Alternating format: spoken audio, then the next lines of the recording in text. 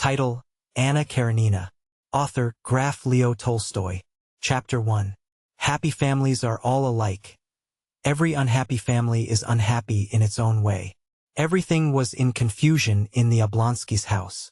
The wife had discovered that the husband was carrying on an intrigue with a French girl, who had been a governess in their family, and she had announced to her husband that she could not go on living in the same house with him. This position of affairs had now lasted 3 days, and not only the husband and wife themselves, but all the members of their family and household, were painfully conscious of it. Every person in the house felt that there was no sense in their living together, and that the stray people brought together by chance in any inn had more in common with one another than they, the members of the family and household of the Oblonskys. The wife did not leave her own room.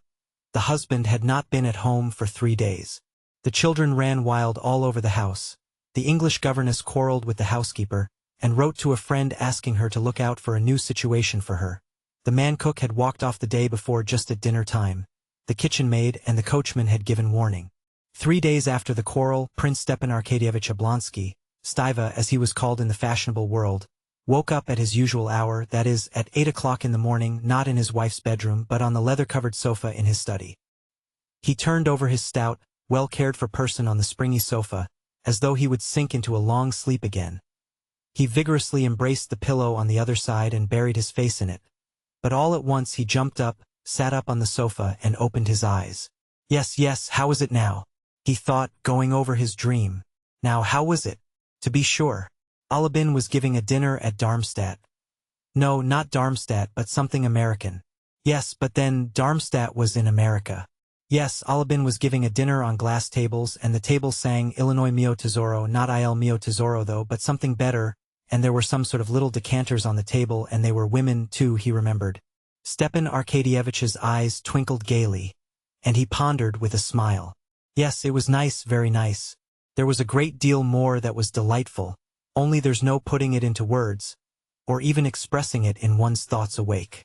And noticing a gleam of light peeping in beside one of the serge curtains, he cheerfully dropped his feet over the edge of the sofa, and felt about with them for his slippers, a present on his last birthday, worked for him by his wife on gold-colored morocco. And, as he had done every day for the last 9 years, he stretched out his hand, without getting up, towards the place where his dressing gown always hung in his bedroom. And thereupon he suddenly remembered that he was not sleeping in his wife's room, but in his study, and why? The smile vanished from his face, he knitted his brows. Ah! Ooh! He muttered, recalling everything that had happened. And again every detail of his quarrel with his wife was present to his imagination. All the hopelessness of his position, and worst of all, his own fault. Yes, she won't forgive me and she can't forgive me. And the most awful thing about it is that it's all my fault, though I'm not to blame. That's the point of the whole situation, he reflected. Oh. He kept repeating in despair, as he remembered the acutely painful sensations caused him by this quarrel. Most unpleasant of all was the first minute when, on coming, happy and good-humored, from the theater, with a huge pear in his hand for his wife, he had not found his wife in the drawing-room, to his surprise had not found her in the study either, and saw her at last in her bedroom with the unlucky letter that revealed everything in her hand. She, his dolly, forever fussing and worrying over household details, and limited in her ideas, as he considered, was sitting perfectly still with the letter in her hand, looking at him with an expression of horror, despair, and indignation. "What's this? This?" she asked, pointing to the letter. And at this recollection, Stepan Arkadyevitch, as is so often the case, was not so much annoyed at the fact itself as at the way in which he had met his wife's words. There happened to him at that instant what does happen to people when they are unexpectedly caught in something very disgraceful. He did not succeed in adapting his face to the position in which he was placed towards his wife by the discovery of his fault. Instead of being hurt, denying, defending himself, begging forgiveness, instead of remaining indifferent even, anything would have been better than what he did do. His face utterly involuntarily, reflex spinal action, reflected Stepan Arkadyevitch, who was fond of physiology. Utterly involuntarily assumed its habitual, good-humored, and therefore idiotic smile. This idiotic smile he could not forgive himself. Catching sight of that smile, Dolly shuddered as though at physical pain, broke out with her characteristic heat into a flood of cruel words, and rushed out of the room. Since then she had refused to see her husband. Is that idiotic smile that's to blame for it all? Thought Stepan Arkadyevitch. But what's to be done? What's to be done? He said to himself in despair, and found no answer. Chapter 2. Stepan Arkadyevitch was a truthful man in his relations with himself. He was incapable of deceiving himself and persuading himself that he repented of his conduct. He could not at this date repent of the fact that he, a handsome, susceptible man of 34, was not in love with his wife, the mother of 5 living and 2 dead children, and only a year younger than himself. All he repented of was that he had not succeeded better in hiding it from his wife. But he felt all the difficulty of his position and was sorry for his wife, his children, and himself. Possibly he might have managed to conceal his sins better from his wife if he had anticipated that the knowledge of them would have had such an effect on her. He had never clearly thought out the subject, but he had vaguely conceived that his wife must long ago have suspected him of being unfaithful to her, and shut her eyes to the fact. He had even supposed that she, a worn-out woman no longer young or good-looking, and in no way remarkable or interesting, merely a good mother, ought from a sense of fairness to take an indulgent view. It had turned out quite the other way. Oh, it's awful. Oh dear, awful. Stepan Arkadyevitch kept repeating to himself, and he could think of nothing to be done. And how well things were going up till now. How well we got on. She was contented and happy in her children. I never interfered with her in anything. I let her manage the children and the house just as she liked. It's true it's bad her having been a governess in our house. That's bad. There's something common, vulgar, in flirting with one's governess. But what a governess! He vividly recalled the roguish black eyes of Emily Rowland and her smile. But after all, while she was in the house, I kept myself in hand. And the worst of it all is that she's already. It seems as if ill luck would have it so. Oh, but what is to be done? There was no solution, but that universal solution which life gives to all questions, even the most complex and insoluble. That answer is, one must live in the needs of the day, that is, forget oneself. To forget himself in sleep was impossible now, at least till night-time. He could not go back now to the music sung by the decanter women. So he must forget himself in the dream of daily life. Then we shall see, Stepan Arkadyevitch said to himself, and getting up he put on a gray dressing gown lined with blue silk, tied the tassels in a knot, and, drawing a deep breath of air into his broad, bare chest, he walked to the window with his usual confident step, turning out his feet that carried his full frame so easily. He pulled up the blind and rang the bell loudly. It was at once answered by the appearance of an old friend, his valet, Matvey, carrying his clothes, his boots, and a telegram. Matvey was followed by the barber with all the necessaries for shaving. "Are there any papers from the office?" asked Stepan Arkadyevitch, taking the telegram and seating himself at the looking-glass. "On the table," replied Matvey, glancing with inquiring sympathy at his master. And, after a short pause, he added with a sly smile, "They've sent from the carriage jobbers." Stepan Arkadyevitch made no reply. He merely glanced at Matvey in the looking-glass. In the glance, in which their eyes met in the looking-glass, it was clear that they understood one another. Stepan Arkadyevitch's eyes asked, "Why do you tell me that? Don't you know?" Matvey put his hands in his jacket pockets, thrust out one leg, and gazed silently, good-humoredly, with a faint smile at his master. "I told them to come on Sunday, and till then not to trouble you or themselves for nothing," he said. He had obviously prepared the sentence beforehand. Stepan Arkadyevitch saw Matvey wanted to make a joke and attract attention to himself. Tearing open the telegram, he read it through, guessing at the words, misspelt as they always are in telegrams, and his face brightened. "Matvey, my sister Anna Arkadyevna will be here tomorrow," he said, checking for a minute the sleek, plump hand of the barber, cutting a pink path through his long, curly whiskers. "Thank God," said Matvey, showing by this response that he, like his master, realized the significance of this arrival. That is, that Anna Arkadyevna, the sister he was so fond of, might bring about a reconciliation between husband and wife. "Alone or with her husband?" inquired Matvey. Stepan Arkadyevitch could not answer, as the barber was at work on his upper lip, and he raised one finger. Matvey nodded at the looking-glass. Alone. Is the room to be got ready upstairs?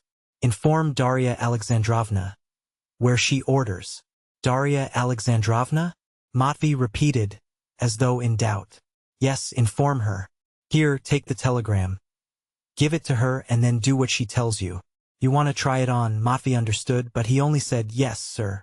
Stepan Arkadyevitch was already washed and combed and ready to be dressed, when Matvey, stepping deliberately in his creaky boots, came back into the room with the telegram in his hand. The barber had gone. Darya Alexandrovna told me to inform you that she is going away. Let him do, that is you, as he likes, he said, laughing only with his eyes, and putting his hands in his pockets. He watched his master with his head on one side. Stepan Arkadyevitch was silent a minute. Then a good-humored and rather pitiful smile showed itself on his handsome face. Matvey? He said, shaking his head. It's all right, sir. She will come round, said Matvey. Come round? Yes, sir. Do you think so? Who's there? Asked Stepan Arkadyevitch, hearing the rustle of a woman's dress at the door. It's I, said a firm, pleasant, woman's voice, and the stern, pockmarked face of Matrona Filimonovna. The nurse was thrust in at the doorway. Well, what is it, Matrona? Queried Stepan Arkadyevitch, going up to her at the door. Although Stepan Arkadyevitch was completely in the wrong as regards his wife, and was conscious of this himself, almost everyone in the house, even the nurse, Darya Alexandrovna's chief ally, was on his side. Well, what now? He asked disconsolately. Go to her, sir. Own your fault again. Maybe God will aid you. She is suffering so, it's sad to see her. And besides, everything in the house is topsy-turvy. You must have pity, sir, on the children. Beg her forgiveness, sir. There's no help for it. One must take the consequences. But she won't see me. You do your part. God is merciful. Pray to God, sir. Pray to God. Come, that'll do, you can go, said Stepan Arkadyevitch, blushing suddenly. Well now, do dress me. He turned to Matvey and threw off his dressing gown decisively. Matvey was already holding up the shirt like a horse's collar, and, blowing off some invisible speck, he slipped it with obvious pleasure over the well-groomed body of his master. Chapter 3. When he was dressed, Stepan Arkadyevitch sprinkled some scent on himself, pulled down his shirt cuffs, distributed into his pockets his cigarettes, pocketbook, matches, and watch with its double chain and seals, and shaking out his handkerchief, feeling himself clean, fragrant, healthy, and physically at ease in spite of his unhappiness. He walked with a slight swing on each leg into the dining room, where coffee was already waiting for him, and beside the coffee, letters and papers from the office. He read the letters. One was very unpleasant, from a merchant who was buying a forest on his wife's property. To sell this forest was absolutely essential, but at present, until he was reconciled with his wife, the subject could not be discussed. The most unpleasant thing of all was that his pecuniary interests should in this way enter into the question of his reconciliation with his wife. And the idea that he might be led on by his interests, that he might seek a reconciliation with his wife on account of the sale of the forest, that idea hurt him. When he had finished his letters, Stepan Arkadyevitch moved the office papers close to him, rapidly looked through 2 pieces of business, made a few notes with a big pencil, and pushing away the papers, turned to his coffee. As he sipped his coffee, he opened a still damp morning paper, and began reading it. Stepan Arkadyevitch took in and read a liberal paper, not an extreme one, but one advocating the views held by the majority. And in spite of the fact that science, art, and politics had no special interest for him, he firmly held those views on all these subjects which were held by the majority and by his paper, and he only changed them when the majority changed them, or, more strictly speaking, he did not change them, but they imperceptibly changed of themselves within him. Stepan Arkadyevitch had not chosen his political opinions or his views. These political opinions and views had come to him of themselves, just as he did not choose the shapes of his hat and coat, but simply took those that were being worn. And for him, living in a certain society, owing to the need, ordinarily developed at years of discretion, for some degree of mental activity, to have views was just as indispensable as to have a hat. If there was a reason for his preferring liberal to conservative views, which were held also by many of his circle, it arose not from his considering liberalism more rational, but from its being in closer accordance with his manner of life. The Liberal Party said that in Russia everything is wrong, and certainly Stepan Arkadyevich had many debts and was decidedly short of money. The Liberal Party said that marriage is an institution quite out of date, and that it needs reconstruction. And family life certainly afforded Stepan Arkadyevich little gratification, and forced him into lying and hypocrisy, which was so repulsive to his nature. The Liberal Party said, or rather allowed it to be understood, that religion is only a curb to keep in check the barbarous classes of the people. And Stepan Arkadyevich could not get through even a short service without his legs aching from standing up, and could never make out what was the object of all the terrible and high-flown language about another world when life might be so very amusing in this world. And with all this, Stepan Arkadyevich, who liked a joke, was fond of puzzling a plain man by saying that if he prided himself on his origin, he ought not to stop at Rurik and disown the first founder of his family, the monkey. And so liberalism had become a habit of Stepan Arkadyevich's, and he liked his newspaper, as he did his cigar after dinner, for the slight fog it diffused in his brain. He read the leading article, in which it was maintained that it was quite senseless in our day to raise an outcry that radicalism was threatening to swallow up all conservative elements, and that the government ought to take measures to crush the revolutionary hydra.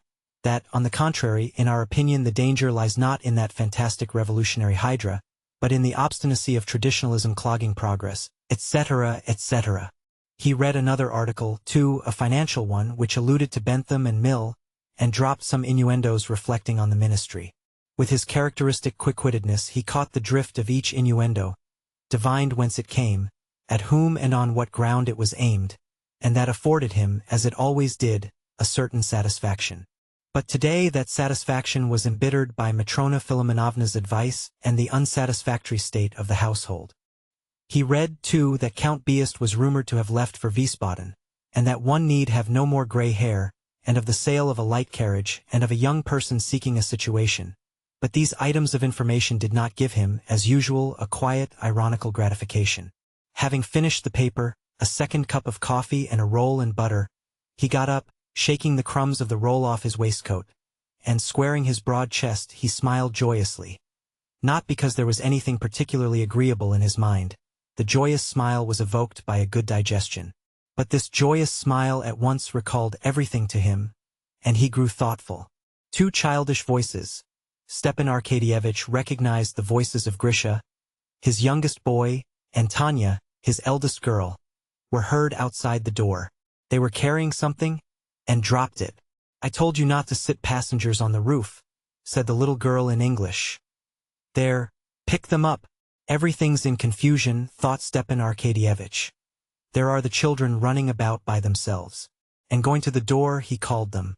They threw down the box that represented a train, and came in to their father.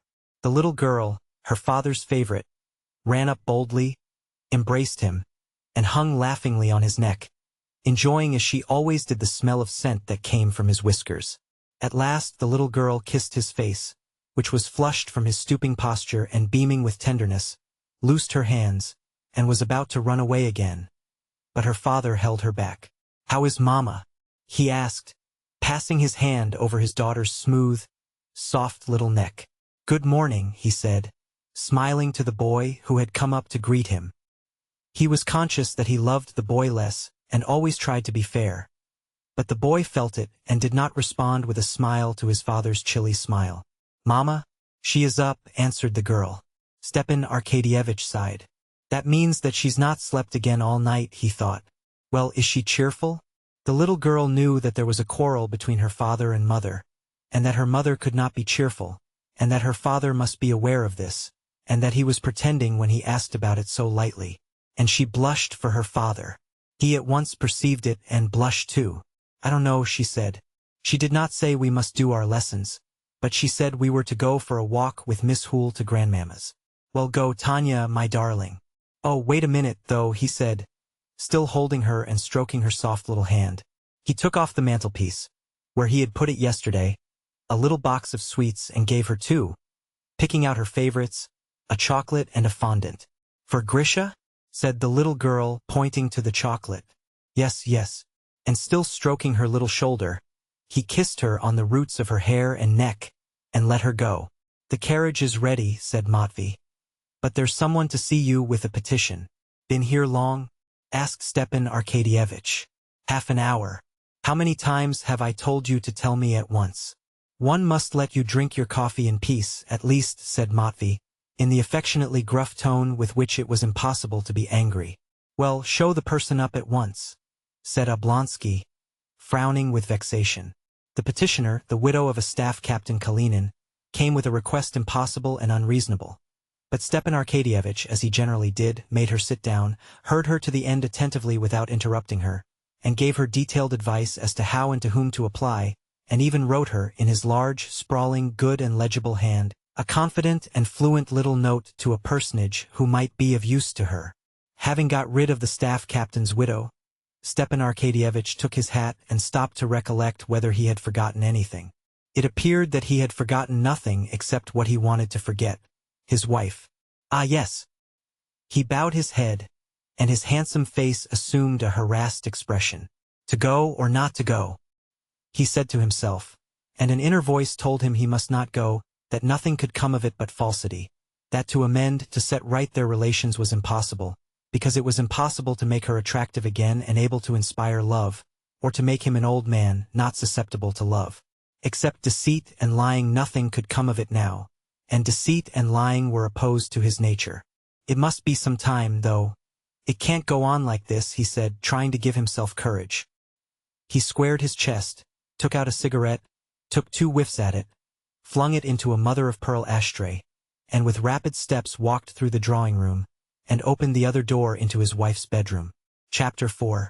Darya Alexandrovna, in a dressing jacket, and with her now scanty, once luxuriant and beautiful hair fastened up with hairpins on the nape of her neck, with a sunken, thin face and large, startled eyes, which looked prominent from the thinness of her face, was standing among a litter of all sorts of things scattered all over the room, before an open bureau, from which she was taking something.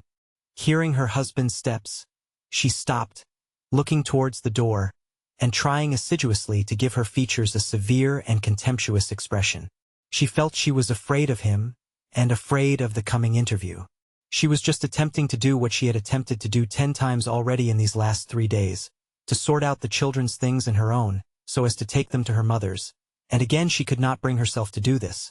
But now again, as each time before, she kept saying to herself that things cannot go on like this, that she must take some step to punish him, put him to shame, avenge on him some little part at least of the suffering he had caused her.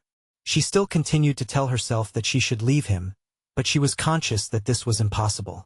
It was impossible because she could not get out of the habit of regarding him as her husband and loving him. Besides this, she realized that if even here in her own house she could hardly manage to look after her 5 children properly, they would be still worse off where she was going with them all. As it was, even in the course of these 3 days, the youngest was unwell from being given unwholesome soup, and the others had almost gone without their dinner the day before. She was conscious that it was impossible to go away. But, cheating herself, she went on all the same sorting out her things and pretending she was going.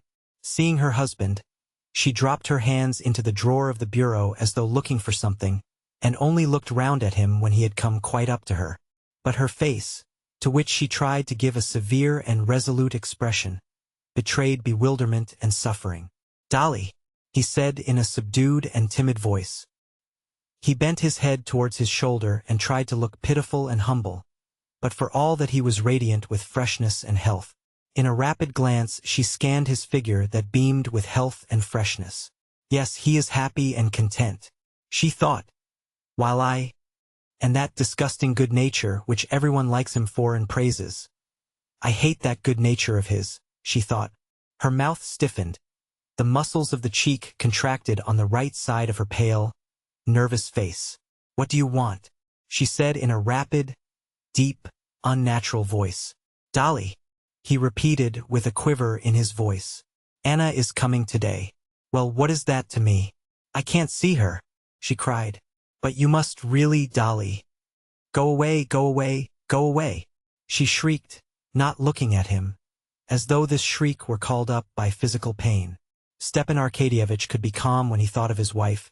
He could hope that she would come round, as Matvey expressed it, and could quietly go on reading his paper and drinking his coffee.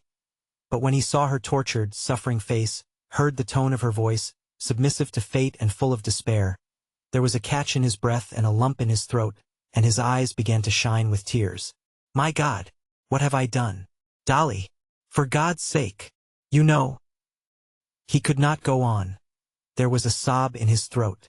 She shut the bureau with a slam and glanced at him. Dolly, what can I say? One thing, forgive. Remember, cannot 9 years of my life atone for an instant? She dropped her eyes and listened, expecting what he would say, as it were beseeching him in some way or other to make her believe differently. Instant of passion? He said, and would have gone on, but at that word, as at a pang of physical pain, her lips stiffened again, and again the muscles of her right cheek worked. Go away. Go out of the room. She shrieked still more shrilly, and don't talk to me of your passion and your loathsomeness. She tried to go out, but tottered, and clung to the back of a chair to support herself. His face relaxed, his lips swelled, his eyes were swimming with tears. Dolly, he said, sobbing now, for mercy's sake, think of the children. They are not to blame. I am to blame, and punish me, make me expiate my fault. Anything I can do. I am ready to do anything. I am to blame. No words can express how much I am to blame. But, Dolly, forgive me. She sat down. He listened to her hard, heavy breathing, and he was unutterably sorry for her. She tried several times to begin to speak, but could not. He waited. You remember the children, Stiva, to play with them. But I remember them and know that this means their ruin, she said, obviously one of the phrases she had more than once repeated to herself in the course of the last few days. She had called him Stiva, and he glanced at her with gratitude, and moved to take her hand, but she drew back from him with aversion. I think of the children, and for that reason I would do anything in the world to save them, but I don't myself know how to save them. By taking them away from their father, or by leaving them with a vicious father, yes, a vicious father. Tell me, after what has happened, can we live together? Is that possible? Tell me, is it possible? She repeated, raising her voice, after my husband, the father of my children, enters into a love affair with his own children's governess? But what could I do? What could I do? He kept saying in a pitiful voice, not knowing what he was saying, as his head sank lower and lower. You are loathsome to me, repulsive, she shrieked, getting more and more heated. Your tears mean nothing. You have never loved me. You have neither heart nor honorable feeling. You are hateful to me, disgusting, a stranger. Yes, a complete stranger. With pain and wrath she uttered the word so terrible to herself. Stranger. He looked at her, and the fury expressed in her face alarmed and amazed him. He did not understand how his pity for her exasperated her. She saw in him sympathy for her, but not love. No, she hates me. She will not forgive me, he thought. It is awful, awful, he said. At that moment in the next room a child began to cry. Probably it had fallen down. Darya Alexandrovna listened, and her face suddenly softened. She seemed to be pulling herself together for a few seconds, as though she did not know where she was, and what she was doing, and getting up rapidly, she moved towards the door. Well, she loves my child, he thought, noticing the change of her face at the child's cry. My child. How can she hate me? Dolly, one word more, he said, following her. If you come near me, I will call in the servants, the children. They may all know you are a scoundrel. I am going away at once, and you may live here with your mistress. And she went out, slamming the door. Stepan Arkadyevitch sighed, wiped his face, and with a subdued tread walked out of the room. Matvey says she will come round. But how? I don't see the least chance of it. Oh, how horrible it is, and how vulgarly she shouted, he said to himself, remembering her shriek and the words, scoundrel and mistress. And very likely the maids were listening. Horribly vulgar. Horrible. Stepan Arkadyevitch stood a few seconds alone, wiped his face, squared his chest, and walked out of the room. It was Friday, and in the dining room the German watchmaker was winding up the clock. Stepan Arkadyevitch remembered his joke about this punctual, bald watchmaker, that the German was wound up for a whole lifetime himself to wind up watches, and he smiled. Stepan Arkadyevitch was fond of a joke. And maybe she will come round. That's a good expression. Come round. He thought. I must repeat that. Matvey, he shouted. Arrange everything with Daria in the sitting room for Anna Arkadyevna, he said to Matvey when he came in. Yes, sir. Stepan Arkadyevitch put on his fur coat and went out onto the steps. You won't dine at home? Said Matvey, seeing him off. That's as it happens. But here's for the housekeeping, he said, taking 10 rubles from his pocketbook. That'll be enough. Enough or not enough, we must make it do, said Matvey, slamming the carriage door and stepping back onto the steps. Darya Alexandrovna meanwhile having pacified the child, and knowing from the sound of the carriage that he had gone off, went back again to her bedroom. It was her solitary refuge from the household cares which crowded upon her directly she went out from it. Even now, in the short time she had been in the nursery, the English governess and Matrona Philimonovna had succeeded in putting several questions to her, which did not admit of delay, and which only she could answer. What were the children to put on for their walk? Should they have any milk? Should not a new cook be sent for? Ah, let me alone, she said, and going back to her bedroom she sat down in the same place as she had sat when talking to her husband, clasping tightly her thin hands with the rings that slipped down on her bony fingers, and fell to going over in her memory all the conversation. He is gone. But has he broken it off with her? She thought. Can it be he sees her? Why didn't I ask him? No, reconciliation is impossible. Even if we remain in the same house, we are strangers. Strangers forever. She repeated again with special significance the word so dreadful to her. And how I loved him! My God! How I loved him! How I loved him! And now don't I love him? Don't I love him more than before? The most horrible thing is, she began, but did not finish her thought because Matrona Philimonovna put her head in at the door. Let us send for my brother, she said.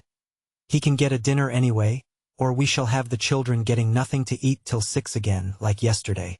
Very well, I will come directly and see about it. But did you send for some new milk? And Darya Alexandrovna plunged into the duties of the day, and drowned her grief in them for a time. Chapter 5. Stepan Arkadyevitch had learned easily at school, thanks to his excellent abilities, but he had been idle and mischievous, and therefore was one of the lowest in his class. But in spite of his habitually dissipated mode of life, his inferior grade in the service and his comparative youth, he occupied the honorable and lucrative position of president of one of the government boards at Moscow. This post he had received through his sister Anna's husband, Alexei Alexandrovich Karenin, who held one of the most important positions in the ministry to whose department the Moscow office belonged. But if Karenin had not got his brother-in-law this berth, then through 100 other personages, brothers, sisters, cousins, uncles, and aunts, Stiver Oblonsky would have received this post or some other similar one, together with the salary of 6,000 absolutely needful for him, as his affairs, in spite of his wife's considerable property, were in an embarrassed condition. Half Moscow and Petersburg were friends and relations of Stepan Arkadyevitch. He was born in the midst of those who had been and are the powerful ones of this world. 1/3 of the men in the government, the older men, had been friends of his father's, and had known him in petticoats. Another third were his intimate chums, and the remainder were friendly acquaintances. Consequently, the distributors of earthly blessings in the shape of places, rents, shares, and such were all his friends, and could not overlook one of their own set, and Oblonsky had no need to make any special exertion to get a lucrative post. He had only not to refuse things, not to show jealousy, not to be quarrelsome or take offense, all of which from his characteristic good nature he never did. It would have struck him as absurd if he had been told that he would not get a position with the salary he required, especially as he expected nothing out of the way. He only wanted what the men of his own age and standing did get, and he was no worse qualified for performing duties of the kind than any other man. Stepan Arkadyevitch was not merely liked by all who knew him for his good humor, but for his bright disposition and his unquestionable honesty. In him, in his handsome, radiant figure, his sparkling eyes, black hair and eyebrows, and the white and red of his face, there was something which produced a physical effect of kindliness and good humor on the people who met him. Aha! Stiver! Oblonsky! Here he is! Was almost always said with a smile of delight on meeting him. Even though it happened at times that after a conversation with him it seemed that nothing particularly delightful had happened, the next day, and the next, everyone was just as delighted at meeting him again. After filling for 3 years the post of president of one of the government boards at Moscow, Stepan Arkadyevitch had won the respect, as well as the liking of his fellow officials, subordinates and superiors, and all who had had business with him. The principal qualities in Stepan Arkadyevitch which had gained him this universal respect in the service consisted, in the first place, of his extreme indulgence for others, founded on a consciousness of his own shortcomings. Secondly, of his perfect liberalism, not the liberalism he read of in the papers, but the liberalism that was in his blood, in virtue of which he treated all men perfectly equally and exactly the same, whatever their fortune or calling might be.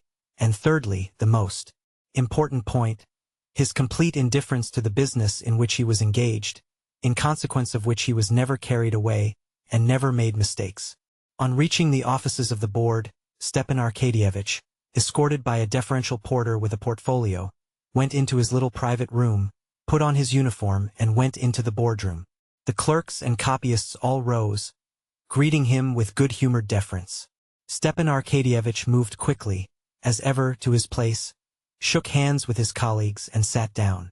He made a joke or two and talked just as much as was consistent with due decorum and began work. No one knew better than Stepan Arkadyevitch how to hit on the exact line between freedom, simplicity, and official stiffness necessary for the agreeable conduct of business. A secretary, with the good-humored deference common to everyone in Stepan Arkadyevitch's office, came up with papers, and began to speak in the familiar and easy tone which had been introduced by Stepan Arkadyevitch. We have succeeded in getting the information from the government department of Penza. Here, would you care?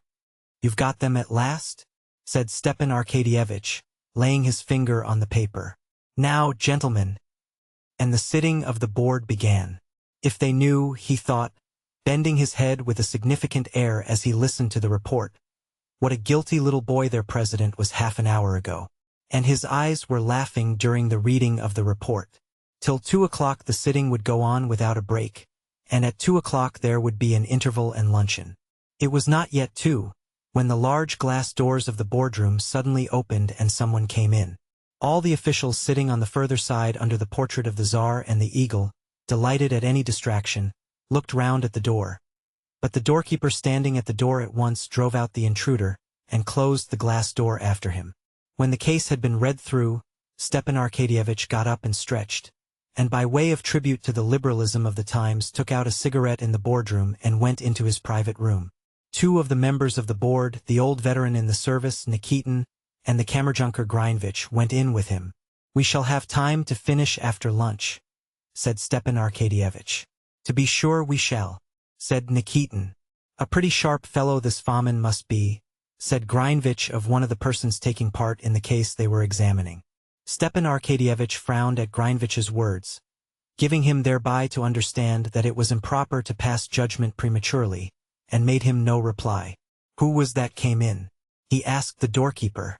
Someone, Your Excellency, crept in without permission directly my back was turned. He was asking for you. I told him. When the members come out, then. Where is he? Maybe he's gone into the passage, but here he comes anyway.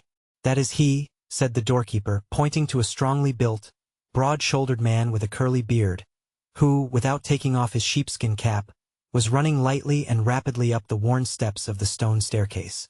One of the members going down, a lean official with a portfolio, stood out of his way and looked disapprovingly at the legs of the stranger, then glanced inquiringly at Vronsky. Stepan Arkadyevitch was standing at the top of the stairs.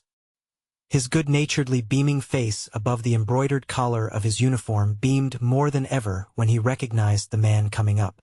Why, it's actually you, Levin, at last, he said with a friendly mocking smile, scanning Levin as he approached. How is it you have deigned to look me up in this den? Said Stepan Arkadyevitch, and not content with shaking hands, he kissed his friend.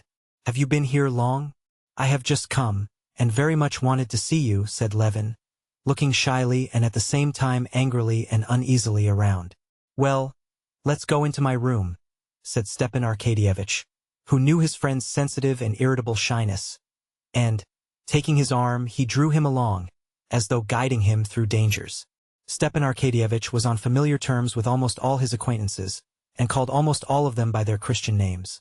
Old men of 60, boys of 20, actors, ministers, merchants, and adjutant generals, so that many of his intimate chums were to be found at the extreme ends of the social ladder, and would have been very much surprised to learn that they had, through the medium of Oblonsky, something in common.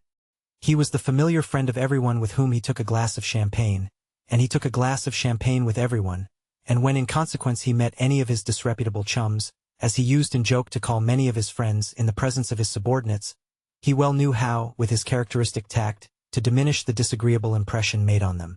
Levin was not a disreputable chum, but Oblonsky, with his ready tact, felt that Levin fancied he might not care to show his intimacy with him before his subordinates, and so he made haste to take him off into his room. Levin was almost of the same age as Oblonsky. Their intimacy did not rest merely on champagne. Levin had been the friend and companion of his early youth. They were fond of one another in spite of the difference of their characters and tastes, as friends are fond of one another who have been together in early youth. But in spite of this, each of them, as is often the way with men who have selected careers of different kinds, though in discussion he would even justify the other's career, in his heart despised it. It seemed to each of them that the life he led himself was the only real life, and the life led by his friend was a mere phantasm. Oblonsky could not restrain a slight mocking smile at the sight of Levin. How often he had seen him come up to Moscow from the country where he was doing something, but what precisely Stepan Arkadyevitch could never quite make out, and indeed he took no interest in the matter. Levin arrived in Moscow always excited and in a hurry, rather ill at ease and irritated by his own want of ease, and for the most part with a perfectly new, unexpected view of things. Stepan Arkadyevitch laughed at this and liked it. In the same way Levin in his heart despised the town mode of life of his friend, and his official duties, which he laughed at and regarded as trifling. But the difference was that Oblonsky, as he was doing the same as everyone did, laughed complacently and good-humoredly, while Levin laughed without complacency and sometimes angrily. "We have long been expecting you," said Stepan Arkadyevitch, going into his room and letting Levin's hand go as though to show that here all danger was over. "I am very, very glad to see you," he went on. "Well, how are you? When did you come?" Levin was silent, looking at the unknown faces of Oblonsky's two companions, and especially at the hand of the elegant Grindvich, which had such long white fingers, such long yellow filbert-shaped nails, and such huge shining studs on the shirt cuff, that apparently they absorbed all his attention, and allowed him no freedom of thought. Oblonsky noticed this at once, and smiled. "Ah, to be sure, let me introduce you," he said. "My colleagues, Philip Ivanitch Nikitin, Mikhail Stanislavich Grindvich," and turning to Levin, "a district councillor, a modern district councilman, a gymnast who lifts 13 stone with one hand, a cattle breeder and sportsman, and my friend Konstantin Dmitrievich Levin, the brother of Sergei Ivanovich Koznishev." "Delighted," said the veteran. "I have the honor of knowing your brother, Sergei Ivanovich," said Grindvich, holding out his slender hand with its long nails. Levin frowned, shook hands coldly, and at once turned to Oblonsky. Though he had a great respect for his half-brother, an author well known to all Russia, he could not endure it when people treated him not as Konstantin Levin, but as the brother of the celebrated Koznishev. "No, I am no longer a district councillor. I have quarreled with them all, and don't go to the meetings any more," he said, turning to Oblonsky. "You've been quick about it," said Oblonsky with a smile. "But how? Why? It's a long story. I will tell you some time," said Levin, but he began telling him at once. "Well, to put it shortly, I was convinced that nothing was really done by the district councils or ever could be," he began, as though someone had just insulted him. "On one side it's a plaything. They play at being a parliament, and I'm neither young enough nor old enough to find amusement in playthings. And on the other side," he stammered, "it's a means for the coterie of the district to make money. Formerly they had wardships, courts of justice, now they have the district council. Not in the form of bribes, but in the form of unearned salary," he said, as hotly as though someone of those present had opposed his opinion. "Aha! You're in a new phase again, I see. A conservative," said Stepan Arkadyevitch. "However, we can go into that later." "Yes, later. But I wanted to see you," said Levin, looking with hatred at Grindvich's hand. Stepan Arkadyevitch gave a scarcely perceptible smile. "How was it you used to say you would never wear European dress again?" he said, scanning his new suit, obviously cut by a French tailor. "Ah, I see, a new phase." Levin suddenly blushed, not as grown men blush, slightly, without being themselves aware of it, But as boys blush, feeling that they are ridiculous through their shyness, and consequently ashamed of it and blushing still more, almost to the point of tears. And it was so strange to see this sensible, manly face in such a childish plight, that Oblonsky left off looking at him. "Oh, where shall we meet? You know I want very much to talk to you," said Levin. Oblonsky seemed to ponder. "I'll tell you what. Let's go to Gurin's to lunch and there we can talk. I am free till 3. "No," answered Levin after an instant's thought. "I have got to go on somewhere else." "All right, then, let's dine together." "Dine together? But I have nothing very particular, only a few words to say, and a question I want to ask you, and we can have a talk afterwards." "Well, say the few words, then, at once, and we'll gossip after dinner." "Well, it's this," said Levin. "But it's of no importance, though." His face all at once took an expression of anger from the effort he was making to surmount his shyness. "What are the Shcherbatskys doing? Everything as it used to be?" he said. Stepan Arkadyevitch, who had long known that Levin was in love with his sister-in-law, Kitty, gave a hardly perceptible smile, and his eyes sparkled merrily. "You said a few words, but I can't answer in a few words, because—" "Excuse me a minute." A secretary came in with respectful familiarity and the modest consciousness, characteristic of every secretary, of superiority to his chief in the knowledge of their business. He went up to Oblonsky with some papers, and began, under pretense of asking a question, to explain some objection. Stepan Arkadyevitch, without hearing him out, laid his hand genially on the secretary's sleeve. "No, you do as I told you," he said, softening his words with a smile, and with a brief explanation of his view of the matter he turned away from the papers and said, "So do it that way, if you please, Zahar Nikitich." The secretary retired in confusion. During the consultation with the secretary, Levin had completely recovered from his embarrassment. He was standing with his elbows on the back of a chair, and on his face was a look of ironical attention. "I don't understand it, I don't understand it," he said. "What don't you understand?" said Oblonsky, smiling as brightly as ever, and picking up a cigarette. He expected some queer outburst from Levin. "I don't understand what you are doing," said Levin, shrugging his shoulders. "How can you do it seriously?" "Why not?" "Why, because there's nothing in it." "You think so, but we're overwhelmed with work. On paper." "But there, you've a gift for it," added Levin. "That's to say, you think there's a lack of something in me?" "Perhaps so," said Levin. "But all the same I admire your grandeur, and am proud that I've a friend in such a great person. You've not answered my question, though," he went on, with a desperate effort looking Oblonsky straight in the face. "Oh, that's all very well. You wait a bit and you'll come to this yourself. It's very nice for you to have over 6,000 acres in the Karazinsky district, and such muscles, and the freshness of a girl of 12. Still you'll be one of us one day. Yes, as to your question, there is no change, but it's a pity you've been away so long." "Oh, why so?" Levin queried, panic-stricken. "Oh, nothing," responded Oblonsky. "We'll talk it over. But what's brought you up to town?" "Oh, we'll talk about that, too, later on," said Levin, reddening again up to his ears. "All right. I see," said Stepan Arkadyevitch. "I should ask you to come to us, you know, but my wife's not quite the thing. But I tell you what, if you want to see them, they're sure now to be at the Zoological Gardens from 4 to 5. Kitty skates. You drive along there and I'll come and fetch you and we'll go and dine somewhere together." "Capital. So goodbye till then. Now mind, you'll forget, I know you, or rush off home to the country," Stepan Arkadyevitch called out, laughing. "No, truly."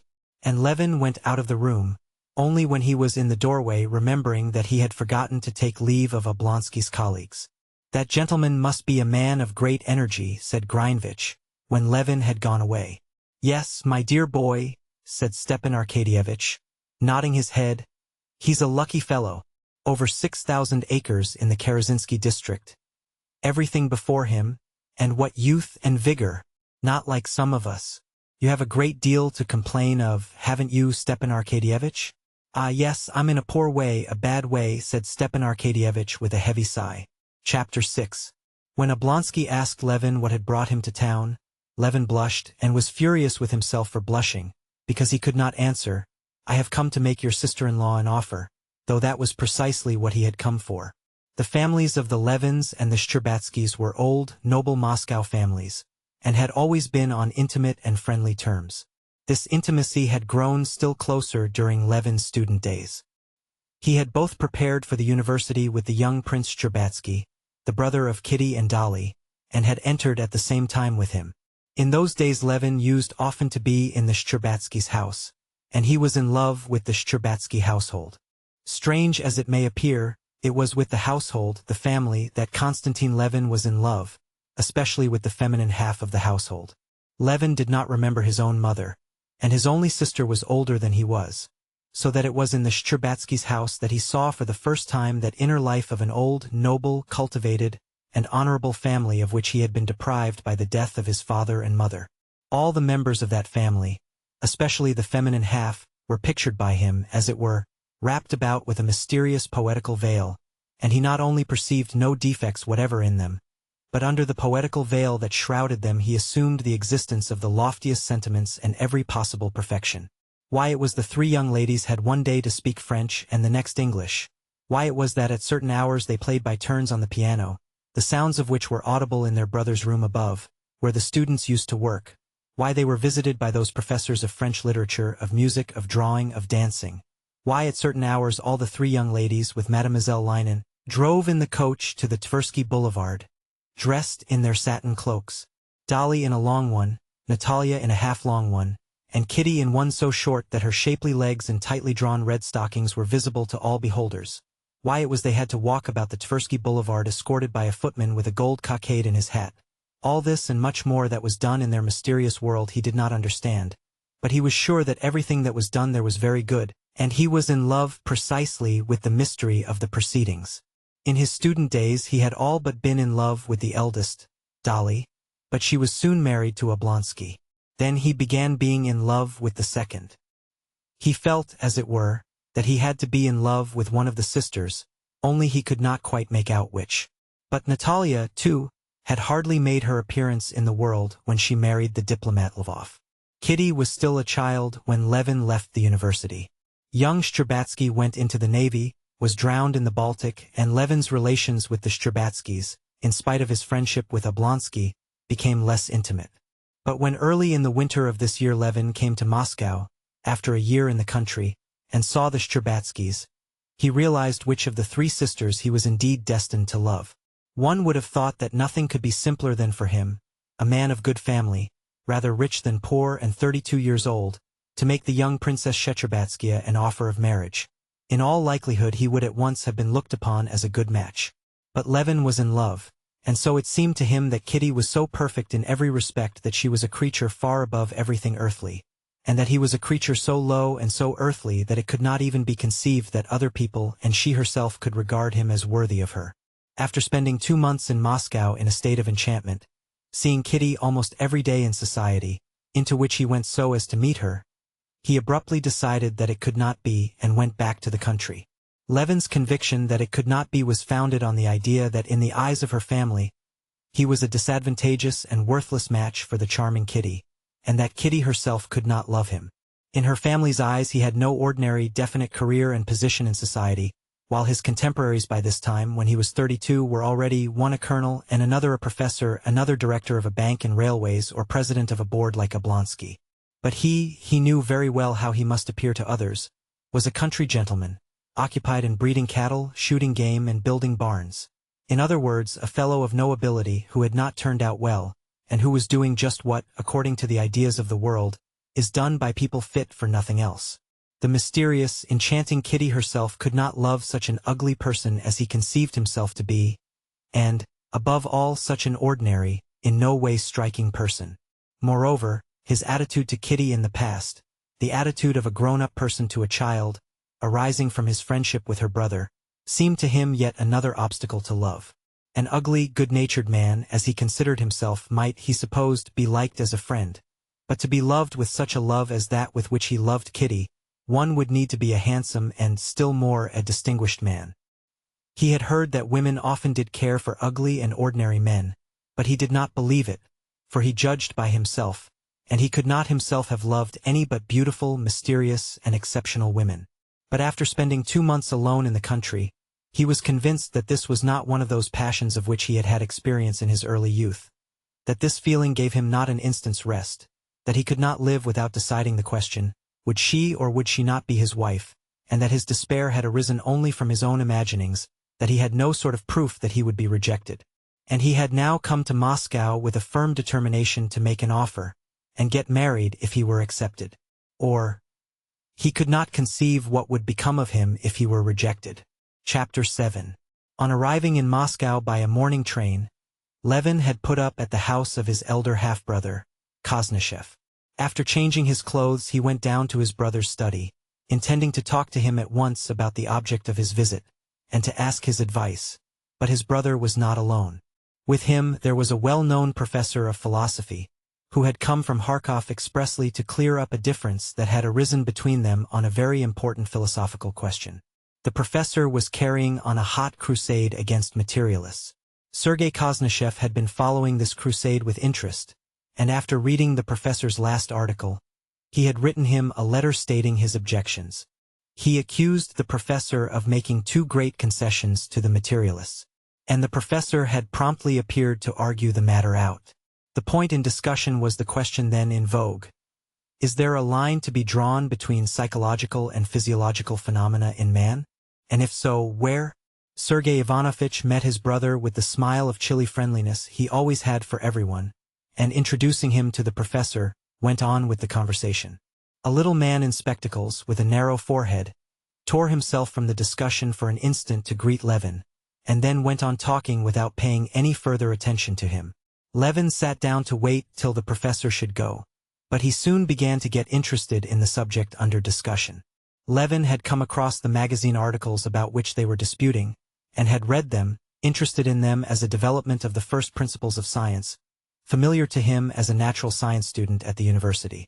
But he had never connected these scientific deductions as to the origin of man as an animal, as to reflex action, biology and sociology, with those questions as to the meaning of life and death to himself, which had of late been more and more often in his mind. As he listened to his brother's argument with the professor, he noticed that they connected these scientific questions with those spiritual problems, that at times they almost touched on the latter. But every time they were close upon what seemed to him the chief point, they promptly beat a hasty retreat, and plunged again into a sea of subtle distinctions, reservations, quotations, allusions, and appeals to authorities, and it was with difficulty that he understood what they were talking about. "I cannot admit it," said Sergei Ivanovich with his habitual clearness, precision of expression, and elegance of phrase. "I cannot in any case agree with Kais that my whole conception of the external world has been derived from perceptions. The most fundamental idea, the idea of existence, has not been received by me through sensation. Indeed, there is no special sense organ for the transmission of such an idea. Yes, but they, Wirt and Nost and Pripasov, would answer that your consciousness of existence is derived from the conjunction of all your sensations, that consciousness of existence is the result of your sensations. Wirt, indeed, says plainly that, assuming there are no sensations, it follows that there is no idea of existence. I maintain the contrary," began Sergei Ivanovich. But here it seemed to Levin that just as they were close upon the real point of the matter, they were again retreating, and he made up his mind to put a question to the professor. "According to that, if my senses are annihilated, if my body is dead, I can have no existence of any sort?" he queried. The professor, in annoyance and, as it were, mental suffering at the interruption, looked round at the strange inquirer, more like a bargeman than a philosopher, and turned his eyes upon Sergei Ivanovich as though to ask, "What's one to say to him?" But Sergei Ivanovich, who had been talking with far less heat and one-sidedness than the professor, and who had sufficient breadth of mind to answer the professor, and at the same time to comprehend the simple and natural point of view from which the question was put, smiled and said, "That question we have no right to answer as yet. We have not the requisite data," chimed in the professor, and he went back to his argument. "No," he said, "I would point out the fact that if, as Pripasov directly asserts, perception is based on sensation, then we are bound to distinguish sharply between these two conceptions." Levin listened no more, and simply waited for the professor to go. Chapter 8. When the professor had gone, Sergei Ivanovich turned to his brother. "Delighted that you've come. For some time, is it? How's your farming getting on?" Levin knew that his elder brother took little interest in farming, and only put the question in deference to him, and so he only told him about the sale of his wheat and money matters.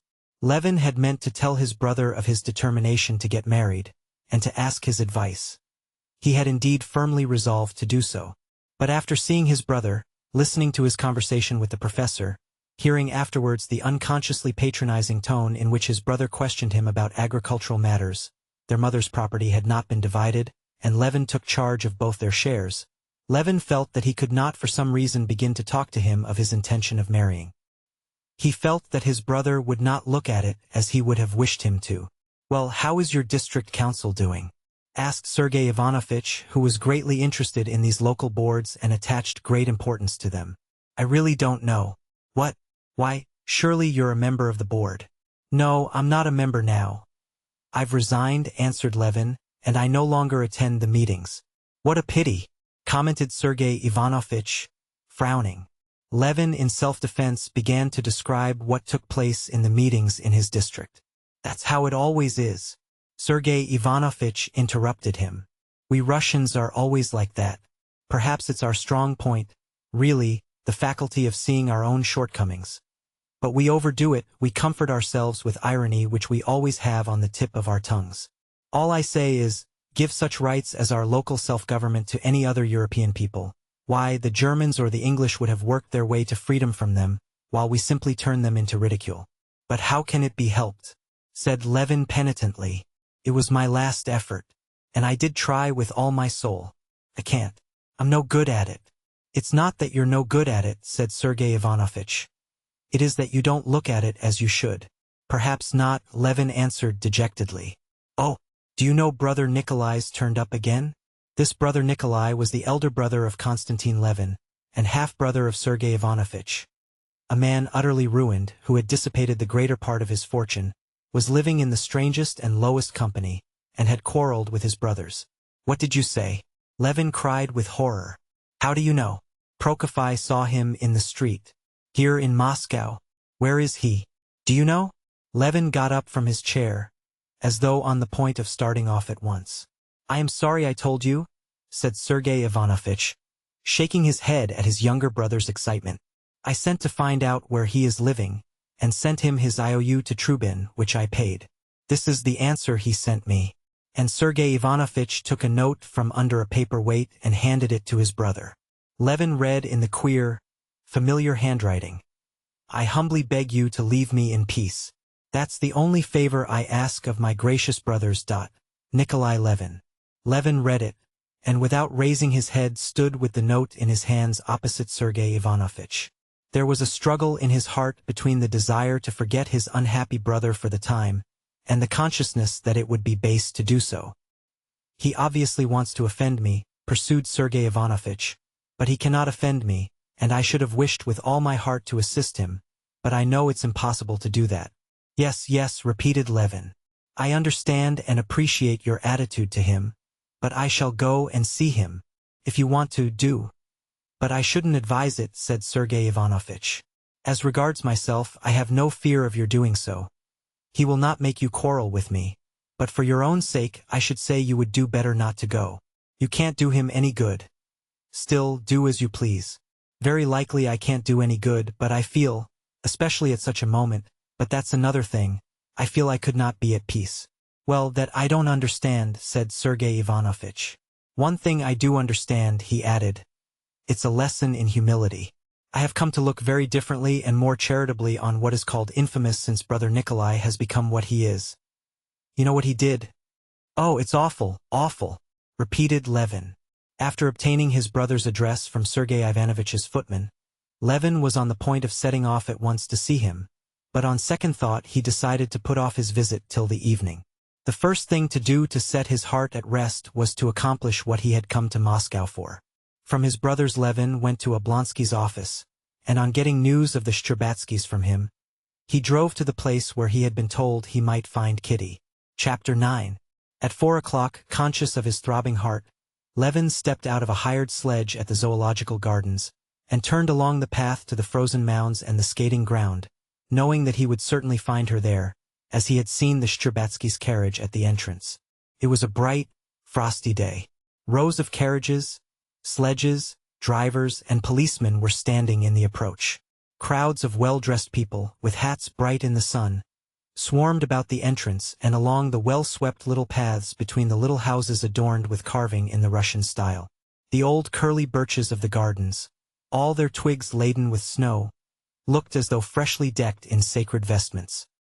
He walked along the path towards the skating ground and kept saying to himself, "You mustn't be excited, you must be calm. What's the matter with you? What do you want? Be quiet, stupid," he conjured his heart.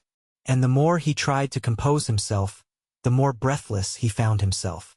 An acquaintance met him and called him by his name, but Levin did not even recognize him.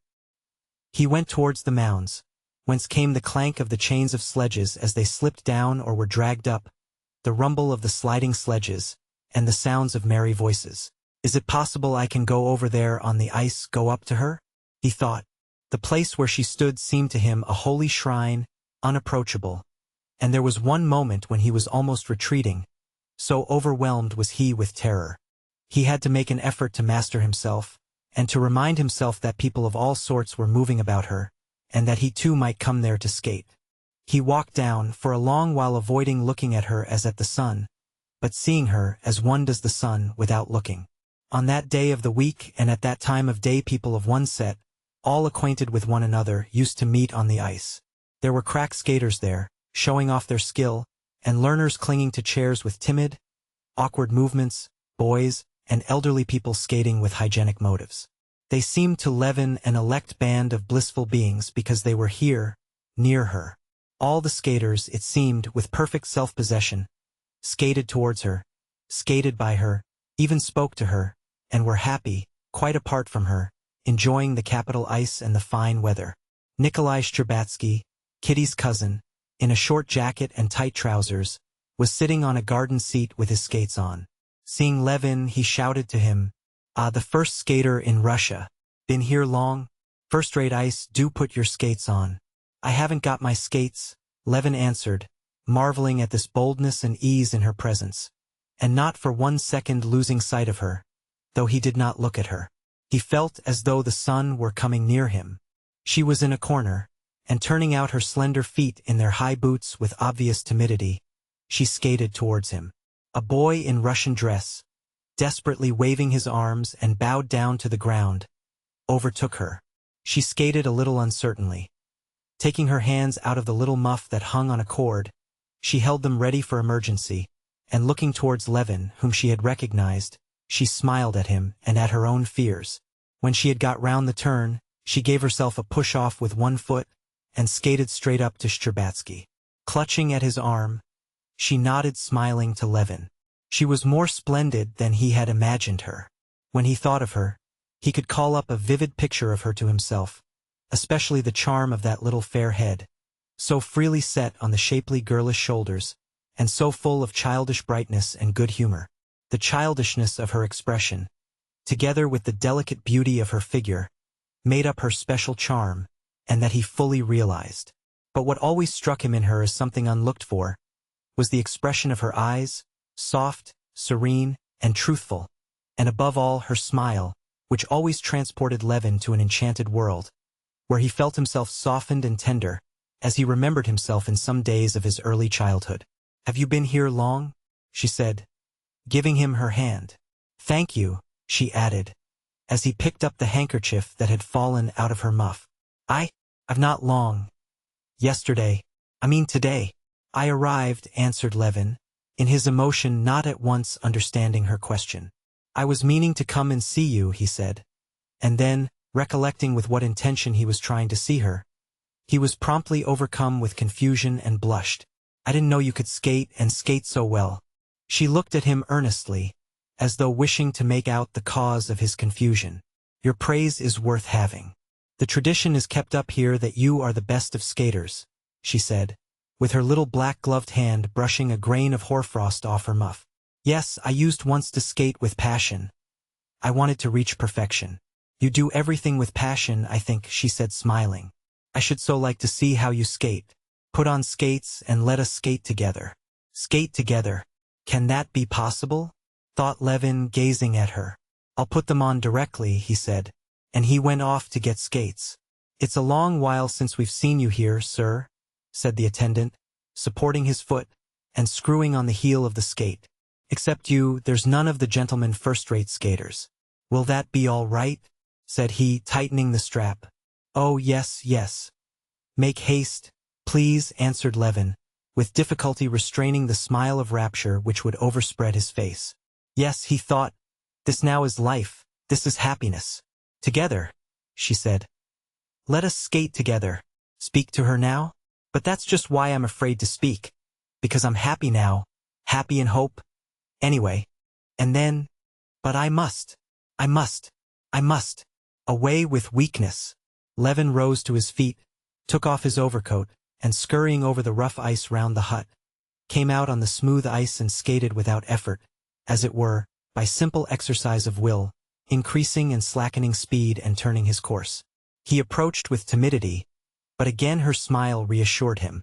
She gave him her hand, and they set off side by side, going faster and faster, and the more rapidly they moved the more tightly she grasped his hand. With you I should soon learn. I somehow feel confidence in you, she said to him.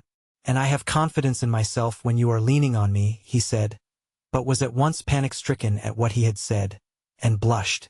And indeed, no sooner had he uttered these words, when all at once, like the sun going behind a cloud, her face lost all its friendliness, and Levin detected the familiar change in her expression that denoted the working of thought. A crease showed on her smooth brow. Is there anything troubling you? Though I've no right to ask such a question, he added hurriedly. Oh, why so? No, I have nothing to trouble me, she responded coldly, and she added immediately, You haven't seen Emily, have you? Not yet. Go and speak to her. She likes you so much. What's wrong? I have offended her. Lord help me, thought Levin, and he flew towards the old Frenchwoman with the gray ringlets, who was sitting on a bench, smiling and showing her false teeth. She greeted him as an old friend. Yes, you see we're growing up, she said to him, glancing towards Kitty, and growing old. Tiny Bear has grown big now, pursued the Frenchwoman, laughing, and she reminded him of his joke about the 3 young ladies, whom he had compared to the 3 bears in the English nursery tale. Do you remember that's what you used to call them? He remembered absolutely nothing, but she had been laughing at the joke for 10 years now, and was fond of it. Now go and skate, go and skate. Our Kitty has learned to skate nicely, hasn't she? When Levin darted up to Kitty, her face was no longer stern. Her eyes looked at him with the same sincerity and friendliness, but Levin fancied that in her friendliness there was a certain note of deliberate composure, and he felt depressed. After talking a little of her old governess and her peculiarities, she questioned him about his life. Surely you must be dull in the country in the winter, aren't you? She said. No, I'm not dull, I am very busy, he said, feeling that she was holding him in check by her composed tone, which he would not have the force to break through, just as it had been at the beginning of the winter. Are you going to stay in town long? Kitty questioned him. I don't know, he answered, not thinking of what he was saying. The thought that if he were held in check by her tone of quiet friendliness, he would end by going back again without deciding anything came into his mind, and he resolved to make a struggle against it. How is it you don't know? I don't know. It depends upon you, he said, and was immediately horror-stricken at his own words. Whether it was that she had heard his words, or that she did not want to hear them, she made a sort of stumble, twice struck out, and hurriedly skated away from him. She skated up to Emily, said something to her, and went towards the pavilion where the ladies took off their skates. My God! What have I done? Merciful God! Help me! Guide me, said Levin, praying inwardly, and at the same time, feeling in need of violent exercise, he skated about describing inner and outer circles. At that moment one of the young men, the best of the skaters of the day, came out of the coffee-house in his skates, with a cigarette in his mouth. Taking a run, he dashed down the steps in his skates, crashing and bounding up and down. He flew down, and without even changing the position of his hands, skated away over the ice. Ah, that's a new trick, said Levin, and he promptly ran up to the top to do this new trick. Don't break your neck. It needs practice, Nikolai Shcherbatsky shouted after him. Levin went to the steps, took a run from above as best he could, and dashed down, preserving his balance in this unwanted movement with his hands. On the last step he stumbled, but barely touching the ice with his hand, with a violent effort recovered himself, and skated off, laughing. How splendid! How nice he is! Kitty was thinking at that time, as she came out of the pavilion with Emily Linen, and looked towards him with a smile of quiet affection, as though he were a favorite brother. And can it be my fault? Can I have done anything wrong? They talk of flirtation. I know it's not he that I love, but still I am happy with him, and he's so jolly. Only, why did he say that? She mused, catching sight of Kitty going away, and her mother meeting her at the steps. Levin, flushed from his rapid exercise, stood still and pondered a minute. He took off his skates, and overtook the mother and daughter at the entrance of the gardens. "Delighted to see you," said Princess Shcherbátskia. "On Thursdays we are home, as always. Today, then? We shall be pleased to see you," the princess said stiffly. This stiffness hurt Kitty, and she could not resist the desire to smooth over her mother's coldness. She turned her head, and with a smile said, "Goodbye till this evening." At that moment Stepan Arkadyevitch, his hat cocked on one side, with beaming face and eyes, strode into the garden like a conquering hero. But as he approached his mother-in-law, he responded in a mournful and crestfallen tone to her inquiries about Dolly's health. After a little subdued and dejected conversation with his mother-in-law, he threw out his chest again, and put his arm in Levin's. "Well, shall we set off?" he asked. "I've been thinking about you all this time, and I'm very, very glad you've come," he said, looking him in the face with a significant air. "Yes, come along," answered Levin in ecstasy, hearing unceasingly the sound of that voice saying, "Goodbye till this evening," and seeing the smile with which it was said. "To the England or the Hermitage? I don't mind which." "All right, then, the England," said Stepan Arkadyevitch, selecting that restaurant because he owed more there than at the Hermitage, and consequently considered it mean to avoid it. "Have you got a sledge?" "That's first-rate, for I sent my carriage home." The friends hardly spoke all the way. Levin was wondering what that change in Kitty's expression had meant, and alternately assuring himself that there was hope, and falling into despair, seeing clearly that his hopes were insane, and yet all the while he felt himself quite another man, utterly unlike what he had been before her smile and those words, "Goodbye till this evening." Stepan Arkadyevitch was absorbed during the drive in composing the menu of the dinner. "You like turbot, don't you?" he said to Levin as they were arriving. "Eh?" responded Levin. "Turbot? Yes, I'm awfully fond of turbot." Chapter 10. When Levin went into the restaurant with Oblonsky, he could not help noticing a certain peculiarity of expression, as it were, a restrained radiance, about the face and whole figure of Stepan Arkadyevitch.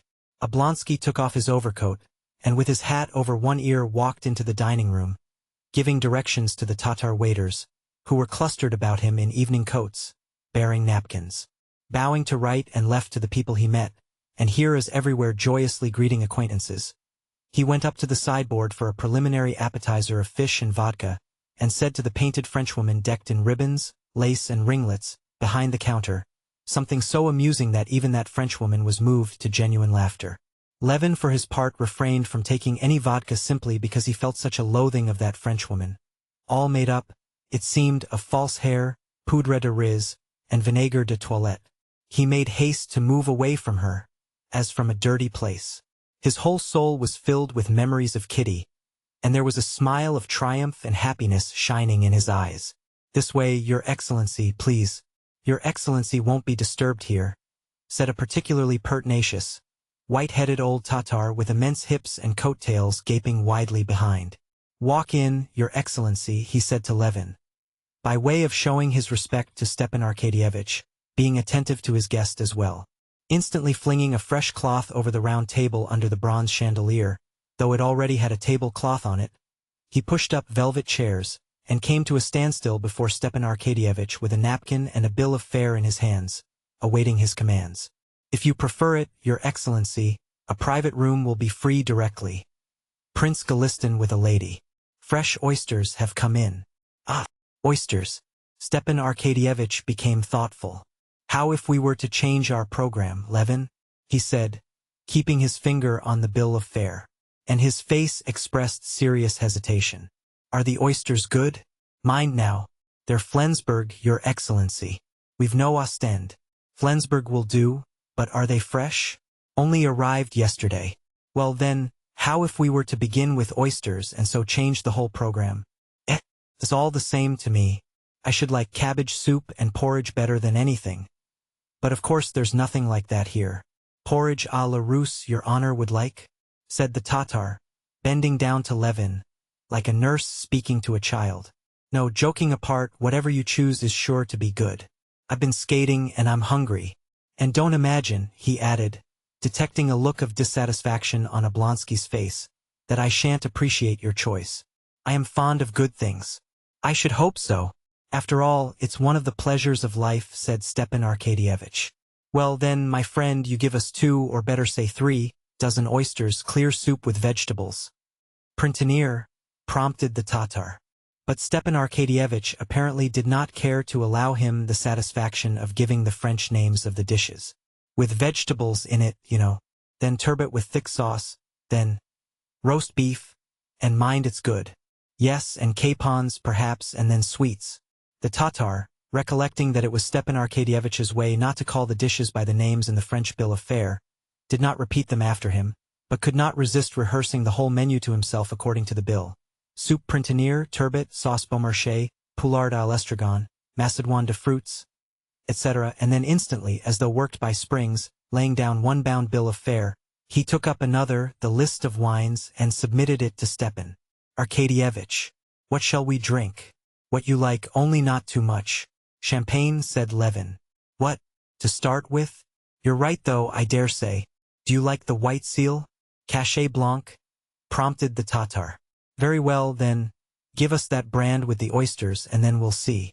Yes, sir. And what table wine? You can give us Newts. Oh no, better the classic Chablis. Yes, sir. And your cheese, Your Excellency? Oh yes, Parmesan. Or would you like another? No, it's all the same to me, said Levin, unable to suppress a smile. And the Tatar ran off with flying coattails, and in 5 minutes darted in with a dish of opened oysters on mother-of-pearl shells, and a bottle between his fingers. Stepan Arkadyevitch crushed the starchy napkin, tucked it into his waistcoat, and settling his arms comfortably, started on the oysters. Not bad, he said, stripping the oysters from the pearly shell with a silver fork, and swallowing them one after another. Not bad, he repeated, turning his dewy, brilliant eyes from Levin to the Tatar. Levin ate the oysters indeed, though white bread and cheese would have pleased him better. But he was admiring Oblonsky. Even the Tatar, uncorking the bottle and pouring the sparkling wine into the delicate glasses, glanced at Stepan Arkadyevitch, and settled his white cravat with a perceptible smile of satisfaction. You don't care much for oysters, do you? Said Stepan Arkadyevitch, emptying his wineglass, or you're worried about something. He wanted Levin to be in good spirits. But it was not that Levin was not in good spirits. He was ill at ease. With what he had in his soul, he felt sore and uncomfortable in the restaurant, in the midst of private rooms where men were dining with ladies, in all this fuss and bustle. The surroundings of bronzes, looking-glasses, gas, and waiters, all of it was offensive to him. He was afraid of sullying what his soul was brimful of. Yes, I am. But besides, all this bothers me, he said. You can't conceive how queer it all seems to a country person like me. As queer as that gentleman's nails I saw at your place. Yes, I saw how much interested you were in poor Greinvich's nails, said Stepan Arkadyevitch, laughing. It's too much for me, responded Levin. Do try, now, and put yourself in my place, take the point of view of a country person. We in the country try to bring our hands into such a state as will be most convenient for working with. So we cut our nails. Sometimes we turn up our sleeves. And here people purposely let their nails grow as long as they will, and link on small saucers by way of studs, so that they can do nothing with their hands. Stepan Arkadyevitch smiled gaily. Oh yes, that's just a sign that he has no need to do coarse work. His work is with the mind. Maybe. But still it's queer to me, just as at this moment it seems queer to me that we country folks try to get our meals over as soon as we can, so as to be ready for our work, while here are we trying to drag out our meal as long as possible, and with that object eating oysters. Why, of course, objected Stepan Arkadyevitch. But that's just the aim of civilization, to make everything a source of enjoyment. Well, if that's its aim, I'd rather be a savage. And so you are a savage.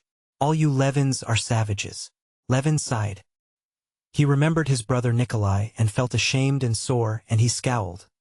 But Oblonsky began speaking of a subject which at once drew his attention. "Oh, I say, are you going tonight to our people, the Shcherbatskys, I mean?" he said, his eyes sparkling significantly as he pushed away the empty rough shells and drew the cheese towards him. "Yes, I shall certainly go," replied Levin, though I fancied the princess was not very warm in her invitation. "What nonsense! That's her manner." "Come, boy, the soup." "That's her manner, grande dame," said Stepan Arkadyevitch. "I'm coming, too, but I have to go to the Countess Bonina's rehearsal." "Come, isn't it true that you're a savage? How do you explain the sudden way in which you vanished from Moscow? The Shcherbatskys were continually asking me about you, as though I ought to know. The only thing I know is that you always do what no one else does." "Yes," said Levin slowly and with emotion, "you're right. I am a savage. Only my savageness is not in having gone away, but in coming now. Now I have come." "Oh, what a lucky fellow you are," broke in Stepan Arkadyevitch, looking into Levin's eyes. "Why, I know a gallant steed by tokens sure, and by his eyes I know a youth in love," declaimed Stepan Arkadyevitch. "Everything is before you. Why, is it over for you already?" "No, not over exactly, but the future is yours, and the present is mine, and the present, well, it's not all that it might be." "How so?" "Oh, things go wrong. But I don't want to talk of myself, and besides I can't explain it all," said Stepan Arkadyevitch. "Well, why have you come to Moscow, then?" "Hi, take away," he called to the Tatar. "You guess?" responded Levin, his eyes like deep wells of light fixed on Stepan Arkadyevitch. "I guess, but I can't be the first to talk about it." "You can see by that whether I guess right or wrong," said Stepan Arkadyevitch, gazing at Levin with a subtle smile. "Well, and what have you to say to me?" said Levin in a quivering voice, feeling that all the muscles of his face were quivering too. "How do you look at the question?" Stepan Arkadyevitch slowly emptied his glass of Chablis, never taking his eyes off Levin. "I," said Stepan Arkadyevitch, "there's nothing I desire so much as that. Nothing. It would be the best thing that could be. But you're not making a mistake? You know what we're speaking of?" said Levin, piercing him with his eyes. "You think it's possible?" "I think it's possible." "Why not possible?" "No." "Do you really think it's possible?" "No." "Tell me all you think." "Oh, but if refusal's in store for me. Indeed, I feel sure." "Why should you think that?" said Stepan Arkadyevitch, smiling at his excitement. "It seems so to me sometimes. That will be awful for me, and for her too." "Oh well, anyway, there's nothing awful in it for a girl. Every girl's proud of an offer." "Yes, every girl, but not she." Stepan Arkadyevitch smiled. He so well knew that feeling of Levin's, that for him all the girls in the world were divided into two classes. One class, all the girls in the world except her, and those girls with all sorts of human weaknesses and very ordinary girls. The other class, she alone, having no weaknesses of any sort and higher than all humanity. "Stay, take some sauce," he said, holding back Levin's hand as it pushed away the sauce. Levin obediently helped himself to sauce, but would not let Stepan Arkadyevitch go on with his dinner. "No, stop a minute," he said. "You must understand that it's a question of life and death for me. I have never spoken to anyone of this. And there's no one I could speak of it to, except you. You know we're utterly unlike each other, different tastes and views and everything. But I know you're fond of me and understand me, and that's why I like you awfully. But for God's sake, be quite straightforward with me." "I tell you what I think," said Stepan Arkadyevitch, smiling. "But I'll say more. My wife is a wonderful woman." Stepan Arkadyevitch sighed, remembering his position with his wife, and, after a moment's silence, resumed, "She has a gift of foreseeing things. She sees right through people. But that's not all. She knows what will come to pass, especially in the way of marriages. She foretold, for instance, that Princess Shahovskaya would marry Brenteln. No one would believe it, but it came to pass. And she's on your side." "How do you mean?"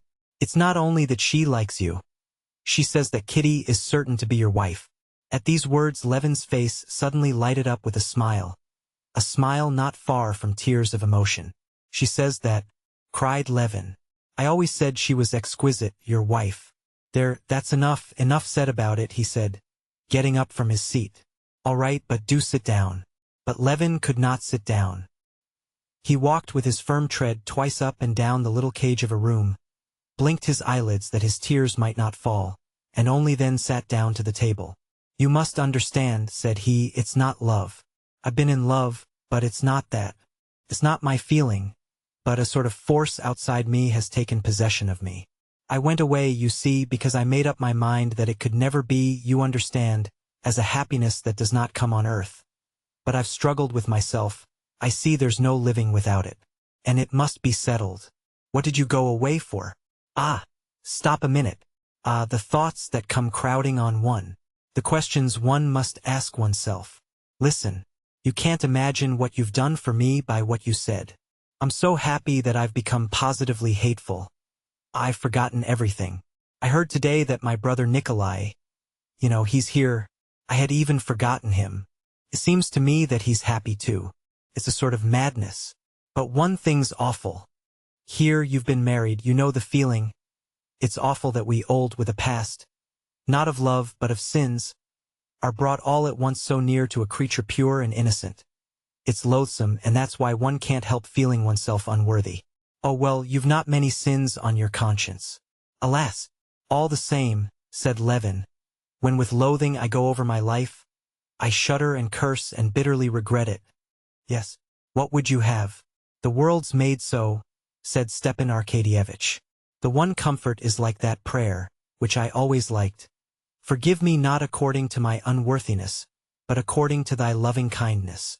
That's the only way she can forgive me. Chapter 11. Levin emptied his glass, and they were silent for a while. There's one other thing I ought to tell you. Do you know Vronsky? Stepan Arkadyevitch asked Levin. No, I don't. Why do you ask?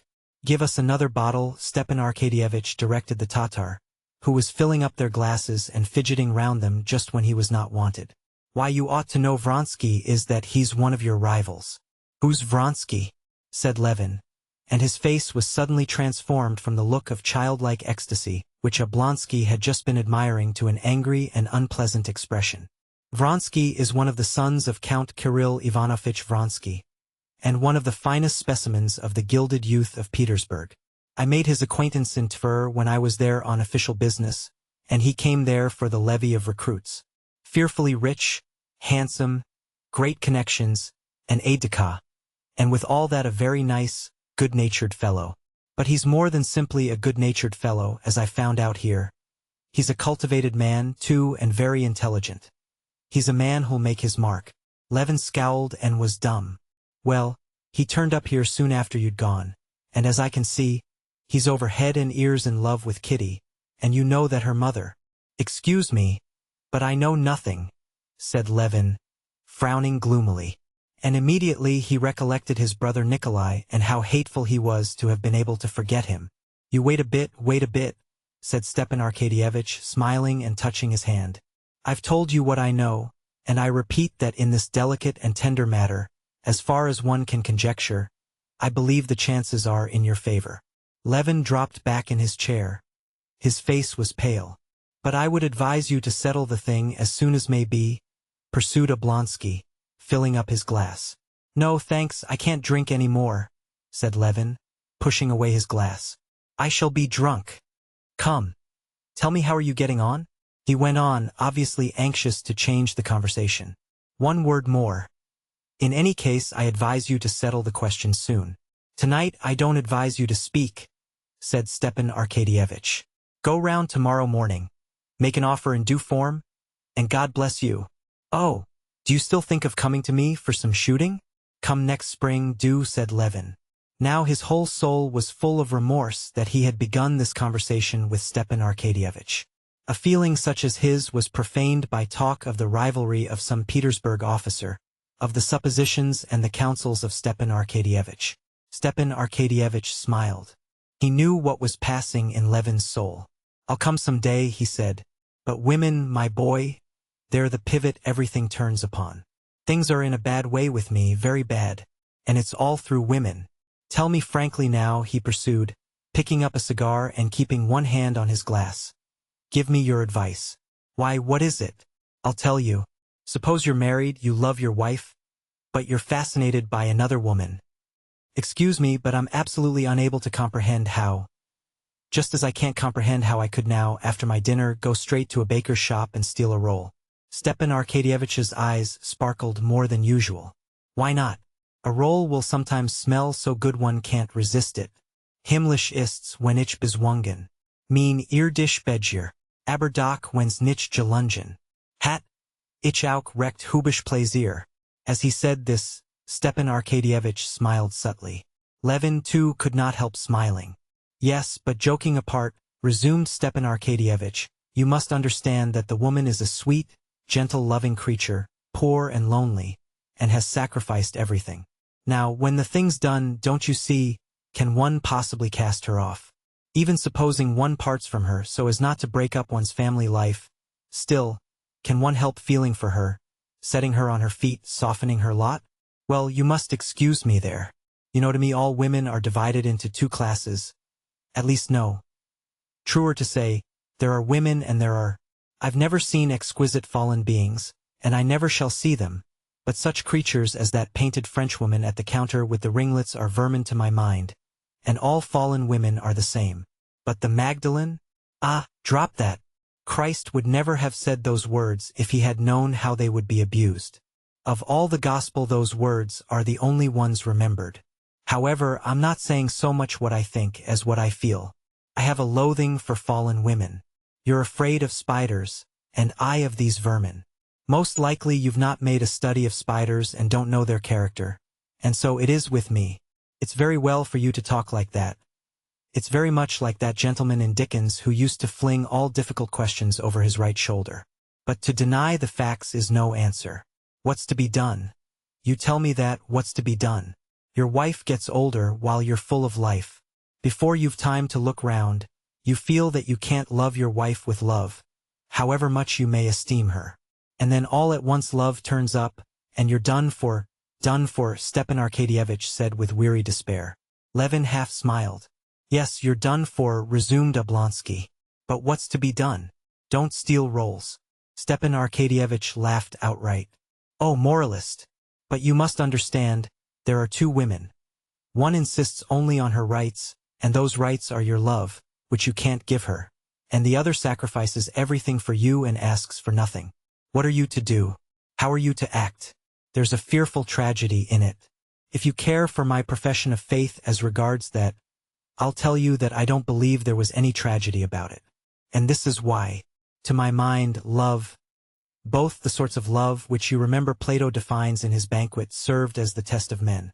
Some men only understand one sort and some only the other. And those who only know the non-Platonic love have no need to talk of tragedy.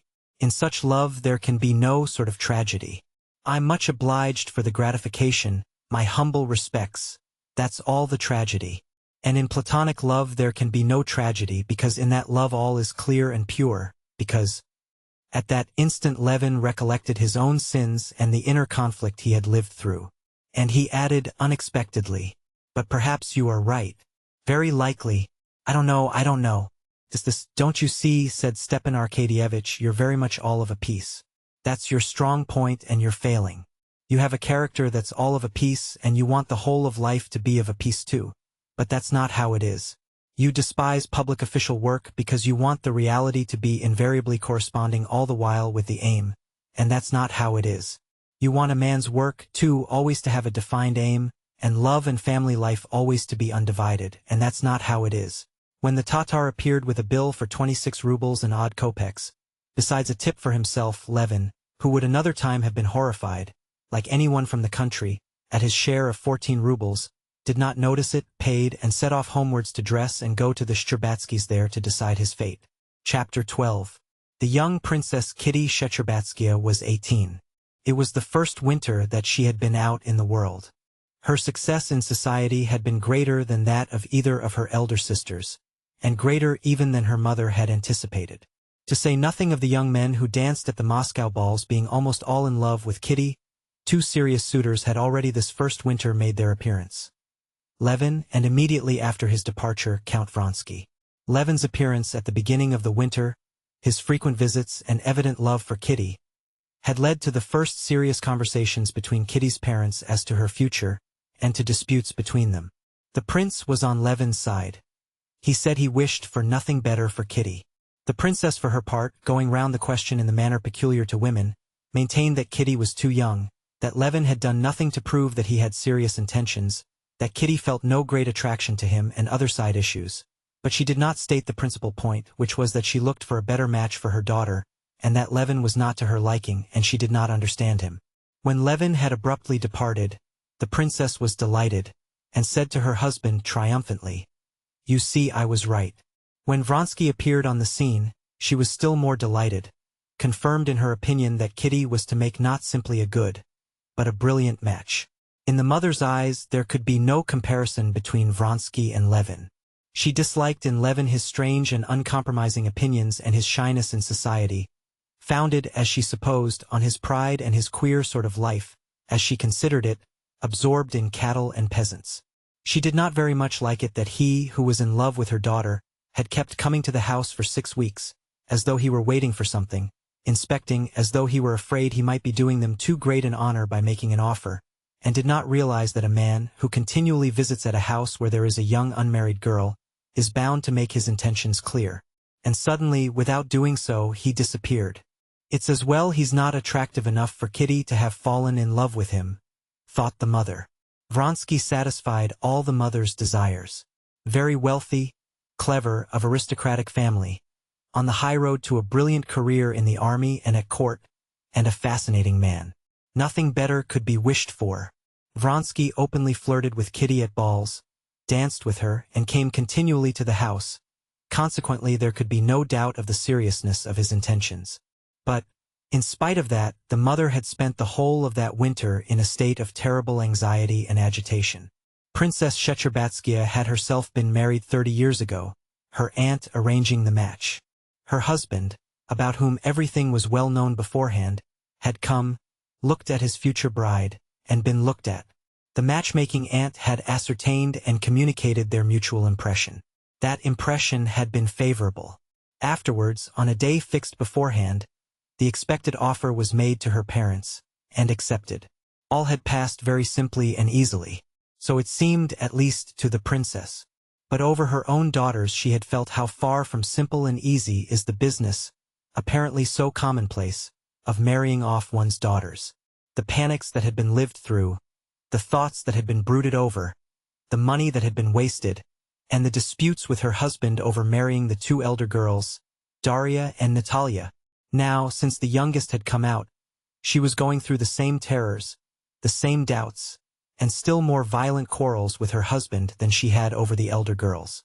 The old prince, like all fathers indeed, was exceedingly punctilious on the score of the honor and reputation of his daughters.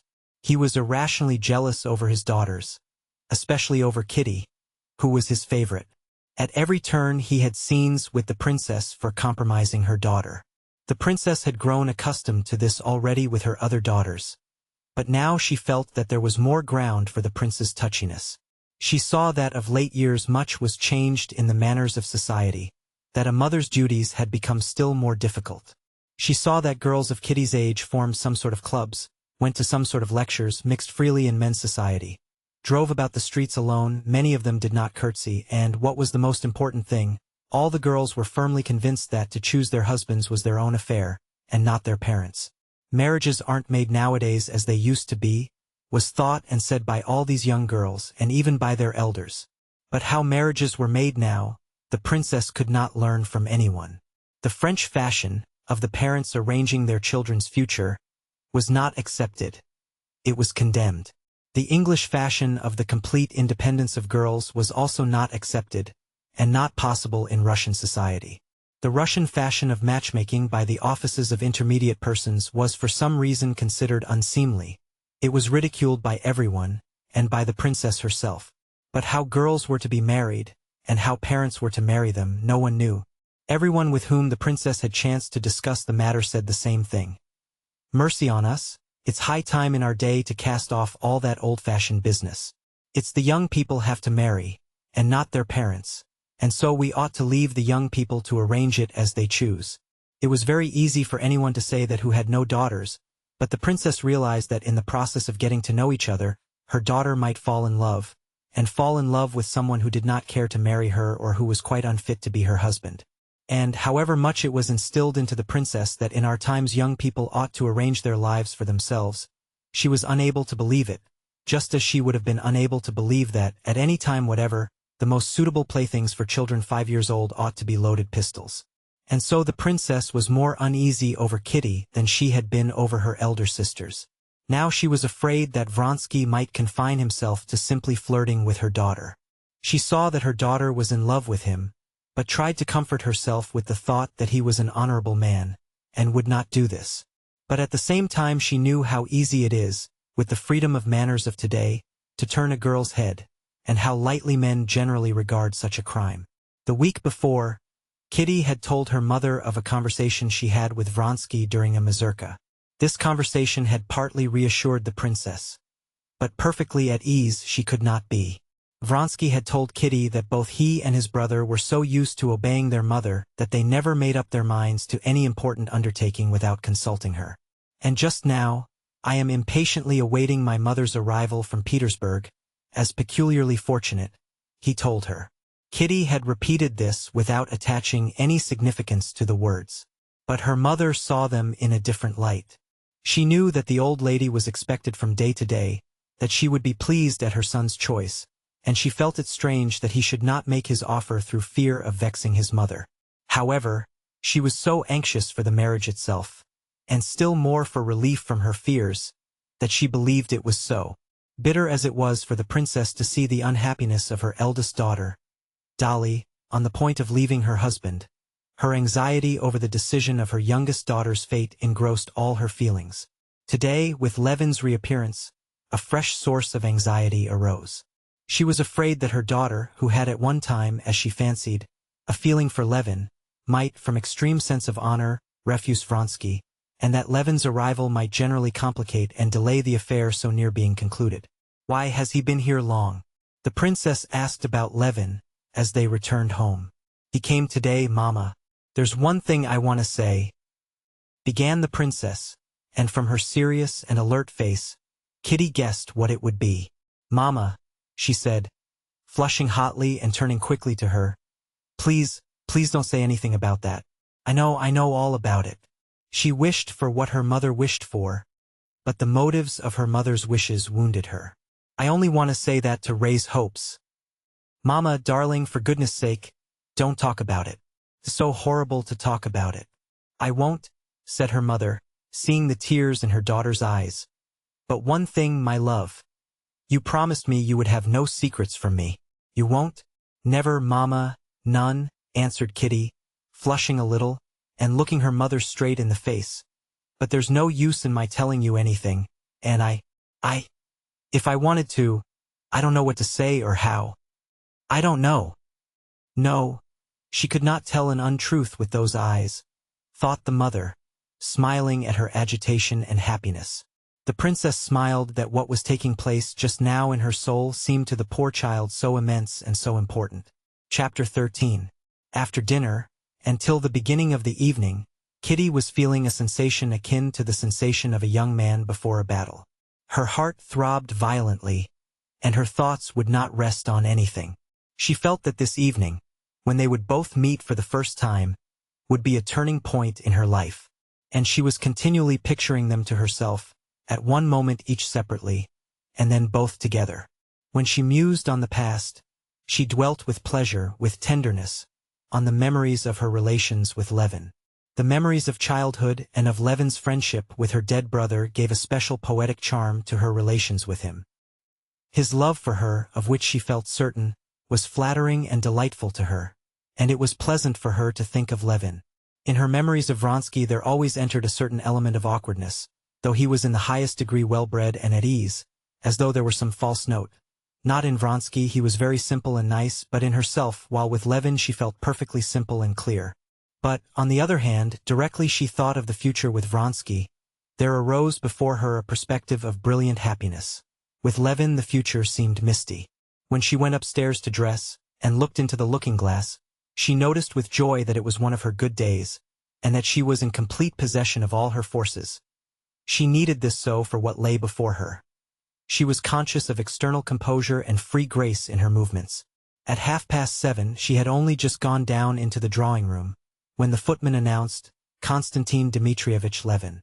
The princess was still in her room, and the prince had not come in. So it is to be, thought Kitty, and all the blood seemed to rush to her heart. She was horrified at her paleness, as she glanced into the looking-glass. At that moment she knew beyond doubt that he had come early on purpose to find her alone and to make her an offer. And only then for the first time the whole thing presented itself in a new, different aspect. Only then she realized that the question did not affect her only, with whom she would be happy, and whom she loved, but that she would have that moment to wound a man whom she liked. And to wound him cruelly. What for? Because he, dear fellow, loved her, was in love with her. But there was no help for it, so it must be, so it would have to be. My God, shall I myself really have to say it to him? She thought. Can I tell him I don't love him? That will be a lie. What am I to say to him? That I love someone else? No, that's impossible. I'm going away, I'm going away. She had reached the door, when she heard his step. No, it's not honest. What have I to be afraid of? I have done nothing wrong. What is to be will be. I'll tell the truth. And with him one can't be ill at ease. Here he is, she said to herself, seeing his powerful, shy figure, with his shining eyes fixed on her. She looked straight into his face, as though imploring him to spare her, and gave her hand. It's not time yet. I think I'm too early, he said, glancing round the empty drawing room. When he saw that his expectations were realized, that there was nothing to prevent him from speaking, his face became gloomy. Oh no, said Kitty, and sat down at the table. But this was just what I wanted, to find you alone, he began, not sitting down and not looking at her so as not to lose courage. Mama will be down directly. She was very much tired. Yesterday. She talked on, not knowing what her lips were uttering, and not taking her supplicating and caressing eyes off him. He glanced at her. She blushed and ceased speaking. I told you I did not know whether I should be here long. That it depended on you. She dropped her head lower and lower, not knowing herself what answer she should make to what was coming. That it depended on you, he repeated. I meant to say, I came for this, to be my wife. He brought out, not knowing what he was saying. But feeling that the most terrible thing was said, he stopped short and looked at her. She was breathing heavily, not looking at him. She was feeling ecstasy. Her soul was flooded with happiness. She had never anticipated that the utterance of love would produce such a powerful effect on her. But it lasted only an instant. She remembered Vronsky. She lifted her clear, truthful eyes, and seeing his desperate face, she answered hastily, That cannot be. Forgive me. A moment ago, and how close she had been to him, of what importance in his life, and how aloof and remote from him she had become now. It was bound to be so, he said, not looking at her. He bowed and was meaning to retreat. Chapter 14. But at that very moment the princess came in. There was a look of horror on her face when she saw them alone, and their disturbed faces. Levin bowed to her and said nothing. Kitty did not speak nor lift her eyes. Thank God. She has refused him, thought the mother, and her face lighted up with the habitual smile with which she greeted her guests on Thursdays. She sat down and began questioning Levin about his life in the country. He sat down again, waiting for other visitors to arrive, in order to retreat unnoticed. 5 minutes later there came in a friend of Kitty's, married the preceding winter Countess Nordston. She was a thin, sallow, sickly, and nervous woman, with brilliant black eyes. She was fond of Kitty, and her affection for her showed itself, as the affection of married women for girls always does, in the desire to make a match for Kitty after her own ideal of married happiness. She wanted her to marry Vronsky. Levin she had often met at the Shcherbatskys' early in the winter, and she had always disliked him. Her invariable and favorite pursuit, when they met, consisted in making fun of him. I do like it when he looks down at me from the height of his grandeur, or breaks off his learned conversation with me because I'm a fool, or is condescending to me. I like that so. To see him condescending. I am so glad he can't bear me, she used to say of him. She was right, for Levin actually could not bear her, and despised her for what she was proud of and regarded as a fine characteristic. Her nervousness, her delicate contempt and indifference for everything coarse and earthly. The Countess Nordsten and Levin got into that relation with one another not seldom seen in society, when two persons who remain externally on friendly terms, despise each other to such a degree that they cannot even take each other seriously, and cannot even be offended by each other. The Countess Nordsten pounced upon Levin at once. "Ah, Konstantin Dmitrievitch, so you've come back to our corrupt Babylon," she said, giving him her tiny, yellow hand, and recalling what he had chanced to say early in the winter, that Moscow was a Babylon. "Come, is Babylon reformed, or have you degenerated?" she added, glancing with a simper at Kitty.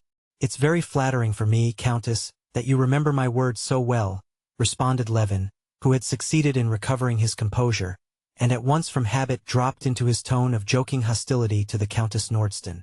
"They must certainly make a great impression on you." "Oh, I should think so. I always note them all down." "Well, Kitty, have you been skating again?" And she began talking to Kitty. Awkward as it was for Levin to withdraw now, it would still have been easier for him to perpetrate this awkwardness than to remain all the evening and see Kitty, who glanced at him now and then and avoided his eyes. He was on the point of getting up, when the princess, noticing that he was silent, addressed him. "Shall you be long in Moscow? You're busy with the district council, though, aren't you, and can't be away for long?"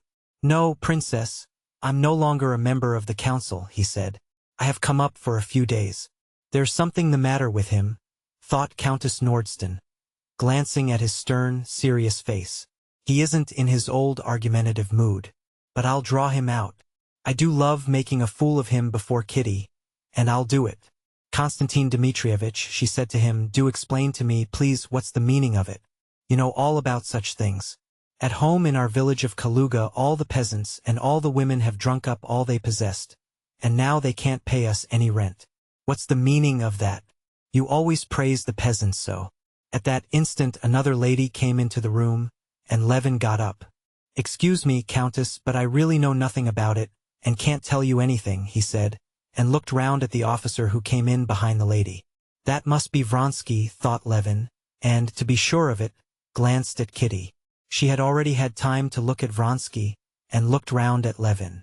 And simply from the look in her eyes, that grew unconsciously brighter, Levin knew that she loved that man, knew it as surely as if she had told him so in words. But what sort of a man was he? Now, whether for good or for ill, Levin could not choose but remain. He must find out what the man was like whom she loved. There are people who, on meeting a successful rival, no matter in what, are at once disposed to turn their backs on everything good in him, and to see only what is bad. There are people, on the other hand, who desire above all to find in that lucky rival the qualities by which he has outstripped them, and seek with a throbbing ache at heart only what is good. Levin belonged to the second class. But he had no difficulty in finding what was good and attractive in Vronsky. It was apparent at the first glance. Vronsky was a squarely built, dark man, not very tall, with a good-humored, handsome, and exceedingly calm and resolute face. Everything about his face and figure, from his short-cropped black hair and freshly shaven chin down to his loosely fitting, brand-new uniform, was simple and at the same time elegant. Making way for the lady who had come in, Vronsky went up to the princess and then to Kitty. As he approached her, his beautiful eyes shone with a specially tender light, and with a faint, happy, and modestly triumphant smile, so it seemed to Levin. Bowing carefully and respectfully over her, he held out his small, broad hand to her. Greeting and saying a few words to everyone, he sat down without once glancing at Levin, who had never taken his eyes off him. "Let me introduce you," said the princess, indicating Levin. "Konstantin Dmitrievitch Levin, Count Alexei Kirillovich Vronsky." Vronsky got up and, looking cordially at Levin, shook hands with him. "I believe I was to have dined with you this winter," he said, smiling his simple and open smile, "but you had unexpectedly left for the country. Konstantin Dmitrievitch despises and hates town and us townspeople," said Countess Nordsten. "My words must make a deep impression on you, since you remember them so well," said Levin, and suddenly conscious that he had said just the same thing before, he reddened. Vronsky looked at Levin and Countess Nordsten, and smiled. "Are you always in the country?" he inquired. "I should think it must be dull in the winter." "It's not dull if one has work to do. Besides, one's not dull by oneself," Levin replied abruptly. "I am fond of the country," said Vronsky, noticing, and affecting not to notice, Levin's tone. "But I hope, Count, you would not consent to live in the country always," said Countess Nordsten. "I don't know. I have never tried for long. I experienced a queer feeling once," he went on. "I never longed so for the country, Russian country, with bast shoes and peasants, as when I was spending a winter with my mother in Nice. Nice itself is dull enough, you know. And indeed, Naples and Sorrento are only pleasant for a short time. And it's just there that Russia comes back to me most vividly, and especially the country. It's as though—" He talked on, addressing both Kitty and Levin, turning his serene, friendly eyes from one to the other, and saying obviously just what came into his head. Noticing that Countess Nordsten wanted to say something, he stopped short without finishing what he had begun, and listened attentively to her. The conversation did not flag for an instant, so that the princess, who always kept in reserve in case a subject should be lacking two heavy guns, the relative advantages of classical and of modern education, and universal military service, had not to move out either of them, while Countess Nordsten had not a chance of chaffing Levin. Levin wanted to, and could not, take part in the general conversation. Saying to himself every instant, "Now go," he still did not go, as though waiting for something. The conversation fell upon table-turning and spirits, and Countess Nordsten, who believed in spiritualism, began to describe the marvels she had seen. "Ah, Countess, you really must take me. For pity's sake, do take me to see them. I have never seen anything extraordinary, though I am always on the lookout for it everywhere," said Vronsky, smiling. "Very well, next Saturday," answered Countess Nordsten. "But you, Konstantin Dmitrievitch, do you believe in it?" she asked Levin. "Why do you ask me? You know what I shall say. But I want to hear your opinion." "My opinion," answered Levin, "is only that this table-turning simply proves that educated society, so-called, is no higher than the peasants. They believe in the evil eye, and in witchcraft and omens, while we—" "Oh, then you don't believe in it?" "I can't believe in it, Countess. But if I've seen it myself? The peasant women too tell us they have seen goblins." "Then you think I tell a lie?" And she laughed a mirthless laugh. "Oh no, Masha, Konstantin Dmitrievitch said he could not believe in it," said Kitty, blushing for Levin, and Levin saw this, and, still more exasperated, would have answered, but Vronsky with his bright frank smile rushed to the support of the conversation, which was threatening to become disagreeable. "You do not admit the conceivability at all?" he queried. "But why not? We admit the existence of electricity, of which we know nothing. Why should there not be some new force, still unknown to us, which—" When electricity was discovered, Levin interrupted hurriedly, "it was only the phenomenon that was discovered, and it was unknown from what it preceded and what were its effects, and ages passed before its applications were conceived. But the spiritualists have begun with tables writing for them, and spirits appearing to them, and have only later started saying that it is an unknown force." Vronsky listened attentively to Levin, as he always did listen, obviously interested in his words. "Yes, but the spiritualists say we don't know at present what this force is. But there is a force, and these are the conditions in which it acts. Let the scientific men find out what the force consists in." "No, I don't see why there should not be a new force if it—" "Why, because with electricity," Levin interrupted again, "every time you rub tar against wool, a recognized phenomenon is manifested, but in this case it does not happen every time, and so it follows it is not a natural phenomenon." Feeling probably that the conversation was taking a tone too serious for a drawing-room, Vronsky made no rejoinder, but by way of trying to change the conversation, he smiled brightly and turned to the ladies. "Do let us try at once, Countess," he said. But Levin would finish saying what he thought. "I think," he went on, "that this attempt of the spiritualists to explain their marvels as some sort of new natural force is most futile. They boldly talk of spiritual force, and then try to subject it to material experiment." Everyone was waiting for him to finish, and he felt it. "And I think you would be a first-rate medium," said Countess Nordsten. "There's something enthusiastic in you." Levin opened his mouth, was about to say something, reddened, and said nothing. "Do let us try table-turning at once, please," said Vronsky. "Princess, will you allow it?" And Vronsky stood up, looking for a little table. Kitty got up to fetch a table, and as she passed, her eyes met Levin's. She felt for him with her whole heart, the more because she was pitying him for suffering of which she was herself the cause. "If you can forgive me," said her eyes, "I am so happy. I hate them all, and you and myself." His eyes responded, and he took up his hat. But he was not destined to escape. Just as they were arranging themselves round the table, and Levin was on the point of retiring, the old prince came in, and after greeting the ladies, addressed Levin. "Ah," he began joyously. "Been here long, my boy? I didn't even know you were in town. Very glad to see you."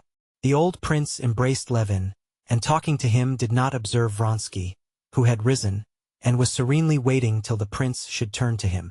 Kitty felt how distasteful her father's warmth was to Levin after what had happened.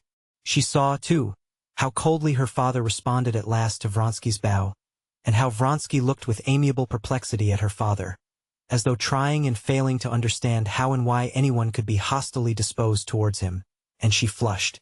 "Prince, let us have Konstantin Dmitrievitch," said Countess Nordston. "We want to try an experiment."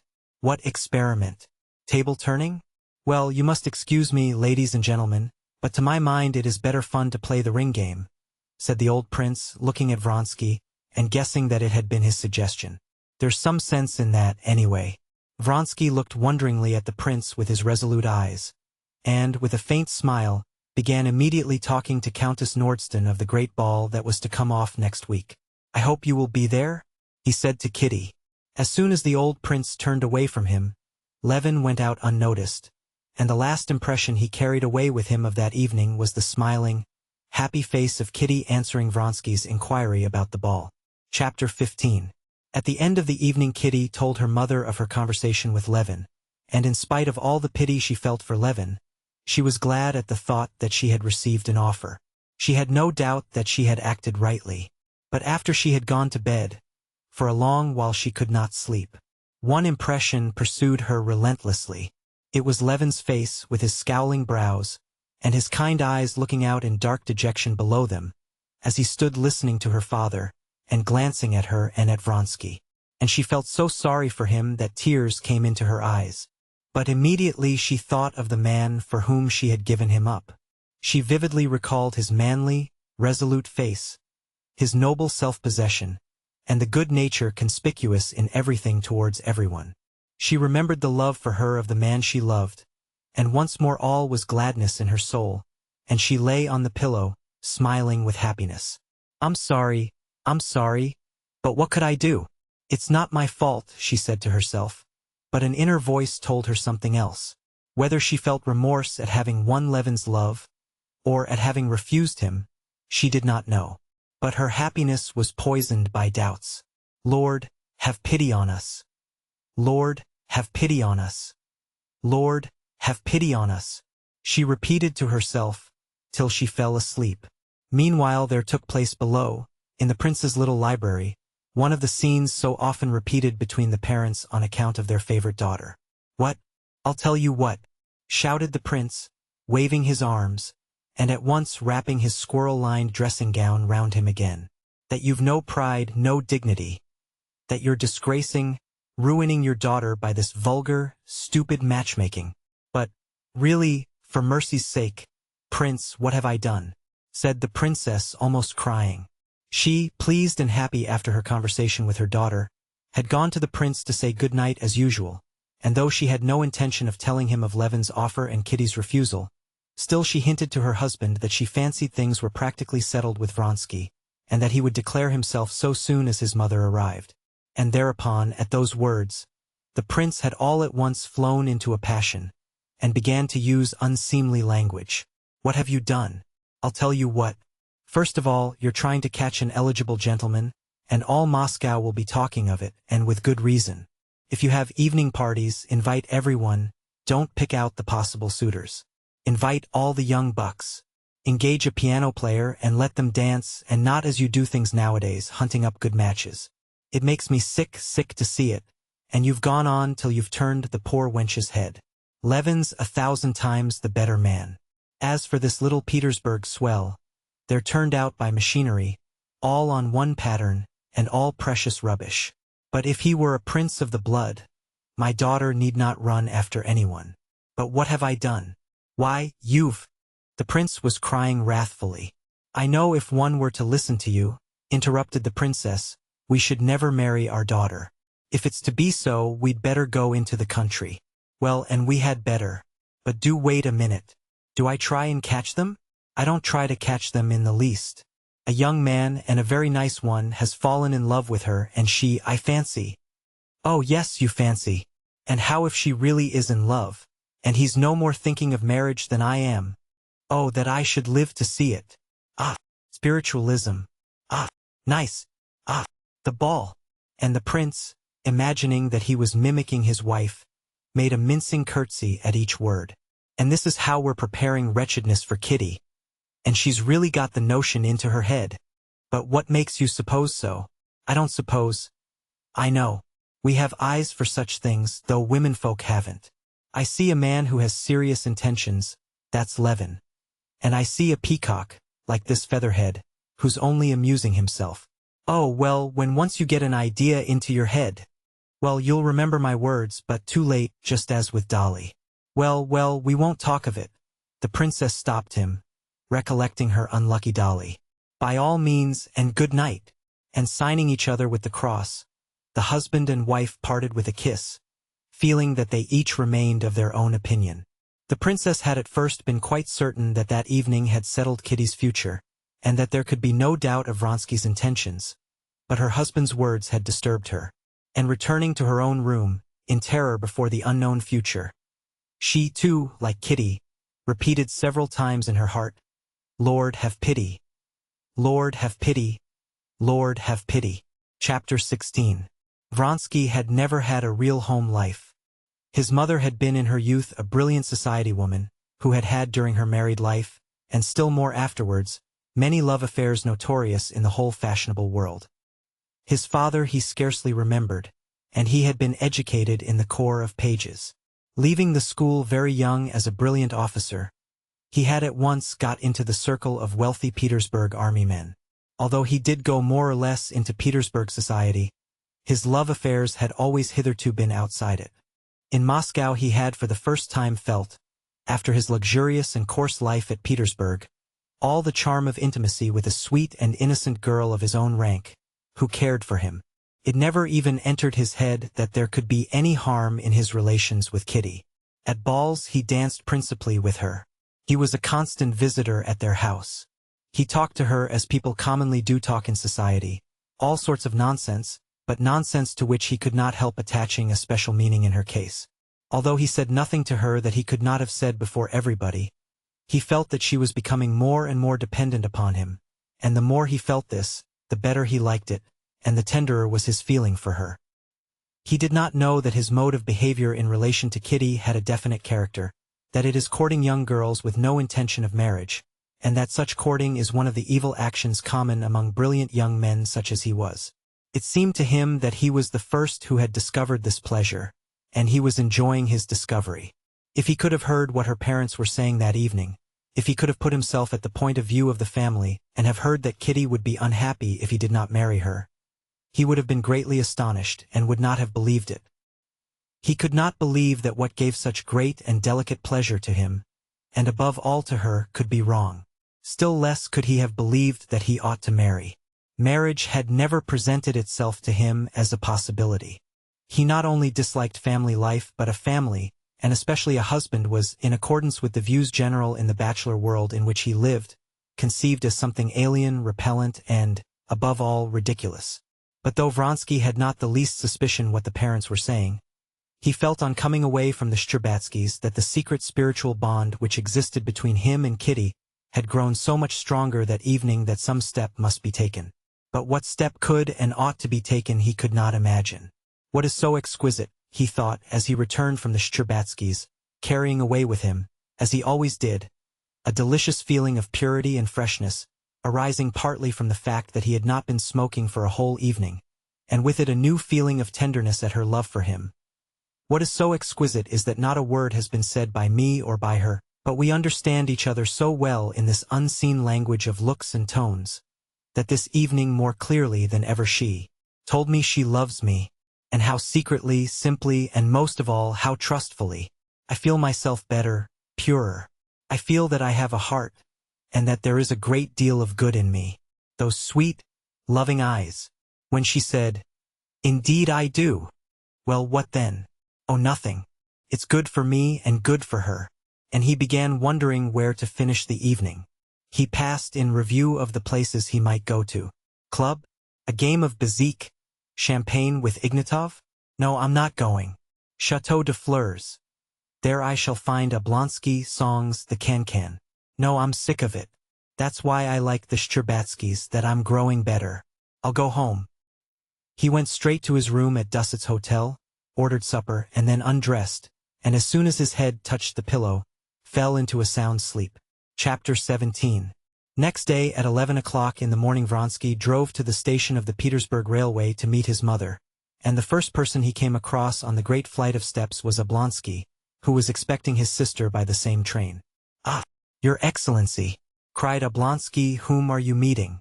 "My mother," Vronsky responded, smiling, as everyone did who met Oblonsky. He shook hands with him, and together they ascended the steps. "She is to be here from Petersburg today. I was looking out for you till 2 o'clock last night. Where did you go after the Shcherbatskys?" "Home," answered Vronsky. "I must own I felt so well content yesterday after the Shcherbatskys that I didn't care to go anywhere. I know a gallant steed by tokens sure, and by his eyes I know a youth in love," declaimed Stepan Arkadyevitch, just as he had done before to Levin. Vronsky smiled with a look that seemed to say that he did not deny it, but he promptly changed the subject. "And whom are you meeting?" he asked. I've come to meet a pretty woman," said Oblonsky. "You don't say so. Honi soit Kamal, why pence? My sister Anna." "Ah, that's Madame Karenina," said Vronsky. "You know her, no doubt?" "I think I do. Or perhaps not. I really am not sure," Vronsky answered heedlessly, with a vague recollection of something stiff and tedious evoked by the name Karenina. "But Alexey Alexandrovitch, my celebrated brother-in-law, you surely must know. All the world knows him. I know him by reputation and by sight. I know that he's clever, learned, religious somewhat. But you know that's not in my line," said Vronsky in English. "Yes, he's a very remarkable man." "Rather a conservative, but a splendid man," observed Stepan Arkadyevitch, "a splendid man." "Oh, well, so much the better for him," said Vronsky, smiling. "Oh, you've come," he said, addressing a tall old footman of his mother's, standing at the door. "Come here." Besides the charm Oblonsky had in general for everyone, Vronsky had felt of late specially drawn to him by the fact that in his imagination he was associated with Kitty. "Well, what do you say? Shall we give a supper on Sunday for the diva?" he said to him with a smile, taking his arm. "Of course. I'm collecting subscriptions." "Oh, did you make the acquaintance of my friend Levin?" asked Stepan Arkadyevitch. "Yes, but he left rather early." "He's a capital fellow," pursued Oblonsky. "Isn't he?" "I don't know why it is," responded Vronsky. "In all Moscow people, present company of course excepted," he put in jestingly, "there's something uncompromising. They are all on the defensive, lose their tempers, as though they all want to make one feel something." "Yes, that's true, it is so," said Stepan Arkadyevitch, laughing good-humoredly. "Will the train soon be in?" Vronsky asked a railway official. "The train's signaled," answered the man. The approach of the train was more and more evident by the preparatory bustle in the station, the rush of porters, the movement of policemen and attendants, and people meeting the train. Through the frosty vapor could be seen workmen in short sheepskins and soft felt boots crossing the rails of the curving line. The hiss of the boiler could be heard on the distant rails, and the rumble of something heavy. "No," said Stepan Arkadyevitch, who felt a great inclination to tell Vronsky of Levin's intentions in regard to Kitty. "No, you've not got a true impression of Levin. He's a very nervous man, and is sometimes out of humor, it's true, but then he is often very nice. He's such a true, honest nature, and a heart of gold. But yesterday there were special reasons," pursued Stepan Arkadyevitch, with a meaning smile, totally oblivious of the genuine sympathy he had felt the day before for his friend, and feeling the same sympathy now, only for Vronsky. Yes, there were reasons why he could not help being either particularly happy or particularly unhappy. Vronsky stood still and asked directly, "How so? Do you mean he made your belle sir an offer yesterday?" "Maybe," said Stepan Arkadyevitch. "I fancied something of the sort yesterday. Yes, if he went away early, and was out of humor too, it must mean it. He's been so long in love, and I'm very sorry for him. So that's it. I should imagine, though, she might reckon on a better match," said Vronsky, drawing himself up and walking about again. "Though I don't know him, of course," he added. "Yes, that is a hateful position. That's why most fellows prefer to have to do with Claras. If you don't succeed with them, it only proves that you've not enough cash. But in this case one's dignity's at stake. But here's the train." The engine had already whistled in the distance. A few instants later the platform was quivering, and with puffs of steam hanging low in the air from the frost, the engine rolled up, with the lever of the middle wheel rhythmically moving up and down, and the stooping figure of the engine driver covered with frost. Behind the tender, setting the platform more and more slowly swaying, came the luggage van with a dog whining in it. At last the passenger carriages rolled in, oscillating before coming to a standstill. A smart guard jumped out, giving a whistle, and after him one by one the impatient passengers began to get down. An officer of the guards, holding himself erect and looking severely about him. A nimble little merchant with a satchel, smiling gaily. A peasant with a sack over his shoulder. Vronsky, standing beside Oblonsky, watched the carriages and the passengers, totally oblivious of his mother. What he had just heard about Kitty excited and delighted him. Unconsciously he arched his chest, and his eyes flashed. He felt himself a conqueror. "Countess Vronskaya is in that compartment," said the smart guard, going up to Vronsky. The guard's words roused him, and forced him to think of his mother and his approaching meeting with her. He did not in his heart respect his mother, and without acknowledging it to himself, he did not love her, though in accordance with the ideas of the set in which he lived, and with his own education, he could not have conceived of any behavior to his mother not in the highest degree respectful and obedient, and the more externally obedient and respectful his behavior, the less in his heart he respected and loved her. Chapter 18. Vronsky followed the guard to the carriage, and at the door of the compartment he stopped short to make room for a lady who was getting out. With the insight of a man of the world, from one glance at this lady's appearance Vronsky classified her as belonging to the best society. He begged pardon, and was getting into the carriage, but felt he must glance at her once more. Not that she was very beautiful, not on account of the elegance and modest grace which were apparent in her whole figure, but because in the expression of her charming face, as she passed close by him, there was something peculiarly caressing and soft. As he looked round, she too turned her head. Her shining gray eyes, that looked dark from the thick lashes, rested with friendly attention on his face, as though she were recognizing him, and then promptly turned away to the passing crowd, as though seeking someone. In that brief look Vronsky had time to notice the suppressed eagerness which played over her face, and flitted between the brilliant eyes and the faint smile that curved her red lips. It was as though her nature were so brimming over with something that against her will it showed itself now in the flash of her eyes, and now in her smile. Deliberately she shrouded the light in her eyes, but it shone against her will in the faintly perceptible smile. Vronsky stepped into the carriage. His mother, a dried-up old lady with black eyes and ringlets, screwed up her eyes, scanning her son, and smiled slightly with her thin lips. Getting up from the seat and handing her maid a bag, she gave her little wrinkled hand to her son to kiss, and lifting his head from her hand, kissed him on the cheek. "You got my telegram?" "Quite well. Thank God." "You had a good journey?" said her son, sitting down beside her, and involuntarily listening to a woman's voice outside the door. He knew it was the voice of the lady he had met at the door. "All the same, I don't agree with you," said the lady's voice. "It's the Petersburg view, madam." "Not Petersburg, but simply feminine," she responded. Well, allow me to kiss your hand. Goodbye, Ivan Petrovitch. And could you see if my brother is here, and send him to me?" said the lady in the doorway, and stepped back again into the compartment. "Well, have you found your brother?" said Countess Vronskaya, addressing the lady. Vronsky understood now that this was Madame Karenina. "Your brother is here," he said, standing up, "Excuse me, I did not know you, and indeed our acquaintance was so slight," said Vronsky, bowing, "that no doubt you do not remember me."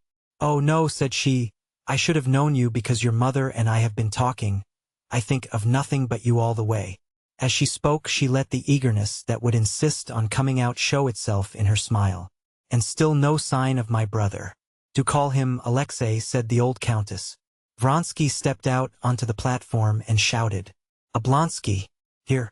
Madame Karenina, however, did not wait for her brother, but catching sight of him she stepped out with her light, resolute step. And as soon as her brother had reached her, with a gesture that struck Vronsky by its decision and its grace, she flung her left arm around his neck, drew him rapidly to her, and kissed him warmly. Vronsky gazed, never taking his eyes from her, and smiled. He could not have said why. But recollecting that his mother was waiting for him, he went back again into the carriage. "She's very sweet, isn't she?" said the Countess of Madame Karenina. "Her husband put her with me, and I was delighted to have her. We've been talking all the way, and so you, I hear, vous files le parfait amour. Tant mieux, mon cher, tant mieux." "I don't know what you are referring to, maman," he answered coldly. "Come, maman, let us go." Madame Karenina entered the carriage again to say goodbye to the countess. "Well, countess, you have met your son, and I my brother," she said. "And all my gossip is exhausted. I should have nothing more to tell you." "Oh no," said the countess, taking her hand. "I could go all around the world with you and never be dull. You are one of those delightful women in whose company it's sweet to be silent as well as to talk. Now please don't fret over your son. You can't expect never to be parted." Madame Karenina stood quite still, holding herself very erect, and her eyes were smiling. "Anna Arkadyevna," the countess said in explanation to her son, "has a little son 8 years old, I believe, and she has never been parted from him before, and she keeps fretting over leaving him." "Yes, the countess and I have been talking all the time, I of my son and she of hers," said Madame Karenina, and again a smile lighted up her face, a caressing smile intended for him. "I am afraid that you must have been dreadfully bored," he said, promptly catching the ball of coquetry she had flung him. But apparently she did not care to pursue the conversation in that strain, and she turned to the old countess. "Thank you so much. The time has passed so quickly." "Goodbye, countess." "Goodbye, my love," answered the countess. "Let me have a kiss of your pretty face. I speak plainly at my age, and I tell you simply that I've lost my heart to you." Stereotyped as the phrase was, Madame Karenina obviously believed it and was delighted by it. She flushed, bent down slightly, and put her cheek to the countess's lips, drew herself up again, and with the same smile fluttering between her lips and her eyes, she gave her hand to Vronsky. He pressed the little hand she gave him, and was delighted, as though at something special, by the energetic squeeze with which she freely and vigorously shook his hand. She went out with the rapid step which bore her rather fully developed figure with such strange lightness. "Very charming," said the countess. That was just what her son was thinking. His eyes followed her till her graceful figure was out of sight, and then the smile remained on his face. He saw out of the window how she went up to her brother, put her arm in his, and began telling him something eagerly, obviously something that had nothing to do with him, Vronsky, and at that he felt annoyed. "Well, maman, are you perfectly well?" he repeated, turning to his mother. "Everything has been delightful. Alexander has been very good, and Marie has grown very pretty. She's very interesting." And she began telling him again of what interested her most, the christening of her grandson, for which she had been staying in Petersburg, and the special favor shown her elder son by the Tsar. "Here's Lavrenty," said Vronsky, looking out of the window. "Now we can go if you like." The old butler, who had traveled with the countess, came to the carriage to announce that everything was ready, and the countess got up to go. "Come. There's not such a crowd now," said Vronsky. The maid took a handbag and the lapdog, the butler and a porter the other baggage. Vronsky gave his mother his arm. But just as they were getting out of the carriage several men ran suddenly by with panic-stricken faces. The station-master, too, ran by in his extraordinary colored cap. Obviously something unusual had happened. The crowd who had left the train were running back again. What? Where? Flung himself, crushed, was heard among the crowd.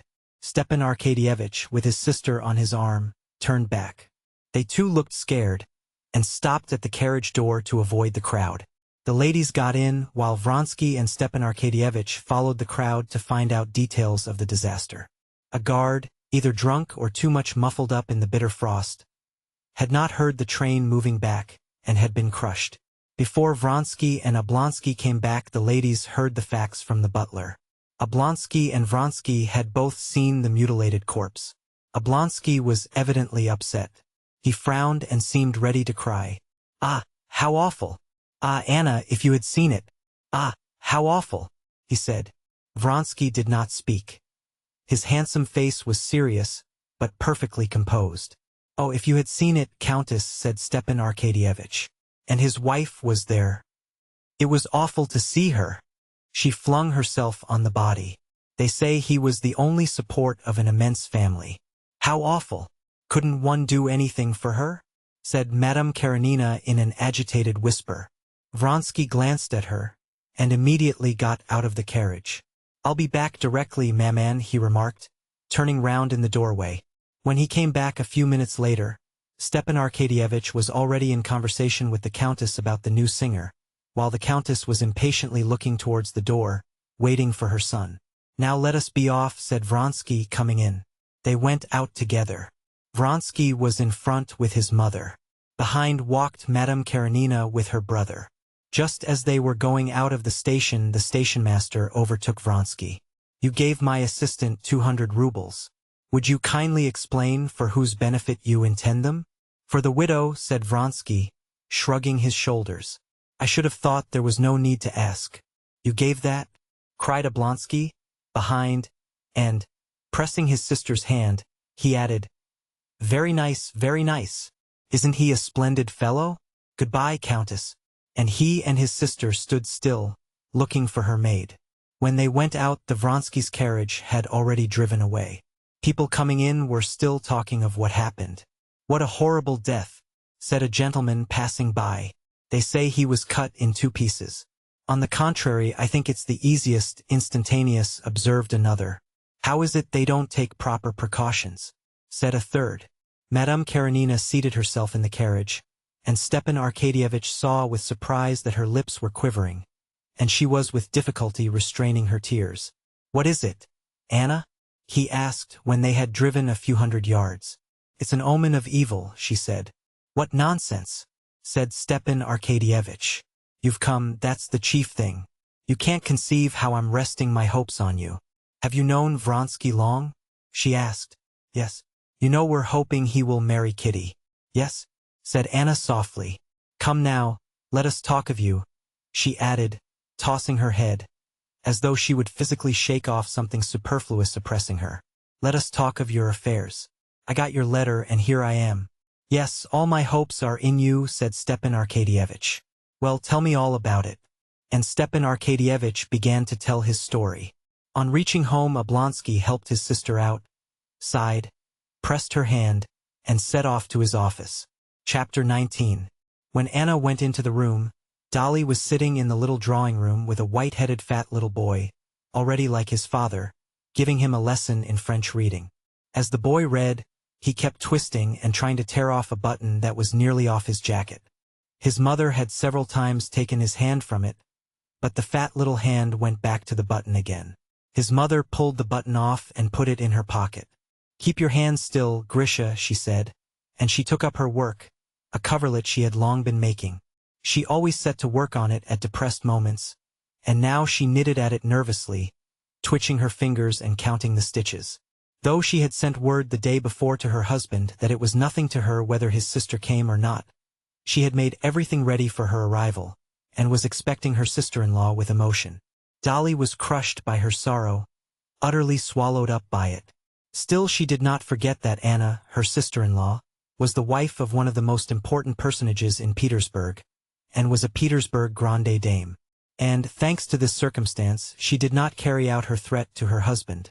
That is to say, she remembered that her sister-in-law was coming.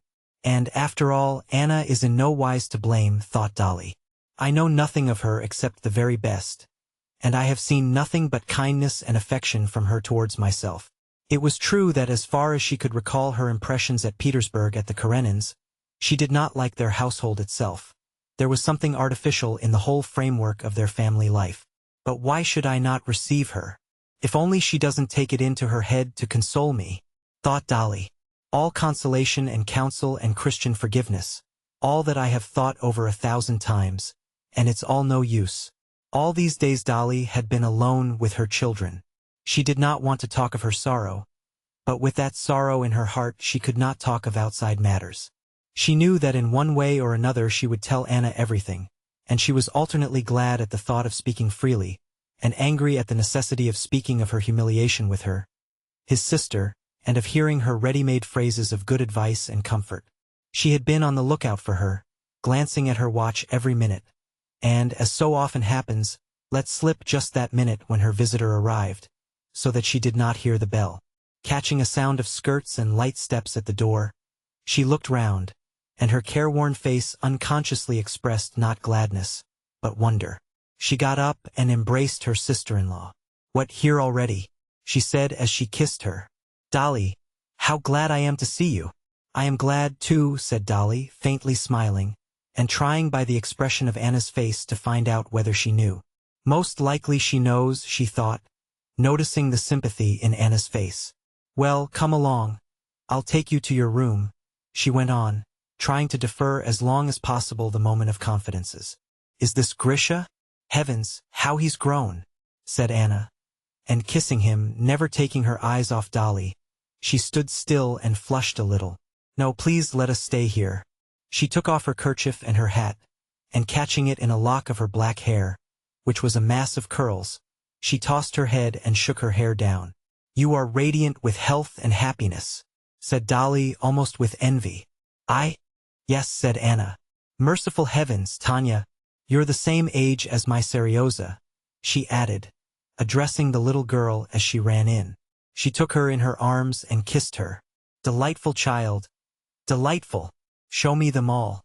She mentioned them, not only remembering the names, but the years, months, characters, illnesses of all the children, and Dolly could not but appreciate that.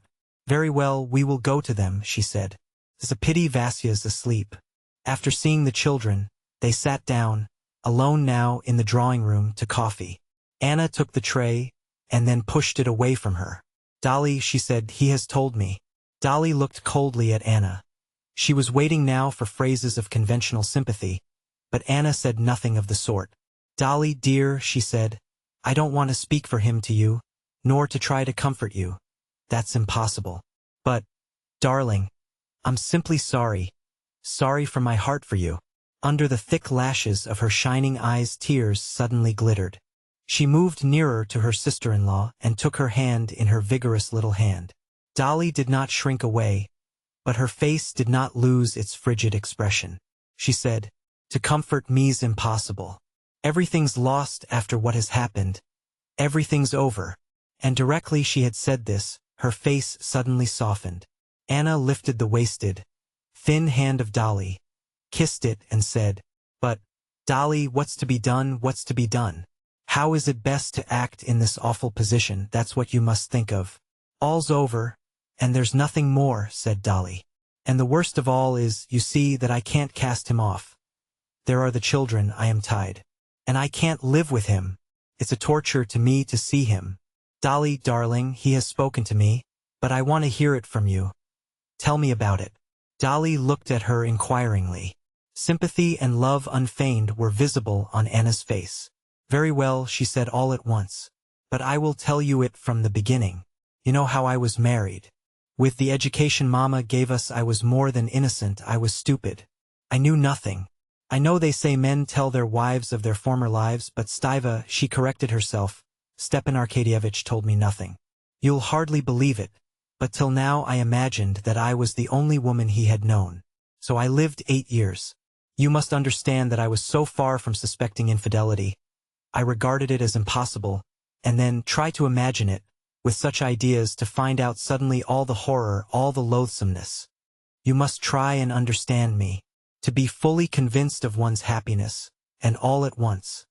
continued Dolly, holding back her sobs, to get a letter. His letter to his mistress, my governess. No, it's too awful. She hastily pulled out her handkerchief and hid her face in it. I can understand being carried away by feeling, she went on after a brief silence, but deliberately, slyly deceiving me. And with whom? To go on being my husband together with her. It's awful. You can't understand. Oh, yes, I understand. I understand. Dolly, dearest, I do understand, said Anna, pressing her hand. And do you imagine he realizes all the awfulness of my position? Dolly resumed. Not the slightest. He's happy and contented. Oh no. Anna interposed quickly. He's to be pitied. He's weighed down by remorse. Is he capable of remorse? Dolly interrupted, gazing intently into her sister-in-law's face. Yes, I know him. I could not look at him without feeling sorry for him. We both know him. He's good-hearted, but he's proud, and now he's so humiliated. What touched me most? And here Anna guessed what would touch Dolly most. He's tortured by two things. That he's ashamed for the children's sake, and that, loving you, yes, yes, loving you beyond everything on earth. She hurriedly interrupted Dolly, who would have answered. He has hurt you, pierced you to the heart. No, no, she cannot forgive me, he keeps saying. Dolly looked dreamily away beyond her sister-in-law as she listened to her words. Yes, I can see that his position is awful. It's worse for the guilty than the innocent, she said, if he feels that all the misery comes from his fault. But how am I to forgive him? How am I to be his wife again after her? For me to live with him now would be torture, just because I love my past love for him. And sobs cut short her words. But as though of set design, each time she was softened she began to speak again of what exasperated her. She's young, you see, she's pretty, she went on. Do you know, Anna, my youth and my beauty are gone. Taken by whom? By him and his children. I have worked for him, and all I had has gone in his service. And now, of course, any fresh, vulgar creature has more charm for him. No doubt they talked of me together, or, worse still, they were silent. Do you understand? Again her eyes glowed with hatred. And after that he will tell me. What? Can I believe him? Never. No, everything is over. Everything that once made my comfort, the reward of my work, and my sufferings. Would you believe it, I was teaching Grisha just now. Once this was a joy to me, now it is a torture. What have I to strive and toil for? Why are the children here? What's so awful is that all at once my heart's turned, and instead of love and tenderness, I have nothing but hatred for him. Yes, hatred. I could kill him.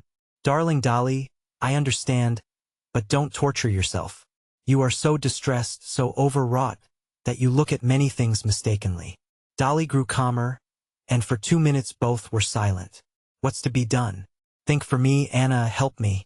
I have thought over everything, and I see nothing. Anna could think of nothing, but her heart responded instantly to each word, to each change of expression of her sister-in-law. One thing I would say, began Anna. I am his sister, I know his character, that faculty of forgetting everything, everything. She waved her hand before her forehead.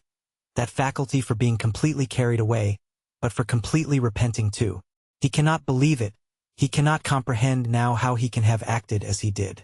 No, he understands, he understood. Dolly broke in. But you are forgetting me. Does it make it easier for me? Wait a minute. When he told me, I will own I did not realize all the awfulness of your position. I saw nothing but him, and that the family was broken up. I felt sorry for him, but after talking to you I see it as a woman quite differently. I see your agony, and I can't tell you how sorry I am for you. But, Dolly, darling, I fully realize your sufferings. Only there is one thing I don't know. I don't know how much love there is still in your heart for him. That you know whether there is enough for you to be able to forgive him. If there is, forgive him.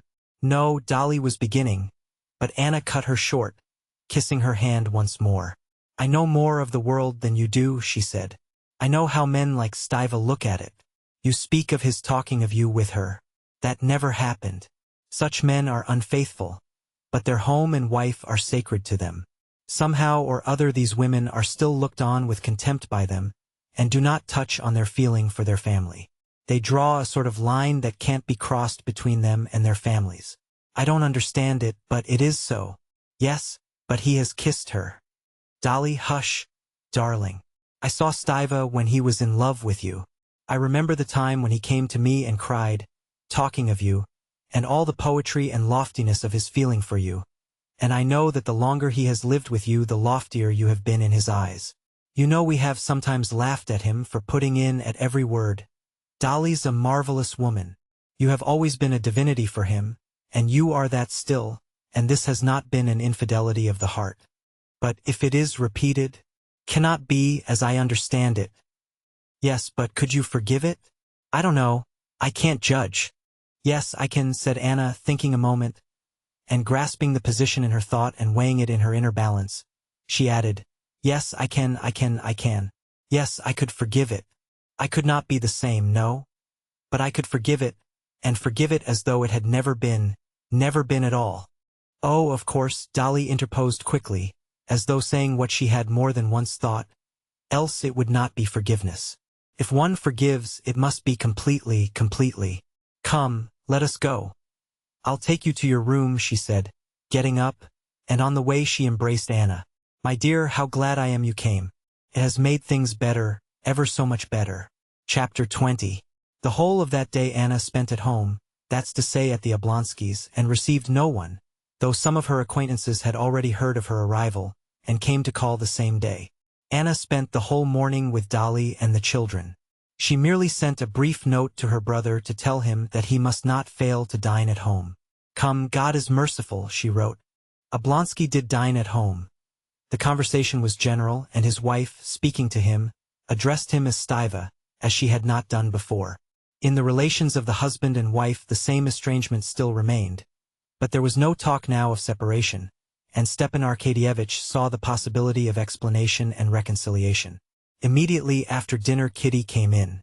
She knew Anna Arkadyevna, but only very slightly, and she came now to her sisters with some trepidation, at the prospect of meeting this fashionable Petersburg lady, whom everyone spoke so highly of. But she made a favorable impression on Anna Arkadyevna. She saw that at once. Anna was unmistakably admiring her loveliness and her youth. Before Kitty knew where she was, she found herself not merely under Anna's sway, but in love with her, as young girls do fall in love with older and married women. Anna was not like a fashionable lady, nor the mother of a boy of 8 years old. In the elasticity of her movements, the freshness and the unflagging eagerness which persisted in her face, and broke out in her smile and her glance, she would rather have passed for a girl of 20, had it not been for a serious and at times mournful look in her eyes, which struck and attracted Kitty. Kitty felt that Anna was perfectly simple and was concealing nothing, but that she had another higher world of interests inaccessible to her, complex and poetic. After dinner, when Dolly went away to her own room, Anna rose quickly and went up to her brother, who was just lighting a cigar. Stiva, she said to him, winking gaily, crossing him and glancing towards the door, go, and God help you. He threw down the cigar, understanding her, and departed through the doorway. When Stepan Arkadyevitch had disappeared, she went back to the sofa where she had been sitting, surrounded by the children. Either because the children saw that their mother was fond of this aunt, or that they felt a special charm in her themselves, the 2 elder ones, and the younger following their lead as children so often do, had clung about their new aunt since before dinner, and would not leave her side.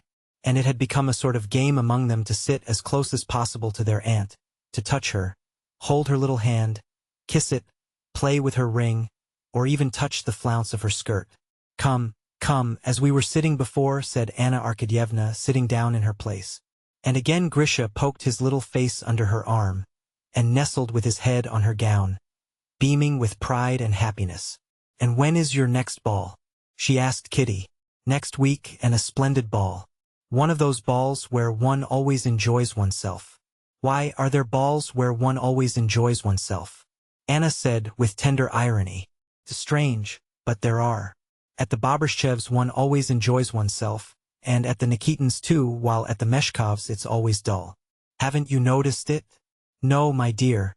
For me there are no balls now where one enjoys oneself, said Anna, and Kitty detected in her eyes that mysterious world which was not open to her.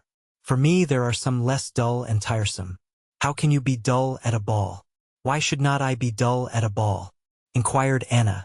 Kitty perceived that Anna knew what answer would follow. Because you always look nicer than anyone. Anna had the faculty of blushing. She blushed a little and said, in the first place it's never so. And secondly, if it were, what difference would it make to me? Are you coming to this ball? Asked Kitty. I imagine it won't be possible to avoid going. Here, take it, she said to Tanya, who was pulling the loosely fitting ring off her white, slender-tipped finger. I shall be so glad if you go. I should so like to see you at a ball. Anyway, if I do go, I shall comfort myself with the thought that it's a pleasure to you. Grisha, don't pull my hair. It's untidy enough without that, she said, putting up a straying lock, which Grisha had been playing with. I imagine you at the ball in lilac. And why in lilac precisely? Asked Anna, smiling. Now, children, run along, run along. Do you hear? Miss Hoole is calling you to tea, she said, tearing the children from her, and sending them off to the dining room. I know why you press me to come to the ball. You expect a great deal of this ball, and you want everyone to be there to take part in it. How do you know? Yes. Oh, what a happy time you are at, pursued Anna.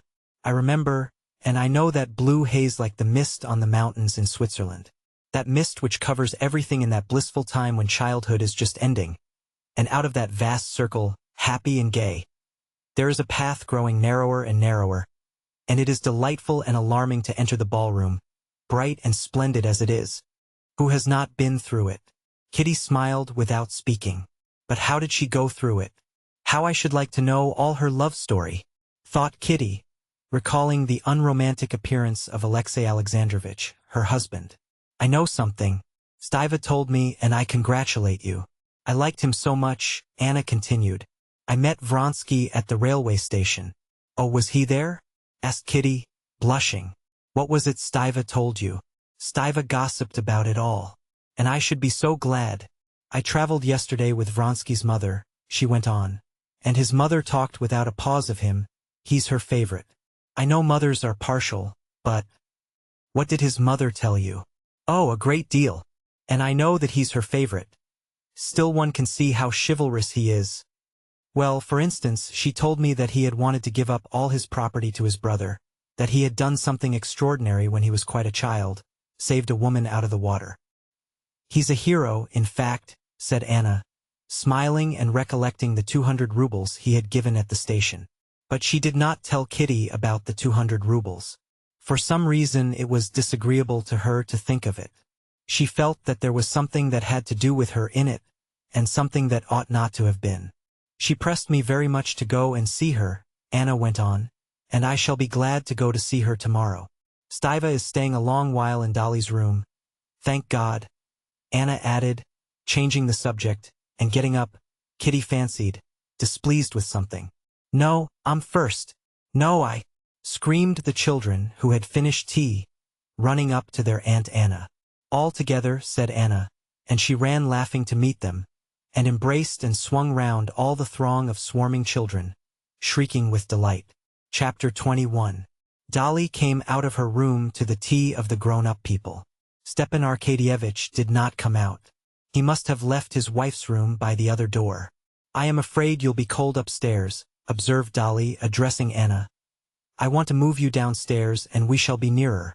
Oh, please, don't trouble about me, answered Anna, looking intently into Dolly's face, trying to make out whether there had been a reconciliation or not.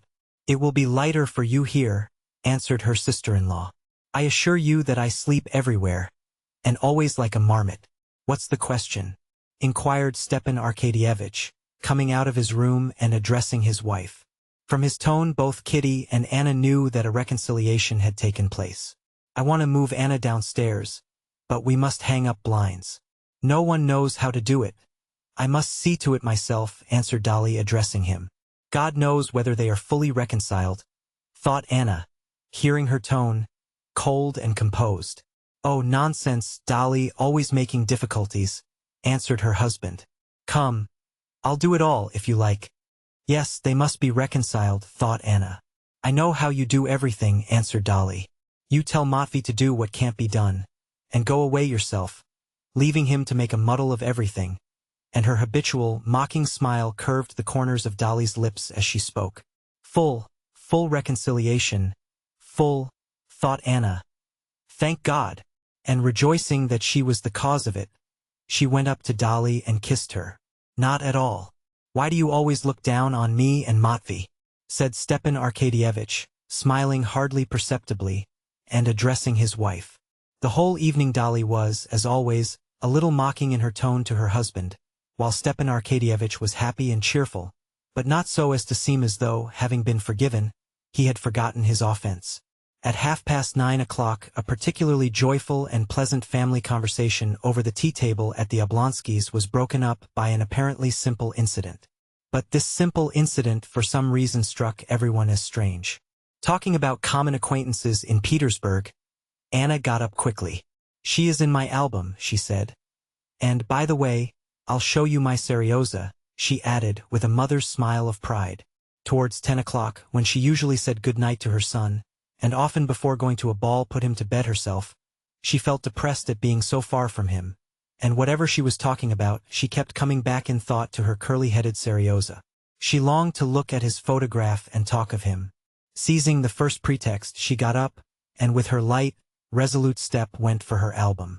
The stairs up to her room came out on the landing of the great warm main staircase.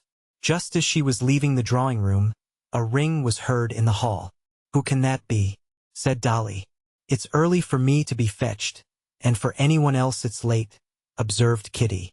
"Sure to be someone with papers for me," put in Stepan Arkadyevitch.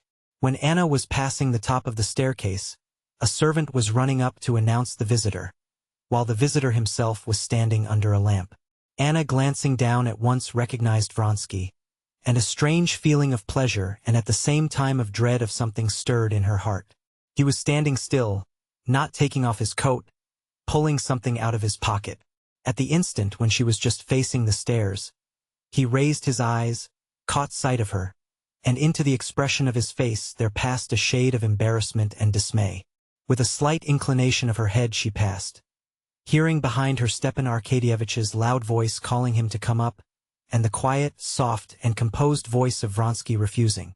When Anna returned with the album, he was already gone, and Stepan Arkadyevitch was telling them that he had called to inquire about the dinner they were giving next day to a celebrity who had just arrived. And nothing would induce him to come up. "What a queer fellow he is," added Stepan Arkadyevitch. Kitty blushed. She thought that she was the only person who knew why he had come, and why he would not come up.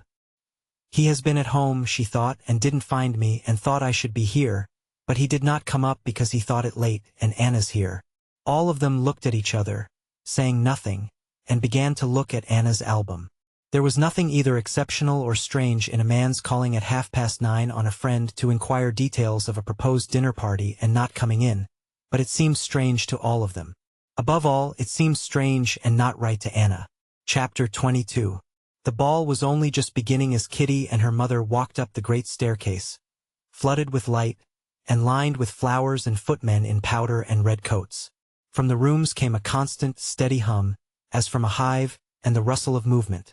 And while on the landing between trees they gave last touches to their hair and dresses before the mirror, they heard from the ballroom the careful, distinct notes of the fiddles of the orchestra beginning the first waltz. A little old man in civilian dress, arranging his gray curls before another mirror, and diffusing an odor of scent, stumbled against them on the stairs, and stood aside, evidently admiring Kitty, whom he did not know. A beardless youth, one of those society youths whom the old Prince Shtcherbatsky called young bucks, in an exceedingly open waistcoat, straightening his white tie as he went, bowed to them, and after running by, came back to ask Kitty for a quadrille. As the first quadrille had already been given to Vronsky, she had to promise this youth the second. An officer, buttoning his glove, stood aside in the doorway, and stroking his mustache, admired rosy Kitty.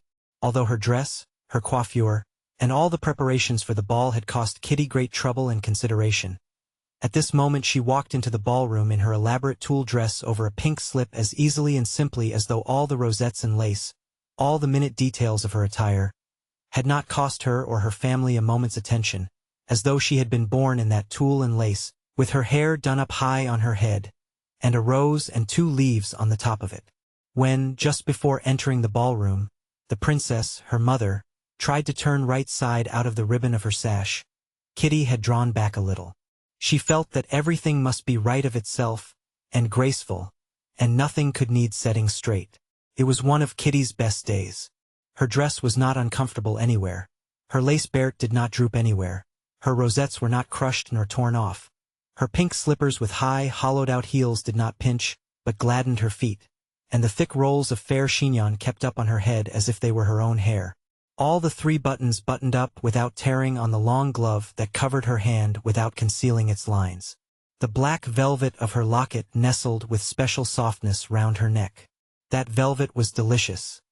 At home, looking at her neck in the looking-glass, Kitty had felt that that velvet was speaking. About all the rest there might be a doubt, but the velvet was delicious. Kitty smiled here too at the ball, when she glanced at it in the glass. Her bare shoulders and arms gave Kitty a sense of chill marble, a feeling she particularly liked. Her eyes sparkled, and her rosy lips could not keep from smiling from the consciousness of her own attractiveness. She had scarcely entered the ballroom and reached the throng of ladies, all tulle, ribbons, lace, and flowers, waiting to be asked to dance. Kitty was never one of that throng.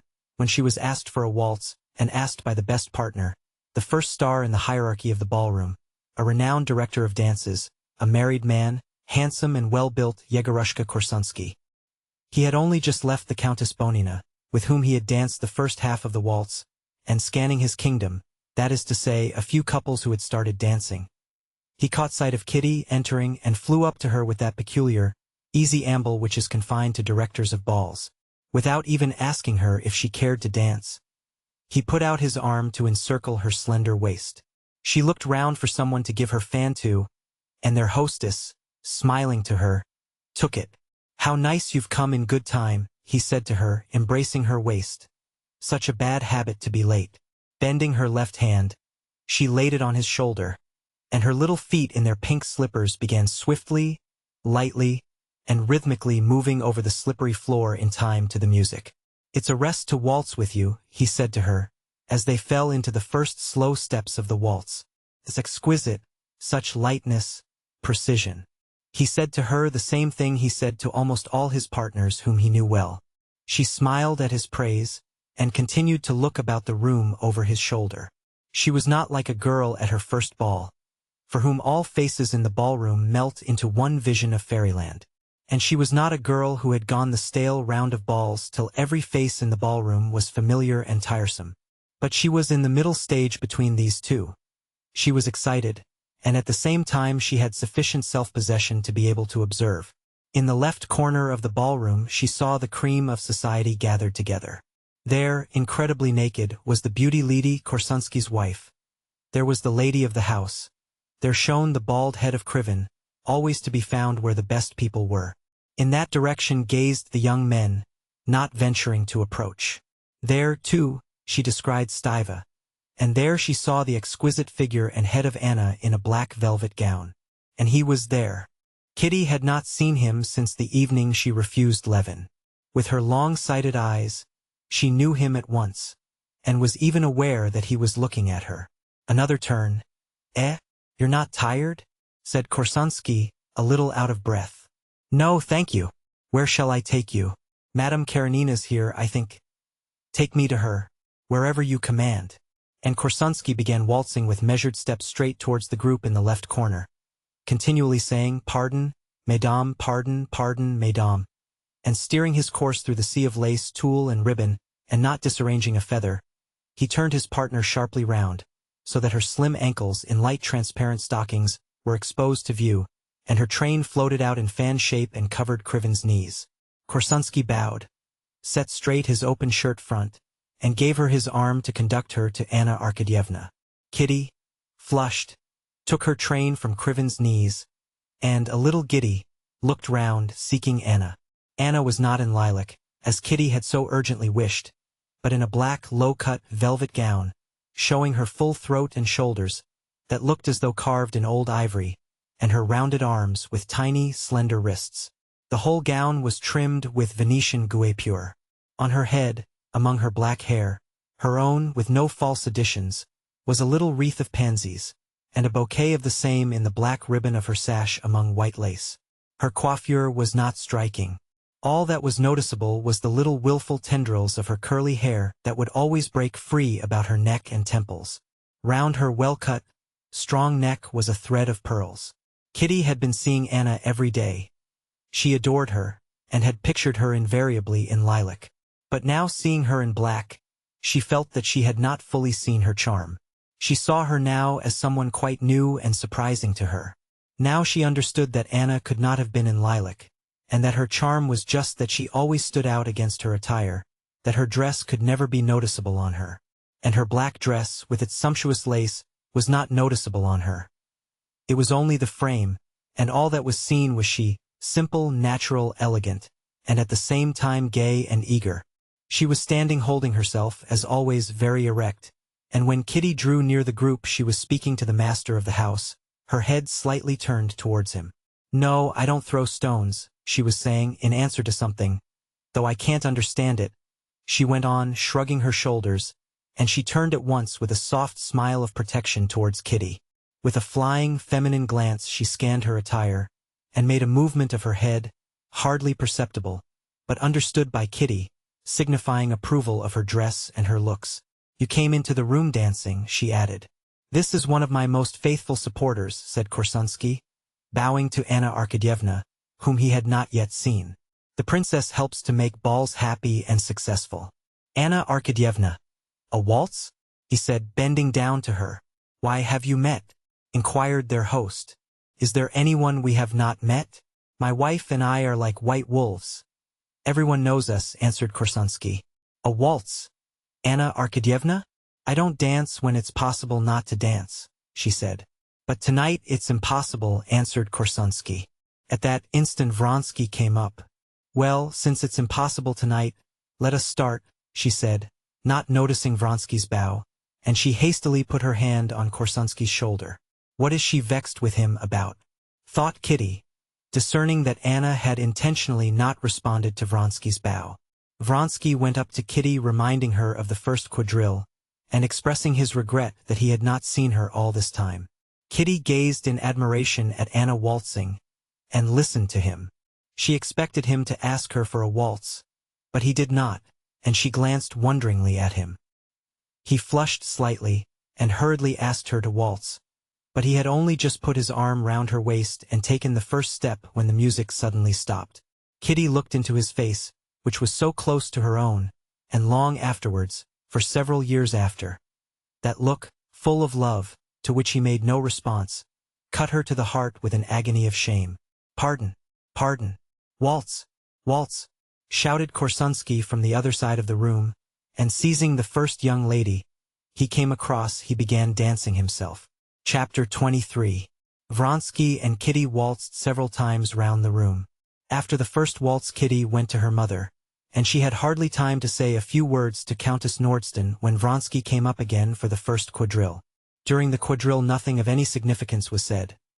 There was disjointed talk between them of the Korsunskys, husband and wife, whom he described very amusingly as delightful children at 40, and of the future town theater, and only once the conversation touched her to the quick, when he asked her about Levin, whether he was here, and added that he liked him so much. But Kitty did not expect much from the quadrille. She looked forward with a thrill at her heart to the mazurka. She fancied that, in the mazurka, everything must be decided. The fact that he did not during the quadrille ask her for the mazurka did not trouble her.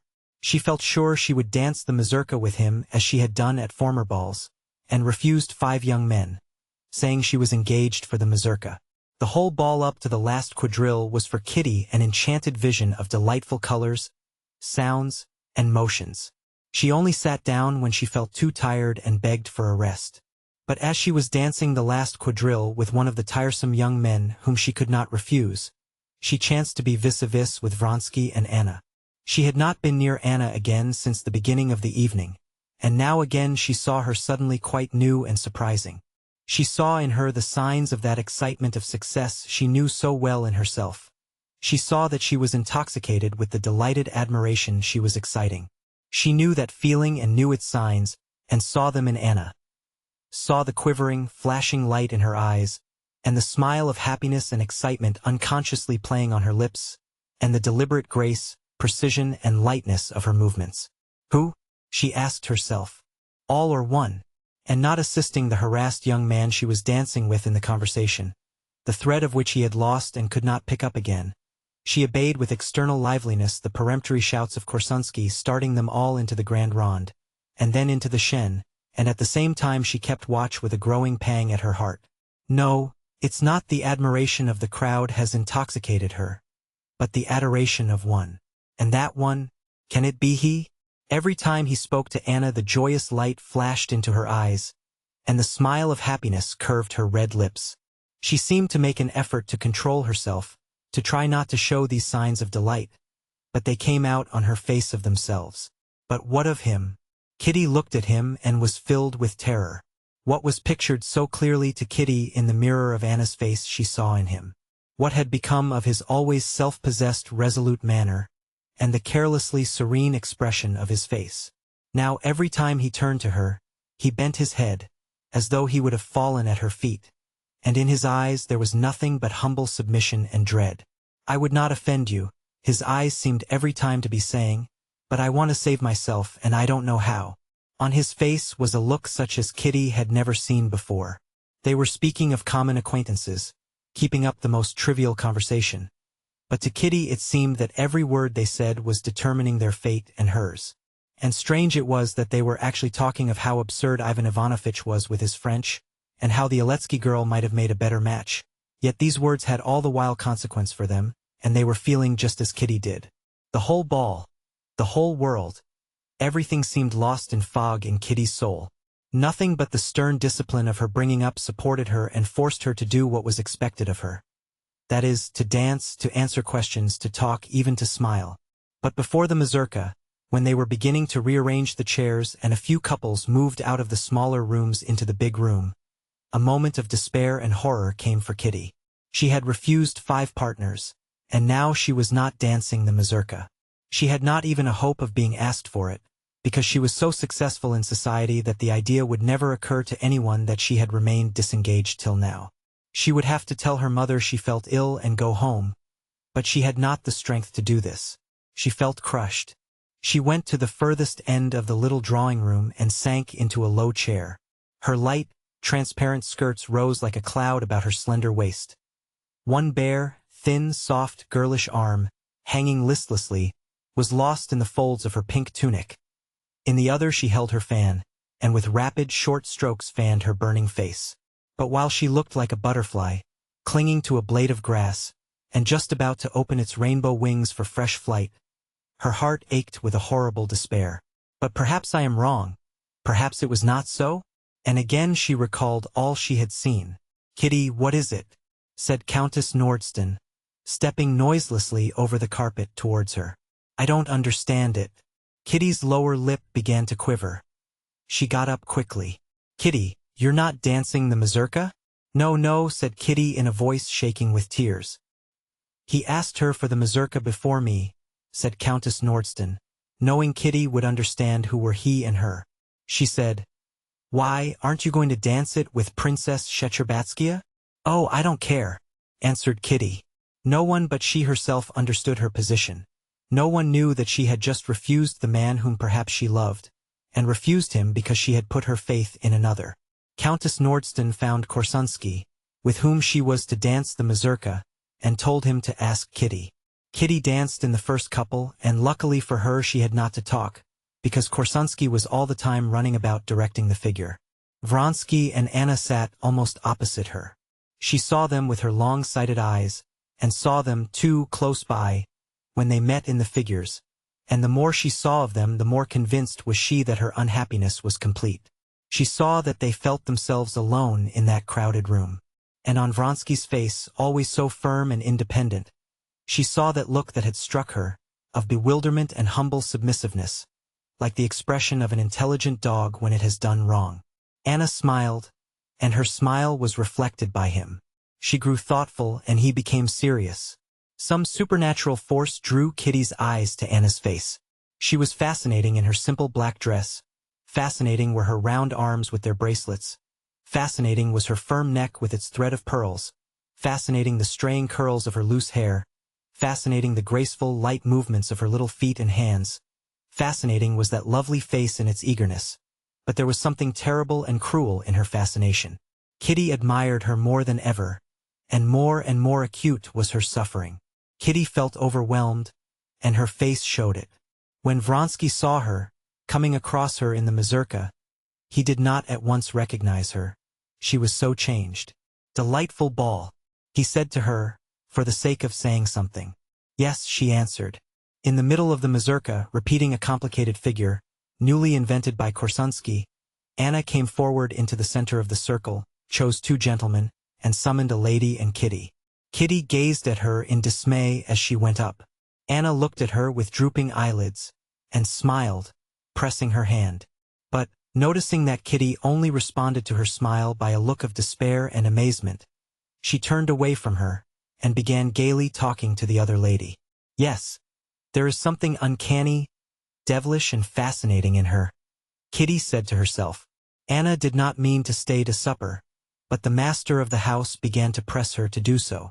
"Nonsense, Anna Arkadyevna," said Korsunsky, drawing her bare arm under the sleeve of his dress coat. "I've such an idea for a cotillion. Un bijou." And he moved gradually on, trying to draw her along with him. Their host smiled approvingly. "No, I am not going to stay," answered Anna, smiling. But in spite of her smile, both Korsunsky and the master of the house saw from her resolute tone that she would not stay. "No, why, as it is, I have danced more at your ball in Moscow than I have all the winter in Petersburg," said Anna, looking round at Vronsky, who stood near her. "I must rest a little before my journey." "Are you certainly going tomorrow, then?" asked Vronsky. "Yes, I suppose so," answered Anna, as it were wondering at the boldness of his question. But the irrepressible, quivering brilliance of her eyes and her smile set him on fire as she said it.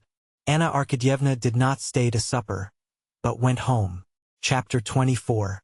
"Yes, there is something in me hateful, repulsive," thought Levin, as he came away from the Shcherbatskys, and walked in the direction of his brother's lodgings. "And I don't get on with other people. Pride, they say. No, I have no pride. If I had any pride, I should not have put myself in such a position." And he pictured to himself Vronsky, happy, good-natured, clever and self-possessed, certainly never placed in the awful position in which he had been that evening. Yes, she was bound to choose him. So it had to be, and I cannot complain of anyone or anything. I am myself to blame. What right had I to imagine she would care to join her life to mine? Who am I and what am I? A nobody, not wanted by anyone, nor of use to anybody. And he recalled his brother Nikolai, and dwelt with pleasure on the thought of him. Isn't he right that everything in the world is base and loathsome? And are we fair in our judgment of brother Nikolai? Of course, from the point of view of Prokofy, seeing him in a torn cloak and tipsy, he's a despicable person. But I know him differently. I know his soul and know that we are like him. And I, instead of going to seek him out, went out to dinner and came here. Levin walked up to a lamppost, read his brother's address, which was in his pocketbook, and called a sledge. All the long way to his brother's, Levin vividly recalled all the facts familiar to him of his brother Nikolai's life. He remembered how his brother, while at the university, and for a year afterwards, had, in spite of the jeers of his companions, lived like a monk, strictly observing all religious rites, services and fasts, and avoiding every sort of pleasure, especially women. And afterwards, how he had all at once broken out. He had associated with the most horrible people, and rushed into the most senseless debauchery. He remembered later the scandal over a boy, whom he had taken from the country to bring up, and, in a fit of rage, had so violently beaten that proceedings were brought against him for unlawfully wounding. Then he recalled the scandal with a sharper, to whom he had lost money, and given a promissory note, and against whom he had himself lodged a complaint, asserting that he had cheated him. This was the money Sergei Ivanovitch had paid. Then he remembered how he had spent a night in the lockup for disorderly conduct in the street. He remembered the shameful proceedings he had tried to get up against his brother Sergei Ivanovitch, accusing him of not having paid him his share of his mother's fortune, and the last scandal when he had gone to a western province in an official capacity, and there had got into trouble for assaulting a village elder. It was all horribly disgusting, yet to Levin it appeared not at all in the same disgusting light as it inevitably would to those who did not know Nikolai, did not know all his story, did not know his heart. Levin remembered that when Nikolai had been in the devout stage, the period of fasts and monks and church services, when he was seeking in religion a support and a curb for his passionate temperament, everyone, far from encouraging him, had jeered at him, and he, too, with the others. They had teased him, called him Noah and monk, and, when he had broken out, no one had helped him, but everyone had turned away from him with horror and disgust. Levin felt that, in spite of all the ugliness of his life, his brother Nikolai, in his soul, in the very depths of his soul, was no more in the wrong than the people who despised him. He was not to blame for having been born with his unbridled temperament and his somehow limited intelligence. But he had always wanted to be good. I will tell him everything without reserve, and I will make him speak without reserve too, and I'll show him that I love him and so understand him, Levin resolved to himself, as, towards 11 o'clock, he reached the hotel of which he had the address. At the top, 12 and 13, the porter answered Levin's inquiry. At home? Sure to be at home. The door of number 12 was half open, and there came out into the streak of light thick fumes of cheap, poor tobacco, and the sound of a voice unknown to Levin. But he knew at once that his brother was there. He heard his cough. As he went in the door, the unknown voice was saying, "It all depends with how much judgment and knowledge the thing's done." Konstantin Levin looked in at the door, and saw that the speaker was a young man with an immense shock of hair, wearing a Russian jerkin, and that a pockmarked woman in a woolen gown without collar or cuffs was sitting on the sofa. His brother was not to be seen. Konstantin felt a sharp pang at his heart at the thought of the strange company in which his brother spent his life. No one had heard him, and Konstantin, taking off his galoshes, listened to what the gentleman in the jerkin was saying. He was speaking of some enterprise. Well, the devil flay them, the privileged classes, his brother's voice responded, with a cough. "Masha, get us some supper and some wine if there's any left, or else go and get some." The woman rose, came out from behind the screen, and saw Konstantin. "There's some gentleman, Nikolai Dmitrievitch," she said. "Whom do you want?" said the voice of Nikolai Levin angrily. "It's I," answered Konstantin Levin, coming forward into the light. "Who's I?" Nikolai's voice said again, still more angrily. He could be heard getting up hurriedly, stumbling against something, and Levin saw, facing him in the doorway, the big, scared eyes, and the huge, thin, stooping figure of his brother, so familiar, and yet astonishing in its weirdness and sickliness. He was even thinner than 3 years before, when Konstantin Levin had seen him last. He was wearing a short coat, and his hands and big bones seemed huger than ever. His hair had grown thinner, the same straight mustaches hid his lips, the same eyes gazed strangely and naively at his visitor. "Ah, Kostya!" he exclaimed suddenly, recognizing his brother, and his eyes lit up with joy. But the same second he looked round at the young man, and gave the nervous jerk of his head and neck that Konstantin knew so well, as if his neckband hurt him. And a quite different expression, wild, suffering, and cruel, rested on his emaciated face. "I wrote to you and Sergei Ivanovitch both that I don't know you and don't want to know you. What is it you want?" He was not at all the same as Konstantin had been fancying him. The worst and most tiresome part of his character, what made all relations with him so difficult, had been forgotten by Konstantin Levin when he thought of him, and now, when he saw his face, and especially that nervous twitching of his head, he remembered it all. "I didn't want to see you for anything," he answered timidly. "I've simply come to see you." His brother's timidity obviously softened Nikolai. His lips twitched. "Oh, so that's it?" he said. "Well, come in, sit down. Like some supper? Masha, bring supper for 3. No, stop a minute. Do you know who this is?" he said, addressing his brother and indicating the gentleman in the jerkin. "This is Mr. Kritsky, my friend from Kiev, a very remarkable man. He's persecuted by the police, of course, because he's not a scoundrel." And he looked round in the way he always did at everyone in the room.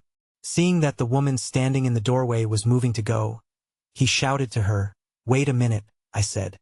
And with the inability to express himself, the incoherence that Konstantin knew so well, He began, with another look round at everyone, to tell his brother Kritsky's story.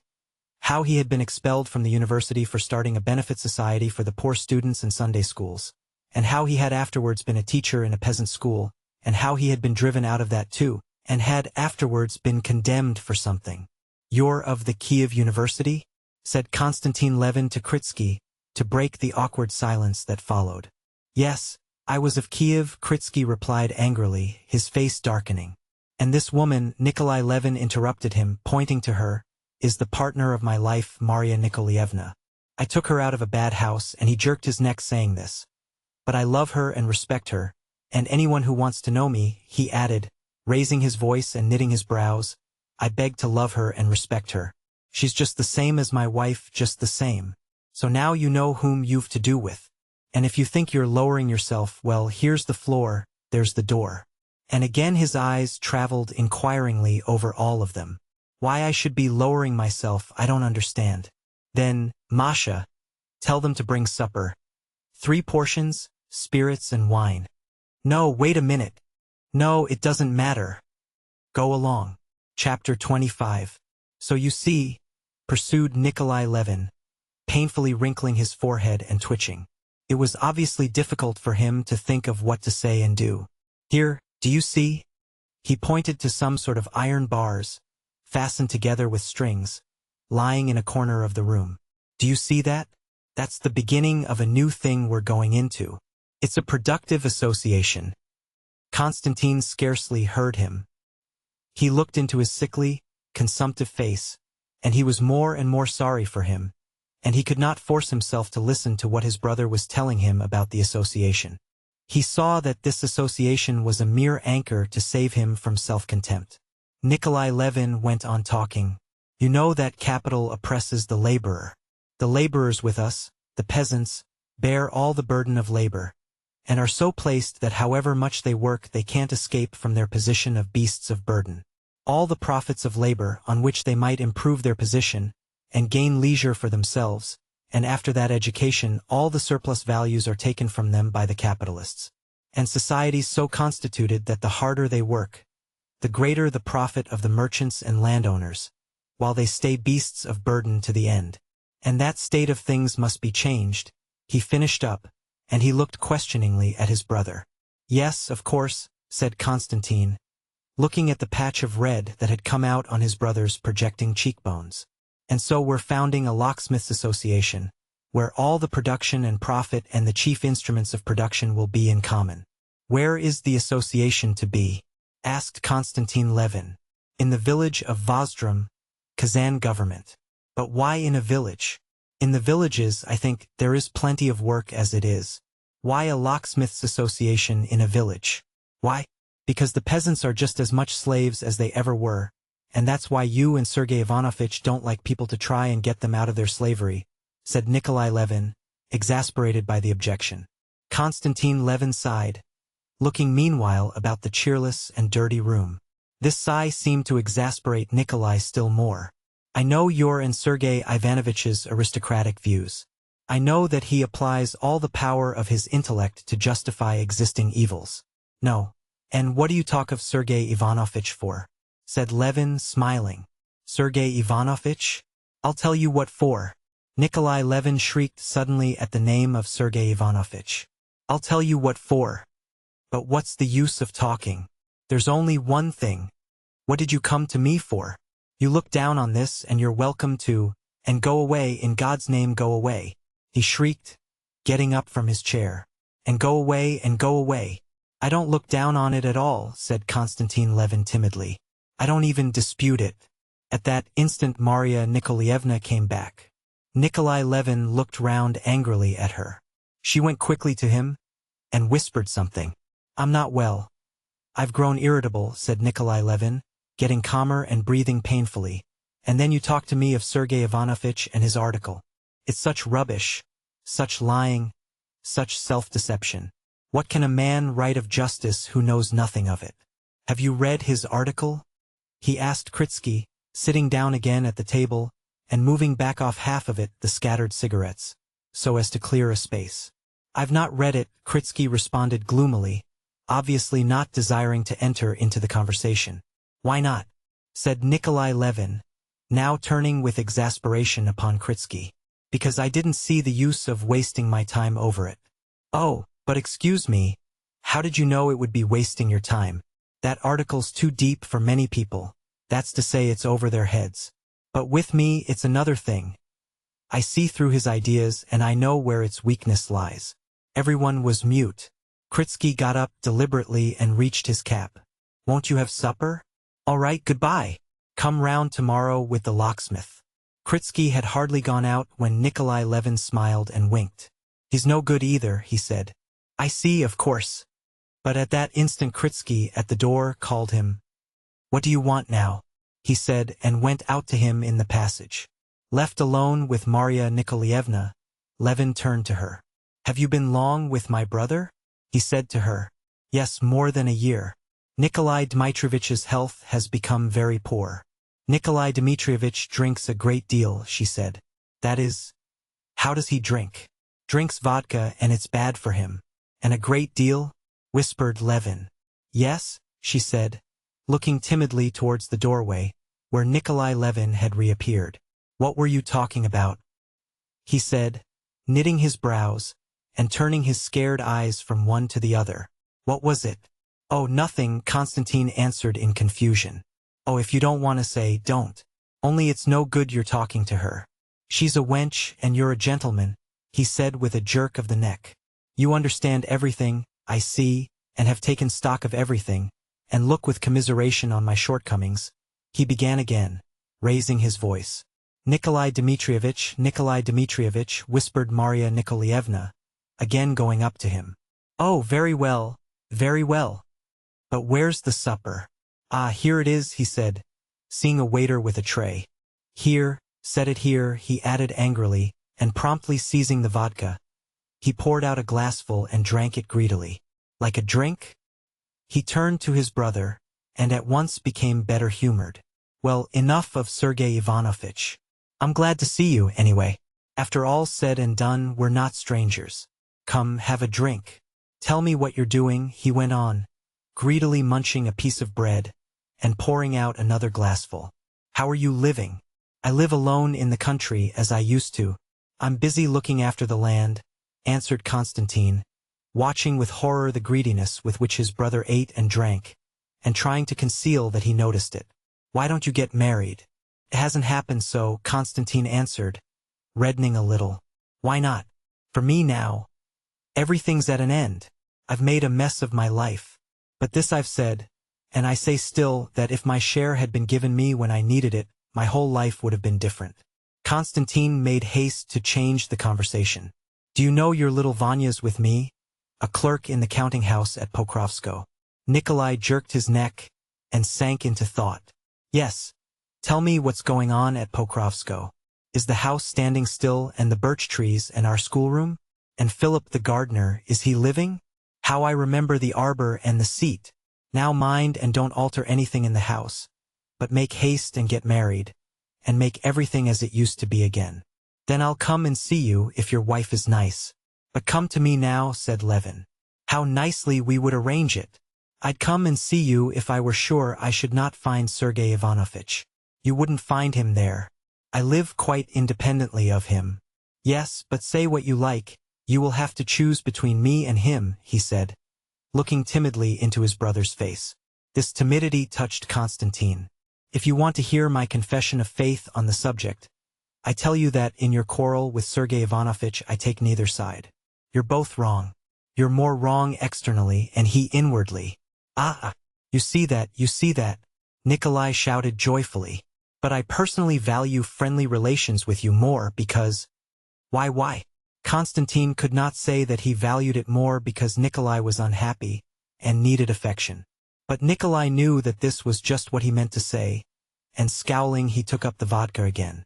Enough, Nikolai Dmitrievitch, said Marya Nikolaevna, stretching out her plump, bare arm towards the decanter. Let it be. Don't insist. I'll beat you, he shouted. Marya Nikolaevna smiled a sweet and good-humored smile, which was at once reflected on Nikolai's face, and she took the bottle. And do you suppose she understands nothing? Said Nikolai. She understands it all better than any of us. Isn't it true there's something good and sweet in her? Were you never before in Moscow? Konstantin said to her, for the sake of saying something. Only you mustn't be polite and stiff with her. It frightens her. No one ever spoke to her so but the justices of the peace who tried her for trying to get out of a house of ill fame. Mercy on us! The senselessness in the world! He cried suddenly. These new institutions, these justices of the peace, rural councils, what hideousness it all is. And he began to enlarge on his encounters with the new institutions. Konstantin Levin heard him, and the disbelief in the sense of all public institutions, which he shared with him and often expressed, was distasteful to him now from his brother's lips. In another world we shall understand it all, he said lightly. In another world. Ah, I don't like that other world. I don't like it, he said, letting his scared eyes rest on his brother's eyes. Here one would think that to get out of all the baseness and the mess, one's own and other people's, would be a good thing, and yet I'm afraid of death, awfully afraid of death. He shuddered. But do drink something. Would you like some champagne? Or shall we go somewhere? Let's go to the gypsies. Do you know I have got so fond of the gypsies and Russian songs? His speech had begun to falter, and he passed abruptly from one subject to another. Konstantin, with the help of Masha, persuaded him not to go out anywhere, and got him to bed hopelessly drunk. Masha promised to write to Konstantin in case of need, and to persuade Nikolai Levin to go and stay with his brother. Chapter 26. In the morning Konstantin Levin left Moscow, and towards evening he reached home. On the journey in the train he talked to his neighbors about politics and the new railways and, just as in Moscow, he was overcome by a sense of confusion of ideas, dissatisfaction with himself, shame of something or other. But when he got out at his own station, when he saw his one-eyed coachman, Ignat, with the collar of his coat turned up, when, in the dim light reflected by the station fires, he saw his own sledge, his own horses with their tails tied up, in their harness trimmed with rings and tassels, when the coachman Ignat, as he put in his luggage, told him the village news, that the contractor had arrived and that Pava had calved, he felt that little by little the confusion was clearing up, and the shame and self-dissatisfaction were passing away. He felt this at the mere sight of Ignat and the horses, but when he had put on the sheepskin brought for him, had sat down wrapped up in the sledge, and had driven off pondering on the work that lay before him in the village, and staring at the side-horse, that had been his saddle-horse, past his prime now, but a spirited beast from the dawn, he began to see what had happened to him in quite a different light. He felt himself and did not want to be anyone else. All he wanted now was to be better than before. In the first place he resolved that from that day he would give up hoping for any extraordinary happiness, such as marriage must have given him, and consequently he would not so disdain what he really had. Secondly, he would never again let himself give way to low passion, the memory of which had so tortured him when he had been making up his mind to make an offer. Then, remembering his brother Nikolai, he resolved to himself that he would never allow himself to forget him, that he would follow him up and not lose sight of him so as to be ready to help when things should go ill with him. And that would be soon, he felt.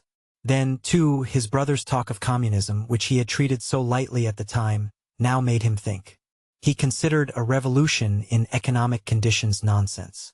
But he always felt the injustice of his own abundance in comparison with the poverty of the peasants, and now he determined that so as to feel quite in the right, though he had worked hard and lived by no means luxuriously before, he would now work still harder and would allow himself even less luxury. And all this seemed to him so easy a conquest over himself that he spent the whole drive in the pleasantest daydreams. With a resolute feeling of hope in a new, better life, he reached home before 9 o'clock at night. The snow of the little quadrangle before the house was lit up by a light in the bedroom windows of his old nurse, Agafia Mihailovna, who performed the duties of housekeeper in his house. She was not yet asleep. Kuzma, waked up by her, came sidling sleepily out onto the steps. A setter bitch, Laska, ran out too, almost upsetting Kuzma, and whining, turned round about Levin's knees, jumping up and longing, but not daring, to put her forepaws on his chest. "You're soon back again, sir," said Agafia Mihailovna. "I got tired of it, Agafia Mihailovna. With friends, one is well. But at home, one is better," he answered and went into his study. The study was slowly lit up as the candle was brought in. The familiar details came out. The stag's horns, the bookshelves, the looking-glass, the stove with its ventilator, which had long wanted mending, his father's sofa, a large table, on the table an open book, a broken ashtray, a manuscript book with his handwriting. As he saw all this, there came over him for an instant a doubt of the possibility of arranging the new life, of which he had been dreaming on the road. All these traces of his life seemed to clutch him and to say to him, "No, you're not going to get away from us, and you're not going to be different, but you're going to be the same as you've always been, with doubts, everlasting dissatisfaction with yourself, vain efforts to amend, and falls and everlasting expectation of a happiness which you won't get, and which isn't possible for you." This the things said to him, but another voice in his heart was telling him that he must not fall under the sway of the past, and that one can do anything with oneself. And hearing that voice, he went into the corner where stood his 2 heavy dumbbells, and began brandishing them like a gymnast, trying to restore his confident temper. There was a creak of steps at the door. He hastily put down the dumbbells. The bailiff came in and said everything, thank God, was doing well, but informed him that the buckwheat in the new drying machine had been a little scorched. This piece of news irritated Levin. The new drying machine had been constructed and partly invented by Levin. The bailiff had always been against the drying machine, and now it was with suppressed triumph that he announced that the buckwheat had been scorched.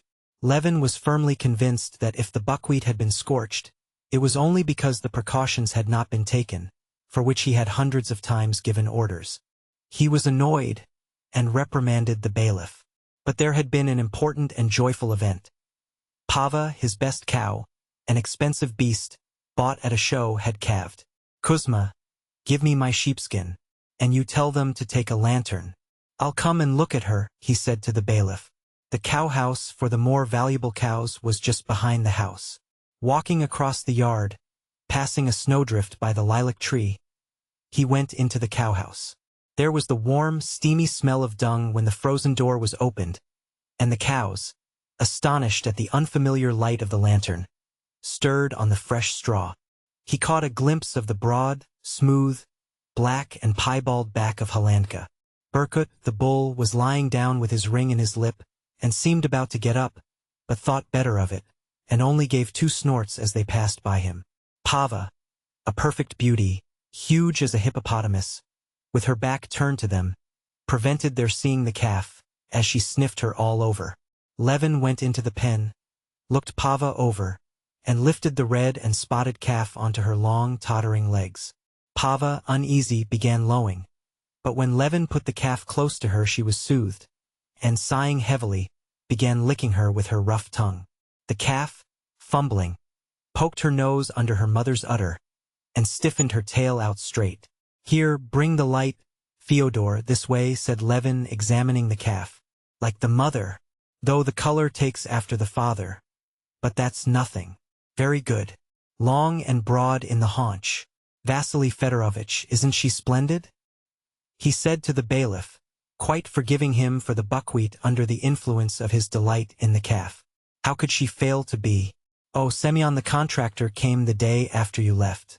You must settle with him, Konstantin Dmitrievitch," said the bailiff. "I did inform you about the machine." This question was enough to take Levin back to all the details of his work on the estate, which was on a large scale and complicated. He went straight from the cow-house to the counting-house, and after a little conversation with the bailiff and Semyon the contractor, he went back to the house and straight upstairs to the drawing-room. Chapter 27. The house was big and old-fashioned, and Levin, though he lived alone, had the whole house heated and used. He knew that this was stupid, he knew that it was positively not right, and contrary to his present new plans, but this house was a whole world to Levin. It was the world in which his father and mother had lived and died. They had lived just the life that to Levin seemed the ideal of perfection, and that he had dreamed of beginning with his wife, his family. Levin scarcely remembered his mother. His conception of her was for him a sacred memory, and his future wife was bound to be in his imagination a repetition of that exquisite, holy ideal of a woman that his mother had been. He was so far from conceiving of love for woman apart from marriage that he positively pictured to himself first the family, and only secondarily the woman who would give him a family. His ideas of marriage were, consequently, quite unlike those of the great majority of his acquaintances, for whom getting married was one of the numerous facts of social life. For Levin it was the chief affair of life, on which its whole happiness turned. And now he had to give up that.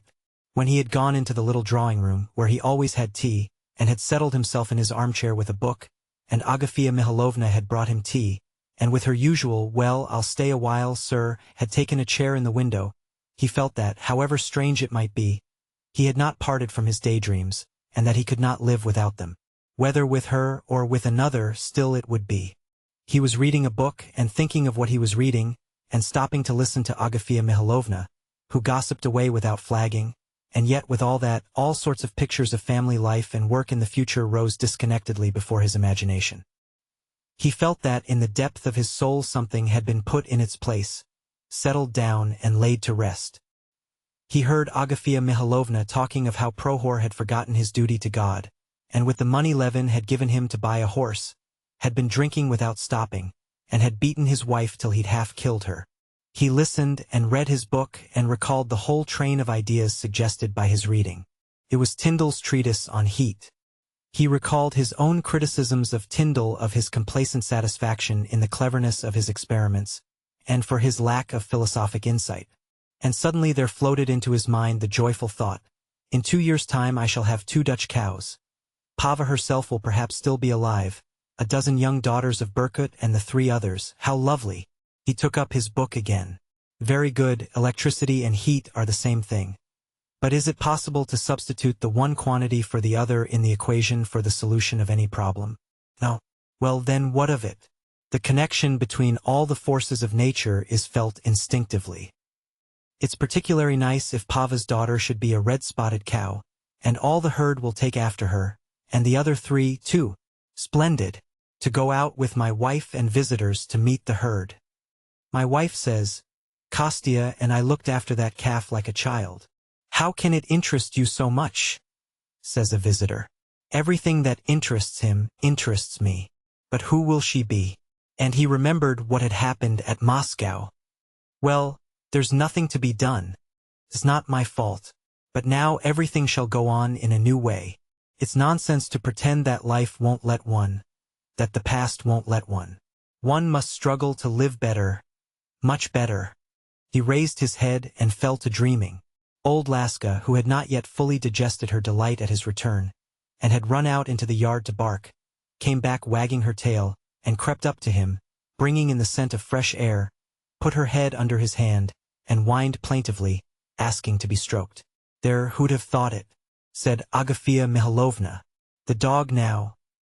Why, she understands that her master's come home, and that he's low-spirited." "Why low-spirited? Do you suppose I don't see it, sir? It's high time I should know the gentry. Why, I've grown up from a little thing with them. It's nothing, sir, so long as there's health and a clear conscience." Levin looked intently at her, surprised at how well she knew his thought. "Shall I fetch you another cup?"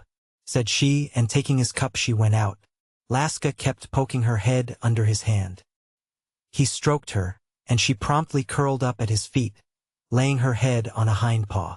And in token of all now being well and satisfactory, she opened her mouth a little, smacked her lips, and settling her sticky lips more comfortably about her old teeth, she sank into blissful repose. Levin watched all her movements attentively. "That's what I'll do," he said to himself. "That's what I'll do. Nothing's amiss. All's well." Chapter 28. After the ball, early next morning, Anna Arkadyevna sent her husband a telegram that she was leaving Moscow the same day. "No, I must go, I must go." She explained to her sister-in-law the change in her plans in a tone that suggested that she had to remember so many things that there was no enumerating them. No, it had really better be today. Stepan Arkadyevitch was not dining at home, but he promised to come and see his sister off at 7 o'clock. Kitty, too, did not come, sending a note that she had a headache. Dolly and Anna dined alone with the children and the English governess. Whether it was that the children were fickle or that they had acute senses, and felt that Anna was quite different that day from what she had been when they had taken such a fancy to her, that she was not now interested in them. But they had abruptly dropped their play with their aunt and their love for her and were quite indifferent that she was going away. Anna was absorbed the whole morning in preparations for her departure. She wrote notes to her Moscow acquaintances, put down her accounts, and packed. Altogether Dolly fancied she was not in a placid state of mind, but in that worried mood which Dolly knew well with herself, and which does not come without cause, and for the most part covers dissatisfaction with self. After dinner, Anna went up to her room to dress, and Dolly followed her. "How queer you are today," Dolly said to her. Do you think so? I'm not queer, but I'm nasty. I am like that sometimes. I keep feeling as if I could cry. It's very stupid, but it'll pass off," said Anna quickly, and she bent her flushed face over a tiny bag in which she was packing a nightcap and some cambric handkerchiefs. Her eyes were particularly bright, and were continually swimming with tears. "In the same way I didn't want to leave Petersburg, and now I don't want to go away from here." "You came here and did a good deed," said Dolly, looking intently at her. Anna looked at her with eyes wet with tears. "Don't say that, Dolly. I've done nothing and could do nothing. I often wonder why people are all in league to spoil me. What have I done and what could I do? In your heart there was found love enough to forgive. If it had not been for you, God knows what would have happened." "How happy you are, Anna," said Dolly. "Everything is clear and good in your heart. Every heart has its own skeletons, as the English say. You have no sort of skeleton, have you? Everything is so clear in you." "I have," said Anna suddenly, and unexpectedly after her tears. A sly, ironical smile curved her lips. "Come, he's amusing, anyway, your skeleton, and not depressing," said Dolly, smiling. "No, he's depressing. Do you know why I'm going today instead of tomorrow? It's a confession that weighs on me." "I want to make it to you," said Anna, letting herself drop definitely into an armchair, and looking straight into Dolly's face. And to her surprise Dolly saw that Anna was blushing up to her ears, up to the curly black ringlets on her neck. "Yes," Anna went on. "Do you know why Kitty didn't come to dinner? She's jealous of me. I've been the cause of that ball being a torture to her instead of a pleasure. But truly, it's not my fault, or only my fault a little bit," she said, daintily drawling the words a little bit. "Oh, how like Stiva you said that," said Dolly, laughing. Anna was hurt. Oh no, I'm not Stiva," she said, knitting her brows. "That's why I'm telling you, just because I could never let myself doubt myself for an instant," said Anna. But at the very moment she was uttering the words, she felt that they were not true. She was not merely doubting herself, she felt emotion at the thought of Vronsky, and was going away sooner than she had meant, simply to avoid meeting him. "Yes, Stiva told me you danced the mazurka with him and that he... You can't imagine how absurdly it all came about. I only meant to be matchmaking, and all at once it turned out quite differently. Possibly against my own will."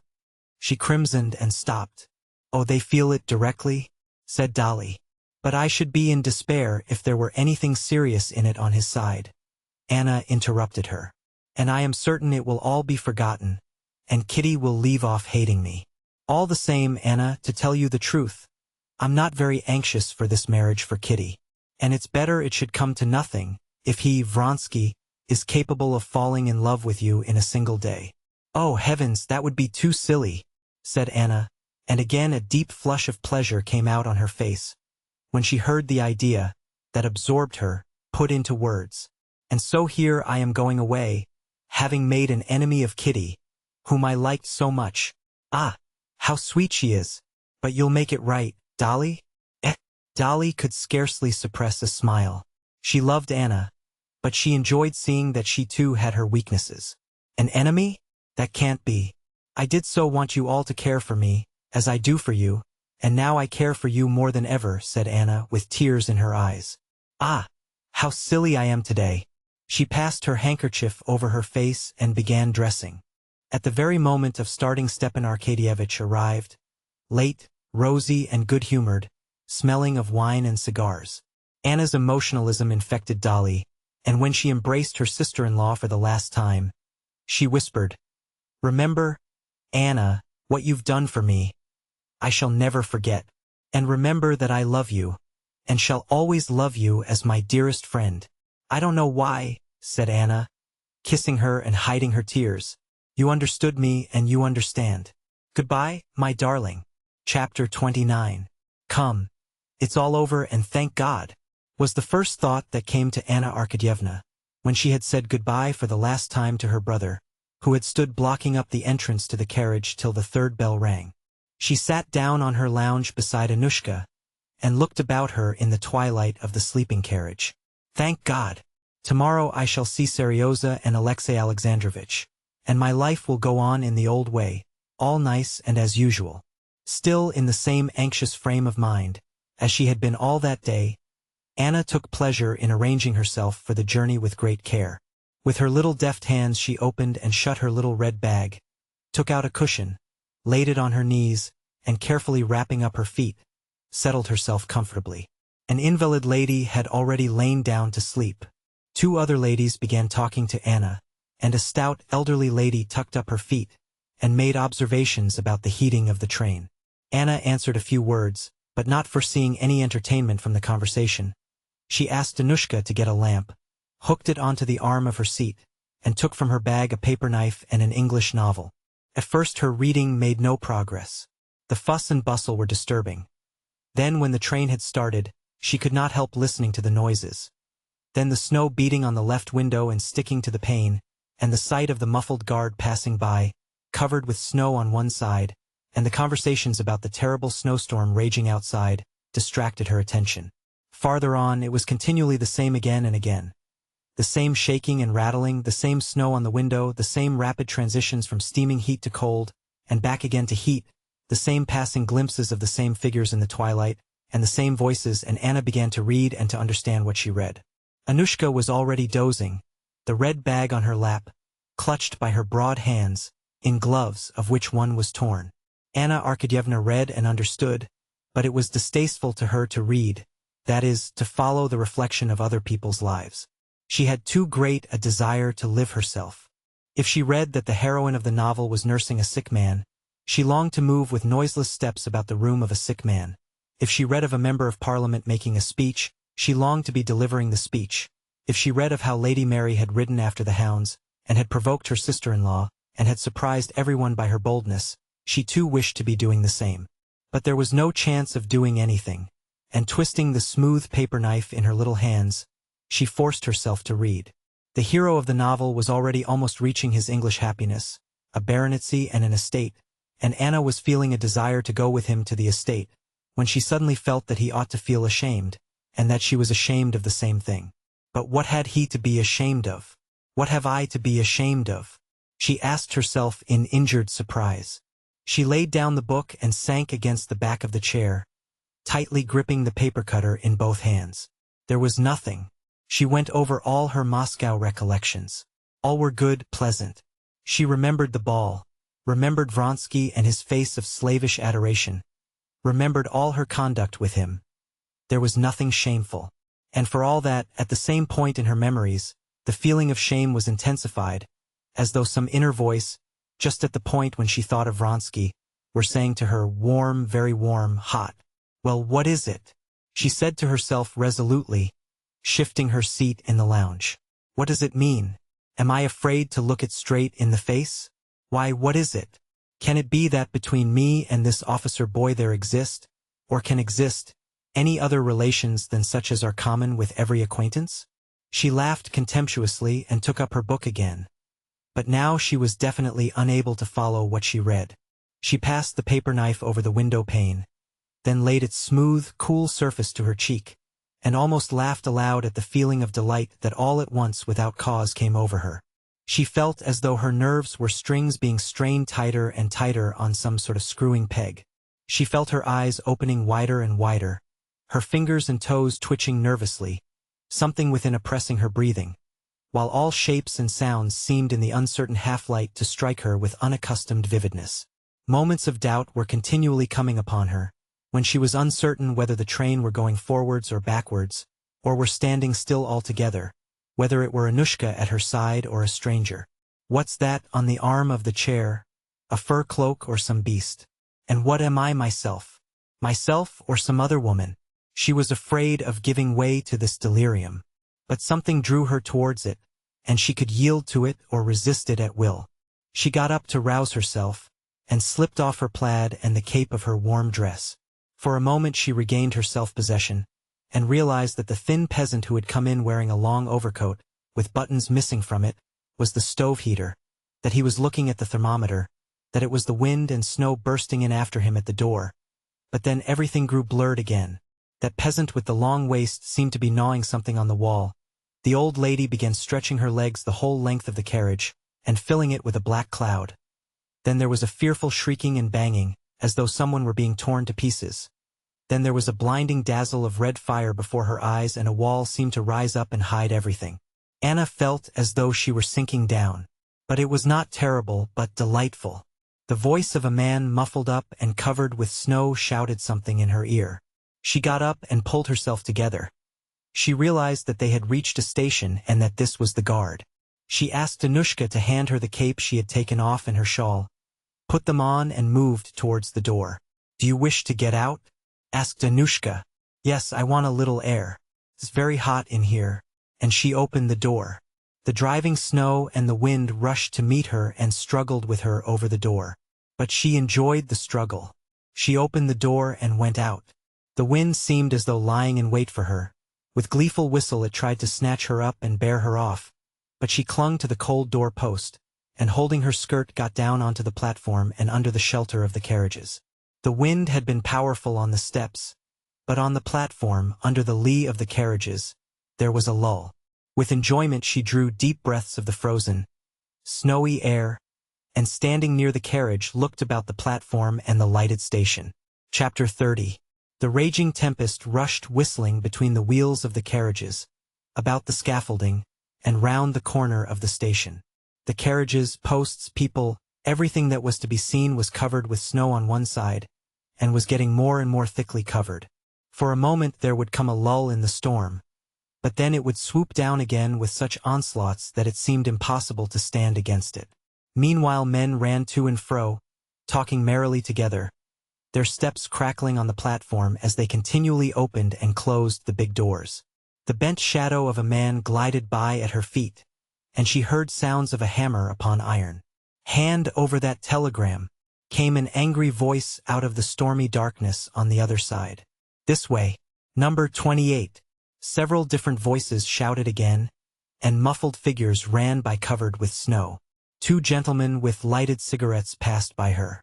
She drew one more deep breath of the fresh air, and had just put her hand out of her muff to take hold of the door-post and get back into the carriage, when another man in a military overcoat, quite close beside her, stepped between her and the flickering light of the lamp-post. She looked round, and the same instant recognized Vronsky's face.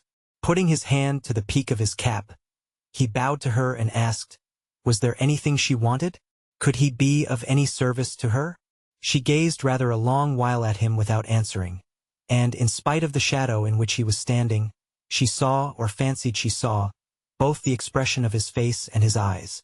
It was again that expression of reverential ecstasy which had so worked upon her the day before. More than once she had told herself during the past few days, and again only a few moments before, that Vronsky was for her only one of the hundreds of young men, forever exactly the same, that are met everywhere, that she would never allow herself to bestow a thought upon him. But now, at the first instant of meeting him, she was seized by a feeling of joyful pride. She had no need to ask why he had come. She knew as certainly as if he had told her that he was here to be where she was. "I didn't know you were going. What are you coming for?" she said, letting fall the hand with which she had grasped the door-post. And irrepressible delight and eagerness shone in her face. "What am I coming for?" he repeated, looking straight into her eyes. "You know that I have come to be where you are," he said. "I can't help it." At that moment the wind, as it were, surmounting all obstacles, sent the snow flying from the carriage roofs, and clanked some sheet of iron it had torn off, while the hoarse whistle of the engine roared in front, plaintively and gloomily. All the awfulness of the storm seemed to her more splendid now. He had said what her soul longed to hear, though she feared it with her reason. She made no answer, and in her face he saw conflict. "Forgive me if you dislike what I said," he said humbly. He had spoken courteously, deferentially, yet so firmly, so stubbornly, that for a long while she could make no answer. "It's wrong what you say, and I beg you, if you're a good man, to forget what you've said, as I forget it, she said at last. Not one word, not one gesture of yours could I, ever forget.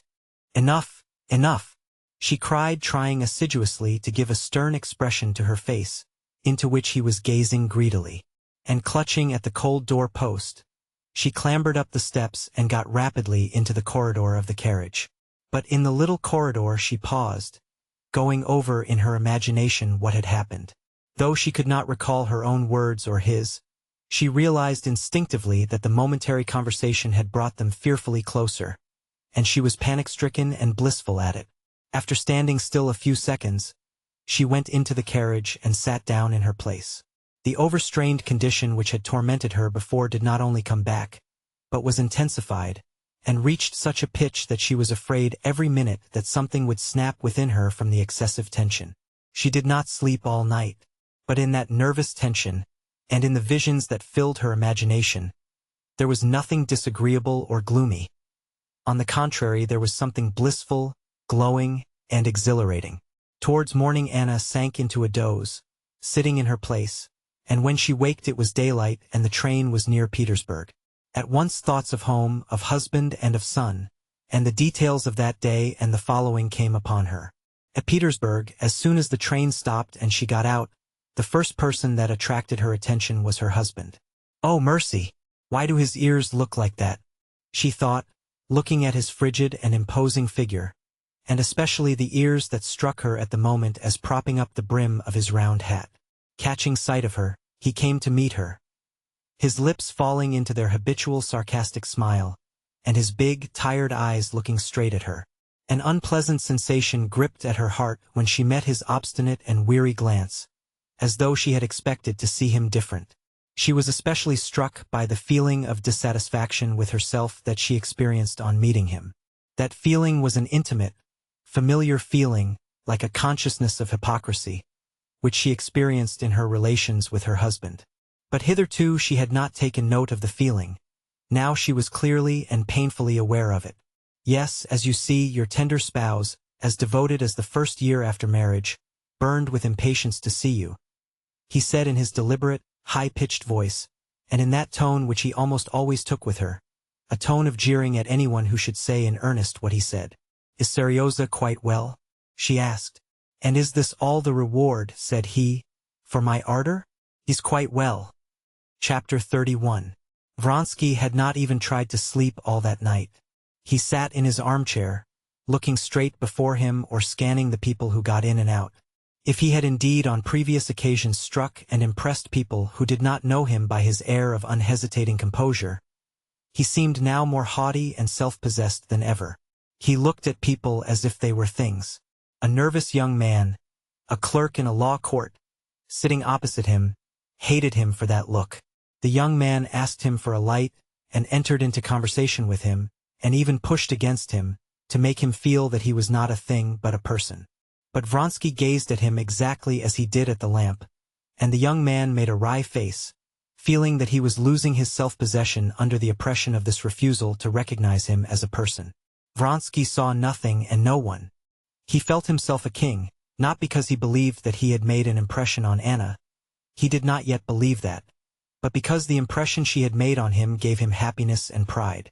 What would come of it all he did not know, he did not even think. He felt that all his forces, hitherto dissipated, wasted, were centered on one thing, and bent with fearful energy on one blissful goal. And he was happy at it. He knew only that he had told her the truth, that he had come where she was, that all the happiness of his life, the only meaning in life for him, now lay in seeing and hearing her. And when he got out of the carriage at Bologova to get some seltzer water, and caught sight of Anna, involuntarily his first word had told her just what he thought.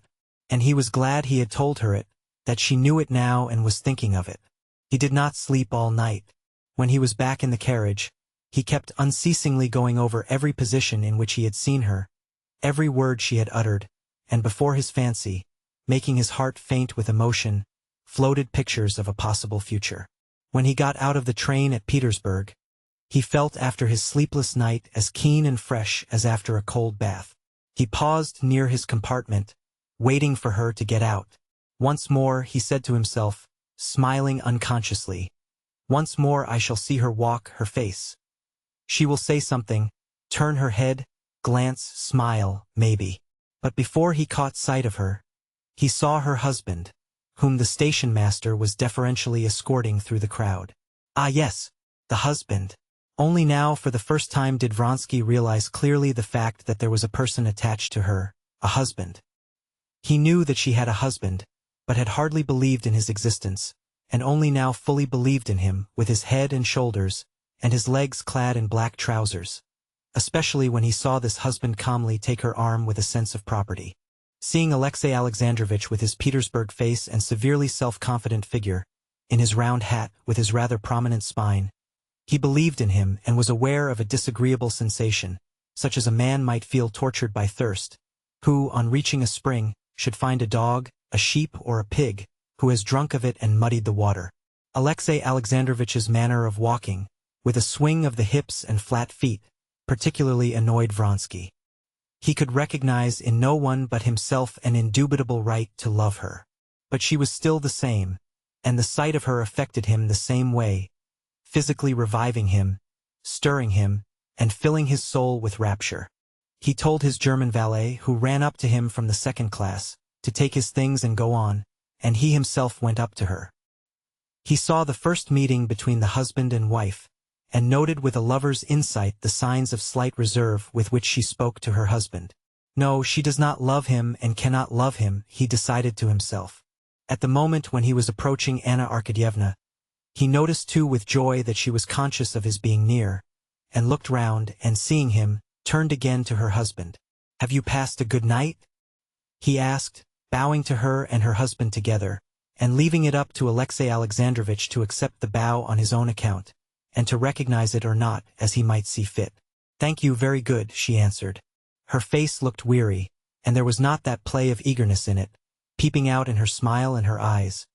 But for a single instant, as she glanced at him, there was a flash of something in her eyes, and although the flash died away at once, he was happy for that moment. She glanced at her husband to find out whether he knew Vronsky. Alexei Alexandrovitch looked at Vronsky with displeasure, vaguely recalling who this was. Vronsky's composure and self-confidence here struck, like a scythe against a stone, upon the cold self-confidence of Alexei Alexandrovitch. "Count Vronsky," said Anna. "Ah, we are acquainted, I believe," said Alexei Alexandrovitch indifferently, giving his hand. "You set off with the mother and you return with the son," he said, articulating each syllable, as though each were a separate favor he was bestowing. "You're back from leave, I suppose?" he said, and without waiting for a reply, he turned to his wife in his jesting tone. "Well, were a great many tears shed at Moscow at parting?" By addressing his wife like this, he gave Vronsky to understand that he wished to be left alone, and, turning slightly towards him, he touched his hat. But Vronsky turned to Anna Arkadyevna. "I hope I may have the honor of calling on you," he said. Alexei Alexandrovitch glanced with his weary eyes at Vronsky.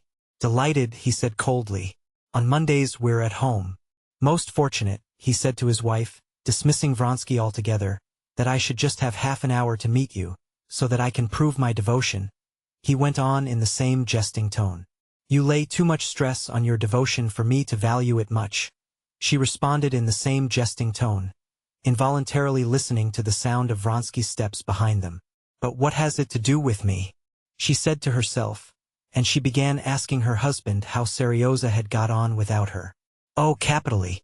Mariette says he has been very good and, I must disappoint you, but he has not missed you as your husband has. But once more merci, my dear, for giving me a day. Our dear Samovar will be delighted."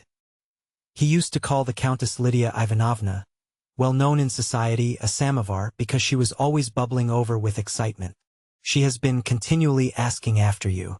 And, do you know, if I may venture to advise you, you should go and see her today. You know how she takes everything to heart. Just now, with all her own cares, she's anxious about the Oblonskys being brought together." The Countess Lydia Ivanovna was a friend of her husband's, and the center of that one of the coteries of the Petersburg world with which Anna was, through her husband, in the closest relations. "But you know I wrote to her? Still she'll want to hear details. Go and see her if you're not too tired, my dear." Well, Kondraty will take you in the carriage while I go to my committee. I shall not be alone at dinner again, Alexey Alexandrovitch went on, no longer in a sarcastic tone. You wouldn't believe how I've missed. And with a long pressure of her hand and a meaning smile, he put her in her carriage. Chapter 32. The first person to meet Anna at home was her son. He dashed down the stairs to her, in spite of the governess's call, and with desperate joy shrieked, "Mother! Mother!" Running up to her, he hung on her neck. "I told you it was Mother," he shouted to the governess. "I knew." And her son, like her husband, aroused in Anna a feeling akin to disappointment. She had imagined him better than he was in reality. She had to let herself drop down to the reality to enjoy him as he really was. But even as he was charming, with his fair curls, his blue eyes, and his plump, graceful little legs in tightly pulled-up stockings. Anna experienced almost physical pleasure in the sensation of his nearness, and his caresses and moral soothing, when she met his simple, confiding and loving glance, and heard his naive questions. Anna took out the presents Dolly's children had sent him, and told her son what sort of little girl was Tanya at Moscow, and how Tanya could read, and even taught the other children. "Why am I not so nice as she?" asked Seryoza. "To me you're nicer than anyone in the world." "I know that," said Seryoza, smiling. Anna had not had time to drink her coffee when the Countess Lydia Ivanovna was announced. The Countess Lydia Ivanovna was a tall, stout woman, with an unhealthily sallow face and splendid, pensive black eyes.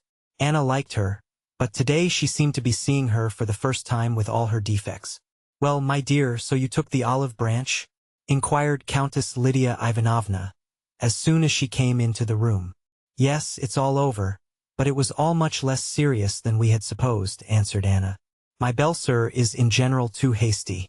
But Countess Lydia Ivanovna, though she was interested in everything that did not concern her, had a habit of never listening to what interested her.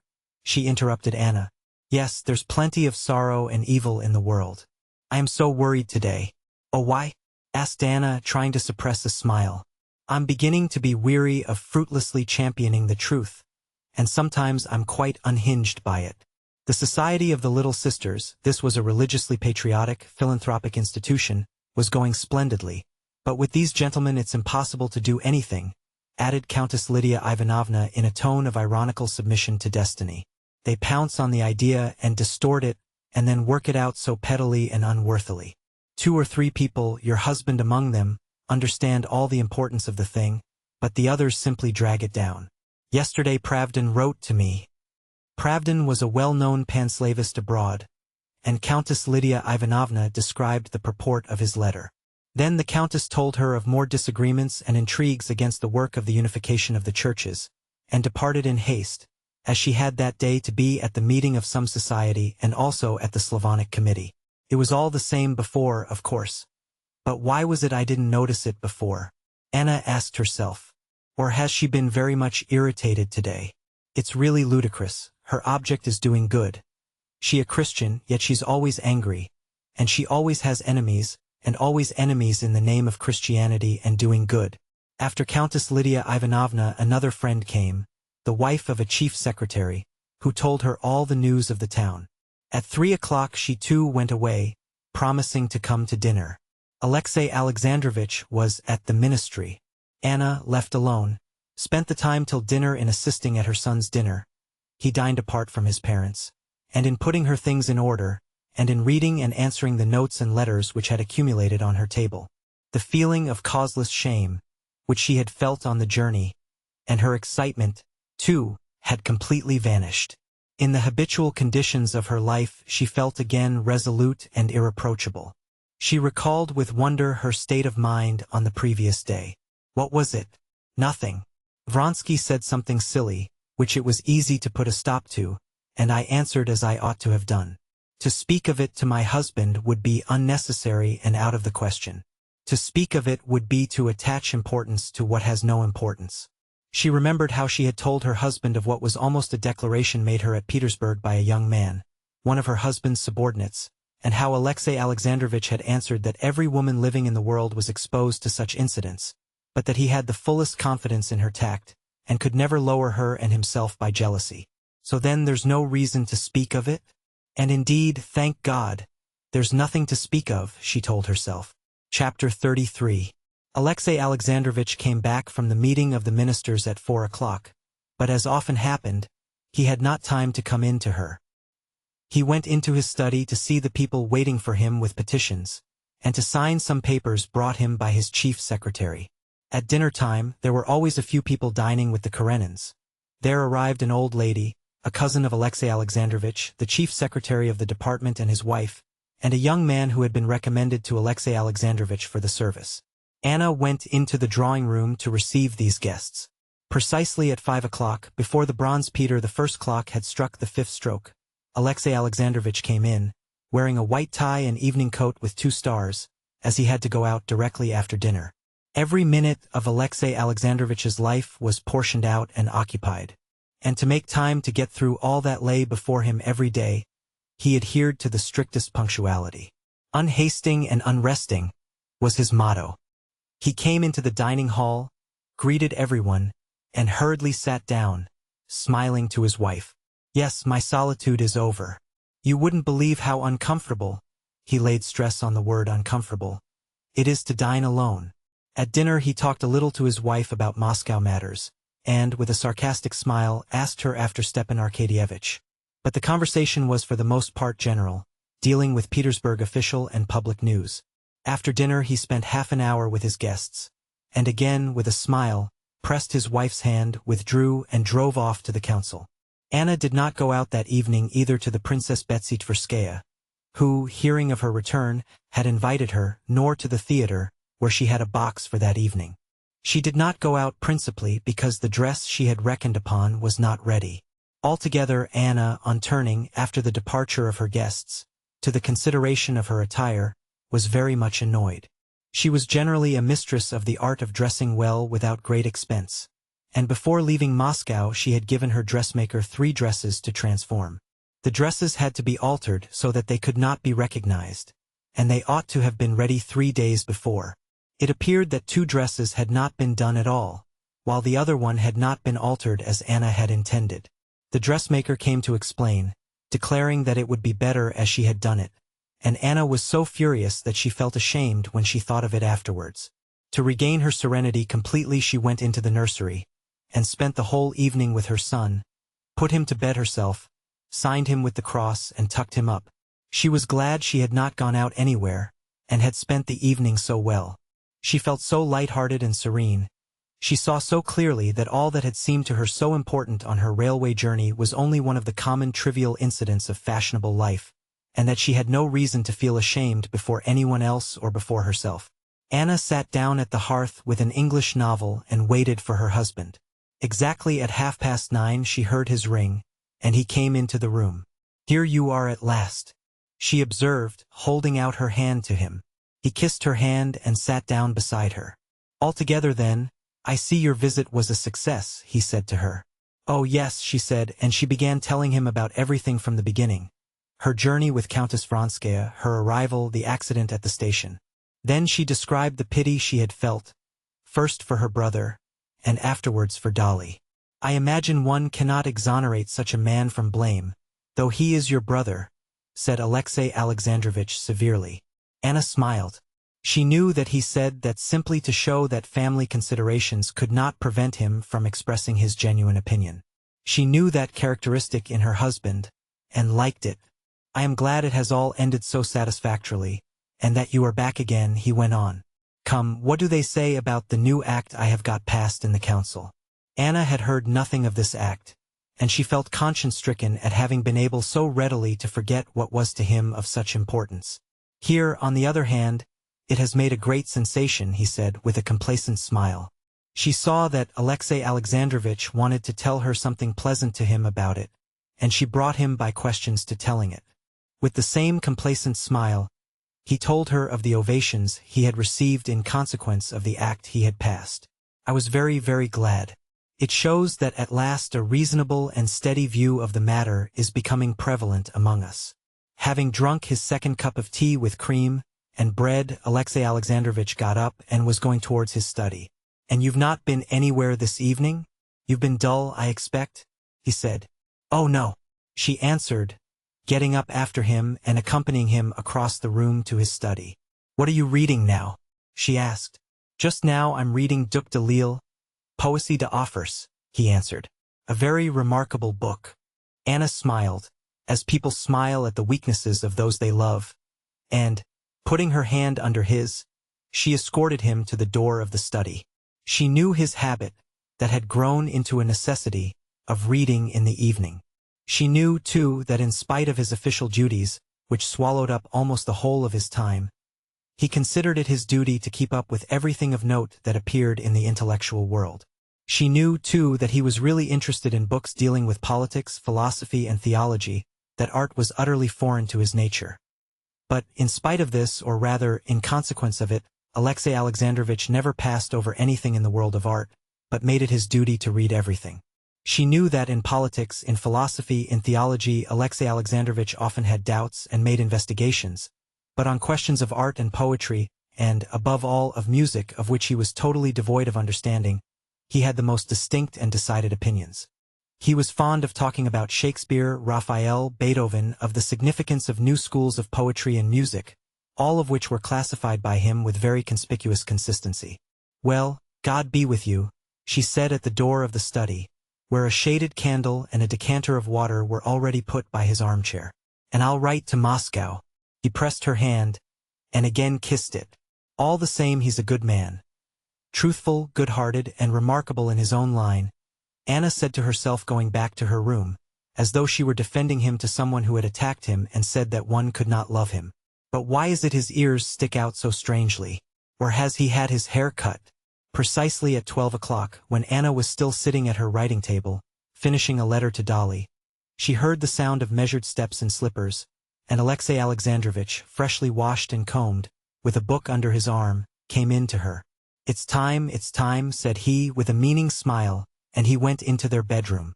And what right had he to look at him like that? Thought Anna, recalling Vronsky's glance at Alexey Alexandrovitch. Undressing, she went into the bedroom. But her face had none of the eagerness which, during her stay in Moscow, had fairly flashed from her eyes and her smile. On the contrary, now the fire seemed quenched in her, hidden somewhere far away. Chapter 34. When Vronsky went to Moscow from Petersburg, he had left his large set of rooms in Morskaya to his friend and favorite comrade Petritsky. Petritsky was a young lieutenant, not particularly well-connected, and not merely not wealthy, but always hopelessly in debt. Towards evening he was always drunk, and he had often been locked up after all sorts of ludicrous and disgraceful scandals, but he was a favorite both of his comrades and his superior officers. On arriving at 12 o'clock from the station at his flat, Vronsky saw, at the outer door, a hired carriage familiar to him. While still outside his own door, as he rang, he heard masculine laughter, the lisp of a feminine voice, and Petritsky's voice. "If that's one of the villains, don't let him in." Vronsky told the servant not to announce him, and slipped quietly into the first room.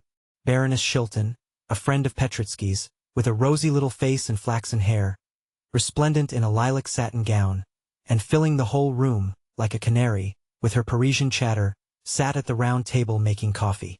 Petritsky, in his overcoat, and the cavalry captain Kamerovsky, in full uniform, probably just come from duty, were sitting each side of her. "Bravo, Vronsky!" shouted Petritsky, jumping up, scraping his chair. "Our host himself. Baroness, some coffee for him out of the new coffee pot." "Why, we didn't expect you. Hope you're satisfied with the ornament of your study," he said, indicating the Baroness. "You know each other, of course?" "I should think so," said Vronsky, with a bright smile, pressing the Baroness's little hand. "What next?" "I'm an old friend." "You're home after a journey," said the Baroness, "so I'm flying." "Oh, I'll be off this minute if I'm in the way." "You're home, wherever you are, Baroness," said Vronsky. "How do you do, Kamerovsky?" he added, coldly shaking hands with Kamerovsky. "There, you never know how to say such pretty things," said the Baroness, turning to Petritsky. "No, what's that for? After dinner I say things quite as good." "After dinner there's no credit in them?" "Well, then, I'll make you some coffee, so go and wash and get ready," said the Baroness, sitting down again, and anxiously turning the screw in the new coffee pot. "Pierre, Give me the coffee, she said, addressing Petritsky, whom she called Pierre as a contraction of his surname, making no secret of her relations with him. I'll put it in. You'll spoil it. No, I won't spoil it. Well, and your wife? Said the Baroness suddenly, interrupting Vronsky's conversation with his comrade. We've been marrying you here. Have you brought your wife? No, Baroness. I was born a Bohemian, and a Bohemian I shall die. So much the better, so much the better. Shake hands on it. And the Baroness, detaining Vronsky, began telling him, with many jokes, about her last new plans of life, asking his advice. He persists in refusing to give me a divorce. Well, what am I to do? He was her husband. Now I want to begin a suit against him. What do you advise? Kamerovsky, look after the coffee. It's boiling over. You see, I'm engrossed with business. I want a lawsuit because I must have my property. Do you understand the folly of it, that on the pretext of my being unfaithful to him, she said contemptuously, he wants to get the benefit of my fortune. Vronsky heard with pleasure this light-hearted prattle of a pretty woman, agreed with her, gave her half-joking counsel, and altogether dropped at once into the tone habitual to him in talking to such women. In his Petersburg world, all people were divided into utterly opposed classes. One, the lower class, vulgar, stupid, and, above all, ridiculous people, who believe that one husband ought to live with the one wife whom he has lawfully married. That a girl should be innocent, a woman modest, and a man manly, self-controlled, and strong.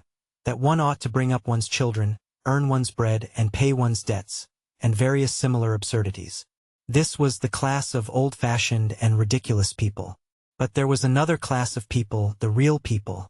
To this class they all belonged, and in it the great thing was to be elegant, generous, plucky, gay, to abandon oneself without a blush to every passion, and to laugh at everything else.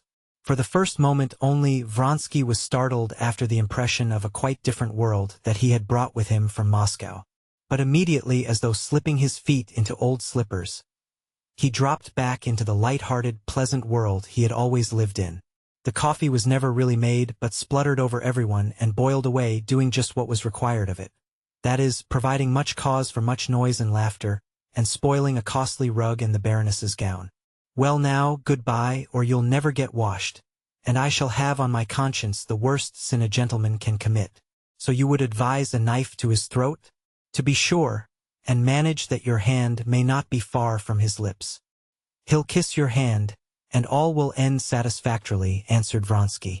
So at the Francais, and, with a rustle of her skirts, she vanished. Kamerovsky got up too, and Vronsky, not waiting for him to go, shook hands and went off to his dressing room. While he was washing, Petritsky described to him in brief outlines his position, as far as it had changed since Vronsky had left Petersburg. No money at all. His father said he wouldn't give him any and pay his debts. His tailor was trying to get him locked up, and another fellow, too, was threatening to get him locked up. The colonel of the regiment had announced that if these scandals did not cease he would have to leave. As for the Baroness, he was sick to death of her, especially since she'd taken to offering continually to lend him money. But he had found a girl, he'd show her to Vronsky, a marvel exquisite in the strict Oriental style genre of the slave Rebecca, don't you know?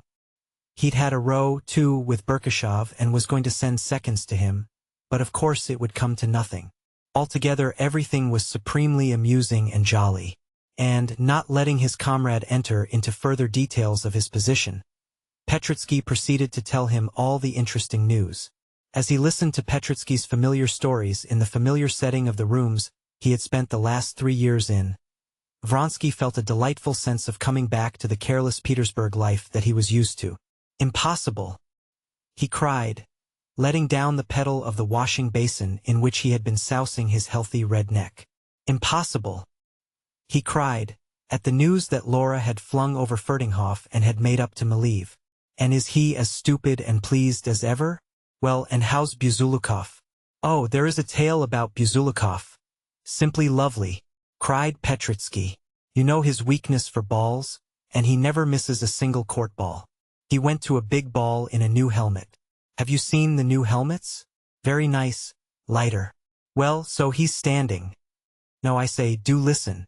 I am listening, answered Vronsky, rubbing himself with a rough towel. Up comes the Grand Duchess with some ambassador or other, and, as ill luck would have it, she begins talking to him about the new helmets.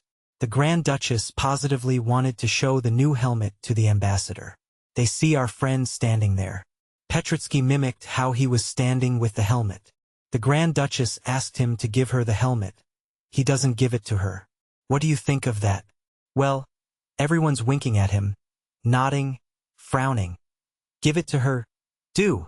He doesn't give it to her. He's mute as a fish. Only picture it. Well, what's his name, whatever he was, tries to take the helmet from him. He won't give it up. He pulls it from him and hands it to the Grand Duchess. Here, Your Highness, says he, is the new helmet. She turned the helmet the other side up, and, just picture it. Plop went a pear and sweetmeats out of it, 2 pounds of sweetmeats. He'd been storing them up, the darling. Vronsky burst into roars of laughter. And long afterwards, when he was talking of other things, he broke out into his healthy laugh, showing his strong, close rows of teeth, when he thought of the helmet. Having heard all the news, Vronsky, with the assistance of his valet, got into his uniform and went off to report himself. He intended, when he had done that, to drive to his brother's and to Betsy's and to pay several visits with a view to beginning to go into that society where he might meet Madame Karenina. As he always did in Petersburg, he left home not meaning to return till late at night. Part 2. Chapter 1. At the end of the winter, in the Shtcherbatsky's house, a consultation was being held, which was to pronounce on the state of Kitty's health and the measures to be taken to restore her failing strength. She had been ill, and as spring came on she grew worse.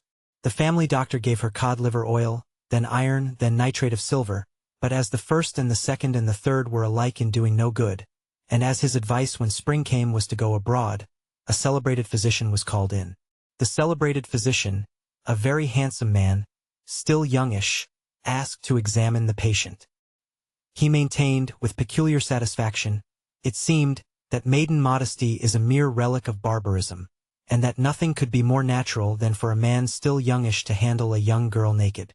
He thought it natural because he did it every day and felt and thought, as it seemed to him, no harm as he did it, and consequently he considered modesty in the girl not merely as a relic of barbarism, but also as an insult to himself. There was nothing for it but to submit, since, although all the doctors had studied in the same school, had read the same books, and learned the same science, and though some people said this celebrated doctor was a bad doctor, in the princess's household and circle it was for some reason accepted that this celebrated doctor alone had some special knowledge, and that he alone could save Kitty. After a careful examination and sounding of the bewildered patient, dazed with shame, the celebrated doctor, having scrupulously washed his hands, was standing in the drawing-room talking to the prince. The prince frowned and coughed, listening to the doctor. As a man who had seen something of life, and neither a fool nor an invalid, he had no faith in medicine, and in his heart was furious at the whole farce, especially as he was perhaps the only one who fully comprehended the cause of Kitty's illness. Conceited blockhead, he thought, as he listened to the celebrated doctor's chatter about his daughter's symptoms. The doctor was meantime with difficulty restraining the expression of his contempt for this old gentleman, and with difficulty condescending to the level of his intelligence. He perceived that it was no good talking to the old man, and that the principal person in the house was the mother. Before her he decided to scatter his pearls. At that instant the princess came into the drawing-room with the family doctor. The prince withdrew, trying not to show how ridiculous he thought the whole performance. The princess was distracted, and did not know what to do. She felt she had sinned against Kitty. "Well, doctor, decide our fate," said the princess. "Tell me everything. Is there hope?" She meant to say, but her lips quivered, and she could not utter the question. "Well, doctor?" "Immediately, princess. I will talk it over with my colleague, and then I will have the honor of laying my opinion before you. So we had better leave you? As you please." The princess went out with a sigh. When the doctors were left alone, the family doctor began timidly explaining his opinion, that there was a commencement of tuberculous trouble, but... and so on. The celebrated doctor listened to him, and in the middle of his sentence looked at his big gold watch. "Yes," said he. "But..." The family doctor respectfully ceased in the middle of his observations. "The commencement of the tuberculous process we are not, as you are aware, able to define. Till there are cavities, there is nothing definite. But we may suspect it. And there are indications, malnutrition, nervous excitability, and so on. The question stands thus. In presence of indications of tuberculous process, what is to be done to maintain nutrition? But, there are always moral, spiritual causes at the back in these cases. The family doctor permitted himself to interpolate with a subtle smile. Yes, that's an understood thing, responded the celebrated physician, again glancing at his watch. Beg pardon, is the Yaoskai Bridge done yet? Or shall I have to drive around? He asked. Ah, it is. Oh well, then I can do it in 20 minutes. So we were saying the problem may be put thus. To maintain nutrition and to give tone to the nerves. The one is in close connection with the other, one must attack both sides at once. And how about a tour abroad? Asked the family doctor. I've no liking for foreign tours. And take note. If there is an early stage of tuberculous process, of which we cannot be certain, a foreign tour will be of no use. What is wanted is means of improving nutrition, and not for lowering it. And the celebrated doctor expounded his plan of treatment with sodden waters, a remedy obviously prescribed primarily on the ground that they could do no harm. The family doctor listened attentively and respectfully. But in favor of foreign travel, I would urge the change of habits, the removal from conditions calling up reminiscences. And then the mother wishes it, he added. Ah, well, in that case, to be sure, let them go. Only those German quacks are mischievous. They ought to be persuaded. Well, let them go then. He glanced once more at his watch. Oh, time's up already, and he went to the door. The celebrated doctor announced to the princess.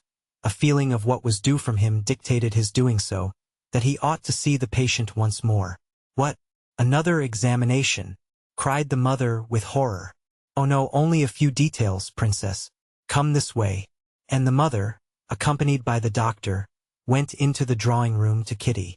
Wasted and flushed, with a peculiar glitter in her eyes, left there by the agony of shame she had been put through, Kitty stood in the middle of the room.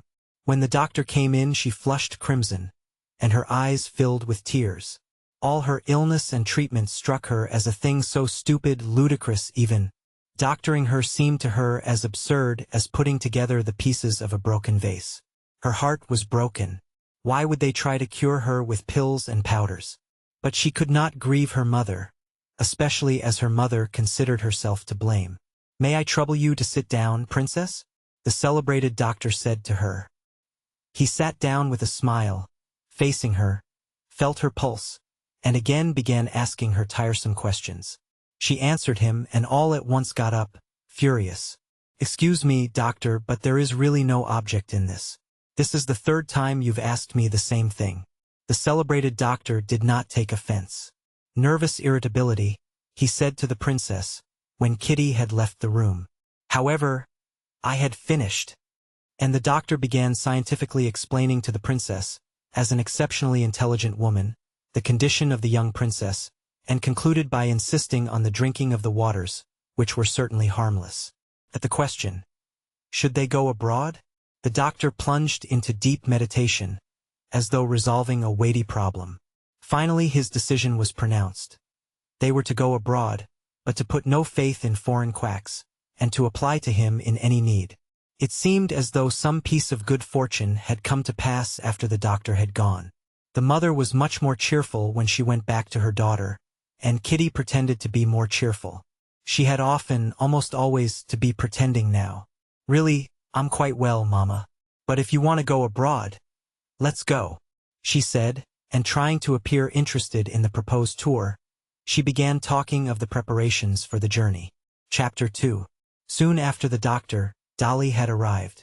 She knew that there was to be a consultation that day, and though she was only just up after her confinement, she had another baby, a little girl born at the end of the winter.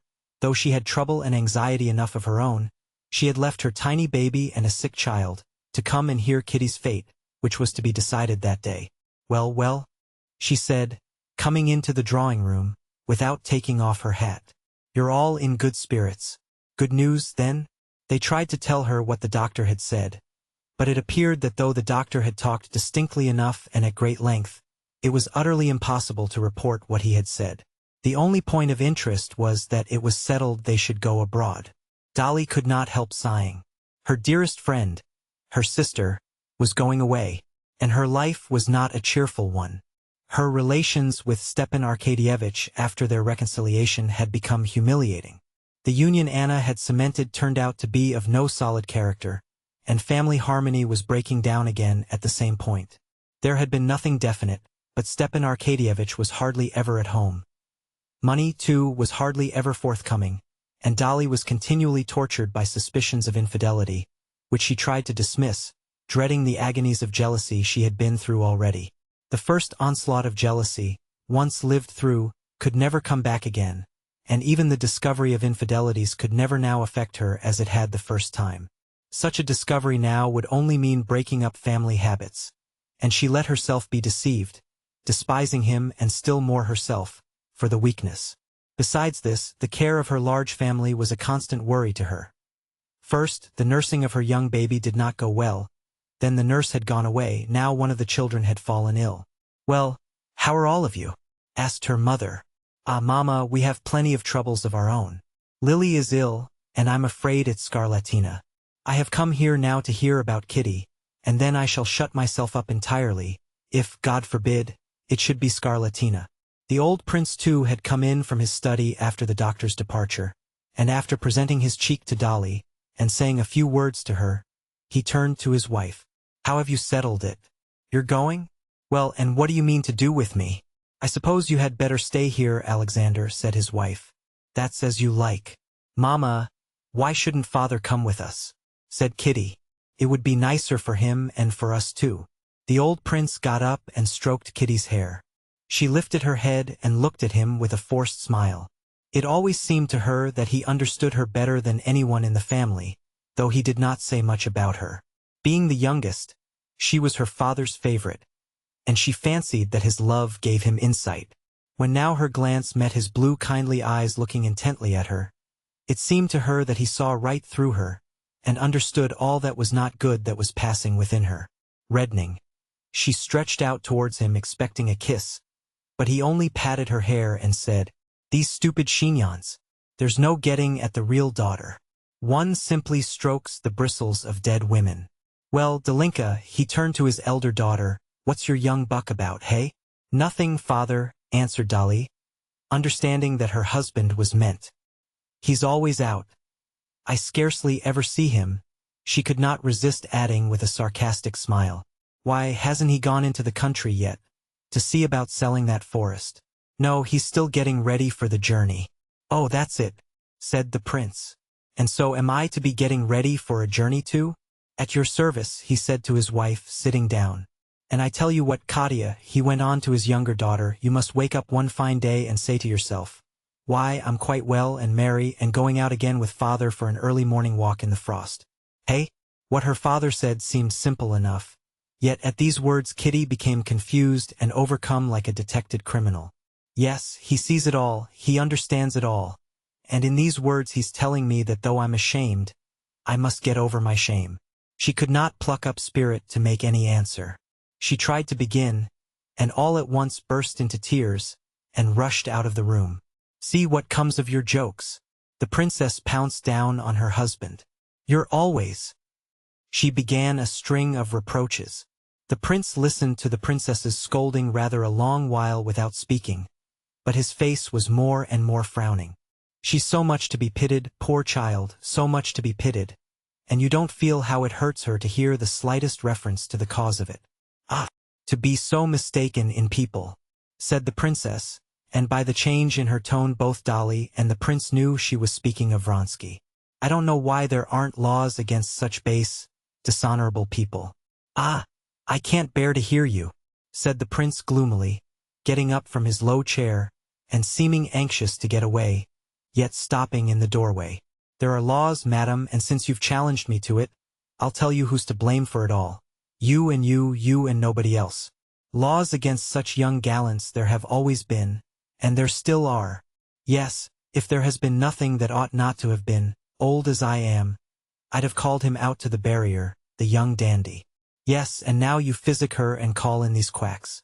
The prince apparently had plenty more to say, But as soon as the princess heard his tone, she subsided at once, and became penitent, as she always did on serious occasions. "Alexander, Alexander," she whispered, moving to him and beginning to weep. As soon as she began to cry, the prince too calmed down. He went up to her. "There, that's enough, that's enough. You're wretched too, I know. Can't be helped. There's no great harm done. God is merciful. Thanks," he said, not knowing what he was saying, as he responded to the tearful kiss of the princess that he felt on his hand. And the prince went out of the room. Before this, as soon as Kitty went out of the room in tears, Dolly, with her motherly family instincts, had promptly perceived that here a woman's work lay before her, and she prepared to do it. She took off her hat, and, morally speaking, tucked up her sleeves and prepared for action. While her mother was attacking her father, she tried to restrain her mother, so far as filial reverence would allow. During the prince's outburst she was silent. She felt ashamed for her mother, and tender towards her father for so quickly being kind again. But when her father left them, she made ready for what was the chief thing needful, to go to Kitty and console her. "I'd been meaning to tell you something for a long while, Mama. Did you know that Levin meant to make Kitty an offer when he was here the last time? He told Stiva so." "Well, what then?" "I don't understand." "So did Kitty perhaps refuse him? She didn't tell you so?" "No, she has said nothing to me either of one or the other. She's too proud. But I know it's all on account of the other." "Yes, but suppose she has refused Levin, and she wouldn't have refused him if it hadn't been for the other, I know. And then he has deceived her so horribly." It was too terrible for the princess to think how she had sinned against her daughter, and she broke out angrily. "Oh, I really don't understand. Nowadays they will all go their own way, and mothers haven't a word to say in anything, and then, Mama, I'll go up to her." "Well, do. Did I tell you not to?" said her mother. Chapter 3. When she went into Kitty's little room, a pretty, pink little room, full of knickknacks and view sacks, as fresh and pink and white, and gay as Kitty herself had been 2 months ago, Dolly remembered how they had decorated the room the year before together, with what love and gaiety. Her heart turned cold when she saw Kitty sitting on a low chair near the door, her eyes fixed immovably on a corner of the rug. Kitty glanced at her sister, and the cold, rather ill-tempered expression of her face did not change. "I'm just going now, and I shall have to keep in, and you won't be able to come to see me," said Dolly, sitting down beside her. "I want to talk to you." "What about?" Kitty asked swiftly, lifting her head in dismay. "What should it be but your trouble?" "I have no trouble." "Nonsense, Kitty. Do you suppose I could help knowing? I know all about it. And believe me, it's of so little consequence. We've all been through it." Kitty did not speak, and her face had a stern expression. "He's not worth your grieving over him," pursued Darya Alexandrovna, coming straight to the point. "No, because he has treated me with contempt," said Kitty, in a breaking voice. "Don't talk of it. Please don't talk of it." "But who can have told you so?" "No one has said that. I'm certain he was in love with you, and would still be in love with you if it hadn't." "Oh, the most awful thing of all for me is this sympathizing," shrieked Kitty, suddenly flying into a passion. She turned round on her chair, flushed crimson, and rapidly moving her fingers, pinched the clasp of her belt first with one hand and then with the other. Dolly knew this trick her sister had of clenching her hands when she was much excited. She knew, too, that in moments of excitement Kitty was capable of forgetting herself and saying a great deal too much, and Dolly would have soothed her, but it was too late. What is it you want to make me feel, said Kitty quickly. "That I've been in love with a man who didn't care a straw for me, and that I'm dying of love for him? And this is said to me by my own sister, who imagines that she's sympathizing with me. I don't want these condolences and humbug. Kitty, you're unjust. Why are you tormenting me?" "But quite the contrary. I see you're unhappy." But Kitty in her fury did not hear her. "I've nothing to grieve over and be comforted about. I am too proud ever to allow myself to care for a man who does not love me." "Yes, I don't say so either. Only one thing." "Tell me the truth," said Darya Alexandrovna, taking her by the hand. "Tell me, did Levin speak to you?" The mention of Levin's name seemed to deprive Kitty of the last vestige of self-control. She leaped up from her chair, and flinging her clasp on the ground, she gesticulated rapidly with her hands and said, "Why bring Levin in too? I can't understand what you want to torment me for. I've told you, and I say it again, that I have some pride, and never would I do as you're doing. Go back to a man who's deceived you, who has cared for another woman. I can't understand it. You may, but I can't." And saying these words she glanced at her sister, and seeing that Dolly sat silent, her head mournfully bowed, Kitty, instead of running out of the room as she had meant to do, sat down near the door, and hid her face in her handkerchief. The silence lasted for 2 minutes. Dolly was thinking of herself. That humiliation of which she was always conscious came back to her with a peculiar bitterness when her sister reminded her of it. She had not looked for such cruelty in her sister, and she was angry with her. But suddenly she heard the rustle of a skirt, and with it the sound of heart-rending, smothered sobbing, and felt arms about her neck. Kitty was on her knees before her. "Dolinka, I am so wretched," she whispered penitently, and the sweet face covered with tears hid itself in Darya Alexandrovna's skirt, as though tears were the indispensable oil, without which the machinery of mutual confidence could not run smoothly between the two sisters. The sisters after their tears talked, not of what was uppermost in their minds, but, though they talked of outside matters, they understood each other. Kitty knew that the words she had uttered in anger about her husband's infidelity and her humiliating position had cut her poor sister to the heart, but that she had forgiven her. Dolly, for her part, knew all she had wanted to find out. She felt certain that her surmises were correct, that Kitty's misery, her inconsolable misery, was due precisely to the fact that Levin had made her an offer and she had refused him, and Vronsky had deceived her, and that she was fully prepared to love Levin and to detest Vronsky. Kitty said not a word of that. She talked of nothing but her spiritual condition. "I have nothing to make me miserable," she said, getting calmer.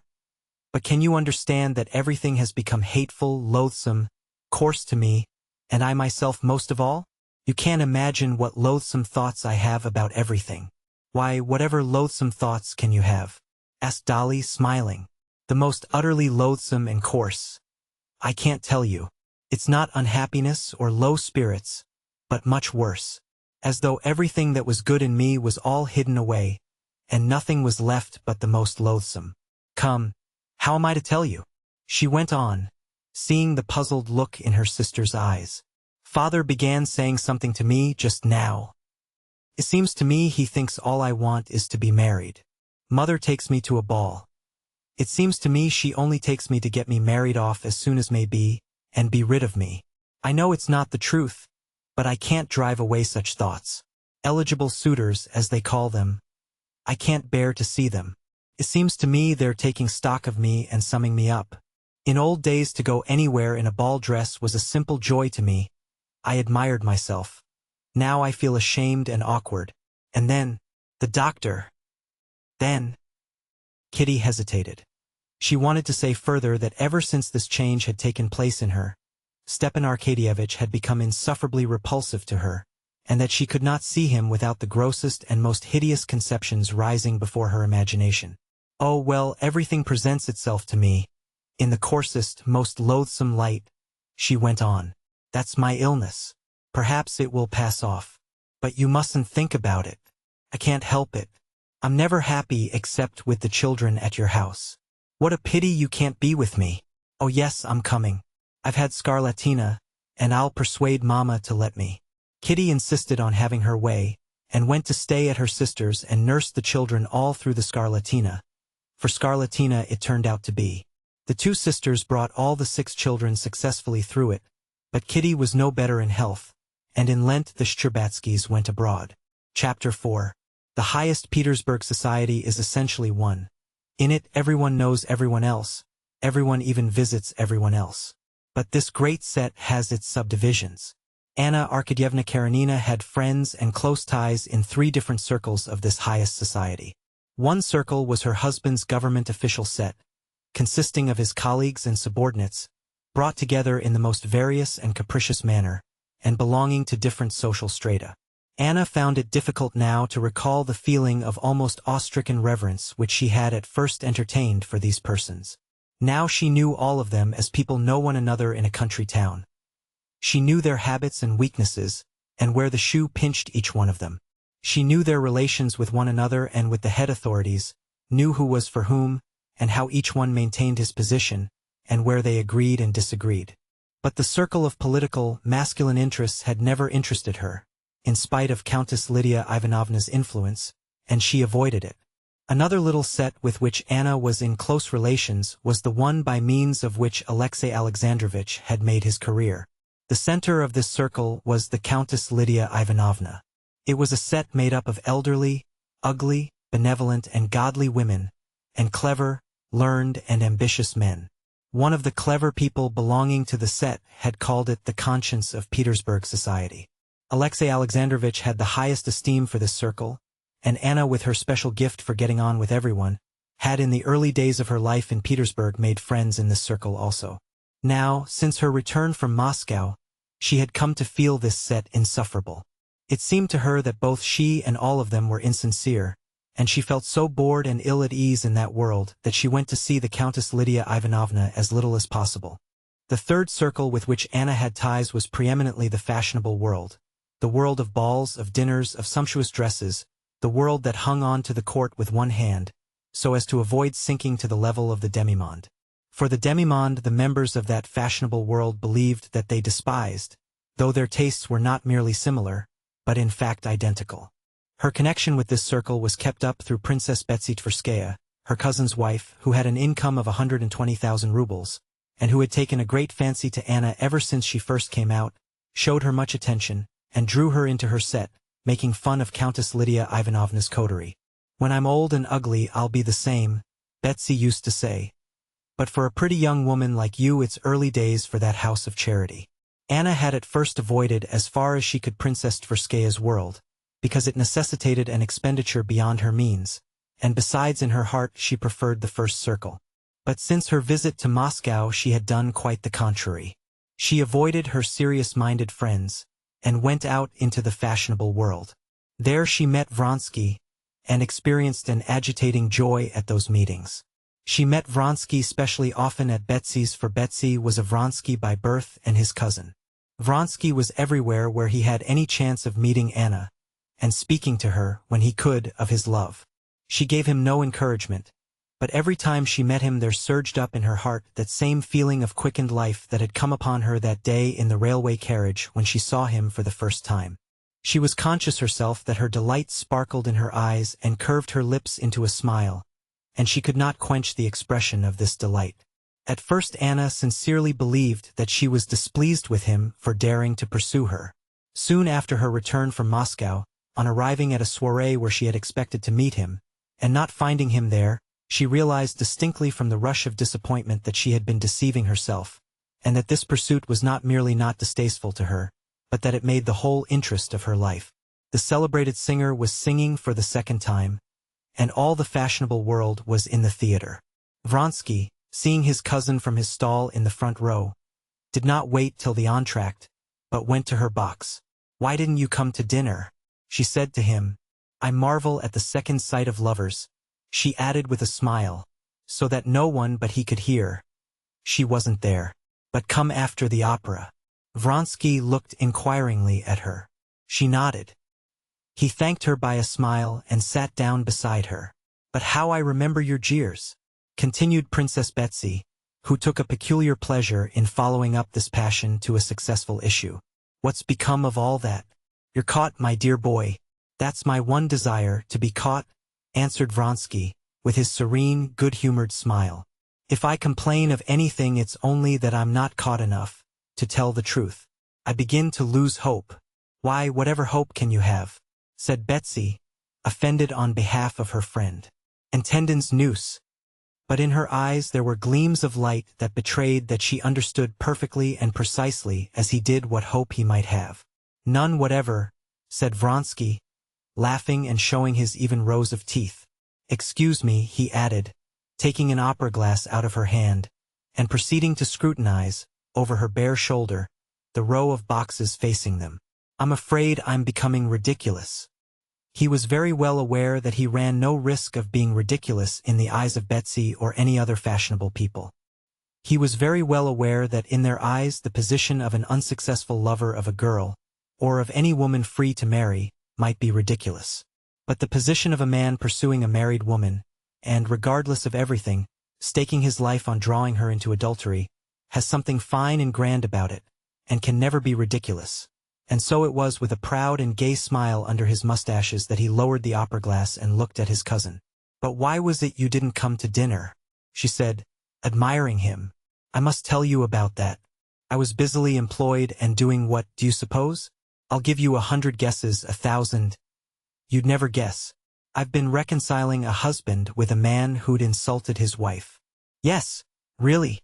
Well, did you succeed?" "Almost." "You really must tell me about it," she said, getting up. "Come to me in the next entr'acte."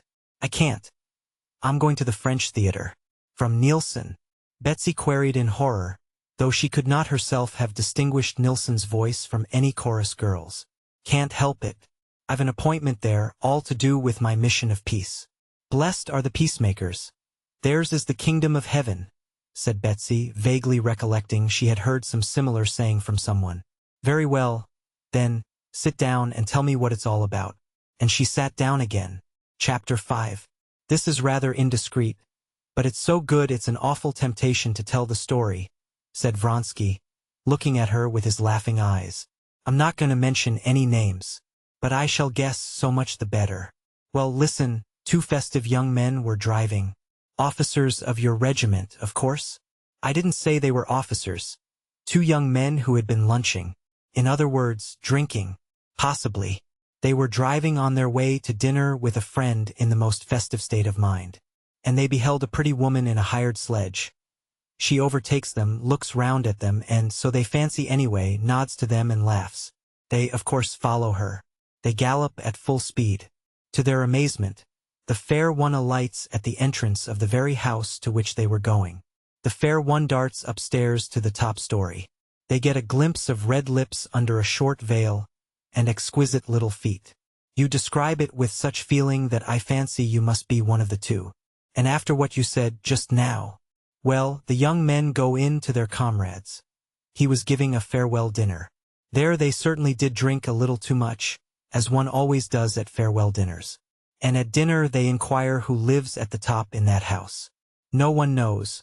Only their host's valet, in answer to their inquiry whether any young ladies are living on the top floor, answered that there were a great many of them about there. After dinner the 2 young men go into their host's study, and write a letter to the unknown fair one. They compose an ardent epistle, a declaration in fact, and they carry the letter upstairs themselves, so as to elucidate whatever might appear not perfectly intelligible in the letter. "Why are you telling me these horrible stories?" "Well, they ring. A maidservant opens the door. They hand her the letter, and assure the maid that they're both so in love that they'll die on the spot at the door. The maid, stupefied, carries in their messages.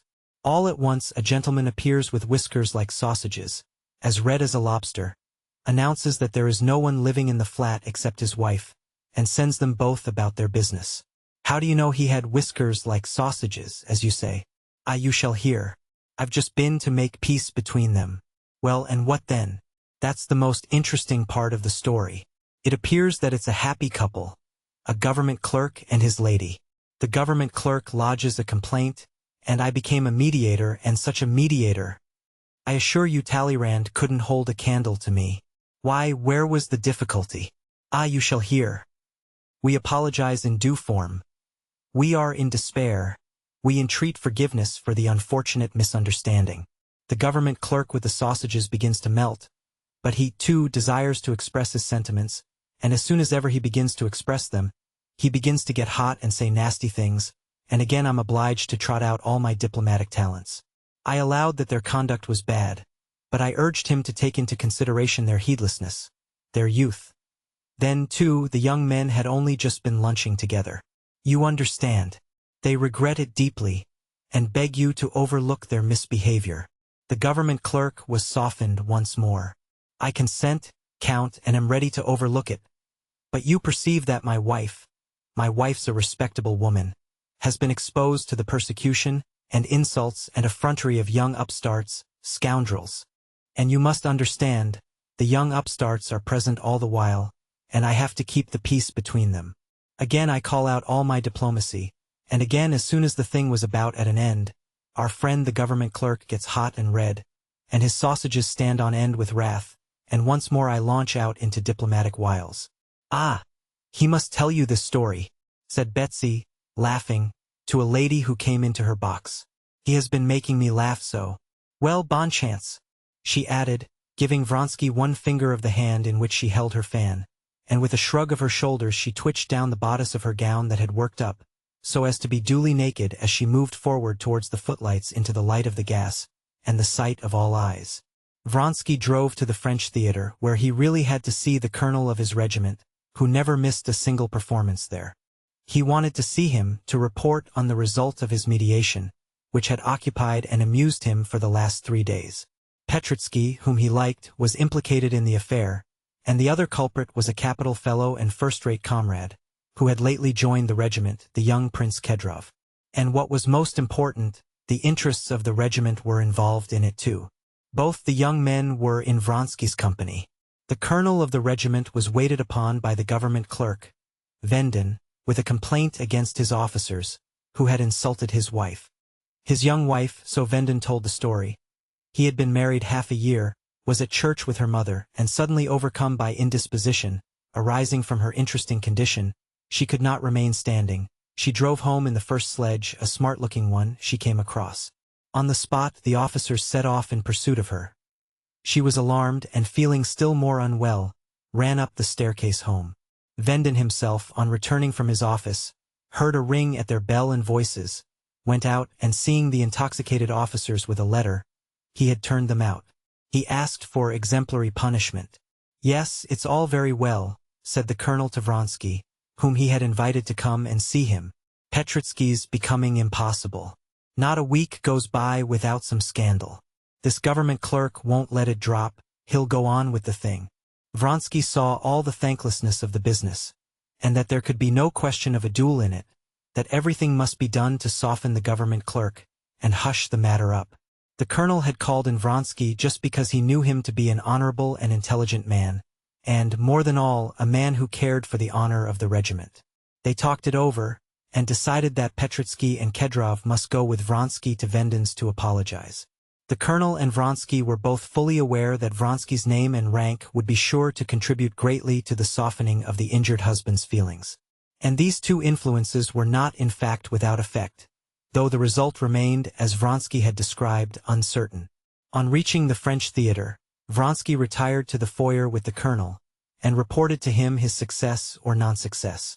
The colonel, thinking it all over, made up his mind not to pursue the matter further, but then for his own satisfaction proceeded to cross-examine Vronsky about his interview, and it was a long while before he could restrain his laughter as Vronsky described how the government clerk, after subsiding for a while, would suddenly flare up again as he recalled the details, and how Vronsky, at the last half-word of conciliation, skillfully maneuvered a retreat, shoving Petritsky out before him.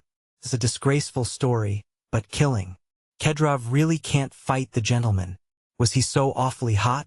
He commented, laughing. But what do you say to Claire today? She's marvelous, he went on, speaking of a new French actress. However often you see her, every day she's different. It's only the French who can do that. Chapter 6. Princess Betsy drove home from the theater, without waiting for the end of the last act.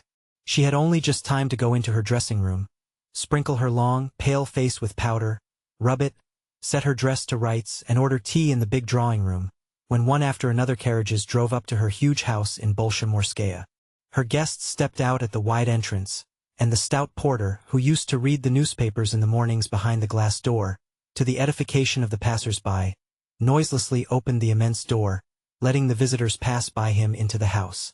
Almost at the same instant the hostess, with freshly arranged coiffure and freshened face, walked in at one door and her guests at the other door of the drawing room. A large room with dark walls, downy rugs, and a brightly lighted table, gleaming with the light of candles, white cloth, silver samovar, and transparent china tea things. The hostess sat down at the table and took off her gloves. Chairs were set with the aid of footmen, moving almost imperceptibly about the room. The party settled itself, divided into two groups, one round the samovar near the hostess, the other at the opposite end of the drawing room, round the handsome wife of an ambassador in black velvet with sharply defined black eyebrows. In both groups conversation wavered, as it always does, for the first few minutes, broken up by meetings, greetings, offers of tea, and as it were, feeling about for something to rest upon. She's exceptionally good as an actress. One can see she's studied Kaulbach, said a diplomatic attaché in the group round the ambassador's wife. Did you notice how she fell down? Oh, please, don't let us talk about Nielsen. No one can possibly say anything new about her, said a fat, red-faced, flaxen-headed lady, without eyebrows and chignon, wearing an old silk dress. This was Princess Myakaya, noted for her simplicity and the roughness of her manners, and nicknamed Enfant Terrible. Princess Myakaya, sitting in the middle between the two groups and listening to both, took part in the conversation first of one and then of the other.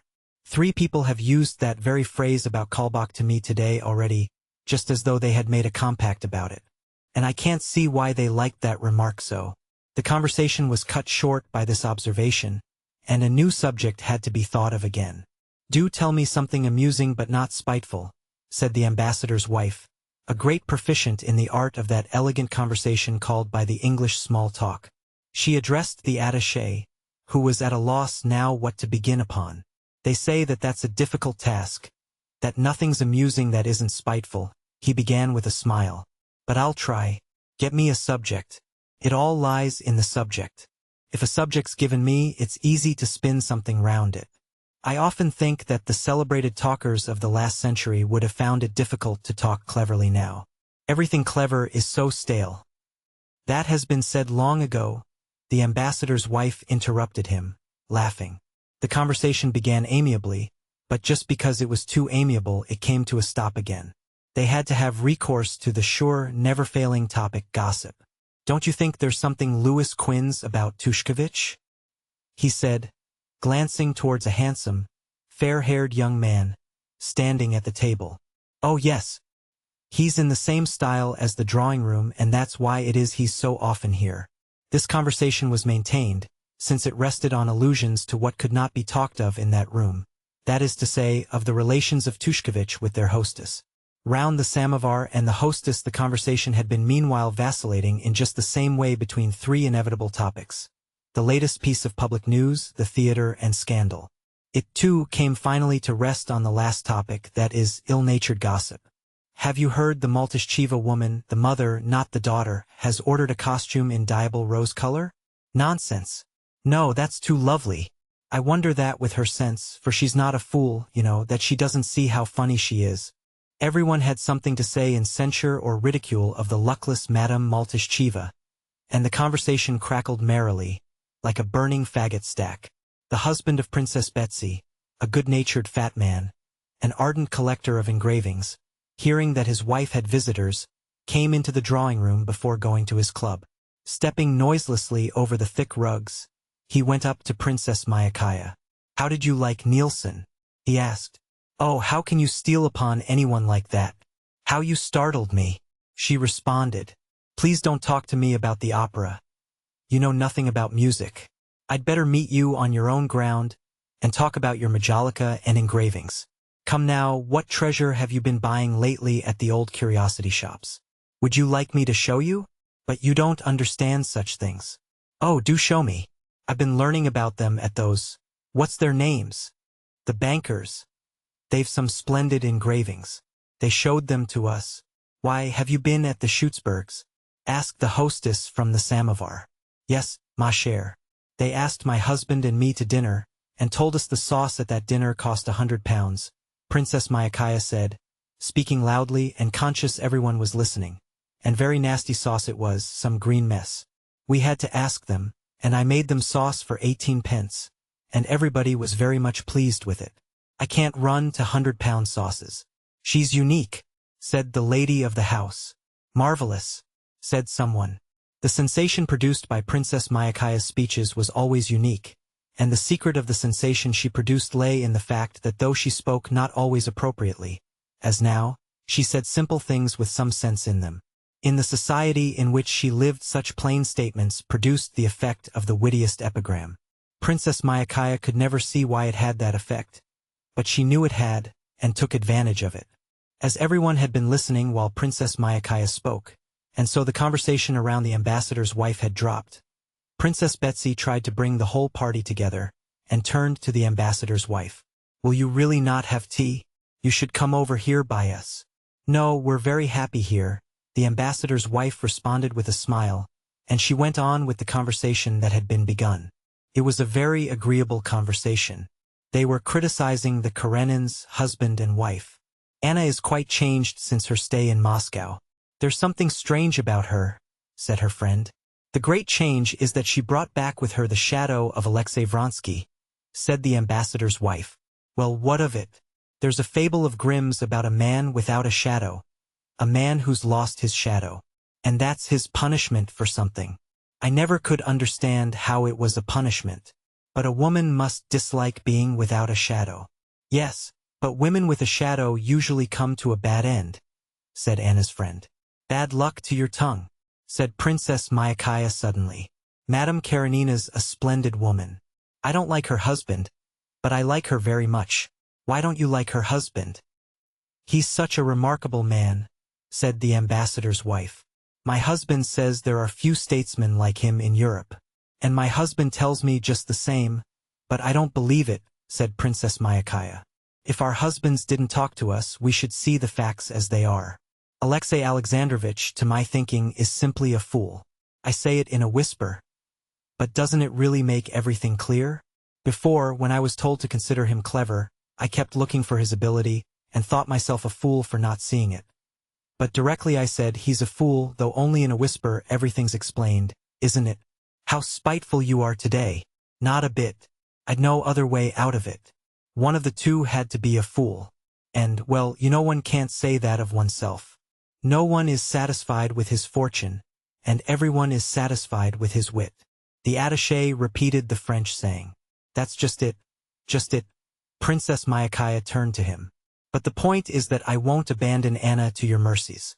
She's so nice, so charming. How can she help it if they're all in love with her, and follow her about like shadows?" "Oh, I had no idea of blaming her for it," Anna's friend said in self-defense. "If no one follows us about like a shadow, that's no proof that we've any right to blame her." And having duly disposed of Anna's friend, the Princess Myakaya got up, and together with the ambassador's wife, joined the group at the table, where the conversation was dealing with the King of Prussia. "What wicked gossip were you talking over there?" asked Betsy. "About the Karenins.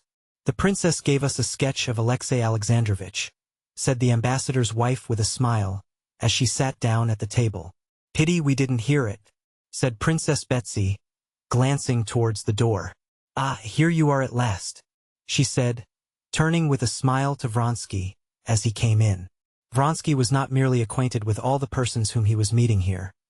He saw them all every day, and so he came in with the quiet manner with which one enters a room full of people from whom one has only just parted. "Where do I come from?" he said, in answer to a question from the ambassador's wife. "Well, there's no help for it, I must confess. From the opera bouffe.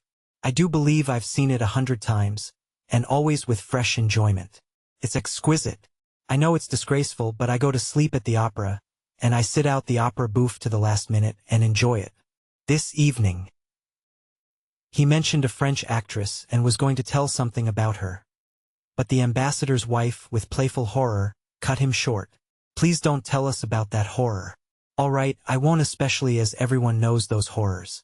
And we should all go to see them if it were accepted as the correct thing, like the opera," chimed in Princess Myakaya. Chapter 7. Steps were heard at the door, and Princess Betsy, knowing it was Madame Karenina, glanced at Vronsky. He was looking towards the door, and his face wore a strange new expression. Joyfully, intently, and at the same time timidly, he gazed at the approaching figure, and slowly he rose to his feet. Anna walked into the drawing room, holding herself extremely erect as always, looking straight before her, and moving with her swift, resolute and light step that distinguished her from all other society women. She crossed the short space to her hostess, shook hands with her, smiled, and with the same smile looked around at Vronsky.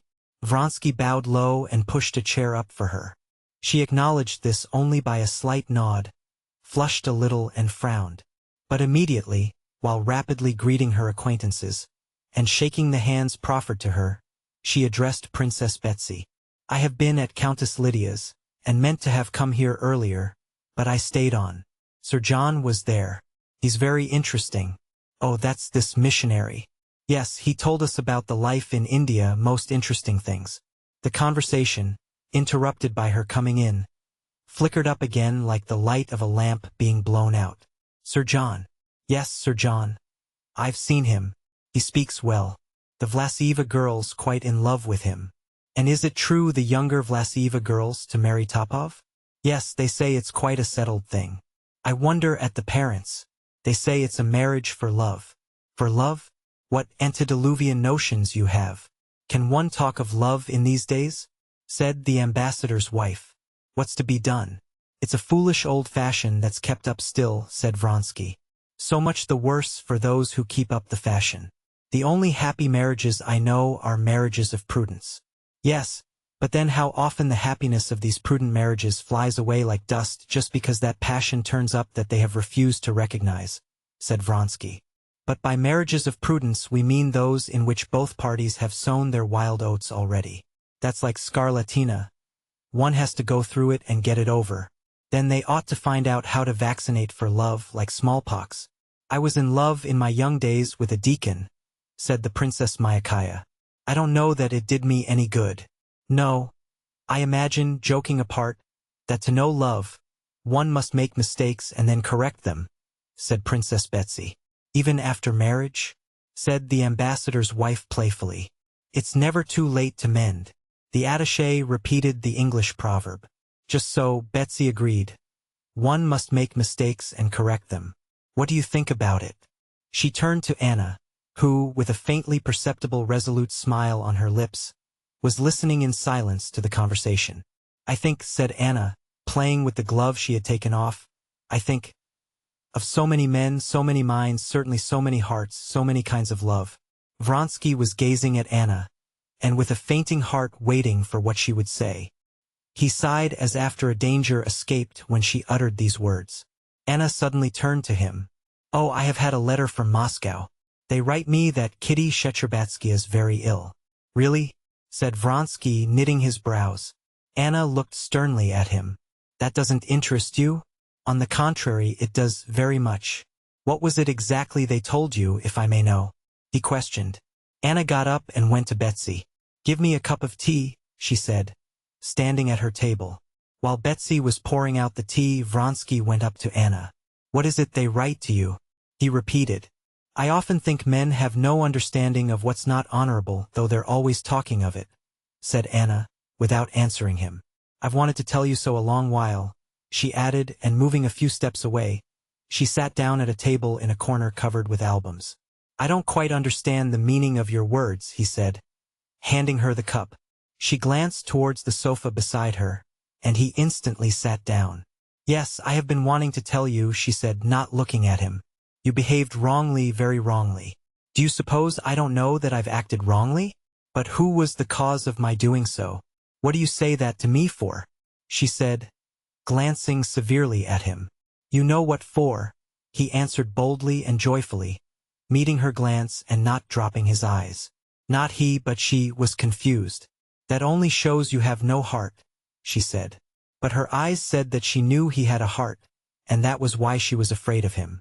What you spoke of just now was a mistake and not love. Remember that I have forbidden you to utter that word. That hateful word, said Anna with a shudder. But at once she felt that by that very word forbidden she had shown that she acknowledged certain rights over him, and by that very fact was encouraging him to speak of love. I have long meant to tell you this, she went on, looking resolutely into his eyes, and hot all over from the burning flush on her cheeks. I've come on purpose this evening, knowing I should meet you. I have come to tell you that this must end. I have never blushed before anyone, and you force me to feel to blame for something. He looked at her and was struck by a new spiritual beauty in her face. What do you wish of me? He said simply and seriously. I want you to go to Moscow and ask for Kitty's forgiveness, she said. You don't wish that? He said. He saw she was saying what she forced herself to say, not what she wanted to say. If you love me, as you say, She whispered, "Do so that I may be at peace." His face grew radiant. "Don't you know that you're all my life to me? But I know no peace, and I can't give it to you. All myself and love. Yes, I can't think of you and myself apart. You and I are one to me, and I see no chance before us of peace for me or for you. I see a chance of despair, of wretchedness, or I see a chance of bliss. What bliss? Can it be there's no chance of it?" He murmured with his lips, but she heard. She strained every effort of her mind to say what ought to be said. But instead of that she let her eyes rest on him, full of love, and made no answer. "It's come," he thought in ecstasy. "When I was beginning to despair, and it seemed there would be no end. It's come. She loves me. She owns it. Then do this for me. Never say such things to me, and let us be friends," she said in words. But her eyes spoke quite differently. "Friends we shall never be, you know that yourself. Whether we shall be the happiest or the wretchedest of people, that's in your hands." She would have said something, but he interrupted her. "I ask one thing only. I ask for the right to hope, to suffer as I do. But if even that cannot be, command me to disappear, and I disappear. You shall not see me if my presence is distasteful to you. I don't want to drive you away. Only don't change anything. Leave everything as it is," he said in a shaky voice. "Here's your husband."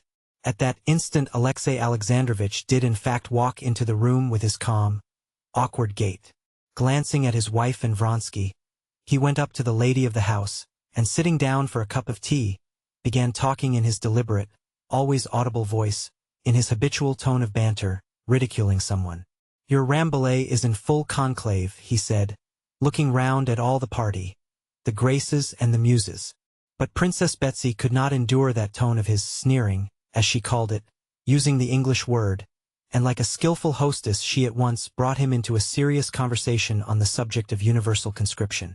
Alexei Alexandrovitch was immediately interested in the subject, and began seriously defending the new imperial decree against Princess Betsy, who had attacked it. Vronsky and Anna still sat at the little table. "This is getting indecorous," whispered one lady, with an expressive glance at Madame Karenina, Vronsky, and her husband. "What did I tell you?" said Anna's friend. But not only those ladies, almost everyone in the room, even the Princess Myakaya and Betsy herself, looked several times in the direction of the two who had withdrawn from the general circle, as though that were a disturbing fact.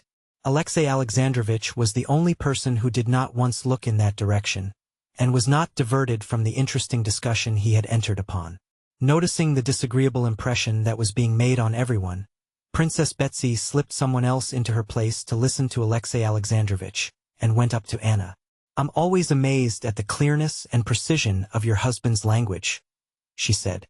"The most transcendental ideas seem to be within my grasp when he's speaking."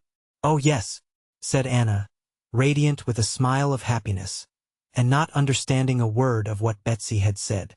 She crossed over to the big table and took part in the general conversation. Alexei Alexandrovitch, after staying half an hour, went up to his wife and suggested that they should go home together. But she answered, not looking at him, that she was staying to supper. Alexei Alexandrovitch made his bows and withdrew. The fat old Tatar, Madame Karenina's coachman, was with difficulty holding one of her pair of greys, chilled with the cold and rearing at the entrance. A footman stood opening the carriage door. The hall porter stood holding open the great door of the house. Anna Arkadyevna, with her quick little hand, was unfastening the lace of her sleeve, caught in the hook of her fur cloak, and with bent head listening to the words Vronsky murmured as he escorted her down. "You've said nothing, of course, and I ask nothing," he was saying. "But you know that friendship's not what I want. That there's only one happiness in life for me, that word that you dislike so." "Yes, love. Love," she repeated slowly in an inner voice, and suddenly, at the very instant she unhooked the lace, she added, "Why I don't like the word is that it means too much to me. Far more than you can understand," and she glanced into his face. "Au revoir." She gave him her hand, and with her rapid, springy step she passed by the porter and vanished into the carriage. Her glance, the touch of her hand, set him aflame. He kissed the palm of his hand where she had touched it, and went home, happy in the sense that he had got nearer to the attainment of his aims that evening than during the last 2 months. Chapter 8. Alexey Alexandrovich had seen nothing striking or improper in the fact that his wife was sitting with Vronsky at a table apart, in eager conversation with him about something. But he noticed that to the rest of the party this appeared something striking and improper, and for that reason it seemed to him too to be improper. He made up his mind that he must speak of it to his wife.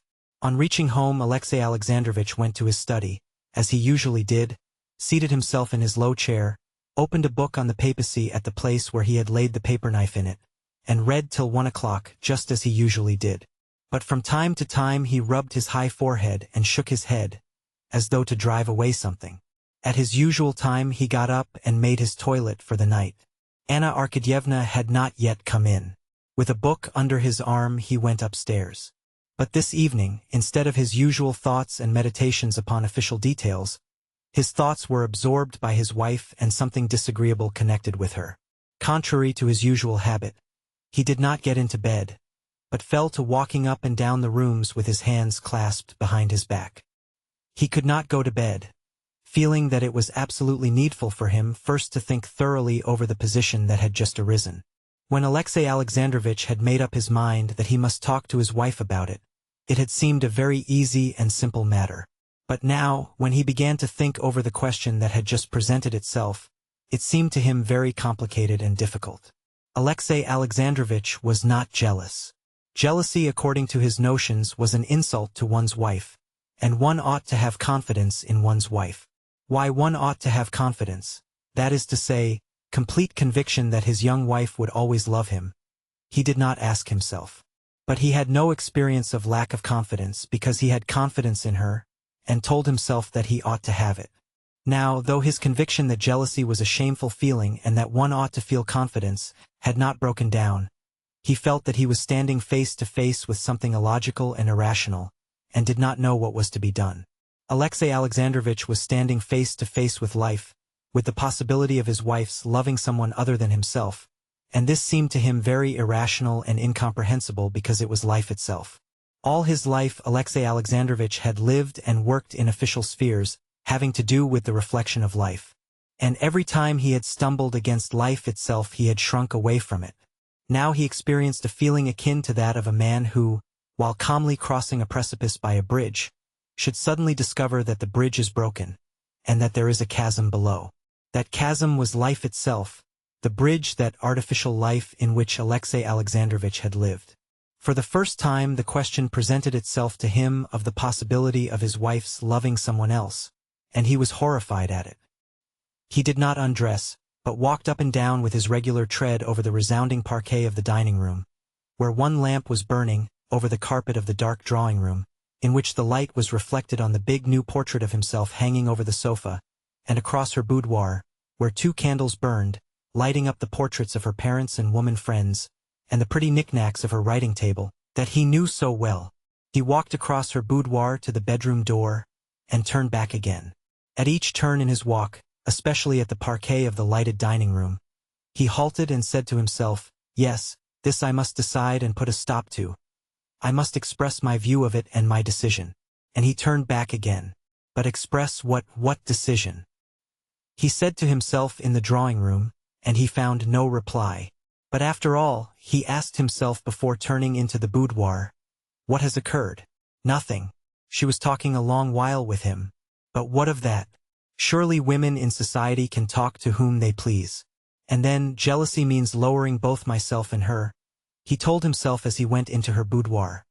But this dictum, which had always had such weight with him before, had now no weight and no meaning at all. And from the bedroom door he turned back again. But as he entered the dark drawing room some inner voice told him that it was not so, and that if others noticed it that showed that there was something.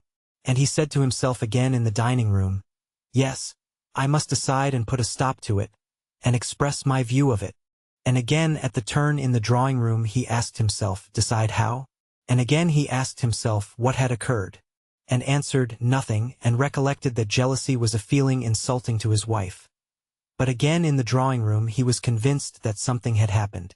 His thoughts, like his body, went round a complete circle, without coming upon anything new.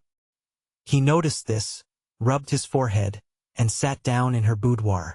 There, looking at her table, with the malachite blotting case lying at the top and an unfinished letter, his thoughts suddenly changed. He began to think of her, of what she was thinking and feeling. For the first time he pictured vividly to himself her personal life, her ideas, her desires, and the idea that she could and should have a separate life of her own seemed to him so alarming that he made haste to dispel it. It was the chasm which he was afraid to peep into.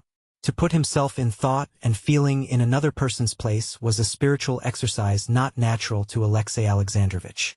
He looked on this spiritual exercise as a harmful and dangerous abuse of the fancy. And the worst of it all, thought he, is that just now, at the very moment when my great work is approaching completion, he was thinking of the project he was bringing forward at the time.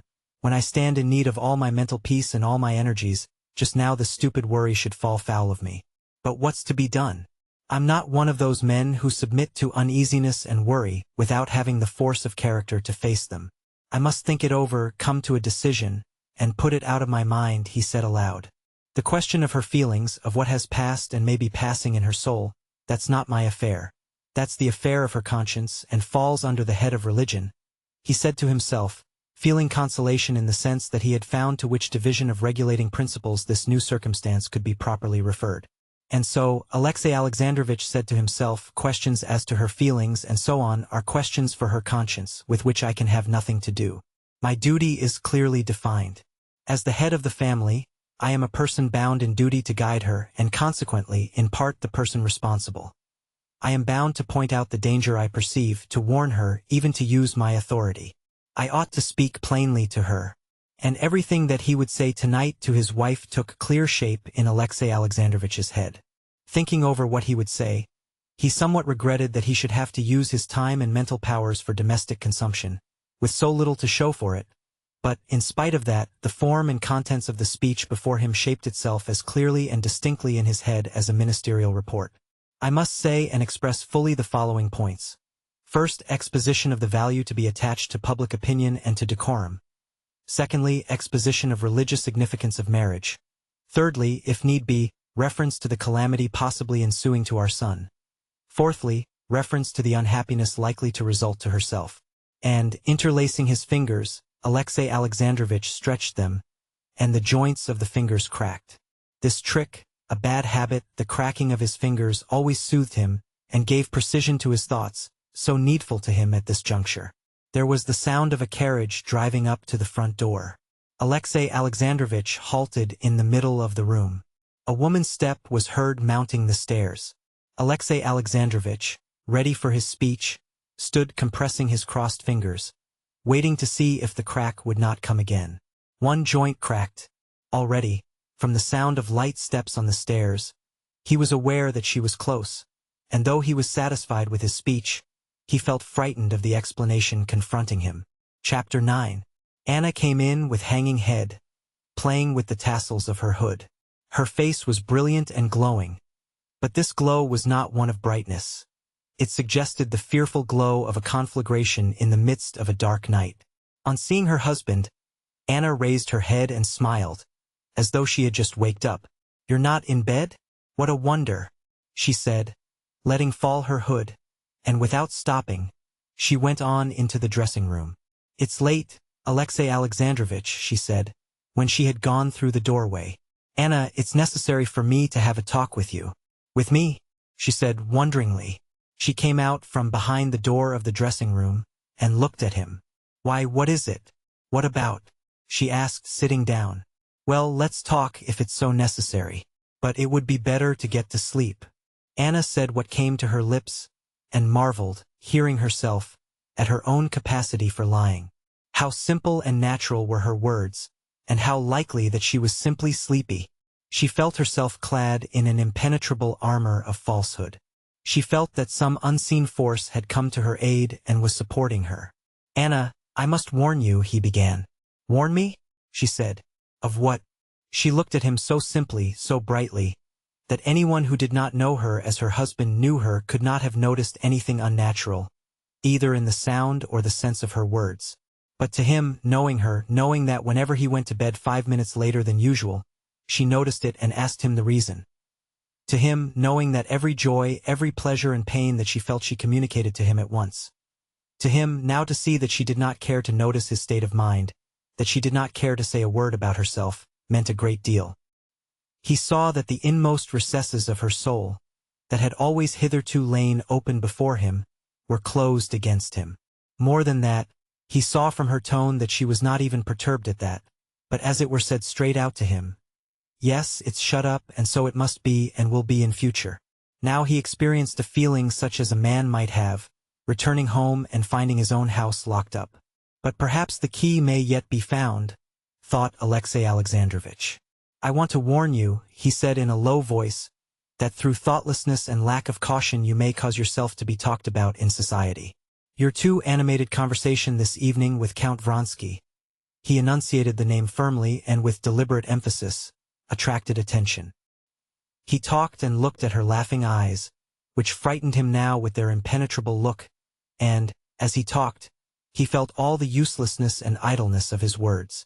You're always like that, she answered, as though completely misapprehending him, and of all he had said only taking in the last phrase. One time you don't like my being dull, and another time you don't like my being lively. I wasn't dull. Does that offend you?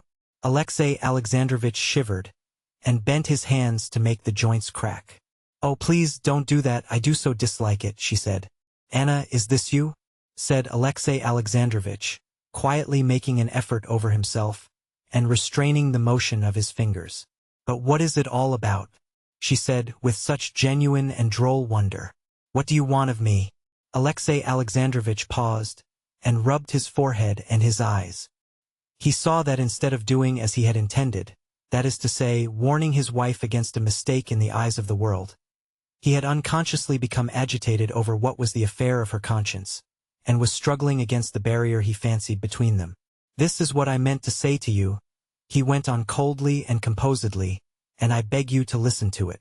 I consider jealousy, as you know, a humiliating and degrading feeling, and I shall never allow myself to be influenced by it. But there are certain rules of decorum which cannot be disregarded with impunity. This evening it was not I observed it, but judging by the impression made on the company, everyone observed that your conduct and deportment were not altogether what could be desired. I positively don't understand, said Anna, shrugging her shoulders. He doesn't care, she thought. But other people noticed it, and that's what upsets him. You're not well, Alexey Alexandrovitch, she added, and she got up and would have gone towards the door. But he moved forward as though he would stop her. His face was ugly and forbidding, as Anna had never seen him. She stopped, and bending her head back and on one side, began with her rapid hand taking out her hairpins. Well, I'm listening to what's to come, she said, calmly and ironically. And indeed I listen with interest, for I should like to understand what's the matter. She spoke, and marveled at the confident, calm, and natural tone in which she was speaking, and the choice of the words she used. To enter into all the details of your feelings I have no right, and besides, I regard that as useless and even harmful, began Alexey Alexandrovitch. Ferreting in one's soul, one often ferrets out something that might have lain there unnoticed. Your feelings are an affair of your own conscience. But I am in duty bound to you, to myself, and to God, to point out to you your duties. Our life has been joined, not by man, but by God. That union can only be severed by a crime, and a crime of that nature brings its own chastisement. I don't understand a word. And oh dear, how sleepy I am, unluckily, she said, rapidly passing her hand through her hair, feeling for the remaining hairpins. Anna, for God's sake don't speak like that, he said gently. Perhaps I am mistaken, but believe me what I say as much for myself as for you. I am your husband, and I love you. For an instant her face fell, and the mocking gleam in her eyes died away. But the word love threw her into revolt again. She thought, love? Can he love? If he hadn't heard there was such a thing as love, he would never have used the word. He doesn't even know what love is. Alexey Alexandrovitch, really I don't understand, she said. Define what it is you find. Pardon, let me say all I have to say. I love you, but I am not speaking of myself. The most important persons in this matter are our son and yourself. It may very well be, I repeat, that my words seem to you utterly unnecessary and out of place. It may be that they are called forth by my mistaken impression. In that case, I beg you to forgive me. But if you are conscious yourself of even the smallest foundation for them, then I beg you to think a little, and if your heart prompts you, to speak out to me. Alexey Alexandrovitch was unconsciously saying something utterly unlike what he had prepared. I have nothing to say. And besides, she said hurriedly, with difficulty repressing a smile, it's really time to be in bed. Alexey Alexandrovitch sighed, and, without saying more, went into the bedroom. When she came into the bedroom, he was already in bed. His lips were sternly compressed, and his eyes looked away from her. Anna got into her bed, and lay expecting every minute that he would begin to speak to her again. She both feared his speaking and wished for it. But he was silent. She waited for a long while without moving, and had forgotten about him. She thought of that other. She pictured him, and felt how her heart was flooded with emotion and guilty delight at the thought of him. Suddenly she heard an even, tranquil snore. For the first instant Alexey Alexandrovitch seemed, as it were, appalled at his own snoring and ceased. But after an interval of 2 breathings the snore sounded again, with a new tranquil rhythm. It's late, she whispered with a smile. A long while she lay, not moving, with open eyes, whose brilliance she almost fancied she could herself see in the darkness. Chapter 10. From that time a new life began for Alexey Alexandrovitch and for his wife. Nothing special happened. Anna went out into society as she had always done, was particularly often at Princess Betsy's, and met Vronsky everywhere. Alexey Alexandrovitch saw this but could do nothing. All his efforts to draw her into open discussion she confronted with a barrier which he could not penetrate, made up of a sort of amused perplexity. Outwardly everything was the same, but their inner relations were completely changed. Alexey Alexandrovitch, a man of great power in the world of politics, felt himself helpless in this. Like an ox with head bent, submissively he awaited the blow which he felt was lifted over him. Every time he began to think about it, he felt that he must try once more, that by kindness, tenderness, and persuasion there was still hope of saving her, of bringing her back to herself, and every day he made ready to talk to her. But every time he began talking to her, he felt that the spirit of evil and deceit, which had taken possession of her, had possession of him too, and he talked to her in a tone quite unlike that in which he had meant to talk. Involuntarily he talked to her in his habitual tone of jeering at anyone who should say what he was saying. And in that tone it was impossible to say what needed to be said to her. Chapter 11. That which for Vronsky had been almost a whole year the one absorbing desire of his life, replacing all his old desires. That which for Anna had been an impossible, terrible, and even for that reason more entrancing dream of bliss, that desire had been fulfilled. He stood before her, pale, his lower jaw quivering, and besought her to be calm, not knowing how or why. "Anna, Anna," he said with a choking voice, "Anna, for pity's sake." But the louder he spoke, the lower she dropped her once proud and gay, now shame-stricken head, and she bowed down and sank from the sofa where she was sitting, down on the floor at his feet. She would have fallen on the carpet if he had not held her. "My God, forgive me," she said, sobbing, pressing his hands to her bosom. She felt so sinful, so guilty, that nothing was left her but to humiliate herself and beg forgiveness. And as now there was no one in her life but him, to him she addressed her prayer for forgiveness. Looking at him, she had a physical sense of her humiliation, and she could say nothing more. He felt what a murderer must feel when he sees the body he has robbed of life. That body, robbed by him of life, was their love, the first stage of their love. There was something awful and revolting in the memory of what had been bought at this fearful price of shame. Shame at their spiritual nakedness crushed her and infected him. But in spite of all the murderer's horror before the body of his victim, he must hack it to pieces, hide the body, must use what he has gained by his murder. And with fury, as it were with passion, the murderer falls on the body, and drags it and hacks at it. So he covered her face and shoulders with kisses. She held his hand, and did not stir. Yes, these kisses, that is what has been bought by this shame. Yes, and one hand which will always be mine, the hand of my accomplice. She lifted up that hand and kissed it. He sank on his knees and tried to see her face, but she hid it and said nothing. At last, as though making an effort over herself, she got up and pushed him away. Her face was still as beautiful, but it was only the more pitiful for that. "All is over," she said. "I have nothing but you. Remember that. I can never forget what is my whole life. For one instant of this happiness." "Happiness," she said with horror and loathing, and her horror unconsciously infected him. "For pity's sake, not a word more." She rose quickly and moved away from him. "Not a word more," she repeated, and with a look of chill despair, incomprehensible to him, she parted from him. She felt that at that moment she could not put into words the sense of shame, of rapture, and of horror at this stepping into a new life, and she did not want to speak of it, to vulgarize this feeling by inappropriate words.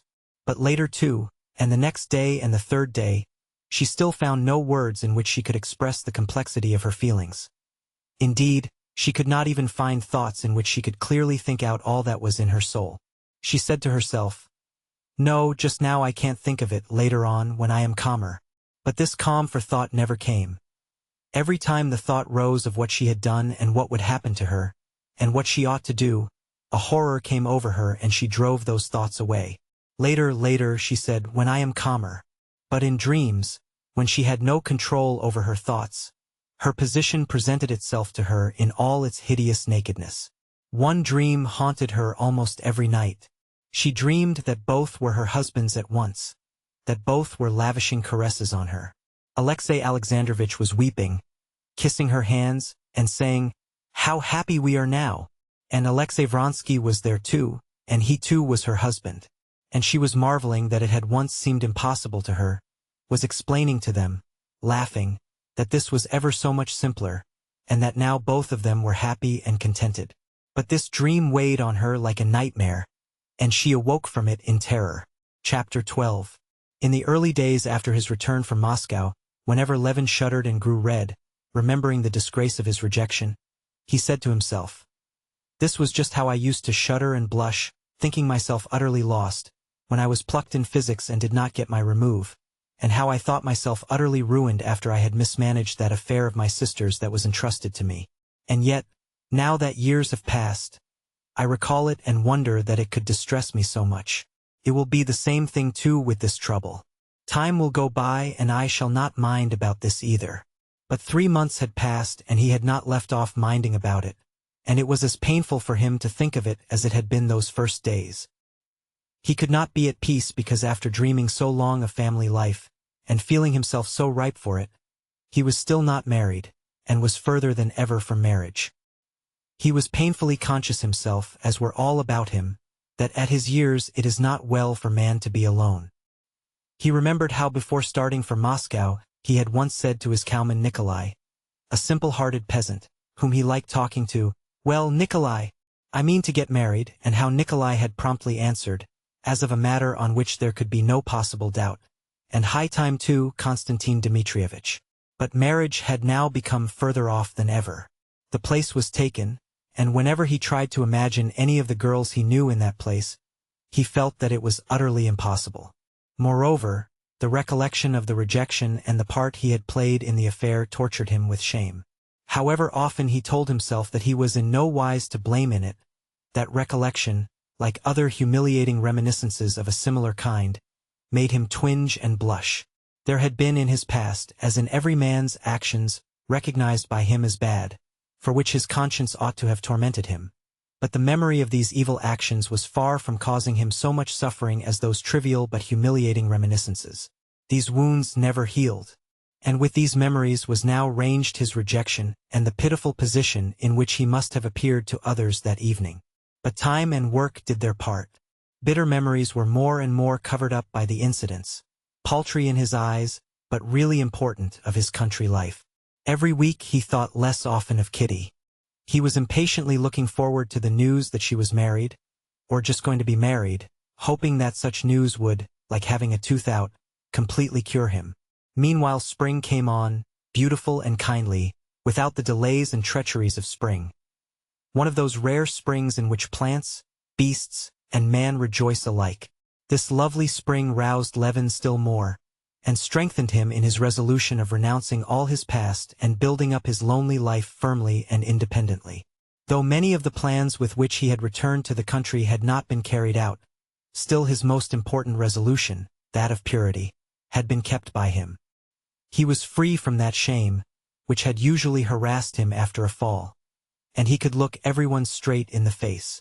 In February he had received a letter from Maria Nikolaevna telling him that his brother Nikolai's health was getting worse, but that he would not take advice, and in consequence of this letter Levin went to Moscow to his brother's and succeeded in persuading him to see a doctor and to go to a watering place abroad.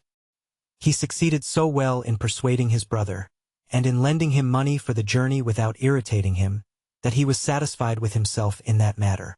In addition to his farming, which called for special attention in spring, and in addition to reading, Levin had begun that winter a work on agriculture, the plan of which turned on taking into account the character of the laborer on the land as one of the unalterable data of the question, like the climate and the soil, and consequently deducing all the principles of scientific culture, not simply from the data of soil and climate, but from the data of soil, climate, and a certain unalterable character of the laborer. Thus, in spite of his solitude, or in consequence of his solitude, his life was exceedingly full. Only rarely he suffered from an unsatisfied desire to communicate his stray ideas to someone besides Agafia Mihailovna. With her indeed he not infrequently fell into discussion upon physics, the theory of agriculture, and especially philosophy. Philosophy was Agafia Mihailovna's favorite subject. Spring was slow in unfolding. For the last few weeks it had been steadily fine frosty weather. In the daytime it thawed in the sun, but at night there were even 7 degrees of frost. There was such a frozen surface on the snow that they drove the wagons anywhere off the roads. Easter came in the snow. Then all of a sudden, on Easter Monday, a warm wind sprang up, storm clouds swooped down, and for 3 days and 3 nights the warm, driving rain fell in streams. On Thursday the wind dropped, and a thick gray fog brooded over the land as though hiding the mysteries of the transformations that were being wrought in nature. Behind the fog there was the flowing of water, the cracking and floating of ice, the swift rush of turbid, foaming torrents. And on the following Monday, in the evening, the fog parted, the storm clouds split up into little curling crests of cloud, the sky cleared, and the real spring had come. In the morning the sun rose brilliant and quickly wore away the thin layer of ice that covered the water, and all the warm air was quivering with the steam that rose up from the quickened earth. The old grass looked greener, and the young grass thrust up its tiny blades. The buds of the guelder rose and of the currant and the sticky birch buds were swollen with sap, and an exploring bee was humming about the golden blossoms that studded the willow. Larks trilled unseen above the velvety green fields and the ice-covered stubble-land. Peewits wailed over the low lands and marshes flooded by the pools. Cranes and wild geese flew high across the sky uttering their spring calls. The cattle, bald in patches where the new hair had not grown yet, lowed in the pastures. The bow-legged lambs frisked round their bleating mothers. Nimble children ran about the drying paths, covered with the prints of bare feet. There was a merry chatter of peasant women over their linen at the pond, and the ring of axes in the yard, where the peasants were repairing plows and harrows. The real spring had come. Chapter 13. Levin put on his big boots, and, for the first time, a cloth jacket instead of his fur cloak, and went out to look after his farm, stepping over streams of water that flashed in the sunshine and dazzled his eyes, and treading 1 minute on ice and the next into sticky mud. Spring is the time of plans and projects. And, as he came out into the farmyard, Levin, like a tree in spring that knows not what form will be taken by the young shoots and twigs imprisoned in its swelling buds, hardly knew what undertakings he was going to begin upon now in the farm work that was so dear to him. But he felt that he was full of the most splendid plans and projects. First of all he went to the cattle. The cows had been let out into their paddock, and their smooth sides were already shining with their new, sleek, spring coats. They basked in the sunshine and lowed to go to the meadow. Levin gazed admiringly at the cows he knew so intimately to the minutest detail of their condition, and gave orders for them to be driven out into the meadow, and the calves to be let into the paddock. The herdsmen ran gaily to get ready for the meadow.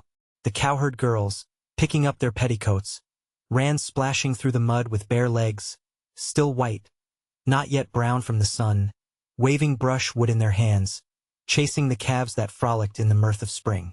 After admiring the young ones of that year, who were particularly fine, the early calves were the size of a peasant's cow, and Pava's daughter, at 3 months old, was as big as a yearling. Levin gave orders for a trough to be brought out and for them to be fed in the paddock. But it appeared that as the paddock had not been used during the winter, the hurdles made in the autumn for it were broken. He sent for the carpenter, who, according to his orders, ought to have been at work at the thrashing machine. But it appeared that the carpenter was repairing the harrows, which ought to have been repaired before Lent. This was very annoying to Levin. It was annoying to come upon that everlasting slovenliness in the farm work against which he had been striving with all his might for so many years. The hurdles, as he ascertained, being not wanted in winter, had been carried to the cart-horse's stable, and their broken, as they were of light construction, only meant for feeding calves. Moreover, it was apparent also that the harrows and all the agricultural implements, which he had directed to be looked over and repaired in the winter, for which very purpose he had hired 3 carpenters, had not been put into repair, and the harrows were being repaired when they ought to have been harrowing the field. Levin sent for his bailiff, but immediately went off himself to look for him. The bailiff, beaming all over, like everyone that day, in a sheepskin bordered with astrakhan, came out of the barn, twisting a bit of straw in his hands. "Why isn't the carpenter at the thrashing machine?" "Oh, I meant to tell you yesterday the harrows want repairing. Here it's time they got to work in the fields." "But what were they doing in the winter, then?" "But what did you want the carpenter for?" "Where are the hurdles for the calves' paddock?" "I ordered them to be got ready." "What would you have with those peasants?" said the bailiff with a wave of his hand. "It's not those peasants but this bailiff," said Levin, getting angry. "Why, what do I keep you for?" he cried. But, bethinking himself that this would not help matters, he stopped short in the middle of a sentence, and merely sighed. "Well, what do you say? Can sowing begin?" he asked after a pause. "Behind Turkin tomorrow or the next day they might begin." "And the clover? I've sent Vasily and Mishka. They're sowing. Only I don't know if they'll manage to get through. It's so slushy." "How many acres?" "About 15. "Why not sow all?" cried Levin. That they were only sowing the clover on 15 acres, not on all the 45, was still more annoying to him. Clover, as he knew, both from books and from his own experience, never did well except when it was sown as early as possible, almost in the snow. And yet Levin could never get this done. "There's no one to send. What would you have with such a set of peasants? 3 haven't turned up. And there's Semyon. Well, you should have taken some men from the thatching. And so I have as it is. Where are the peasants, then? 5 are making compote," which meant compost, "for are shifting the oats for fear of a touch of mildew, Konstantin Dmitrievitch." Levin knew very well that a touch of mildew meant that his English seed oats were already ruined. Again they had not done as he had ordered. "Why, but I told you during Lent to put in pipes," he cried. "Don't put yourself out. We shall get it all done in time." Levin waved his hand angrily, went into the granary to glance at the oats, and then to the stable. The oats were not yet spoiled. But the peasants were carrying the oats in spades when they might simply let them slide down into the lower granary. And arranging for this to be done, and taking 2 workmen from there for sowing clover, Levin got over his vexation with the bailiff. Indeed, it was such a lovely day that one could not be angry. "Ignat," he called to the coachman, who, with his sleeves tucked up, was washing the carriage wheels. "Saddle me." "Which, sir?" "Well, let it be Kolpik." "Yes, sir." While they were saddling his horse, Levin again called up the bailiff, who was hanging about in sight, to make it up with him, and began talking to him about the spring operations before them, and his plans for the farm. The wagons were to begin carting manure earlier, so as to get all done before the early mowing, and the plowing of the further land to go on without a break, so as to let it ripen lying fallow, and the mowing to be all done by hired labor, not on half profits. The bailiff listened attentively, and obviously made an effort to approve of his employer's projects. But still he had that look Levin knew so well that always irritated him, a look of hopelessness and despondency. That look said, "That's all very well, but as God wills." Nothing mortified Levin so much as that tone. But it was the tone common to all the bailiffs he had ever had. They had all taken up that attitude to his plans, and so now he was not angered by it, but mortified, and felt all the more roused to struggle against this, as it seemed elemental force continually raged against him, for which he could find no other expression than as God wills. "If we can manage it, Konstantin Dmitrievich," said the bailiff. "Why ever shouldn't you manage it? We positively must have another 15 laborers. And they don't turn up. There were some here today asking 70 rubles for the summer." Levin was silent. Again he was brought face to face with that opposing force. He knew that however much they tried, they could not hire more than 40, 37 perhaps, or 38 laborers for a reasonable sum. Some 40 had been taken on, and there were no more. But still he could not help struggling against it. "Send to Shuri, to Chefarovka. If they don't come we must look for them." "Oh, I'll send, to be sure," said Vasily Fedorovitch despondently. "But there are the horses, too, they're not good for much. We'll get some more." "I know, of course," Levin added laughing, "you always want to do with as little and as poor quality as possible. But this year I'm not going to let you have things your own way. I'll see to everything myself. Why, I don't think you take much rest as it is. It cheers us up to work under the master's eye." "So they're sowing clover behind the birchdale? I'll go and have a look at them," he said, getting on to the little bay cob, Kolpik, who was led up by the coachman. "You can't get across the streams, Konstantin Dmitrievich," the coachman shouted. "All right, I'll go by the forest." And Levin rode through the slush of the farmyard to the gate and out into the open country. His good little horse, after his long inactivity, stepping out gallantly, snorting over the pools and asking, as it were, for guidance. If Levin had felt happy before in the cattle pens and farmyard, he felt happier yet in the open country. Swaying rhythmically with the ambling paces of his good little cob, drinking in the warm yet fresh scent of the snow and the air, as he rode through his forest over the crumbling, wasted snow, still left in parts, and covered with dissolving tracks, he rejoiced over every tree, with the moss reviving on its bark and the buds swelling on its shoots.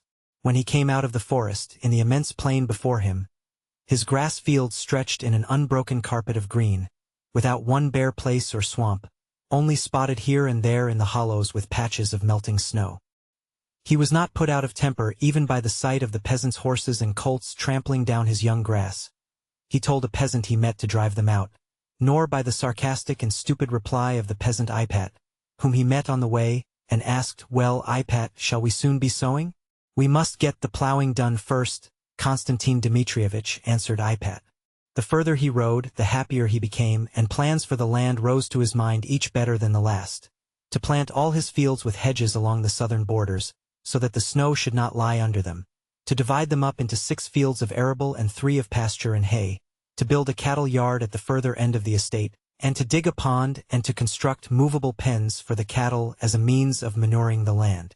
And then 800 acres of wheat, 300 of potatoes, and 400 of clover, and not 1 acre exhausted. Absorbed in such dreams, carefully keeping his horse by the hedges, so as not to trample his young crops, he rode up to the laborers who had been sent to sow clover. A cart with the seed in it was standing, not at the edge, but in the middle of the crop, and the winter corn had been torn up by the wheels and trampled by the horse. Both the laborers were sitting in the hedge, probably smoking a pipe together.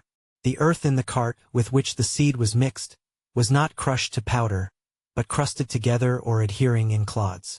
Seeing the master, the laborer, Vasily, went towards the cart, while Mishka set to work sowing. This was not as it should be, but with the laborers Levin seldom lost his temper. When Vasily came up, Levin told him to lead the horse to the hedge. "It's all right, sir, it'll spring up again," responded Vasily.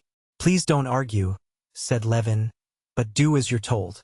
"Yes, sir," answered Vasily, and he took the horse's head. "What a sowing, Konstantin Dmitrievich," he said, hesitating. "First rate. Only it's a work to get about. You drag a ton of earth on your shoes. Why is it you have earth that's not sifted?" said Levin. "Well, we crumble it up," answered Vasily, taking up some seed and rolling the earth in his palms. Vasily was not to blame for their having filled up his cart with unsifted earth, but still it was annoying. Levin had more than once already tried a way he knew for stifling his anger, and turning all that seemed dark right again, and he tried that way now. He watched how Mishka strode along, swinging the huge clods of earth that clung to each foot, and getting off his horse, he took the sieve from Vasily and started sowing himself. "Where did you stop?" Vasily pointed to the mark with his foot, and Levin went forward as best he could, scattering the seed on the land. Walking was as difficult as on a bog, and by the time Levin had ended the row he was in a great heat, and he stopped and gave up the sieve to Vasily.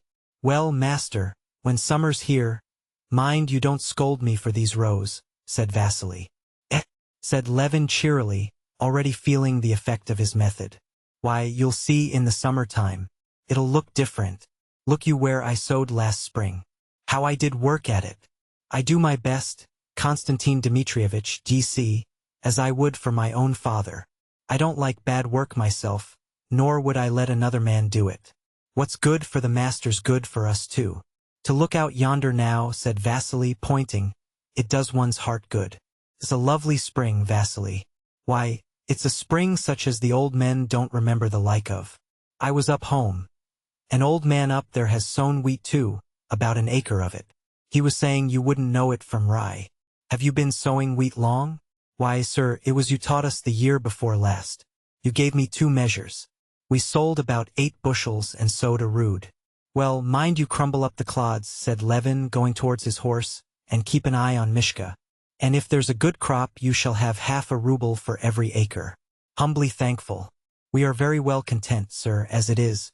Levin got on his horse and rode towards the field where was last year's clover, and the one which was plowed ready for the spring corn.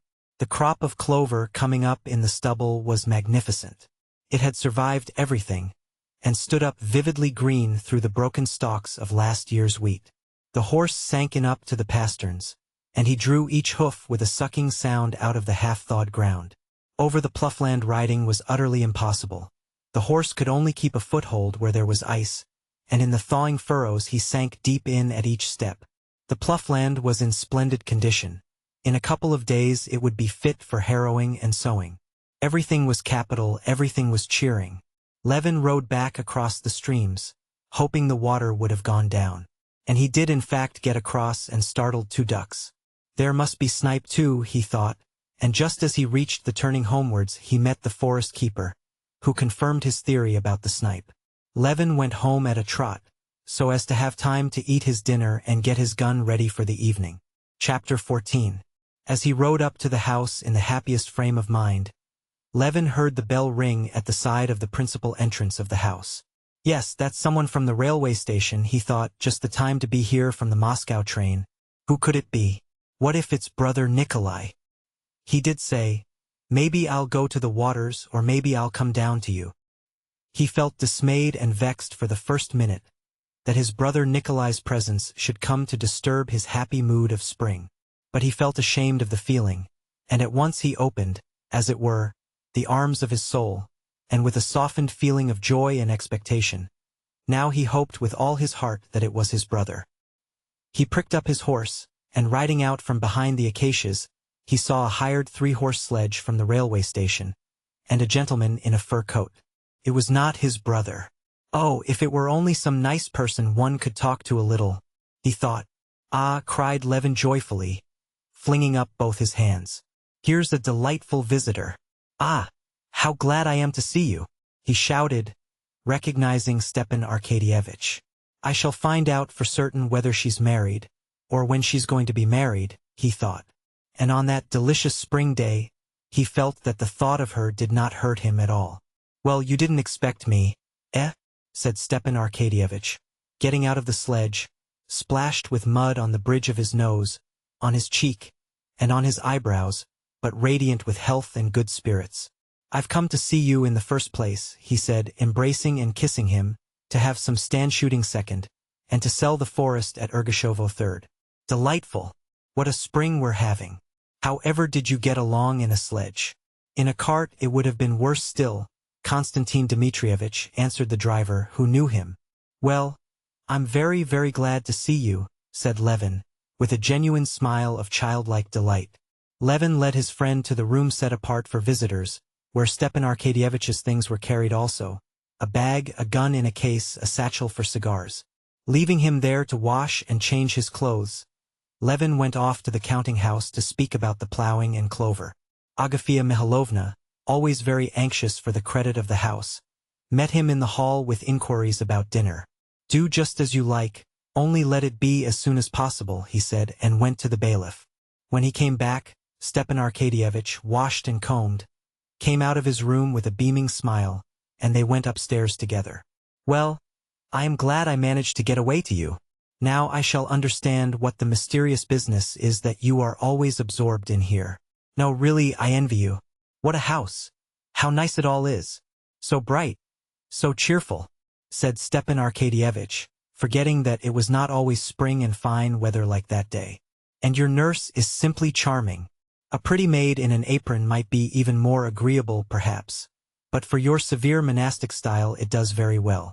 Stepan Arkadyevitch told him many interesting pieces of news.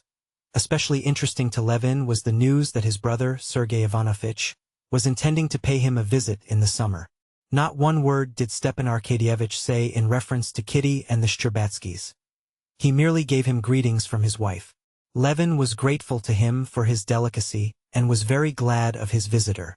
As always happened with him during his solitude, a mass of ideas and feelings had been accumulating within him, which he could not communicate to those about him. And now he poured out upon Stepan Arkadyevitch his poetic joy in the spring, and his failures and plans for the land, and his thoughts and criticisms on the books he had been reading, and the idea of his own book, the basis of which really was, though he was unaware of it himself, a criticism of all the old books on agriculture. Stepan Arkadyevitch, always charming, understanding everything at the slightest reference, was particularly charming on this visit. And Levin noticed in him a special tenderness, as it were, and a new tone of respect that flattered him. The efforts of Agafea Mihalovna and the cook, that the dinner should be particularly good, only ended in the two famished friends attacking the preliminary course, eating a great deal of bread and butter, salt goose and salted mushrooms, and in Levin's finally ordering the soup to be served without the accompaniment of little pies, with which the cook had particularly meant to impress their visitor. But though Stepan Arkadyevitch was accustomed to very different dinners, he thought everything excellent. The herb brandy and the bread and the butter, and above all the salt goose and the mushrooms and the nettle soup and the chicken in white sauce and the white Crimean wine, everything was superb and delicious. Splendid, splendid, he said, lighting a fat cigar after the roast. I feel as if, coming to you, I had landed on a peaceful shore after the noise and jolting of a steamer. And so you maintain that the laborer himself is an element to be studied and to regulate the choice of methods in agriculture. Of course, I'm an ignorant outsider, but I should fancy theory and its application will have its influence on the laborer too. Yes, but wait a bit. I'm not talking of political economy, I'm talking of the science of agriculture. It ought to be like the natural sciences, and to observe given phenomena and the laborer in his economic ethnographical. At that instant Agafea Mihalovna came in with jam. Oh, Agafea Mihalovna, said Stepan Arkadyevitch, kissing the tips of his plump fingers. What salt goose? What herb brandy? What do you think, isn't it time to start, Kostya? He added. Levin looked out of the window at the sun sinking behind the bare treetops of the forest. Yes, it's time, he said. Kuzma, get ready the trap, and he ran downstairs.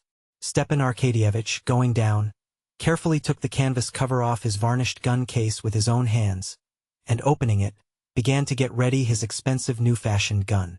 Kuzma, who already scented a big tip, never left Stepan Arkadyevitch's side, and put on him both his stockings and boots, a task which Stepan Arkadyevitch readily left him. Kostya, give orders that if the merchant Ryabinin comes, I told him to come today, he's to be brought in and to wait for me. Why, do you mean to say you're selling the forest to Ryabinin? Yes. Do you know him? To be sure I do. I have had to do business with him, positively and conclusively. Stepan Arkadyevitch laughed. Positively and conclusively were the merchant's favorite words. Yes, it's wonderfully funny the way he talks.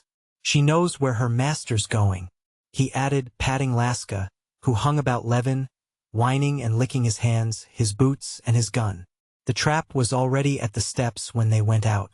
I told them to bring the trap round, or would you rather walk? No, we'd better drive, said Stepan Arkadyevitch, getting into the trap. He sat down, tucked the tiger-skin rug round him, and lighted a cigar. How is it you don't smoke? A cigar is a sort of thing, not exactly a pleasure, but the crown and outward sign of pleasure. Come, this is life. How splendid it is. This is how I should like to live. Why, who prevents you? Said Levin, smiling. No, you're a lucky man. You've got everything you like. You like horses, and you have them. Dogs, you have them. Shooting, you have it. Farming, you have it. Perhaps because I rejoice in what I have, and don't fret for what I haven't, said Levin, thinking of Kitty. Stepan Arkadyevitch comprehended, looked at him, but said nothing. Levin was grateful to Oblonsky for noticing, with his never-failing tact, that he dreaded conversation about the Shcherbatskys, and so saying nothing about them. But now Levin was longing to find out what was tormenting him so, yet he had not the courage to begin. Come, tell me how things are going with you, said Levin, bethinking himself that it was not nice of him to think only of himself. Stepan Arkadyevitch's eyes sparkled merrily. You don't admit, I know, that one can be fond of new rolls when one has had one's rations of bread. To your mind it's a crime. But I don't count life as life without love, he said, taking Levin's question his own way. What am I to do? I'm made that way. And really, one does so little harm to anyone, and gives oneself so much pleasure. What? Is there something new, then? Queried Levin. Yes, my boy, there is. Do you see, the type of Ossian's women? Women, such as one sees in dreams. Well, these women are sometimes to be met in reality. And these women are terrible. Woman, don't you know, is such a subject that however much you study it, it's always perfectly new. Well, then, it would be better not to study it. No. Some mathematician has said that enjoyment lies in the search for truth, not in the finding it. Levin listened in silence, and in spite of all the efforts he made, he could not in the least enter into the feelings of his friend and understand his sentiments and the charm of studying such women. Chapter 15. The place fixed on for the stand shooting was not far above a stream in a little aspen copse. On reaching the copse, Levin got out of the trap and led Oblonsky to a corner of a mossy, swampy glade, already quite free from snow. He went back himself to a double birch tree on the other side, and leaning his gun on the fork of a dead lower branch, he took off his full overcoat, fastened his belt again, and worked his arms to see if they were free. Gray old Laska, who had followed them, sat down warily opposite him and pricked up her ears.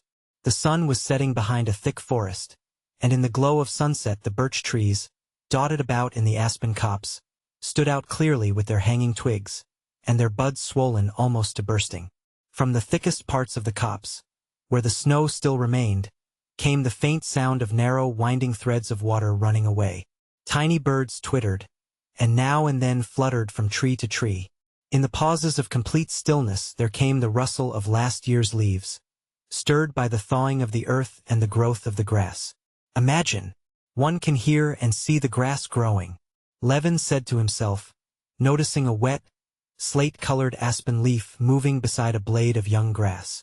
He stood, listened, and gazed sometimes down at the wet mossy ground, sometimes at Laska listening all alert, sometimes at the sea of bare treetops that stretched on the slope below him, sometimes at the darkening sky, covered with white streaks of cloud. A hawk flew high over a forest far away with slow sweep of its wings. Another flew with exactly the same motion in the same direction and vanished. The birds twittered more and more loudly and busily in the thicket. An owl hooted not far off, and Laska, starting, stepped cautiously a few steps forward, and putting her head on one side, began to listen intently. Beyond the stream was heard the cuckoo. Twice she uttered her usual cuckoo call, and then gave a hoarse, hurried call and broke down. Imagine! The cuckoo already, said Stepan Arkadyevitch, coming out from behind a bush. Yes, I hear it, answered Levin, reluctantly breaking the stillness with his voice, which sounded disagreeable to himself. Now it's coming. Stepan Arkadyevitch's figure again went behind the bush, and Levin saw nothing but the bright flash of a match, followed by the red glow and blue smoke of a cigarette. Tshk, tshk, came the snapping sound of Stepan Arkadyevitch cocking his gun. What's that cry? Asked Oblonsky, drawing Levin's attention to a prolonged cry, as though a colt were whinnying in a high voice, in play. Oh, don't you know it? That's the hare. But enough talking. Listen, it's flying, almost shrieked Levin, cocking his gun. They heard a shrill whistle in the distance, and in the exact time so well known to the sportsman 2 seconds later, another, a third, and after the third whistle the hoarse, guttural cry could be heard. Levin looked about him to right and to left, and there, just facing him against the dusky blue sky above the confused mass of tender shoots of the aspens, he saw the flying bird. It was flying straight towards him. The guttural cry, like the even tearing of some strong stuff, sounded close to his ear. The long beak and neck of the bird could be seen, and at the very instant when Levin was taking aim, behind the bush where Vronsky stood, there was a flash of red lightning. The bird dropped like an arrow and darted upwards again. Again came the red flash and the sound of a blow, and fluttering its wings as though trying to keep up in the air, the bird halted, stopped still an instant, and fell with a heavy splash on the slushy ground. "Can I have missed it?" shouted Stepan Arkadyevitch, who could not see for the smoke. "Here it is," said Levin, pointing to Laska, who with one ear raised, wagging the end of her shaggy tail, came slowly back as though she would prolong the pleasure, and as it were smiling, brought the dead bird to her master. "Well, I'm glad you were successful," said Levin, who, at the same time, had a sense of envy that he had not succeeded in shooting the snipe. "It was a bad shot from the right barrel," responded Stepan Arkadyevitch, loading his gun. "It's flying." The shrill whistles rapidly following one another were heard again. Two snipe, playing and chasing one another, and only whistling, not crying, flew straight at the very heads of the sportsmen. There was the report of 4 shots, and like swallows the snipe turned swift somersaults in the air and vanished from sight. The stand shooting was capital. Stepan Arkadyevitch shot 2 more birds and Levin 2, of which one was not found. It began to get dark. Venus, bright and silvery, shone with her soft light low down in the west behind the birch trees, and high up in the east twinkled the red lights of Arcturus. Over his head Levin made out the stars of the Great Bear and lost them again. The snipe had ceased flying, but Levin resolved to stay a little longer, till Venus, which he saw below a branch of birch, should be above it, and the stars of the Great Bear should be perfectly plain. Venus had risen above the branch, and the ear of the Great Bear with its shaft was now all plainly visible against the dark blue sky, yet still he waited. "Isn't it time to go home?" said Stepan Arkadyevitch. It was quite still now in the copse, and not a bird was stirring. "Let's stay a little while," answered Levin. "As you like." They were standing now about 15 paces from one another. "Stiva," said Levin unexpectedly. "How is it you don't tell me whether your sister-in-law's married yet, or when she's going to be?" Levin felt so resolute and serene that no answer, he fancied, could affect him. But he had never dreamed of what Stepan Arkadyevitch replied. "She's never thought of being married and isn't thinking of it. But she's very ill and the doctors have sent her abroad. They're positively afraid she may not live." "What?" cried Levin. "Very ill? What is wrong with her? How has she—" While they were saying this, Laska, with ears pricked up, was looking upwards at the sky, and reproachfully at them. "They have chosen a time to talk," she was thinking. "It's on the wing. Here it is, yes it is. They'll miss it," thought Laska, but at that very instant both suddenly heard a shrill whistle which, as it were, smote on their ears, and both suddenly seized their guns and 2 flashes gleamed, and 2 bangs sounded at the very same instant. The snipe flying high above instantly folded its wings and fell into a thicket, bending down the delicate shoots. "Splendid! Together!" cried Levin, and he ran with Laska into the thicket to look for the snipe. "Oh yes, what was it that was unpleasant?" he wondered. "Yes, Kitty's ill." "Well, it can't be helped. I'm very sorry," he thought. "She's found it. Isn't she a clever thing?" he said, taking the warm bird from Laska's mouth and packing it into the almost full game bag. "I've got it, Stiva," he shouted. Chapter 16. On the way home Levin asked all details of Kitty's illness and the Shtcherbatskys' plans, and though he would have been ashamed to admit it, he was pleased at what he heard. He was pleased that there was still hope, and still more pleased that she should be suffering who had made him suffer so much. But when Stepan Arkadyevitch began to speak of the causes of Kitty's illness, and mentioned Vronsky's name, Levin cut him short. "I have no right whatever to know family matters, and, to tell the truth, no interest in them either." Stepan Arkadyevitch smiled hardly perceptibly, catching the instantaneous change he knew so well in Levin's face, which had become as gloomy as it had been bright a minute before. "Have you quite settled about the forest with Ryabinin?" asked Levin. "Yes, it's settled. The price is magnificent. 38,000. 8 straight away and the rest in 6 years. I've been bothering about it for ever so long. No one would give more. Then you've as good as given away your forest for nothing, said Levin gloomily. How do you mean for nothing? Said Stepan Arkadyevitch with a good-humored smile, knowing that nothing would be right in Levin's eyes now. Because the forest is worth at least 150 rubles the acre, answered Levin. Oh, these farmers, said Stepan Arkadyevitch playfully. Your tone of contempt for us poor townsfolk. But when it comes to business, we do it better than anyone. I assure you I have reckoned it all out, he said, and the forest is fetching a very good price. So much so that I'm afraid of this fellow's crying off, in fact. You know it's not timber, said Stepan Arkadyevitch, hoping by this distinction to convince Levin completely of the unfairness of his doubts. And it won't run to more than 25 yards of faggots per acre, and he's giving me at the rate of 70 rubles the acre. Levin smiled contemptuously. I know he thought that fashion not only in him but in all city people who, after being twice in 10 years in the country, pick up 2 or 3 phrases and use them in season and out of season, firmly persuaded that they know all about it. Timber, run to so many yards the acre. He says those words without understanding them himself. I wouldn't attempt to teach you what you write about in your office, said he, and if need arose, I should come to you to ask about it. But you're so positive you know all the lore of the forest. It's difficult. Have you counted the trees? How count the trees? Said Stepan Arkadyevitch, laughing, still trying to draw his friend out of his ill temper. Count the sands of the sea, number the stars. Some higher power might do it. Oh well, the higher power of Ryabinin can. Not a single merchant ever buys a forest without counting the trees, unless they get it given them for nothing, as you're doing now. I know your forest. I go there every year shooting, and your forest's worth 150 rubles an acre paid down, while he's giving you 60 by installments. So that, in fact, you're making him a present of 30,000. Come, don't let your imagination run away with you, said Stepan Arkadyevitch piteously. Why was it none would give it, then? Why, because he has an understanding with the merchants. He's bought them off. I've had to do with all of them. I know them. They're not merchants, you know, they're speculators.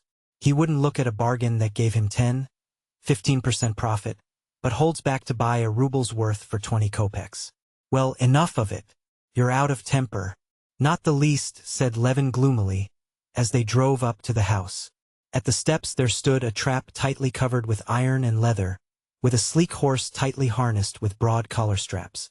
In the trap sat the chubby, tightly belted clerk who served Ryabinin as coachman. Ryabinin himself was already in the house, and met the friends in the hall. Ryabinin was a tall, thinnish, middle-aged man, with mustache and a projecting clean-shaven chin, and prominent muddy-looking eyes. He was dressed in a long-skirted blue coat, with buttons below the waist at the back, and wore high boots wrinkled over the ankles and straight over the calf, with big galoshes drawn over them.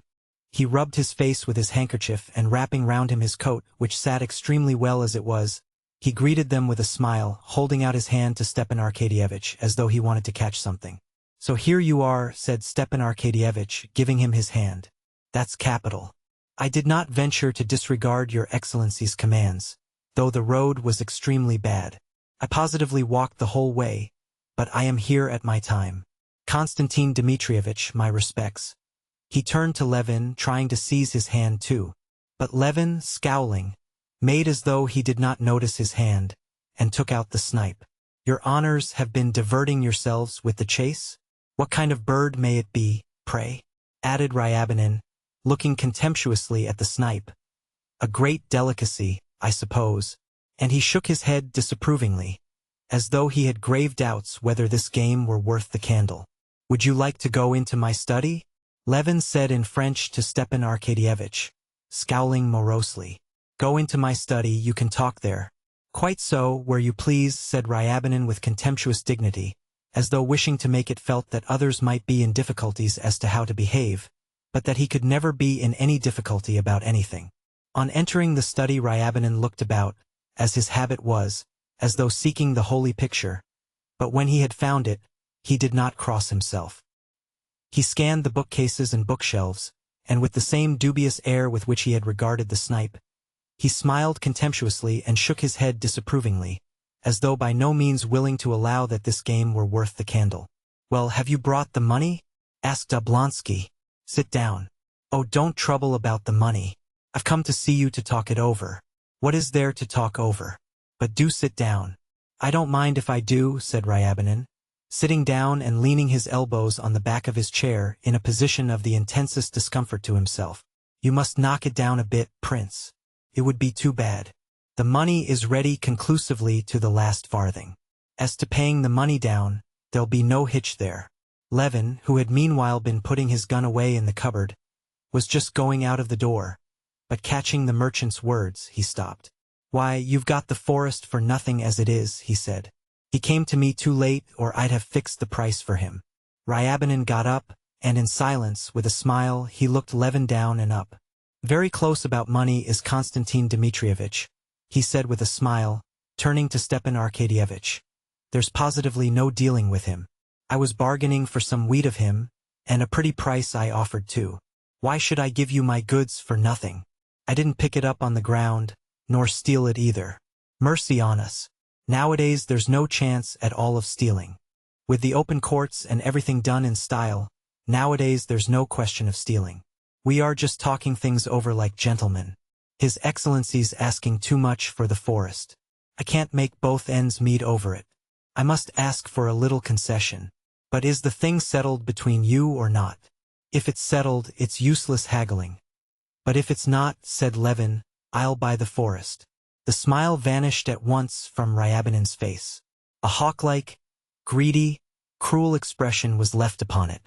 With rapid, bony fingers he unbuttoned his coat, revealing a shirt, bronze waistcoat buttons, and a watch chain, and quickly pulled out a fat old pocketbook. "Here you are, the forest is mine," he said, crossing himself quickly, and holding out his hand. "Take the money. It's my forest." That's Ryabinin's way of doing business. He doesn't haggle over every halfpenny, he added, scowling and waving the pocketbook. "I wouldn't be in a hurry if I were you," said Levin. "Come, really," said Oblonsky in surprise. "I've given my word, you know." Levin went out of the room, slamming the door. Ryabinin looked towards the door and shook his head with a smile. "It's all youthfulness. Positively nothing but boyishness.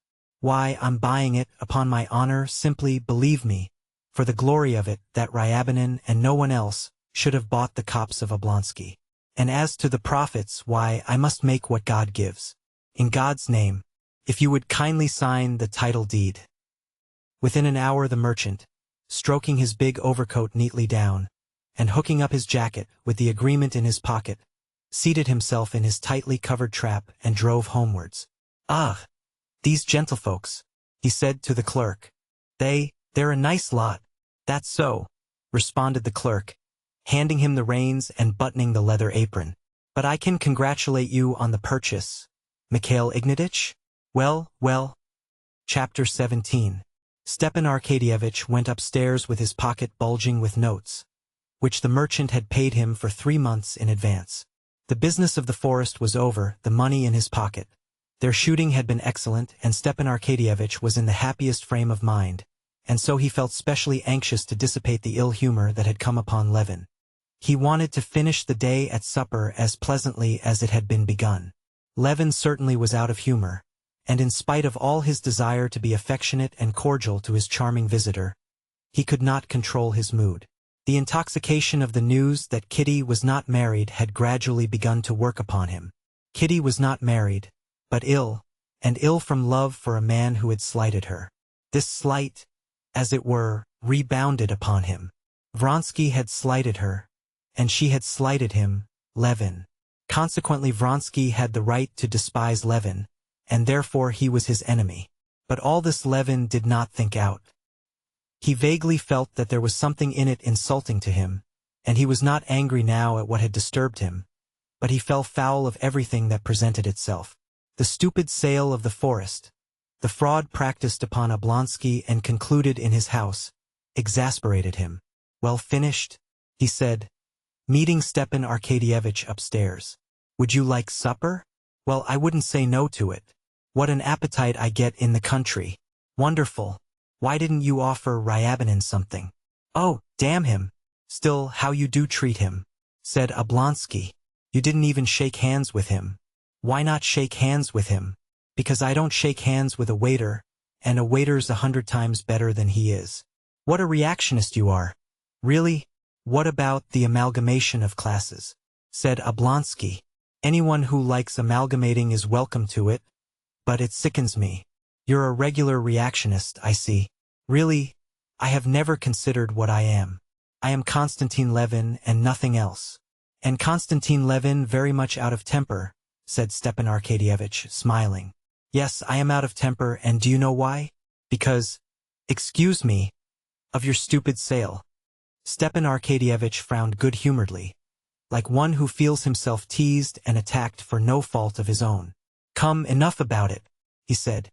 When did anybody ever sell anything without being told immediately after the sale?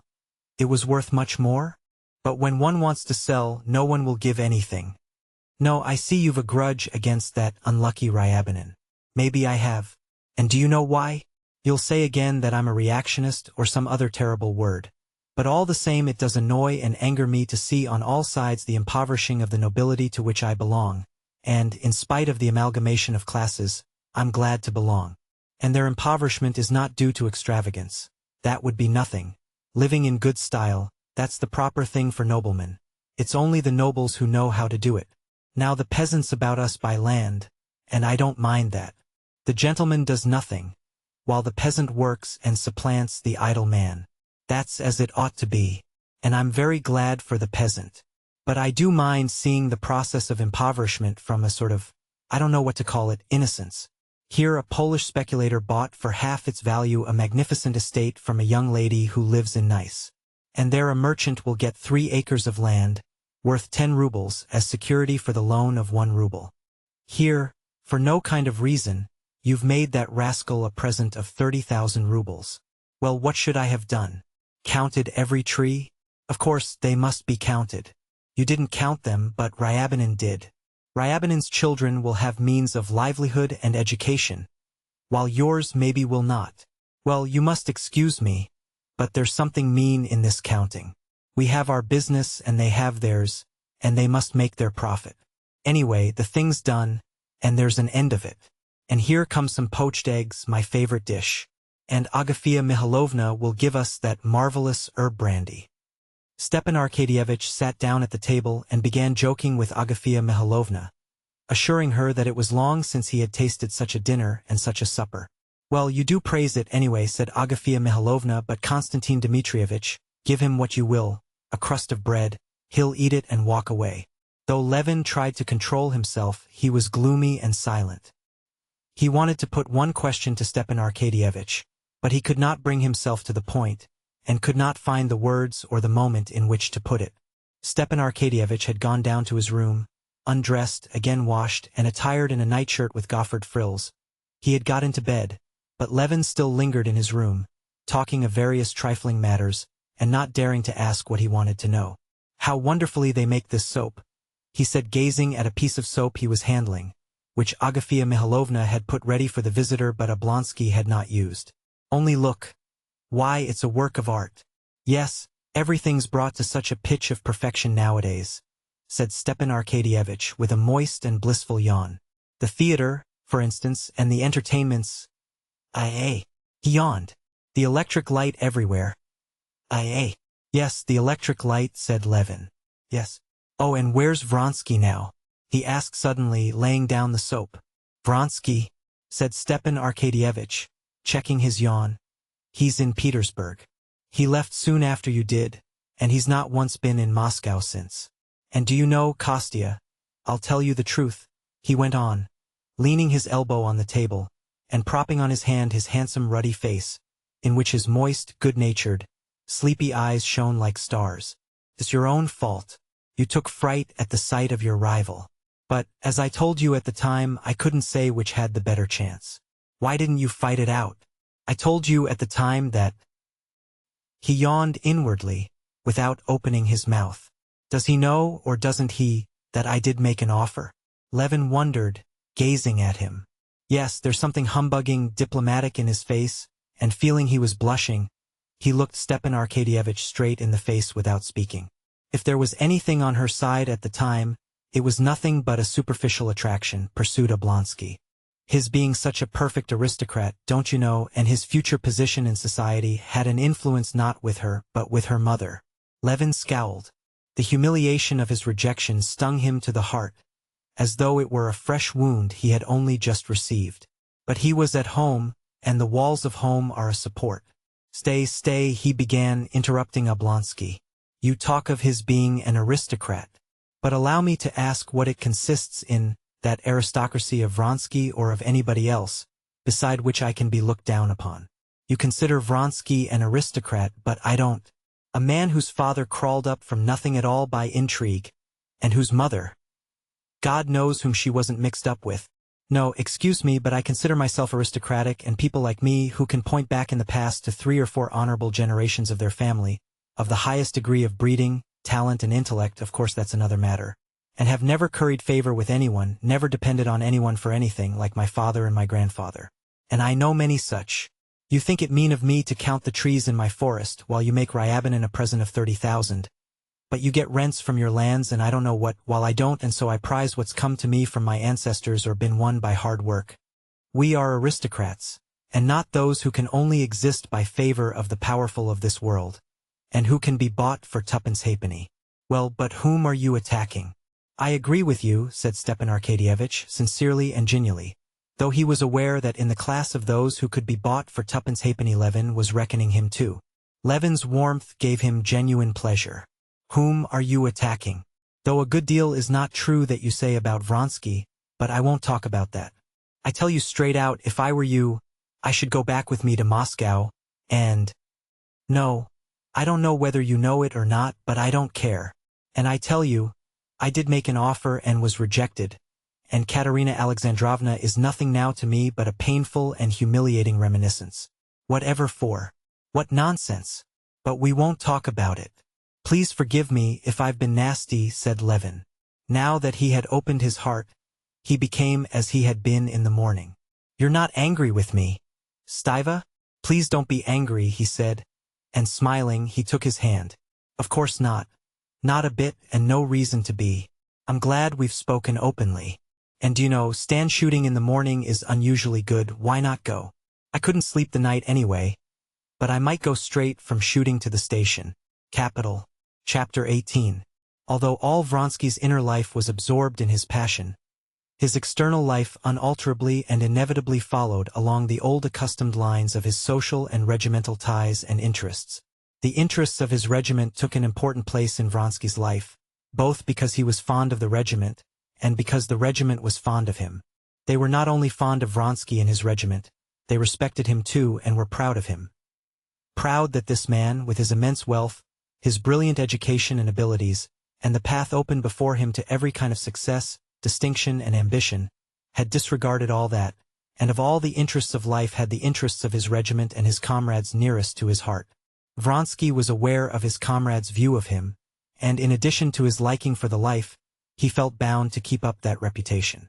It need not be said that he did not speak of his love to any of his comrades, nor did he betray his secret even in the wildest drinking bouts, though indeed he was never so drunk as to lose all control of himself, and he shut up any of his thoughtless comrades who attempted to allude to his connection. But in spite of that, his love was known to all the town.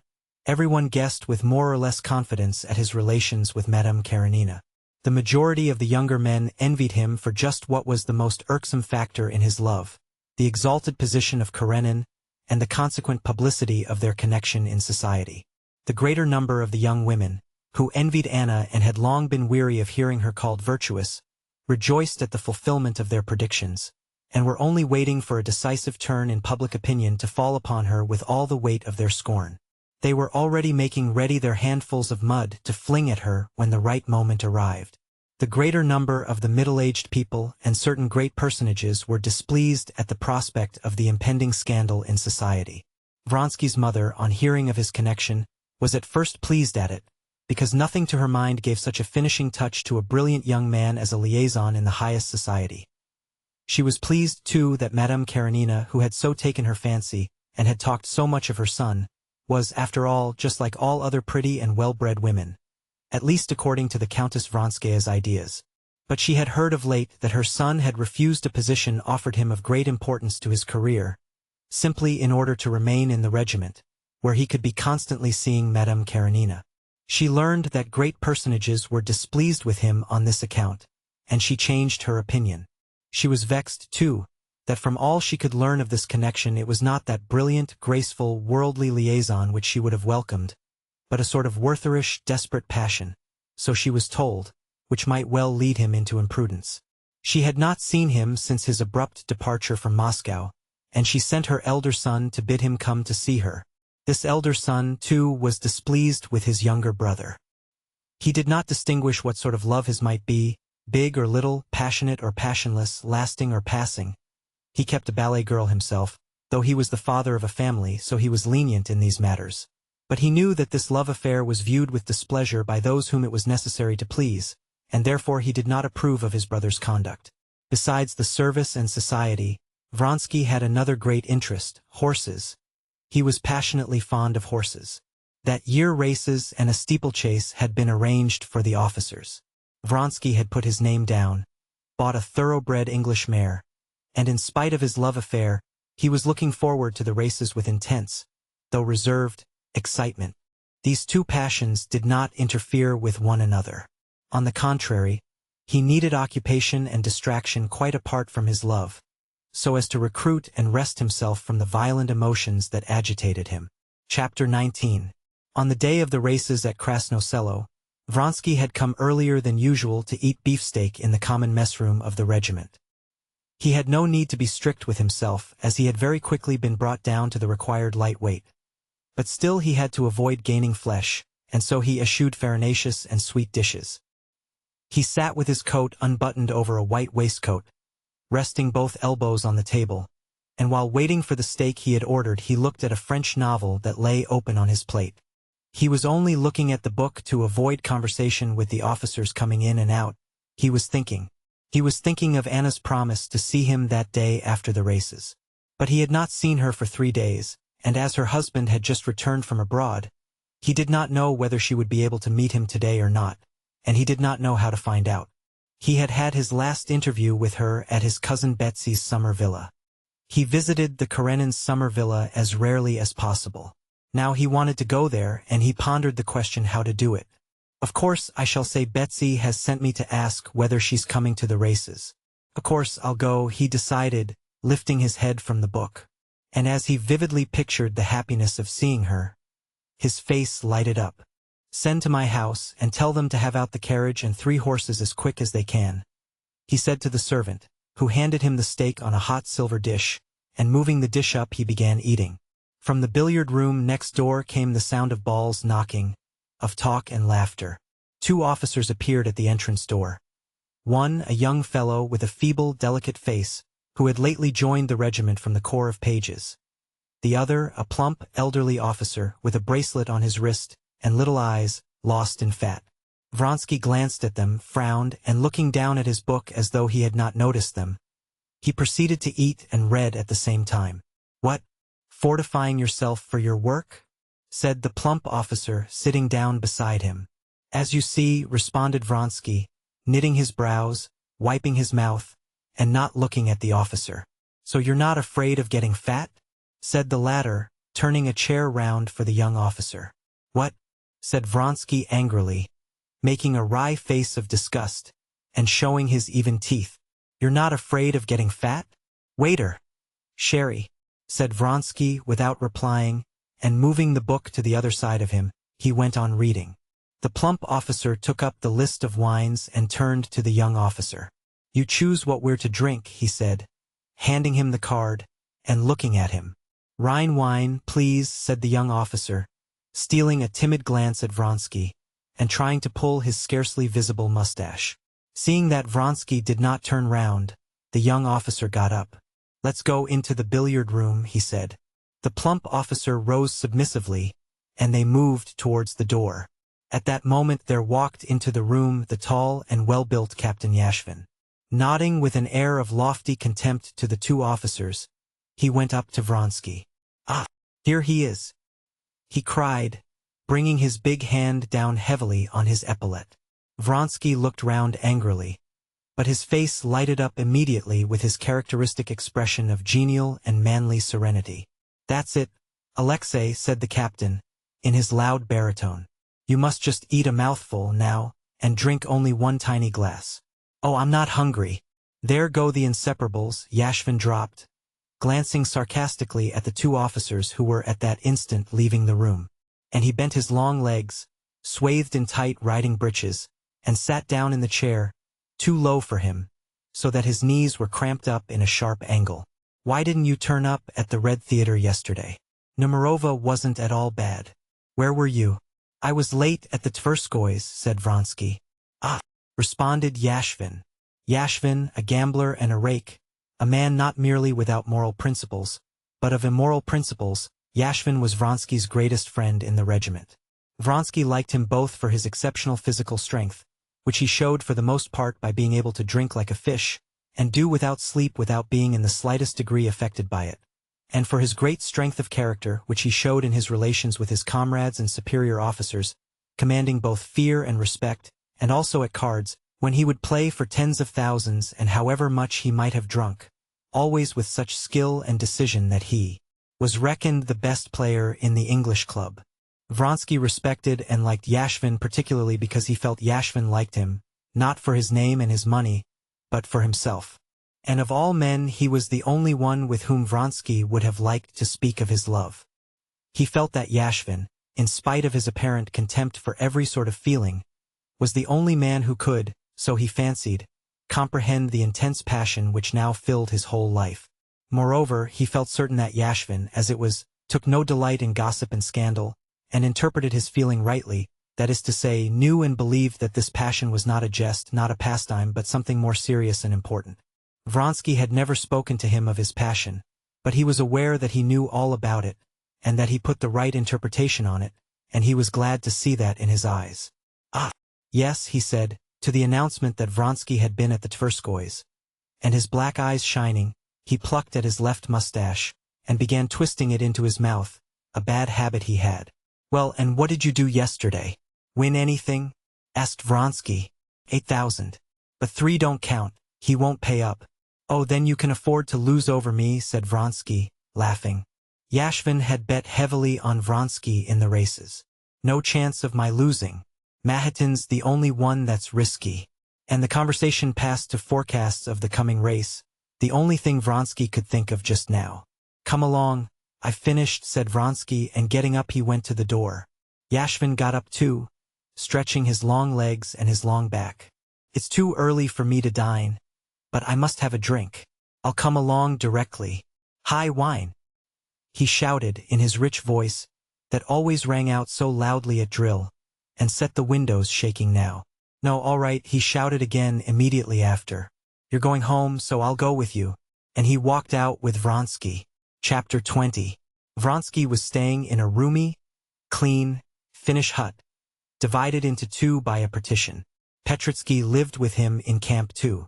Petritsky was asleep when Vronsky and Yashvin came into the hut. "Get up, don't go on sleeping," said Yashvin, going behind the partition and giving Petritsky, who was lying with ruffled hair and with his nose in the pillow, a prod on the shoulder. Petritsky jumped up suddenly onto his knees and looked round. "Your brother's been here," he said to Vronsky. "He waked me up, damn him, and said he'd look in again." And pulling up the rug, he flung himself back on the pillow. "Oh, do shut up, Yashvin," he said, getting furious with Yashvin, who was pulling the rug off him. "Shut up." He turned over and opened his eyes. "You'd better tell me what to drink. Such a nasty taste in my mouth." "That brandy's better than anything," boomed Yashvin. "Tereshchenko, brandy for your master and cucumbers," he shouted, obviously taking pleasure in the sound of his own voice. "Brandy, do you think?" Queried Petritsky, blinking and rubbing his eyes. "And you'll drink something?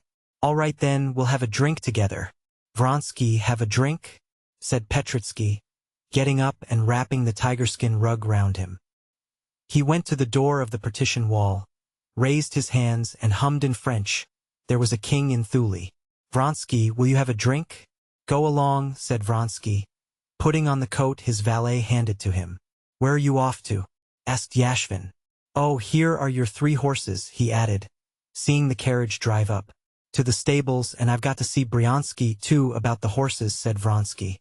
Vronsky had as a fact promised to call at Bryansky's, some 8 miles from Peterhof, and to bring him some money owing for some horses, and he hoped to have time to get that in too. But his comrades were at once aware that he was not only going there. Petritsky, still humming, winked and made a pout with his lips, as though he would say, "Oh yes, we know you're Vronsky. Mind you're not late," was Yashvin's only comment, and to change the conversation, "How's Myron? Is he doing all right?" he inquired, looking out of the window at the middle one of the 3 horses, which he had sold Vronsky. "Stop!" cried Petritsky to Vronsky as he was just going out. "Your brother left a letter and a note for you. Wait a bit. Where are they?" Vronsky stopped. "Well, where are they? Where are they? That's just the question," said Petritsky solemnly, moving his forefinger upwards from his nose. "Come. Tell me." "This is silly," said Vronsky smiling. "I have not lighted the fire. Here somewhere about. Come, enough fooling. Where is the letter? No, I've forgotten really. Or was it a dream? Wait a bit, wait a bit. But what's the use of getting in a rage? If you'd drunk 4 bottles yesterday as I did, you'd forget where you were lying. Wait a bit. I'll remember." Petritsky went behind the partition and lay down on his bed. "Wait a bit. This was how I was lying, and this was how he was standing. Yes, yes, yes. Here it is." And Petritsky pulled a letter out from under the mattress, where he had hidden it. Vronsky took the letter and his brother's note. It was the letter he was expecting, from his mother, reproaching him for not having been to see her, and the note was from his brother to say that he must have a little talk with him. Vronsky knew that it was all about the same thing. What business is it of theirs? Thought Vronsky, and crumpling up the letters he thrust them between the buttons of his coat, so as to read them carefully on the road. In the porch of the hut he was met by 2 officers, one of his regiment and one of another. Vronsky's quarters were always a meeting place for all the officers. "Where are you off to?" "I must go to Peterhof." "Has the mare come from Tsarskoe?" "Yes, but I've not seen her yet. They say Mahatin's gladiator's lame." "Nonsense. But however are you going to race in this mud?" said the other. "Here are my saviors," cried Petritsky, seeing them come in. Before him stood the orderly with a tray of brandy and salted cucumbers. "Here's Yashvin ordering me to drink a pick-me-up." "Well, you did give it to us yesterday," said one of those who had come in. "You didn't let us get a wink of sleep all night." "Oh, didn't we make a pretty finish?" said Petritsky. "Volkov climbed onto the roof and began telling us how sad he was. I said, 'Let's have music, the funeral march.' He fairly dropped asleep on the roof over the funeral march. 'Drink it up. You positively must drink the brandy, and then seltzer water and a lot of lemon," said Yashvin, standing over Petritsky like a mother making a child take medicine, "and then a little champagne, just a small bottle. Come, there's some sense in that. Stop a bit, Vronsky. We'll all have a drink. No, goodbye all of you. I'm not going to drink today. Why, are you gaining weight? All right, then we must have it alone. Give us the seltzer water and lemon." "Vronsky," shouted someone when he was already outside. "Well, you'd better get your hair cut. It'll weigh you down, especially at the top." Vronsky was in fact beginning prematurely to get a little bald. He laughed gaily, showing his even teeth, and pulling his cap over the thin place, went out and got into his carriage. "To the stables," he said, and was just pulling out the letters to read them through, but he thought better of it and put off reading them so as not to distract his attention before looking at the mare. Later, Chapter 21. The temporary stable, a wooden shed, had been put up close to the racecourse, and there his mare was to have been taken the previous day. He had not yet seen her there. During the last few days he had not ridden her out for exercise himself, but had put her in the charge of the trainer, and so now he positively did not know in what condition his mare had arrived yesterday and was today. He had scarcely got out of his carriage when his groom, the so-called stable boy, recognizing the carriage some way off, called the trainer. A dry-looking Englishman, in high boots and a short jacket, clean-shaven, except for a tuft below his chin, came to meet him, walking with the uncouth gait of jockey, turning his elbows out and swaying from side to side. "Well, how's Frou-Frou?" Vronsky asked in English. "All right, sir." The Englishman's voice responded somewhere in the inside of his throat. "Better not go in," he added, touching his hat. "I've put a muzzle on her, and the mare's fidgety. Better not go in, it'll excite the mare." "No, I'm going in. I want to look at her." "Come along, then," said the Englishman, frowning and speaking with his mouth shut, and, with swinging elbows, he went on in front with his disjointed gait. They went into the little yard in front of the shed. A stable boy, spruce and smart in his holiday attire, met them with a broom in his hand, and followed them. In the shed there were 5 horses in their separate stalls, and Vronsky knew that his chief rival, Gladiator, a very tall chestnut horse, had been brought there, and must be standing among them.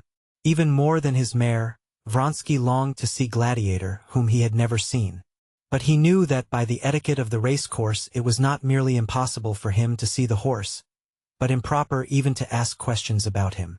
Just as he was passing along the passage, the boy opened the door into the second horse box on the left, and Vronsky caught a glimpse of a big chestnut horse with white legs.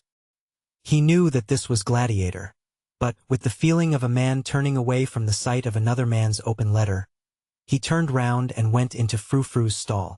"The horse is here belonging to Mac. Mac, I never can say the name," said the Englishman, over his shoulder, pointing his big finger and dirty nail towards Gladiator's stall. "Mahatin? Yes, he's my most serious rival," said Vronsky. "If you were riding him," said the Englishman, "I'd bet on you. Frou-Frou's more nervous." "He's stronger," said Vronsky, smiling at the compliment to his riding. "In a steeplechase it all depends on riding and on pluck," said the Englishman.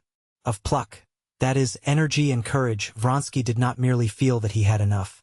What was of far more importance, he was firmly convinced that no one in the world could have more of this pluck than he had. "Don't you think I want more thinning down?" "Oh no," answered the Englishman. "Please don't speak loud.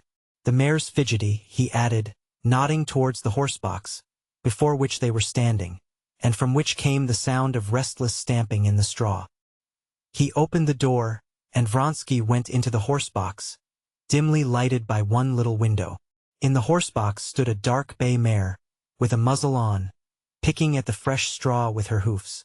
Looking round him in the twilight of the horse box, Vronsky unconsciously took in once more in a comprehensive glance all the points of his favorite mare. Frou-Frou was a beast of medium size, not altogether free from reproach, from a breeder's point of view. She was small-boned all over. Though her chest was extremely prominent in front, it was narrow. Her hindquarters were a little drooping, and in her forelegs and still more in her hind legs there was a noticeable curvature. The muscles of both hind and forelegs were not very thick, but across her shoulders the mare was exceptionally broad, a peculiarity specially striking now that she was lean from training. The bones of her legs below the knees looked no thicker than a finger from in front, but were extraordinarily thick seen from the side. She looked altogether, except across the shoulders, as it were, pinched in at the sides and pressed out in depth. But she had in the highest degree the quality that makes all defects forgotten. That quality was blood, the blood that tells, as the English expression has it. The muscles stood up sharply under the network of sinews, covered with the delicate, mobile skin, soft as satin, and they were hard as bone. Her clean-cut head, with prominent, bright, spirited eyes, broadened out at the open nostrils, that showed the red blood in the cartilage within. About all her figure, and especially her head, there was a certain expression of energy, and, at the same time, of softness. She was one of those creatures which seem only not to speak because the mechanism of their mouth does not allow them to. To Vronsky, at any rate, it seemed that she understood all he felt at that moment, looking at her. Directly Vronsky went towards her, she drew in a deep breath, and, turning back her prominent eye till the white looked bloodshot, she started at the approaching figures from the opposite side, shaking her muzzle, and shifting lightly from one leg to the other. "There, you see how fidgety she is," said the Englishman. "There, darling, there," said Vronsky, going up to the mare and speaking soothingly to her. But the nearer he came, the more excited she grew. Only when he stood by her head, she was suddenly quieter, while the muscles quivered under her soft, delicate coat. Vronsky patted her strong neck, straightened over her sharp withers a stray lock of her mane that had fallen on the other side, and moved his face near her dilated nostrils, transparent as a bat's wing. She drew a loud breath and snorted out through her tense nostrils, started, pricked up her sharp ear, and put out her strong, black lip towards Vronsky, as though she would nip hold of his sleeve. But remembering the muzzle, she shook it and again began restlessly stamping one after the other her shapely legs. "Quiet, darling, quiet," he said, patting her again over her hindquarters, and with a glad sense that his mare was in the best possible condition, he went out of the horsebox. The mare's excitement had infected Vronsky. He felt that his heart was throbbing, and that he too, like the mare, longed to move to bite.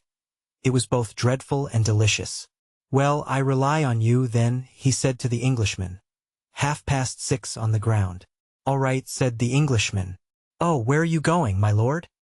he asked suddenly, using the title my lord, which he had scarcely ever used before. Vronsky in amazement raised his head, and stared, as he knew how to stare, not into the Englishman's eyes, but at his forehead, astounded at the impertinence of his question. But realizing that in asking this the Englishman had been looking at him not as an employer, but as a jockey, he answered, "I've got to go to Bryansky's. I shall be home within an hour." "How often I'm asked that question today," he said to himself, and he blushed, a thing which rarely happened to him. The Englishman looked gravely at him, and, as though he, too, knew where Vronsky was going, he added, "The great thing's to keep quiet before a race," said he. "Don't get out of temper or upset about anything." "All right," answered Vronsky, smiling, and jumping into his carriage, he told the man to drive to Peterhof. Before he had driven many paces away, the dark clouds that had been threatening rain all day broke, and there was a heavy downpour of rain. "What a pity," thought Vronsky, putting up the roof of the carriage. "It was muddy before, now it will be a perfect swamp." As he sat in solitude in the closed carriage, he took out his mother's letter and his brother's note, and read them through. Yes, it was the same thing over and over again. Everyone, his mother, his brother, everyone thought fit to interfere in the affairs of his heart. This interference aroused in him a feeling of angry hatred, a feeling he had rarely known before. What business is it of theirs? Why does everybody feel called upon to concern himself about me? And why do they worry me so? Just because they see that this is something they can't understand. If it were a common, vulgar, worldly intrigue, they would have left me alone. They feel that this is something different, that this is not a mere pastime, that this woman is dearer to me than life. And this is incomprehensible, and that's why it annoys them. Whatever our destiny is or may be, we have made it ourselves, and we do not complain of it, he said, in the word we linking himself with Anna. No, they must needs teach us how to live. They haven't an idea of what happiness is. They don't know that without our love, for us there is neither happiness nor unhappiness. No life at all, he thought. He was angry with all of them for their interference just because he felt in his soul that they, all these people, were right. He felt that the love that bound him to Anna was not a momentary impulse, which would pass, as worldly intrigues do pass, leaving no other traces in the life of either but pleasant or unpleasant memories. He felt all the torture of his own and her position, all the difficulty there was for them, conspicuous as they were in the eye of all the world, in concealing their love, in lying and deceiving, and in lying, deceiving, feigning, and continually thinking of others, when the passion that united them was so intense that they were both oblivious of everything else but their love. He vividly recalled all the constantly recurring instances of inevitable necessity for lying and deceit, which were so against his natural bent. He recalled particularly vividly the shame he had more than once detected in her at this necessity for lying and deceit, and he experienced the strange feeling that had sometimes come upon him since his secret love for Anna. This was a feeling of loathing for something, whether for Alexey Alexandrovitch or for himself or for the whole world, he could not have said. But he always drove away this strange feeling. Now, too, he shook it off and continued the thread of his thoughts. Yes, she was unhappy before, but proud and at peace. And now she cannot be at peace and feel secure in her dignity, though she does not show it. Yes, we must put an end to it, he decided. And for the first time the idea clearly presented itself that it was essential to put an end to this false position, and the sooner the better. Throw up everything, she and I, and hide ourselves somewhere alone with our love, he said to himself. Chapter 22. The rain did not last long, and by the time Vronsky arrived, his shaft horse trotting at full speed and dragging the trace horses galloping through the mud, with their reins hanging loose, the sun had peeped out again. The roofs of the summer villas and the old lime trees in the gardens on both sides of the principal streets sparkled with wet brilliance, and from the twigs came a pleasant drip and from the roofs rushing streams of water. He thought no more of the shower spoiling the racecourse, but was rejoicing now that, thanks to the rain, he would be sure to find her at home and alone, as he knew that Alexey Alexandrovitch, who had lately returned from a foreign watering place, had not moved from Petersburg. Hoping to find her alone, Vronsky alighted, as he always did, to avoid attracting attention, before crossing the bridge and walked to the house. He did not go up the steps to the street door, but went into the court. "Has your master come?"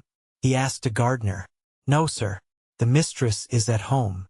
But will you please go to the front door?" "There are servants there," the gardener answered. "They'll open the door." "No, I'll go in from the garden." And feeling satisfied that she was alone, and wanting to take her by surprise, since he had not promised to be there today, and she would certainly not expect him to come before the races, he walked, holding his sword and stepping cautiously over the sandy path, bordered with flowers, to the terrace that looked out upon the garden. Vronsky forgot now all that he had thought on the way of the hardships and difficulties of their position. He thought of nothing but that he would see her directly, not in imagination, but living all of her, as she was in reality. He was just going in, stepping on his whole foot so as not to creak, up the worn steps of the terrace, when he suddenly remembered what he always forgot, and what caused the most torturing side of his relations with her son with his questioning, hostile as he fancied eyes. This boy was more often than anyone else a check upon their freedom. When he was present, both Vronsky and Anna did not merely avoid speaking of anything that they could not have repeated before everyone.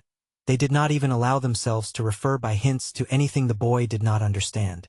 They had made no agreement about this, it had settled itself. They would have felt it wounding themselves to deceive the child. In his presence they talked like acquaintances. But in spite of this caution, Vronsky often saw the child's intent, bewildered glance fixed upon him, and a strange shyness, uncertainty, at one time friendliness, at another coldness and reserve in the boy's manner to him, as though the child felt that between this man and his mother there existed some important bond, the significance of which he could not understand.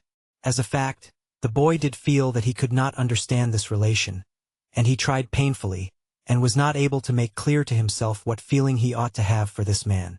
With a child's keen instinct for every manifestation of feeling, he saw distinctly that his father, his governess, his nurse, all did not merely dislike Vronsky, but looked on him with horror and aversion, though they never said anything about him, while his mother looked on him as her greatest friend.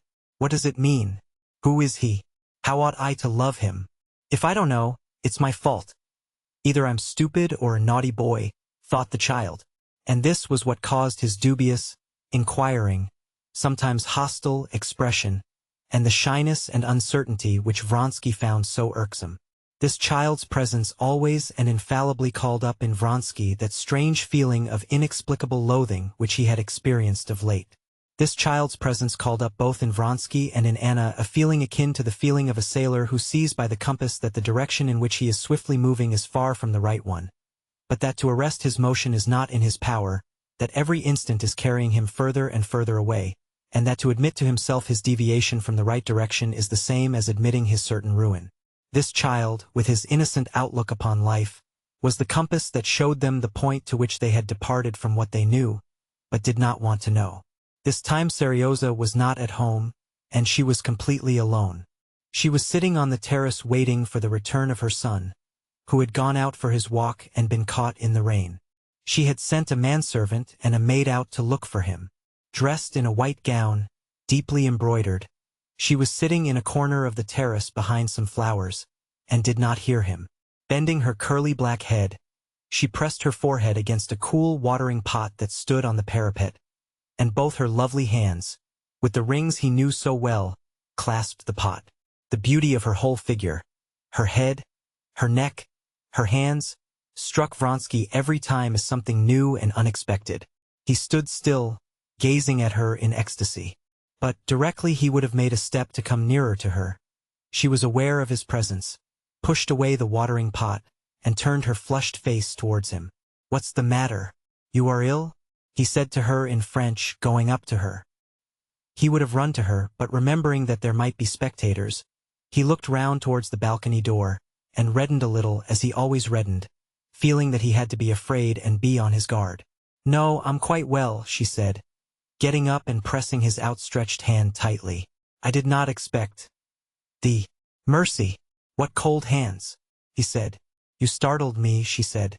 "I'm alone and expecting Serioza. He's out for a walk. They'll come in from this side." But, in spite of her efforts to be calm, her lips were quivering.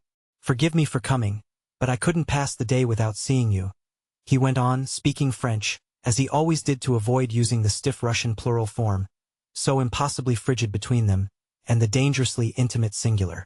"Forgive you? I'm so glad. But you're ill or worried," he went on, not letting go her hands and bending over her. "What were you thinking of?" "Always the same thing," she said with a smile. She spoke the truth.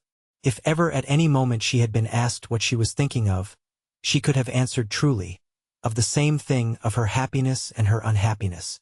She was thinking, just when he came upon her, of this. Why was it, she wondered, that to others, to Betsy, she knew of her secret connection with Tushkevich, it was all easy, while to her it was such torture. Today this thought gained special poignancy from certain other considerations. She asked him about the races. He answered her questions, and seeing that she was agitated, trying to calm her, he began telling her in the simplest tone the details of his preparations for the races. Tell him or not tell him, she thought, looking into his quiet, affectionate eyes. He is so happy, so absorbed in his races that he won't understand as he ought. He won't understand all the gravity of this fact to us.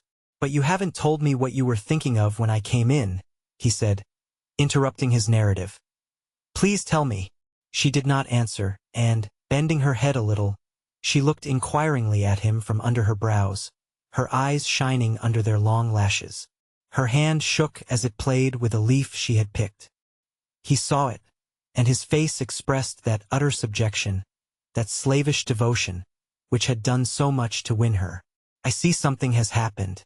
Do you suppose I can be at peace, knowing you have a trouble I am not sharing? Tell me, for God's sake," he repeated imploringly. "Yes, I shan't be able to forgive him if he does not realize all the gravity of it.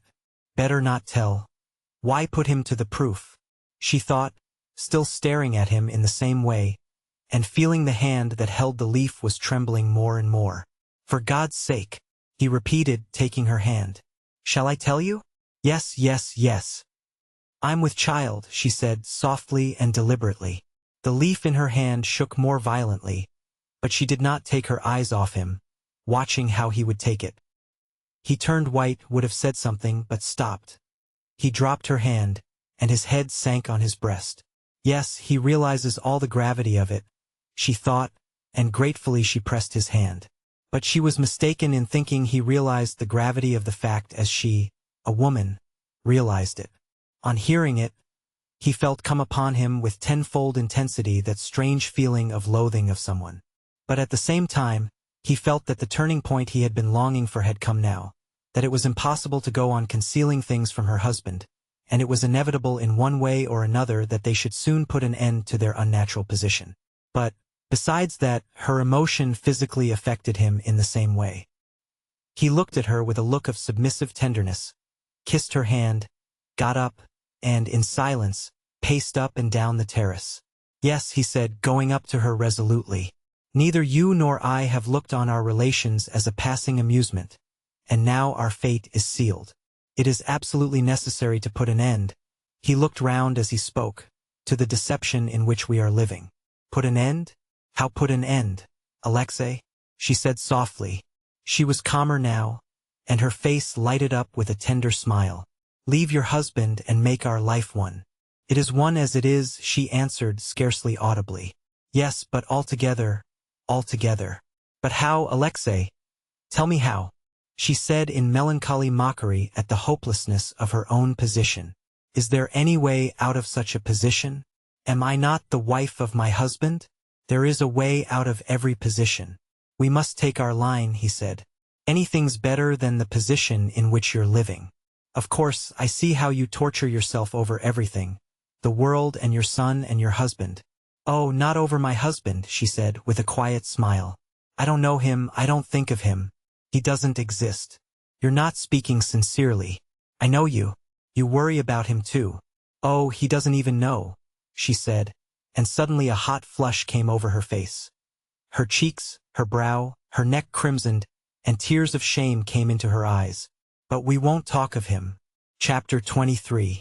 Vronsky had several times already, though not so resolutely as now, tried to bring her to consider their position, and every time he had been confronted by the same superficiality and triviality with which she met his appeal now. It was as though there were something in this which she could not or would not face, as though directly she began to speak of this, she, the real Anna, retreated somehow into herself, and another strange and unaccountable woman came out, whom he did not love, and whom he feared, and who was in opposition to him. But today he was resolved to have it out. Whether he knows or not, said Vronsky, in his usual quiet and resolute tone, that's nothing to do with us. We cannot. You cannot stay like this, especially now. What's to be done, according to you? She asked with the same frivolous irony. She who had so feared he would take her condition too lightly was now vexed with him for deducing from it the necessity of taking some step. Tell him everything and leave him. Very well, let us suppose I do that, she said.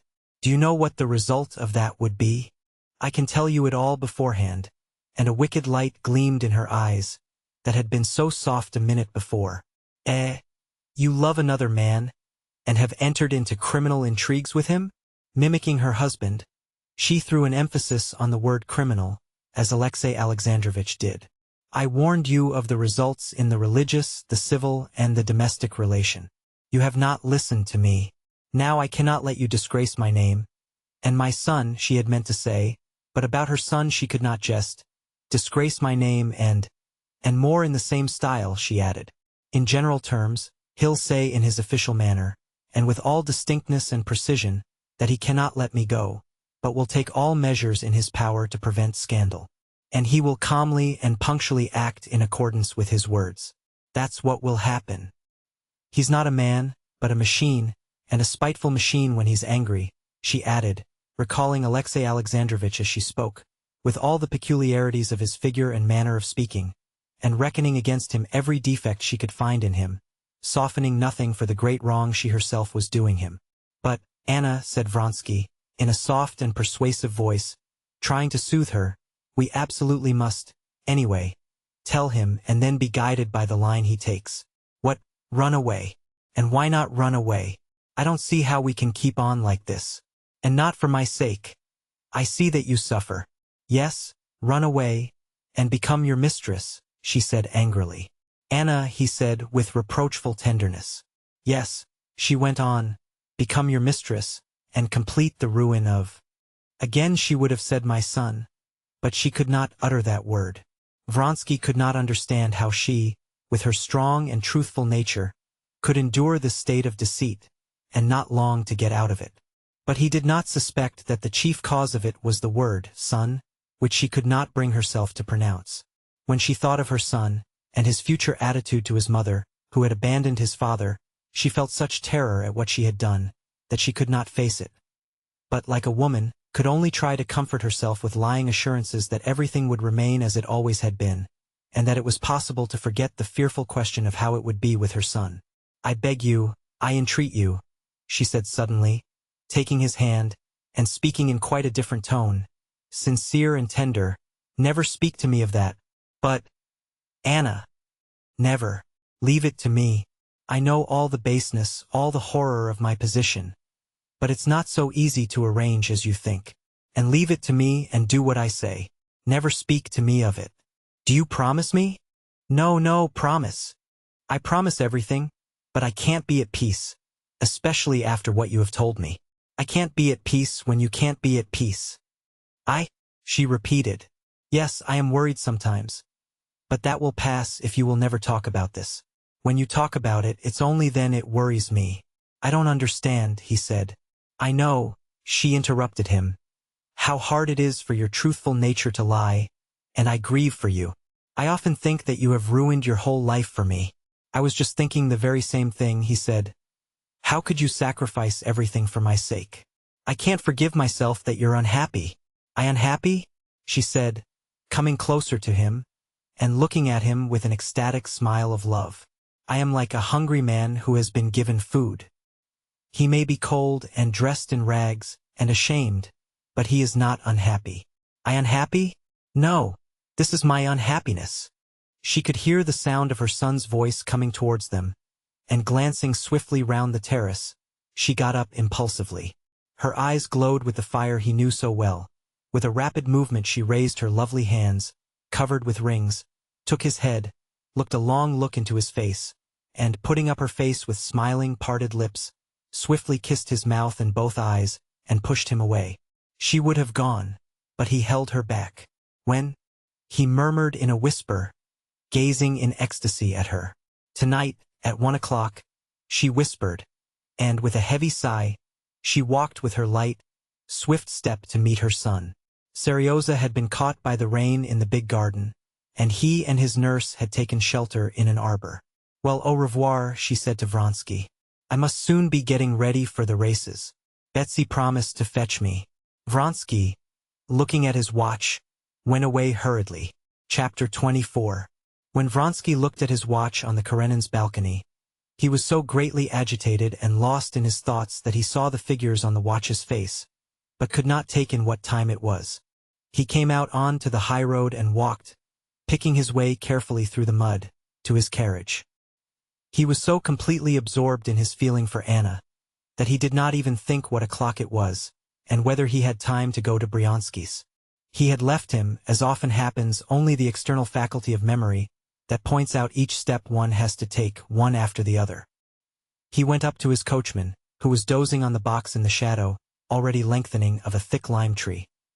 He admired the shifting clouds of midges circling over the hot horses, and, waking the coachman, he jumped into the carriage and told him to drive to Vronsky's. It was only after driving nearly 5 miles that he had sufficiently recovered himself to look at his watch, and realized that it was 5:30, and he was late. There were several races fixed for that day: the mounted guards race, then the officers' mile-and-a-half race, then the 3-mile race, and then the race for which he was entered. He could still be in time for his race, but if he went to Vronsky's he could only just be in time, and he would arrive when the whole of the court would be in their places. That would be a pity. But he had promised Vronsky to come, and so he decided to drive on, telling the coachman not to spare the horses. He reached Vronsky's, spent 5 minutes there, and galloped back. This rapid drive calmed him. All that was painful in his relations with Anna, all the feeling of indefiniteness left by their conversation, had slipped out of his mind. He was thinking now with pleasure and excitement of the race, of his being anyhow, in time, and now and then the thought of the blissful interview awaiting him that night flashed across his imagination like a flaming light. The excitement of the approaching race gained upon him as he drove further and further into the atmosphere of the races, overtaking carriages driving up from the summer villas or out of Petersburg. At his quarters no one was left at home. All were at the races, and his valet was looking out for him at the gate. While he was changing his clothes, his valet told him that the second race had begun already, that a lot of gentlemen had been to ask for him, and a boy had twice run up from the stables. Dressing without hurry, he never hurried himself and never lost his self-possession. Vronsky drove to the sheds. From the sheds he could see a perfect sea of carriages, and people on foot, soldiers surrounding the racecourse, and pavilions swarming with people. The second race was apparently going on, for just as he went into the sheds he heard a bell ringing. Going towards the stable, he met the white-legged chestnut, Mahaton's gladiator, being led to the racecourse in a blue forage horsecloth, with what looked like huge ears edged with blue. "Where's Cord?" he asked the stable boy. "In the stable, putting on the saddle." In the open horsebox stood Frou-Frou, saddled ready. They were just going to lead her out. "I'm not too late?" All right, said the Englishman. "Don't upset yourself." Vronsky once more took in one glance the exquisite lines of his favorite mare, who was quivering all over, and with an effort he tore himself from the sight of her, and went out of the stable. He went towards the pavilions at the most favorable moment for escaping attention. The mile-and-a-half race was just finishing, and all eyes were fixed on the horse guard in front and the light hussar behind, urging their horses on with a last effort close to the winning post. From the center and outside of the ring all were crowding to the winning post, and a group of soldiers and officers of the horse guards were shouting loudly their delight at the expected triumph of their officer and comrade. Vronsky moved into the middle of the crowd unnoticed, almost at the very moment when the bell rang at the finish of the race, and the tall, mud-spattered horse guard who came in first, bending over the saddle, let go the reins of his panting gray horse that looked dark with sweat. The horse, stiffening out its legs, with an effort stopped its rapid course, and the officer of the horse guards looked round him like a man waking up from a heavy sleep, and just managed to smile. A crowd of friends and outsiders pressed round him. Vronsky intentionally avoided that select crowd of the upper world, which was moving and talking with discreet freedom before the pavilions. He knew that Madame Karenina was there and Betsy, and his brother's wife, and he purposely did not go near them for fear of something distracting his attention. But he was continually met and stopped by acquaintances, who told him about the previous races, and kept asking him why he was so late. At the time when the racers had to go to the pavilion to receive the prizes, and all attention was directed to that point, Vronsky's elder brother, Alexander, a colonel with heavy fringed epaulets, came up to him. He was not tall, though as broadly built as Alexei, and handsomer and rosier than he. He had a red nose and an open, drunken-looking face. "Did you get my note?" he said. "There's never any finding you." Alexander Vronsky, in spite of the dissolute life, and in especial the drunken habits for which he was notorious, was quite one of the court circle. Now, as he talked to his brother of a matter bound to be exceedingly disagreeable to him, knowing that the eyes of many people might be fixed upon him, he kept a smiling countenance, as though he were jesting with his brother about something of little moment. "I got it, and I really can't make out what you are worrying yourself about," said Alexei. "I'm worrying myself because the remark has just been made to me that you weren't here, and that you were seen in Peterhof on Monday. There are matters which only concern those directly interested in them, and the matter you are so worried about is—" "Yes, but if so, you may as well cut the service. I beg you not to meddle, and that's all I have to say." Alexei Vronsky's frowning face turned white, and his prominent lower jaw quivered, which happened rarely with him. Being a man of very warm heart, he was seldom angry. But when he was angry, and when his chin quivered, then, as Alexander Vronsky knew, he was dangerous. Alexander Vronsky smiled gaily. "I only wanted to give you Mother's letter. Answer it, and don't worry about anything just before the race. Bon chance," he added, smiling, and he moved away from him. But after him another friendly greeting brought Vronsky to a standstill. "So you won't recognize your friends? How are you, mon cher?" said Stepan Arkadyevitch, as conspicuously brilliant in the midst of all the Petersburg brilliance as he was in Moscow, his face rosy, and his whiskers sleek and glossy. "I came up yesterday, and I'm delighted that I shall see your triumph. When shall we meet?" "Come tomorrow to the mess-room," said Vronsky, and squeezing him by the sleeve of his coat, with apologies, he moved away to the center of the racecourse, where the horses were being led for the great steeplechase. The horses who had run in the last race were being led home, steaming and exhausted, by the stable boys, and one after another the fresh horses for the coming race made their appearance, for the most part English racers, wearing horsecloths, and looking with their drawn-up bellies like strange, huge birds. On the right was led in Frou-Frou, lean and beautiful, lifting up her elastic, rather long pasterns, as though moved by springs. Not far from her they were taking the rug off the lop-eared gladiator.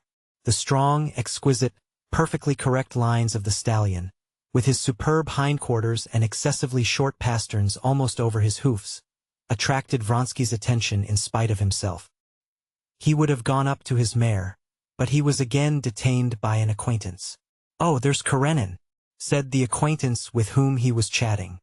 "He's looking for his wife, and she's in the middle of the pavilion. Didn't you see her?" "No," answered Vronsky, and without even glancing round towards the pavilion where his friend was pointing out Madame Karenina, he went up to his mare. Vronsky had not had time to look at the saddle, about which he had to give some direction, when the competitors were summoned to the pavilion to receive their numbers and places in the row at starting. 17 officers, looking serious and severe, many with pale faces, met together in the pavilion and drew the numbers. Vronsky drew the number 7. The cry was heard, "Mount!" Feeling that, with the others riding in the race, he was the center upon which all eyes were fastened, Vronsky walked up to his mare in that state of nervous tension in which he usually became deliberate and composed in his movements. Cord, in honor of the races, had put on his best clothes, a black coat buttoned up, a stiffly starched collar, which propped up his cheeks, a round black hat, and top boots. He was calm and dignified as ever, and was with his own hands holding Frou-Frou by both reins, standing straight in front of her. Frou-Frou was still trembling as though in a fever. Her eye, full of fire, glanced sideways at Vronsky. Vronsky slipped his finger under the saddle girth. The mare glanced aslant at him, drew up her lip, and twitched her ear. The Englishman puckered up his lips, intending to indicate a smile that anyone should verify his saddling. "Get up, you won't feel so excited." Vronsky looked round for the last time at his rivals. He knew that he would not see them during the race. 2 were already riding forward to the point from which they were to start. Galtsin, a friend of Vronsky's and one of his more formidable rivals, was moving round a bay horse that would not let him mount. A little light hussar in tight riding breeches rode off at a gallop, crouched up like a cat on the saddle, in imitation of English jockeys. Prince Kuzovlev sat with a white face on his thoroughbred mare from the Grabovsky stud, while an English groom led her by the bridle. Vronsky and all his comrades knew Kuzovlev and his peculiarity of weak nerves and terrible vanity. They knew that he was afraid of everything, afraid of riding a spirited horse. But now, just because it was terrible, because people broke their necks, and there was a doctor standing at each obstacle, and an ambulance with a cross on it, and a sister of mercy, he had made up his mind to take part in the race. Their eyes met, and Vronsky gave him a friendly and encouraging nod. Only one he did not see, his chief rival, Mahatin on Gladiator. "Don't be in a hurry," said Cord to Vronsky, "and remember one thing. Don't hold her in at the fences and don't urge her on. Let her go as she likes." All right, said Vronsky, taking the reins. "If you can, lead the race. But don't lose heart till the last minute, even if you're behind." Before the mare had time to move, Vronsky stepped with an agile, vigorous movement into the steel-toothed stirrup, and lightly and firmly seated himself on the creaking leather of the saddle. Getting his right foot in the stirrup, he smoothed the double reins, as he always did, between his fingers, and Cord let go. As though she did not know which foot to put first, Frou-Frou started, dragging at the reins with her long neck, and as though she were on springs, shaking her rider from side to side. Cord quickened his step, following him. The excited mare, trying to shake off her rider first on one side and then the other, pulled at the reins, and Vronsky tried in vain with voice and hand to soothe her. They were just reaching the dammed-up stream on their way to the starting point. Several of the riders were in front and several behind, when suddenly Vronsky heard the sound of a horse galloping in the mud behind him, and he was overtaken by Mahatin on his white-legged, lop-eared Gladiator. Mahatin smiled, showing his long teeth, but Vronsky looked angrily at him. He did not like him, and regarded him now as his most formidable rival. He was angry with him for galloping past and exciting his mare. Frou-Frou started into a gallop, her left foot forward, made 2 bounds, and fretting at the tightened reins, passed into a jolting trot, bumping her rider up and down. Cord, too, scowled and followed Vronsky almost at a trot. Chapter 25. There were 17 officers in all riding in this race. The race course was a large 3-mile ring of the form of an ellipse in front of the pavilion. On this course 9 obstacles had been arranged. The stream, a big and solid barrier 5 feet high, just before the pavilion, a dry ditch, a ditch full of water, a precipitous slope, an Irish barricade, one of the most difficult obstacles, consisting of a mound fenced with brushwood, beyond which was a ditch out of sight for the horses, so that the horse had to clear both obstacles or might be killed. Then 2 more ditches filled with water and 1 dry one, and the end of the race was just facing the pavilion. But the race began not in the ring, but 200 yards away from it, and in that part of the course was the first obstacle, a dammed-up stream 7 feet in breadth, which the racers could leap or wade through as they preferred. 3 times they were ranged ready to start, but each time some horse thrust itself out of line, and they had to begin again. The umpire who was starting them, Colonel Sestrin, was beginning to lose his temper, when at last for the fourth time he shouted away, and the racers started. Every eye, every opera glass, was turned on the brightly colored group of riders at the moment they were in line to start. "They're off! They're starting!" was heard on all sides after the hush of expectation. And little groups and solitary figures among the public began running from place to place to get a better view. In the very first minute the close group of horsemen drew out, and it could be seen that they were approaching the stream in twos and threes and one behind another. To the spectators it seemed as though they had all started simultaneously, but to the racers there were seconds of difference that had great value to them. Frou-Frou, excited and over-nervous, had lost the first moment, and several horses had started before her, but before reaching the stream Vronsky, who was holding in the mare with all his force as she tugged at the bridle, easily overtook three, and there were left in front of him Mahatin's chestnut Gladiator, whose hindquarters were moving lightly and rhythmically up and down exactly in front of Vronsky, and in front of all, the dainty mare Diana bearing Kuzovlev more dead than alive. For the first instant Vronsky was not master either of himself or his mare. Up to the first obstacle, the stream, he could not guide the motions of his mare. Gladiator and Diana came up to it together and almost at the same instant. Simultaneously they rose above the stream and flew across to the other side. Frou-Frou darted after them as if flying, but at the very moment when Vronsky felt himself in the air, he suddenly saw almost under his mare's hoofs Kuzovlev, who was floundering with Diana on the further side of the stream. Kuzovlev had let go the reins as he took the leap, and the mare had sent him flying over her head. Those details Vronsky learned later. At the moment all he saw was that just under him, where Frou-Frou must alight, Diana's legs or head might be in the way. But Frou-Frou drew up her legs and back in the very act of leaping, like a falling cat, and, clearing the other mare, alighted beyond her. "Oh, the darling!" thought Vronsky. After crossing the stream Vronsky had complete control of his mare, and began holding her in, intending to cross the great barrier behind Mahatin, and to try to overtake him in the clear ground of about 500 yards that followed it. The great barrier stood just in front of the imperial pavilion. The Tsar and the whole court and crowds of people were all gazing at them, at him and Mahatin a length ahead of him, as they drew near the devil, as the solid barrier was called.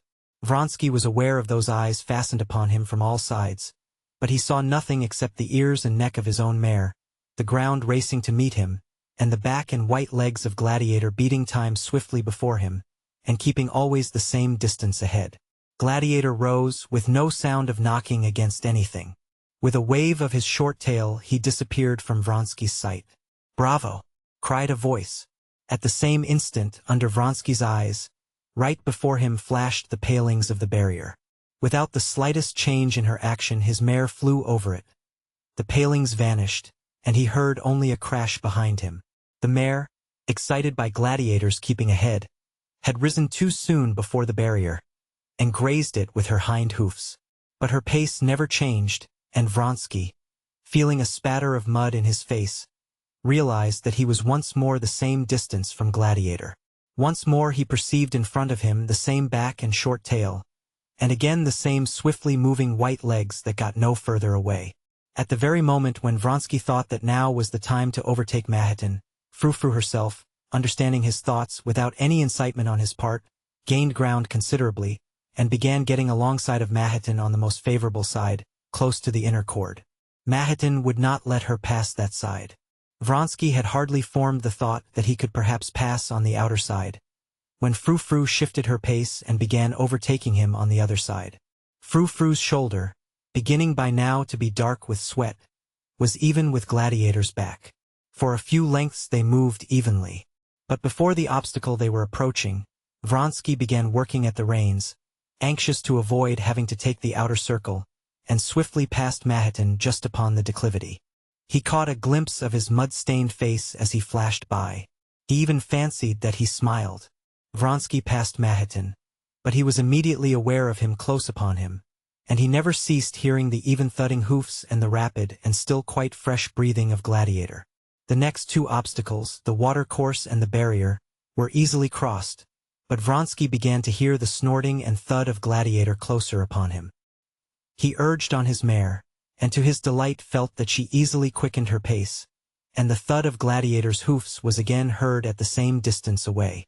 Vronsky was at the head of the race, just as he wanted to be and as Cord had advised, and now he felt sure of being the winner. His excitement, his delight, and his tenderness for Frou-Frou grew keener and keener. He longed to look round again, but he did not dare do this, and tried to be cool and not to urge on his mare so to keep the same reserve of force in her as he felt that Gladiator still kept. There remained only one obstacle, the most difficult. If he could cross it ahead of the others, he would come in first. He was flying towards the Irish barricade. Frou-Frou and he both together saw the barricade in the distance, and both the man and the mare had a moment's hesitation. He saw the uncertainty in the mare's ears and lifted the whip, but at the same time felt that his fears were groundless. The mare knew what was wanted. She quickened her pace and rose smoothly, just as he had fancied she would, and as she left the ground gave herself up to the force of her rush, which carried her far beyond the ditch. And with the same rhythm, without effort, with the same leg forward, Frou-Frou fell back into her pace again. "Bravo, Vronsky!" He heard shouts from a knot of men. He knew they were his friends in the regiment, who were standing at the obstacle. He could not fail to recognize Yashvin's voice, though he did not see him.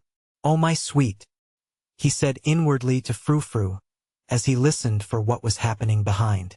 "He's cleared it," he thought, catching the thud of gladiators' hoofs behind him. There remained only the last ditch, filled with water and 5 feet wide. Vronsky did not even look at it, but anxious to get in a long way first began sawing away at the reins, lifting the mare's head and letting it go in time with her paces. He felt that the mare was at her very last reserve of strength. Not her neck and shoulders merely were wet, but the sweat was standing in drops on her mane, her head, her sharp ears, and her breath came in short, sharp gasps. But he knew that she had strength left more than enough for the remaining 500 yards. It was only from feeling himself nearer the ground and from the peculiar smoothness of his motion that Vronsky knew how greatly the mare had quickened her pace. She flew over the ditch as though not noticing it.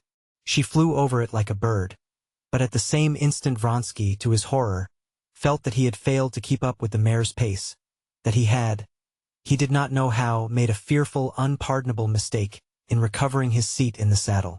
All at once his position had shifted and he knew that something awful had happened. He could not yet make out what had happened, when the white legs of a chestnut horse flashed by close to him, and Mahatin passed at a swift gallop. Vronsky was touching the ground with one foot, and his mare was sinking on that foot. He just had time to free his leg when she fell on one side, gasping painfully, and, making vain efforts to rise with her delicate, soaking neck, she fluttered on the ground at his feet like a shot bird. The clumsy movement made by Vronsky had broken her back. But that he only knew much later. At that moment he knew only that Mahatin had flown swiftly by, while he stood staggering alone on the muddy, motionless ground, and Frou-Frou lay gasping before him, bending her head back and gazing at him with her exquisite eyes. Still unable to realize what had happened, Vronsky tugged at his mare's reins. Again she struggled all over like a fish, and her shoulders setting the saddle heaving. She rose on her front legs but unable to lift her back. She quivered all over and again fell on her side. With a face hideous with passion, his lower jaw trembling, and his cheeks white, Vronsky kicked her with his heel in the stomach and again fell to tugging at the rein. She did not stir, but thrusting her nose into the ground, she simply gazed at her master with her speaking eyes. Groaned Vronsky, clutching at his head. "Ah, what have I done?" he cried. "The race lost. And my fault. Shameful, unpardonable. And the poor darling, ruined mare. Ah, what have I done?" A crowd of men, a doctor and his assistant, the officers of his regiment, ran up to him. To his misery he felt that he was whole and unhurt. The mare had broken her back, and it was decided to shoot her. Vronsky could not answer questions, could not speak to anyone. He turned, and without picking up his cap that had fallen off, walked away from the racecourse, not knowing where he was going. He felt utterly wretched. For the first time in his life he knew the bitterest sort of misfortune beyond remedy, and caused by his own fault. Yashvin overtook him with his cap, and led him home, and half an hour later Vronsky had regained his self-possession. But the memory of that race remained for long in his heart, the cruelest and bitterest memory of his life. Chapter 26. The external relations of Alexei Alexandrovich and his wife had remained unchanged. The sole difference lay in the fact that he was more busily occupied than ever. As in former years, at the beginning of the spring he had gone to a foreign watering place for the sake of his health, deranged by the winter's work that every year grew heavier. And just as always he returned in July and at once fell to work as usual with increased energy.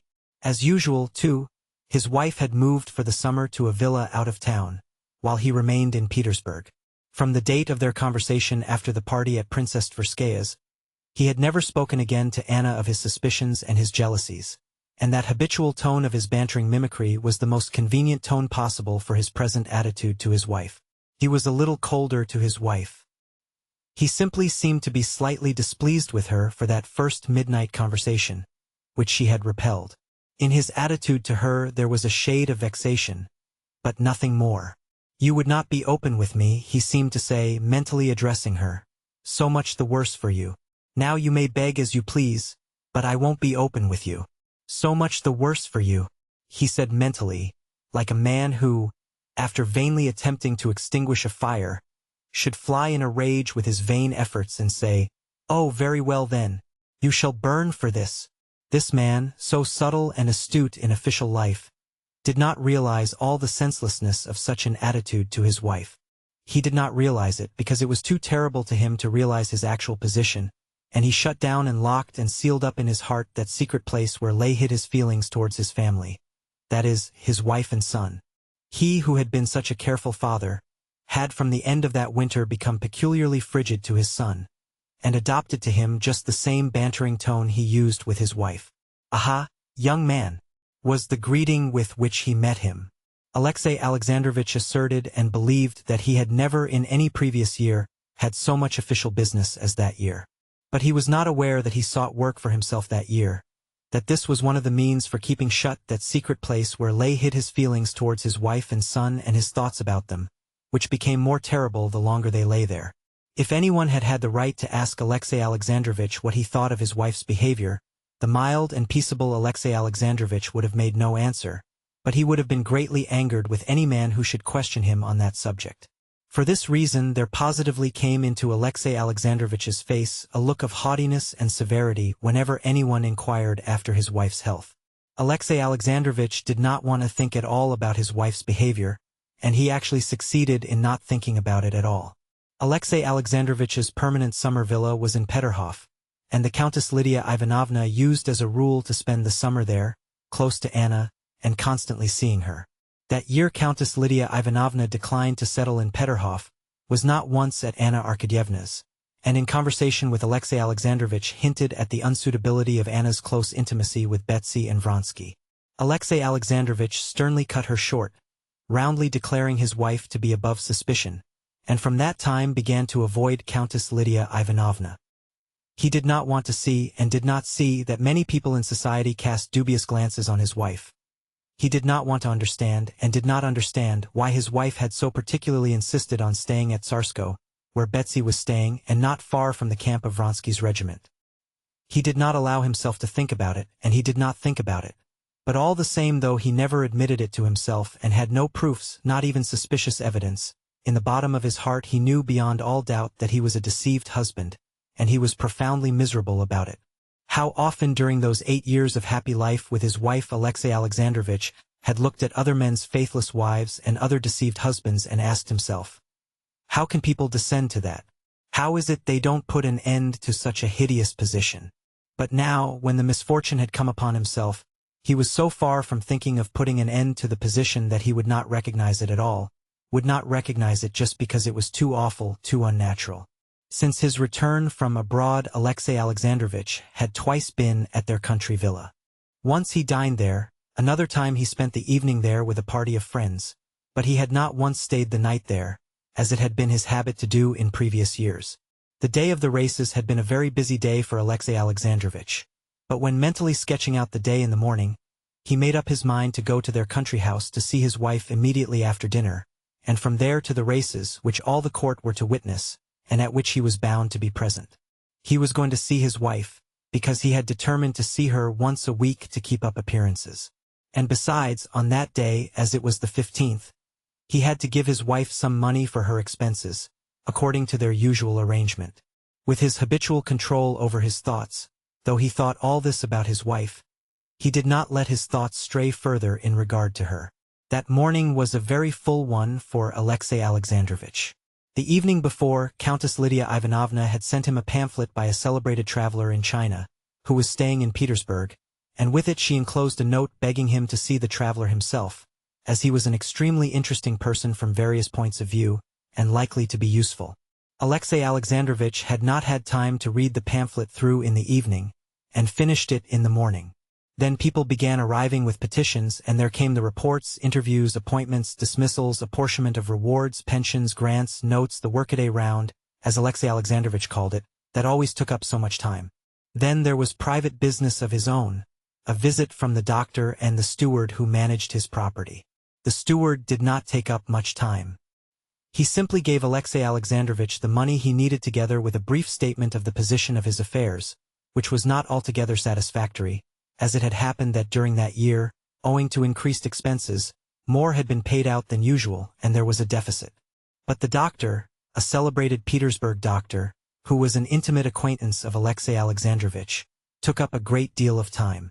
Alexey Alexandrovitch had not expected him that day, and was surprised at his visit, and still more so when the doctor questioned him very carefully about his health, listened to his breathing, and tapped at his liver. Alexey Alexandrovitch did not know that his friend Lydia Ivanovna, noticing that he was not as well as usual that year, had begged the doctor to go and examine him. "Do this for my sake," the Countess Lydia Ivanovna had said to him. "I will do it for the sake of Russia, Countess," replied the doctor. "A priceless man," said the Countess Lydia Ivanovna. The doctor was extremely dissatisfied with Alexey Alexandrovitch. He found the liver considerably enlarged, and the digestive powers weakened, while the course of mineral waters had been quite without effect. He prescribed more physical exercise as far as possible, and as far as possible less mental strain, and above all no worry, in other words, just what was as much out of Alexey Alexandrovitch's power as abstaining from breathing. Then he withdrew, leaving in Alexey Alexandrovitch an unpleasant sense that something was wrong with him, and that there was no chance of curing it. As he was coming away, the doctor chanced to meet on the staircase an acquaintance of his, Sludin, who was secretary of Alexey Alexandrovitch's department. They had been comrades at the university, and though they rarely met, they thought highly of each other and were excellent friends. And so there was no one to whom the doctor would have given his opinion of a patient so freely as to Sludin. "How glad I am you've been seeing him," said Sludin. "He's not well, and I fancy—" "Well, what do you think of him?" "I'll tell you," said the doctor, beckoning over Sludin's head to his coachman to bring the carriage round. "It's just this," said the doctor, taking a finger of his kid glove in his white hands and pulling it. "If you don't strain the strings and then try to break them, you'll find it a difficult job. But strain a string to its very utmost, and the mere weight of one finger on the strained string will snap it." And with his close assiduity, his conscientious devotion to his work, he strained to the utmost. "And there's some outside burden weighing on him, and not a light one," concluded the doctor, raising his eyebrows significantly. "Will you be at the races?" he added, as he sank into his seat in the carriage. "Yes, yes, to be sure. It does waste a lot of time," the doctor responded vaguely to some reply of Sludin's he had not caught. Directly after the doctor, who had taken up so much time, came the celebrated traveler and Alexey Alexandrovitch.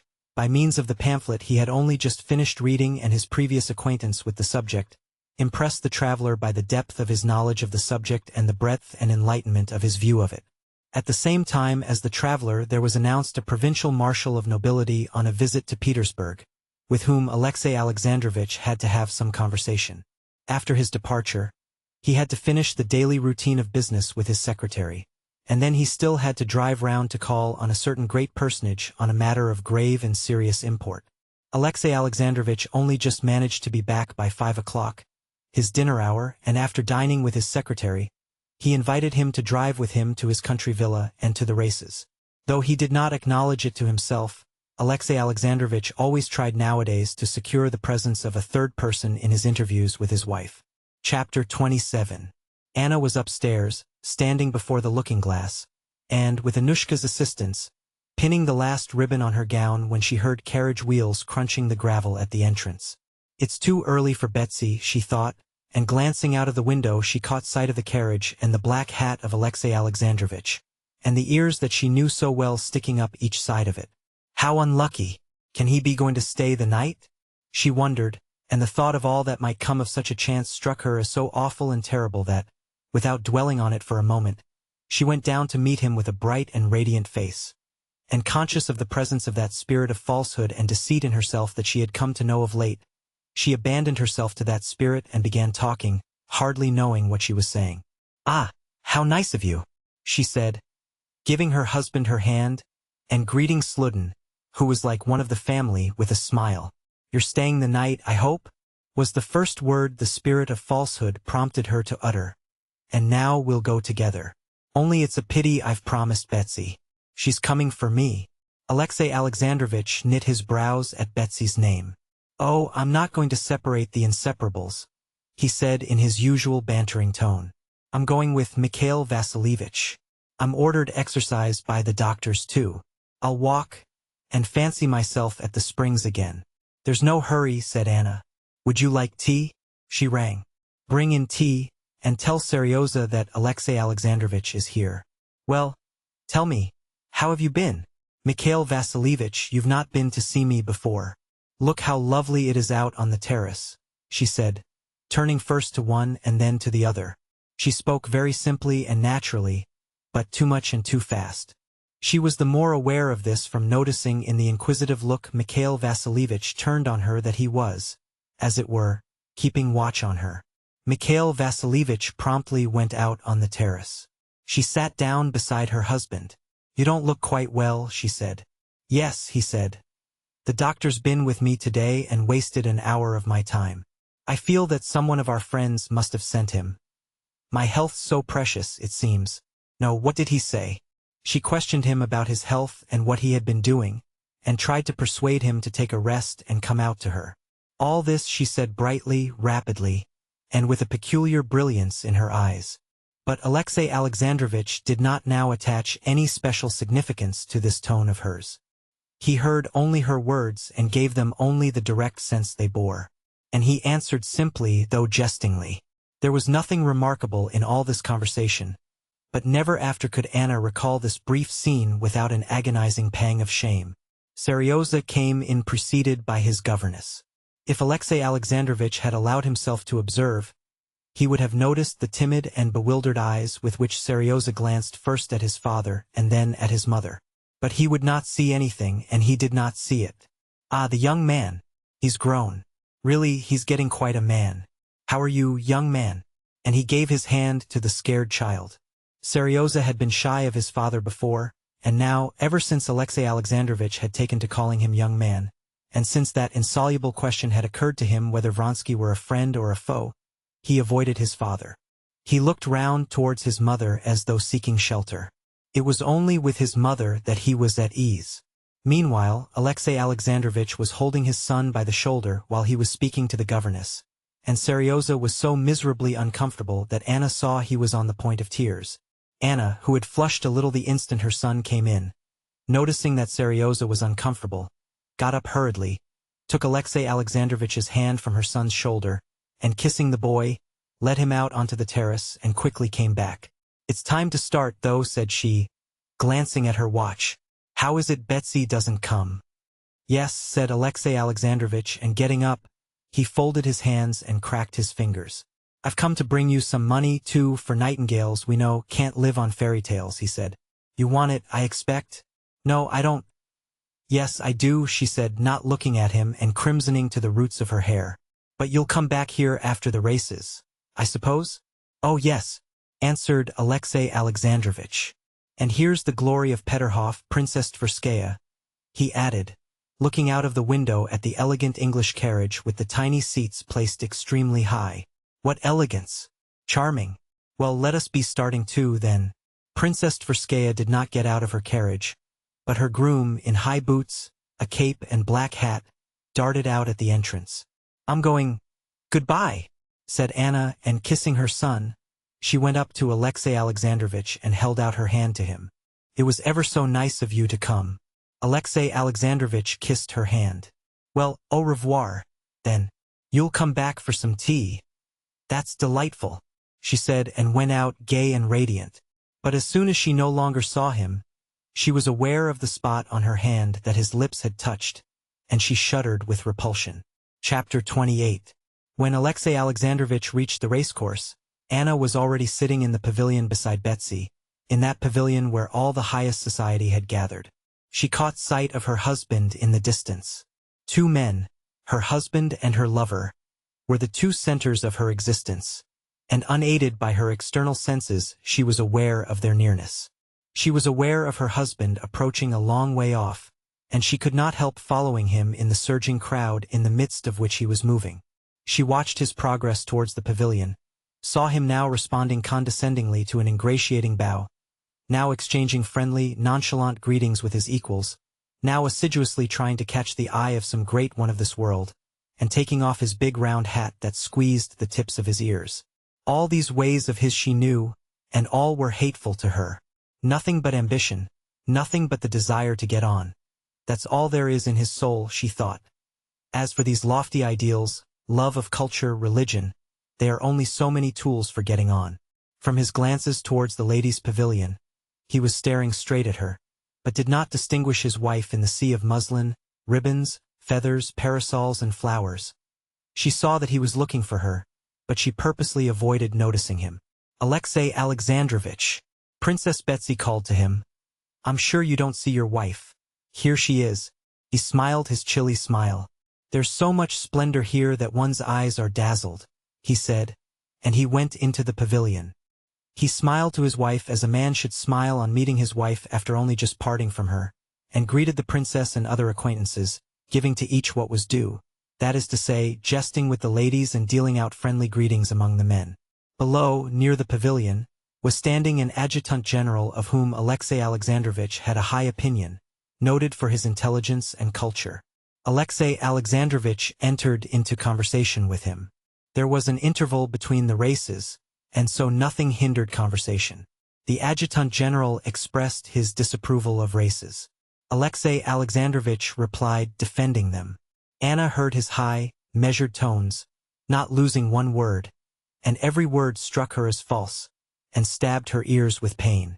When the 3-mile steeplechase was beginning, she bent forward and gazed with fixed eyes at Vronsky as he went up to his horse and mounted, and at the same time she heard that loathsome, never-ceasing voice of her husband. She was in an agony of terror for Vronsky, but a still greater agony was the never-ceasing, as it seemed to her, stream of her husband's shrill voice with its familiar intonations. I'm a wicked woman, a lost woman, she thought. But I don't like lying, I can't endure falsehood, while as for him, her husband, it's the breath of his life, falsehood. He knows all about it, he sees it all. What does he care if he can talk so calmly? If he were to kill me, if he were to kill Vronsky, I might respect him. No, all he wants is falsehood and propriety, Anna said to herself, not considering exactly what it was she wanted of her husband, and how she would have liked to see him behave. She did not understand either that Alexey Alexandrovich's peculiar loquacity that day, so exasperating to her, was merely the expression of his inward distress and uneasiness. As a child that has been hurt skips about, putting all his muscles into movement to drown the pain, in the same way Alexey Alexandrovich needed mental exercise to drown the thoughts of his wife that in her presence and in Vronsky's, and with the continual iteration of his name, would force themselves on his attention. And it was as natural for him to talk well and cleverly, as it is natural for a child to skip about. He was saying, danger in the races of officers, of cavalry men, is an essential element in the race. If England can point to the most brilliant feats of cavalry in military history, it is simply owing to the fact that she has historically developed this force both in beasts and in men. Sport has, in my opinion, a great value, and as is always the case, we see nothing but what is most superficial. It's not superficial, said Princess Tverskaya. One of the officers, they say, has broken 2 ribs. Alexey Alexandrovich smiled his smile, which uncovered his teeth, but revealed nothing more. We'll admit, Princess, that that's not superficial, he said, but internal. But that's not the point, and he turned again to the general with whom he was talking seriously. We mustn't forget that those who are taking part in the race are military men, who have chosen that career, and one must allow that every calling has its disagreeable side. It forms an integral part of the duties of an officer. Low sports, such as prize-fighting or Spanish bullfights, are a sign of barbarity. But specialized trials of skill are a sign of development. "No, I shan't come another time. It's too upsetting," said Princess Betsy. "Isn't it, Anna?" "It is upsetting, but one can't tear oneself away," said another lady. "If I'd been a Roman woman, I should never have missed a single circus." Anna said nothing, and keeping her opera glass up, gazed always at the same spot. At that moment a tall general walked through the pavilion. Breaking off what he was saying, Alexei Alexandrovich got up hurriedly, though with dignity, and bowed low to the general. "You're not racing?" the officer asked, chaffing him. "My race is a harder one," Alexei Alexandrovich responded deferentially. And though the answer meant nothing, the general looked as though he had heard a witty remark from a witty man, and fully relished la pointe de la sauce. "There are two aspects," Alexei Alexandrovich resumed, "those who take part and those who look on, and love for such spectacles is an unmistakable proof of a low degree of development in the spectator, I admit, but—" "Princess Bets," sounded Stepan Arkadyevitch's voice from below, addressing Betsy. "Who's your favorite?" "Anna and I are for Kuzovlev," replied Betsy. "I'm for Vronsky. A pair of gloves? Done. But it is a pretty sight, isn't it?" Alexei Alexandrovich paused while there was talking about him, but he began again directly. "I admit that manly sports do not—" He was continuing, but at that moment the racers started, and all conversation ceased. Alexei Alexandrovich too was silent, and everyone stood up and turned towards the stream. Alexei Alexandrovich took no interest in the race, and so he did not watch the racers, but fell listlessly to scanning the spectators with his weary eyes. His eyes rested upon Anna. Her face was white and set. She was obviously seeing nothing and no one but one man. Her hand had convulsively clutched her fan, and she held her breath. He looked at her and hastily turned away, scrutinizing other faces. "But here's this lady too," and others very much moved as well. "It's very natural," Alexei Alexandrovich told himself. He tried not to look at her, but unconsciously his eyes were drawn to her. He examined that face again, trying not to read what was so plainly written on it, and against his own will, with horror, read on it what he did not want to know. The first fall, Kuzovlev's, at the stream, agitated everyone, but Alexei Alexandrovich saw distinctly on Anna's pale, triumphant face that the man she was watching had not fallen. When, after Mahatin and Vronsky had cleared the worst barrier, the next officer had been thrown straight on his head at it and fatally injured, and a shudder of horror passed over the whole public, Alexei Alexandrovich saw that Anna did not even notice it, and had some difficulty in realizing what they were talking of about her. But more and more often, and with greater persistence, he watched her. Anna, wholly engrossed as she was with the race, became aware of her husband's cold eyes fixed upon her from one side. She glanced round for an instant, looked inquiringly at him, and with a slight frown turned away again. "Ah, I don't care," she seemed to say to him, and she did not once glance at him again. The race was an unlucky one, and of the 17 officers who rode in it more than half were thrown and hurt. Towards the end of the race everyone was in a state of agitation, which was intensified by the fact that the Tsar was displeased. Chapter 29. Everyone was loudly expressing disapprobation, everyone was repeating a phrase someone had uttered, "The lions and gladiators will be the next thing," and everyone was feeling horrified. So that when Vronsky fell to the ground and Anna moaned aloud, there was nothing very out of the way in it. But afterwards a change came over Anna's face which really was beyond decorum. She utterly lost her head. She began fluttering like a caged bird. At one moment would have got up and moved away, at the next turned to Betsy. Let us go," she said. But Betsy did not hear her. She was bending down, talking to a general who had come up to her. Alexei Alexandrovich went up to Anna and courteously offered her his arm. "Let us go, if you like," he said in French, but Anna was listening to the general and did not notice her husband. "He's broken his leg too, so they say," the general was saying. "This is beyond everything." Without answering her husband, Anna lifted her opera glass and gazed towards the place where Vronsky had fallen. But it was so far off, and there was such a crowd of people about it, that she could make out nothing. She laid down the opera glass and would have moved away, but at that moment an officer galloped up and made some announcement to the Tsar. Anna craned forward, listening. "Stiva! Stiva!" she cried to her brother. But her brother did not hear her. Again she would have moved away. "Once more I offer you my arm if you want to be going," said Alexey Alexandrovitch, reaching towards her hand. She drew back from him with aversion, and without looking in his face answered, "No, no, let me be, I'll stay." She saw now that from the place of Vronsky's accident an officer was running across the course towards the pavilion. Betsy waved her handkerchief to him. The officer brought the news that the rider was not killed, but the horse had broken its back. On hearing this Anna sat down hurriedly, and hid her face in her fan. Alexey Alexandrovitch saw that she was weeping, and could not control her tears, nor even the sobs that were shaking her bosom. Alexey Alexandrovitch stood so as to screen her, giving her time to recover herself. "For the third time I offer you my arm," he said to her after a little time, turning to her. Anna gazed at him and did not know what to say. Princess Betsy came to her rescue. "No, Alexey Alexandrovitch. I brought Anna and I promised to take her home," put in Betsy. "Excuse me, Princess," he said, smiling courteously but looking her very firmly in the face. "But I see that Anna's not very well, and I wish her to come home with me." Anna looked about her in a frightened way, got up submissively, and laid her hand on her husband's arm. "I'll send to him and find out, and let you know," Betsy whispered to her. As they left the pavilion, Alexey Alexandrovitch, as always, talked to those he met, and Anna had, as always, to talk and answer. But she was utterly beside herself and moved hanging on her husband's arm as though in a dream. "Is he killed or not? Is it true? Will he come or not? Shall I see him today?" she was thinking. She took her seat in her husband's carriage in silence, and in silence drove out of the crowd of carriages. In spite of all he had seen, Alexey Alexandrovitch still did not allow himself to consider his wife's real condition. He merely saw the outward symptoms.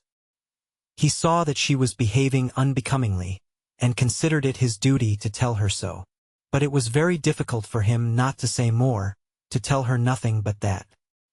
He opened his mouth to tell her she had behaved unbecomingly, but he could not help saying something utterly different. "What an inclination we all have, though, for these cruel spectacles," he said. "I observe." I don't understand," said Anna contemptuously. He was offended, and at once began to say what he had meant to say. "I am obliged to tell you," he began. "So now we are to have it out," she thought, and she felt frightened. "I am obliged to tell you that your behavior has been unbecoming today," he said to her in French. "In what way has my behavior been unbecoming?" she said aloud, turning her head swiftly and looking him straight in the face, not with the bright expression that seemed covering something, but with a look of determination, under which she concealed with difficulty the dismay she was feeling. "Mind," he said, pointing to the open window opposite the coachman. He got up and pulled up the window. "What did you consider unbecoming?" she repeated. "The despair you were unable to conceal at the accident to one of the riders." He waited for her to answer, but she was silent, looking straight before her. "I have already begged you so to conduct yourself in society that even malicious tongues can find nothing to say against you. There was a time when I spoke of your inward attitude, but I am not speaking of that now. Now I speak only of your external attitude. You have behaved improperly, and I would wish it not to occur again." She did not hear half of what he was saying. She felt panic-stricken before him, and was thinking whether it was true that Vronsky was not killed. Was it of him they were speaking when they said the rider was unhurt, but the horse had broken its back? She merely smiled with a pretense of irony when he finished, and made no reply, because she had not heard what he said. Alexey Alexandrovitch had begun to speak boldly, but as he realized plainly what he was speaking of, the dismay she was feeling infected him too. He saw the smile, and a strange misapprehension came over him. "She is smiling at my suspicions. Yes, she will tell me directly what she told me before, that there is no foundation for my suspicions, that it's absurd." At that moment, when the revelation of everything was hanging over him, There was nothing he expected so much as that she would answer mockingly as before that his suspicions were absurd and utterly groundless. So terrible to him was what he knew that now he was ready to believe anything. But the expression of her face, scared and gloomy, did not now promise even deception. "Possibly I was mistaken," said he. "So I beg your pardon." "No, you were not mistaken," she said deliberately, looking desperately into his cold face. "You were not mistaken. I was, and I could not help being in despair. I hear you, but I am thinking of him. I love him. I am his mistress. I can't bear you. I'm afraid of you, and I hate you. You can do what you like to me." And dropping back into the corner of the carriage, she broke into sobs, hiding her face in her hands. Alexey Alexandrovitch did not stir, and kept looking straight before him. But his whole face suddenly bore the solemn rigidity of the dead, and his expression did not change during the whole time of the drive home. On reaching the house he turned his head to her, still with the same expression. "Very well. But I expect a strict observance of the external forms of propriety till such time." His voice shook, "as I may take measures to secure my honor and communicate them to you." He got out first and helped her to get out. Before the servants he pressed her hand, took his seat in the carriage, and drove back to Petersburg. Immediately afterwards a footman came from Princess Betsy and brought Anna a note. "I sent to Alexey to find out how he is, and he writes me he is quite well and unhurt, but in despair. So he will be here," she thought. "What a good thing I told him all." She glanced at her watch. She had still 3 hours to wait, and the memories of their last meeting set her blood in flame. "My God! How light it is! It's dreadful. But I do love to see his face, and I do love this fantastic light. My husband! Oh, yes! Well, thank God! Everything's over with him." Chapter 30. In the little German watering place to which the Shtcherbatskys had betaken themselves, as in all places indeed where people are gathered together, the usual process, as it were, of the crystallization of society went on, assigning to each member of that society a definite and unalterable place. Just as the particle of water in frost, definitely and unalterably, takes the special form of the crystal of snow, so each new person that arrived at the springs was at once placed in his special place. First Shtcherbatsky, samt Gemelin und Tochter, by the apartments they took, and from their name and from the friends they made, were immediately crystallized into a definite place marked out for them.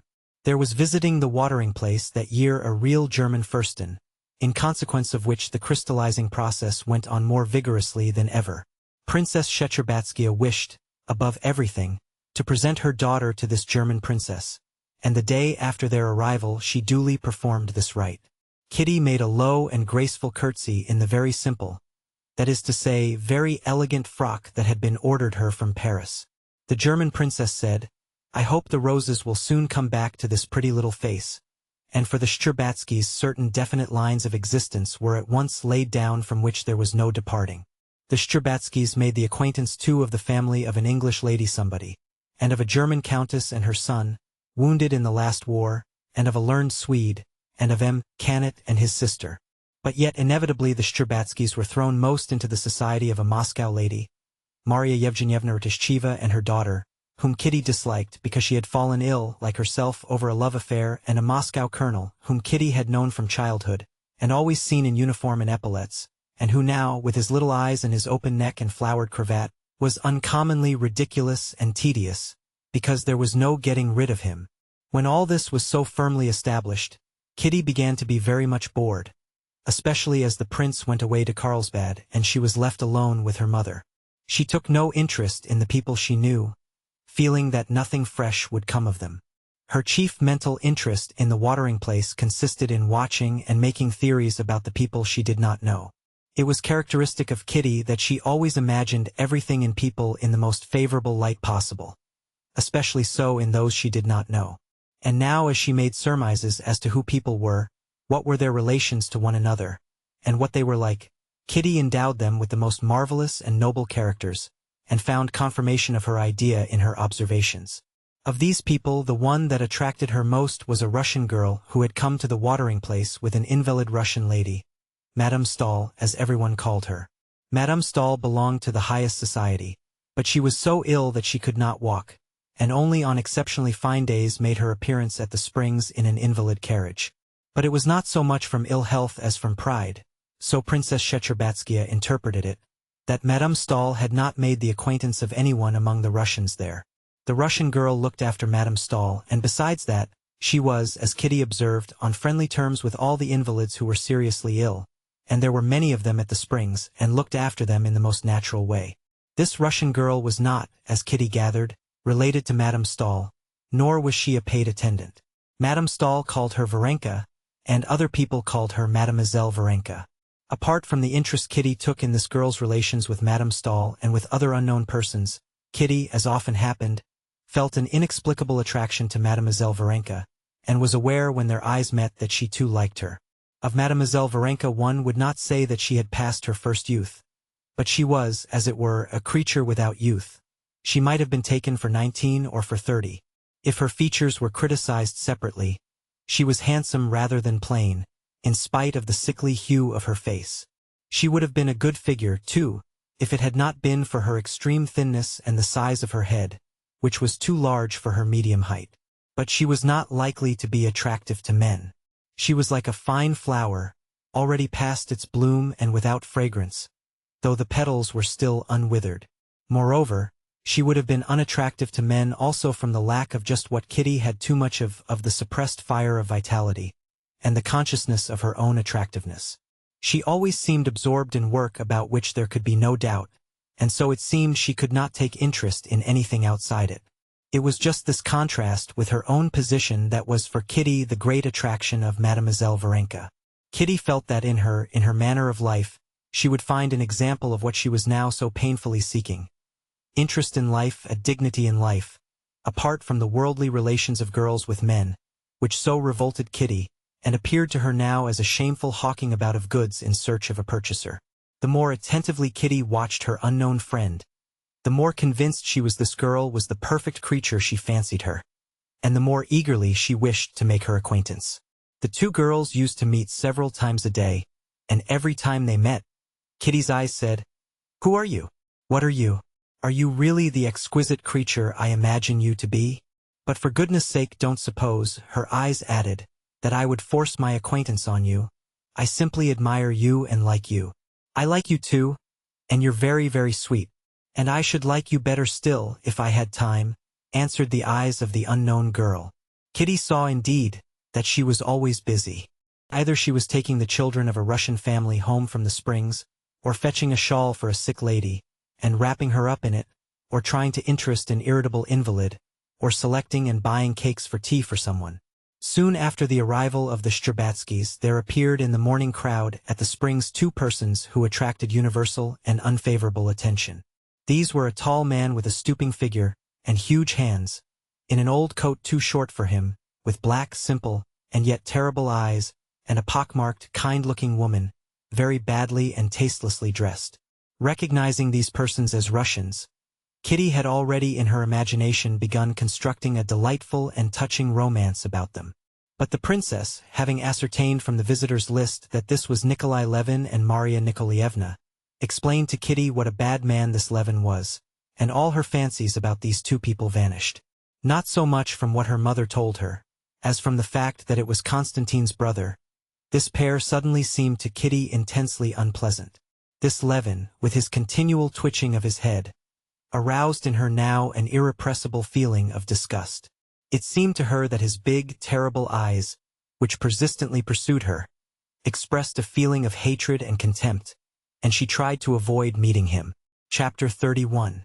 It was a wet day. It had been raining all the morning, and the invalids, with their parasols, had flocked into the arcades. Kitty was walking there with her mother and the Moscow colonel, smart and jaunty in his European coat, bought ready-made at Frankfurt. They were walking on one side of the arcade, trying to avoid Levin, who was walking on the other side. Varenka, in her dark dress, in a black hat with a turned-down brim, was walking up and down the whole length of the arcade with a blind Frenchwoman, and, every time she met Kitty, they exchanged friendly glances. "Mama, couldn't I speak to her?" said Kitty, watching her unknown friend, and noticing that she was going up to the spring, and that they might come there together. "Oh, if you want to so much, I'll find out about her first and make her acquaintance myself, answered her mother. What do you see in her out of the way? Companion she must be. If you like, I'll make acquaintance with Madame Stahl. I used to know her belle sir, added the princess, lifting her head haughtily.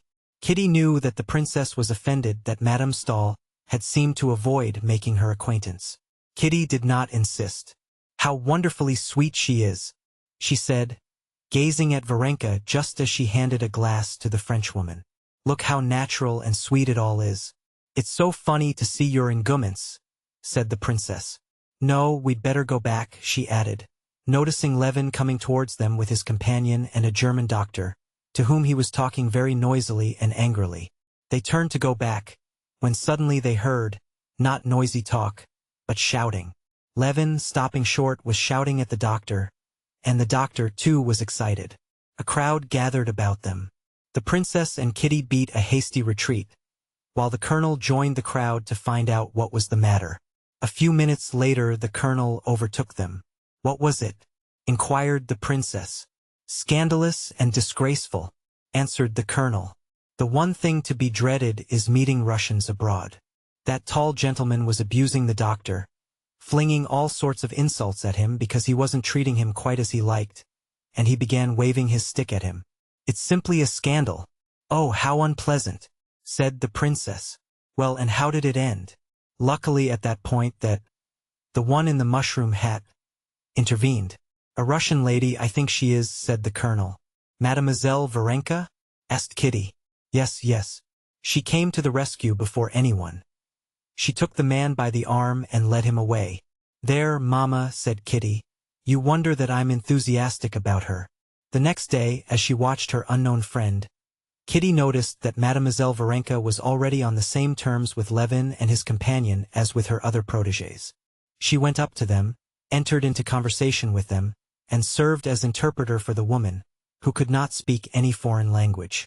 Kitty began to entreat her mother still more urgently to let her make friends with Varenka, and, disagreeable as it was to the princess to seem to take the first step in wishing to make the acquaintance of Madame Stahl, who thought fit to give herself airs, she made inquiries about Varenka, and, having ascertained particulars about her tending to prove that there could be no harm though little good in the acquaintance, she herself approached Varenka and made acquaintance with her.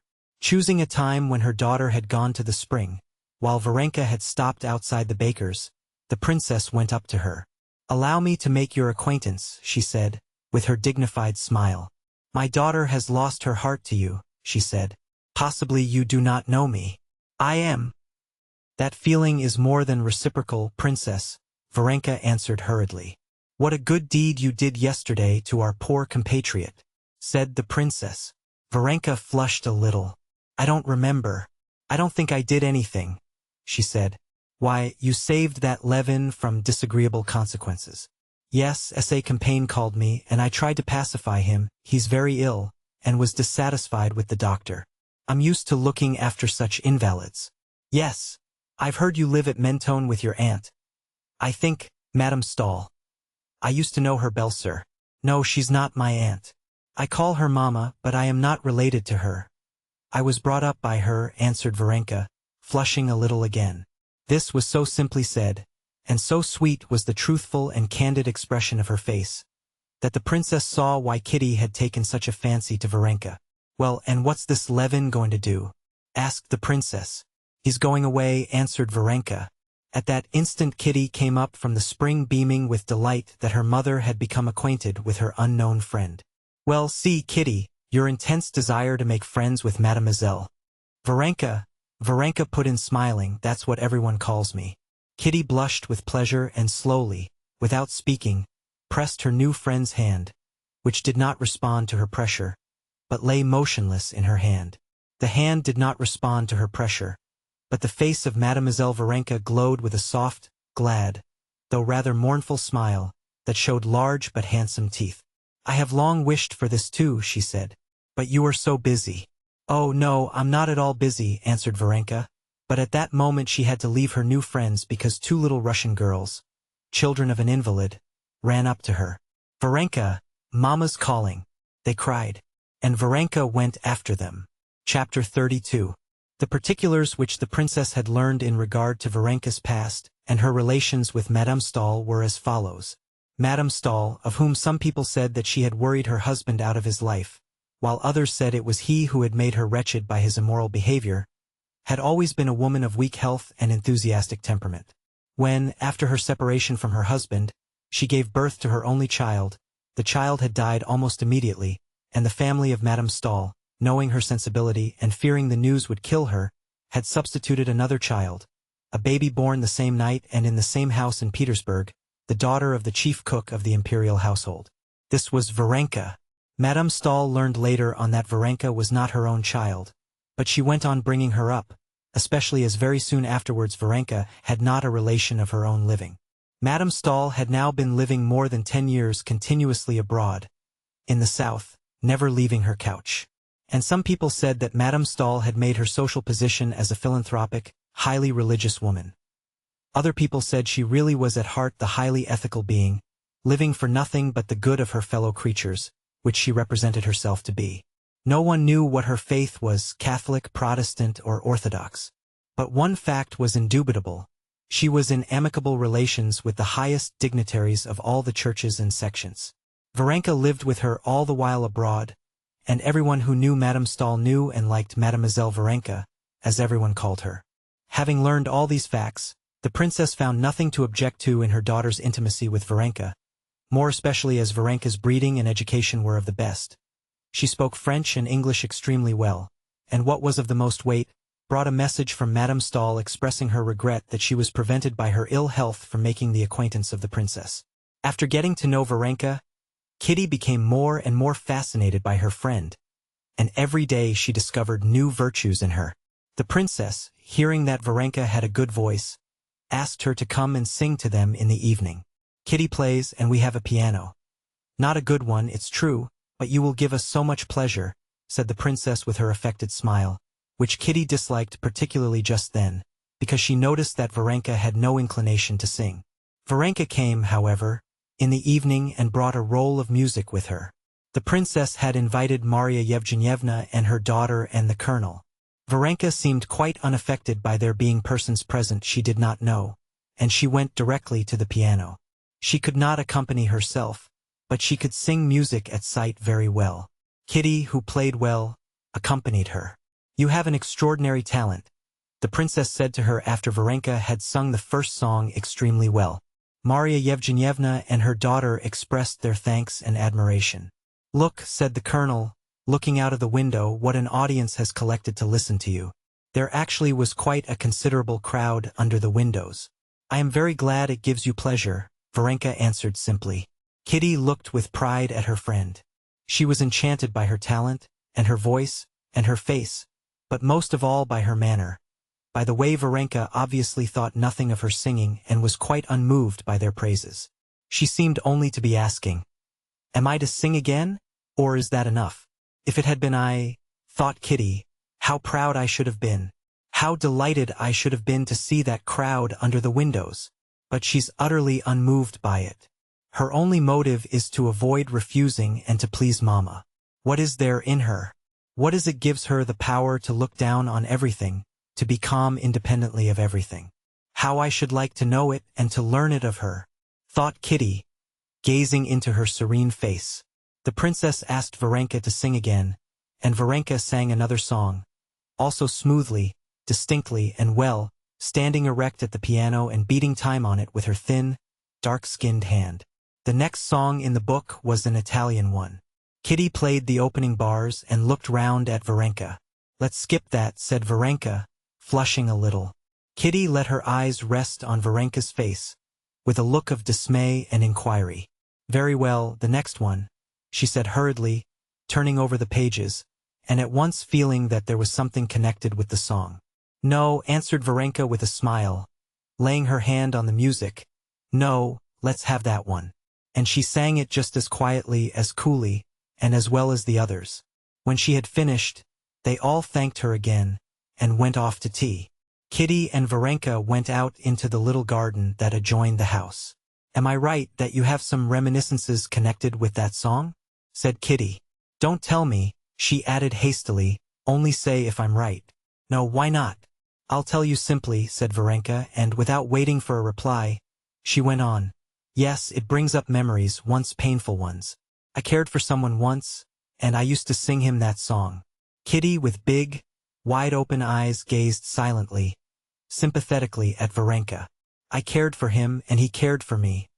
But his mother did not wish it, and he married another girl. He's living now not far from us, and I see him sometimes. You didn't think I had a love story too, she said. And there was a faint gleam in her handsome face of that fire which Kitty felt must once have glowed all over her. I didn't think so? Why, if I were a man, I could never care for anyone else after knowing you. Only I can't understand how he could, to please his mother, forget you and make you unhappy. He had no heart. Oh no, he's a very good man, and I'm not unhappy. Quite the contrary, I'm very happy. Well, so we shan't be singing any more now, she added, turning towards the house. How good you are! How good you are! Cried Kitty, and stopping her, she kissed her. If I could only be even a little like you. Why should you be like anyone? You're nice as you are, said Varenka, smiling her gentle, weary smile. No, I'm not nice at all. Come. Tell me. Stop a minute, let's sit down, said Kitty, making her sit down again beside her. Tell me, isn't it humiliating to think that a man has disdained your love, that he hasn't cared for it? But he didn't disdain it. I believe he cared for me, but he was a dutiful son. Yes, but if it hadn't been on account of his mother, if it had been his own doing, said Kitty, feeling she was giving away her secret, and that her face, burning with the flush of shame, had betrayed her already.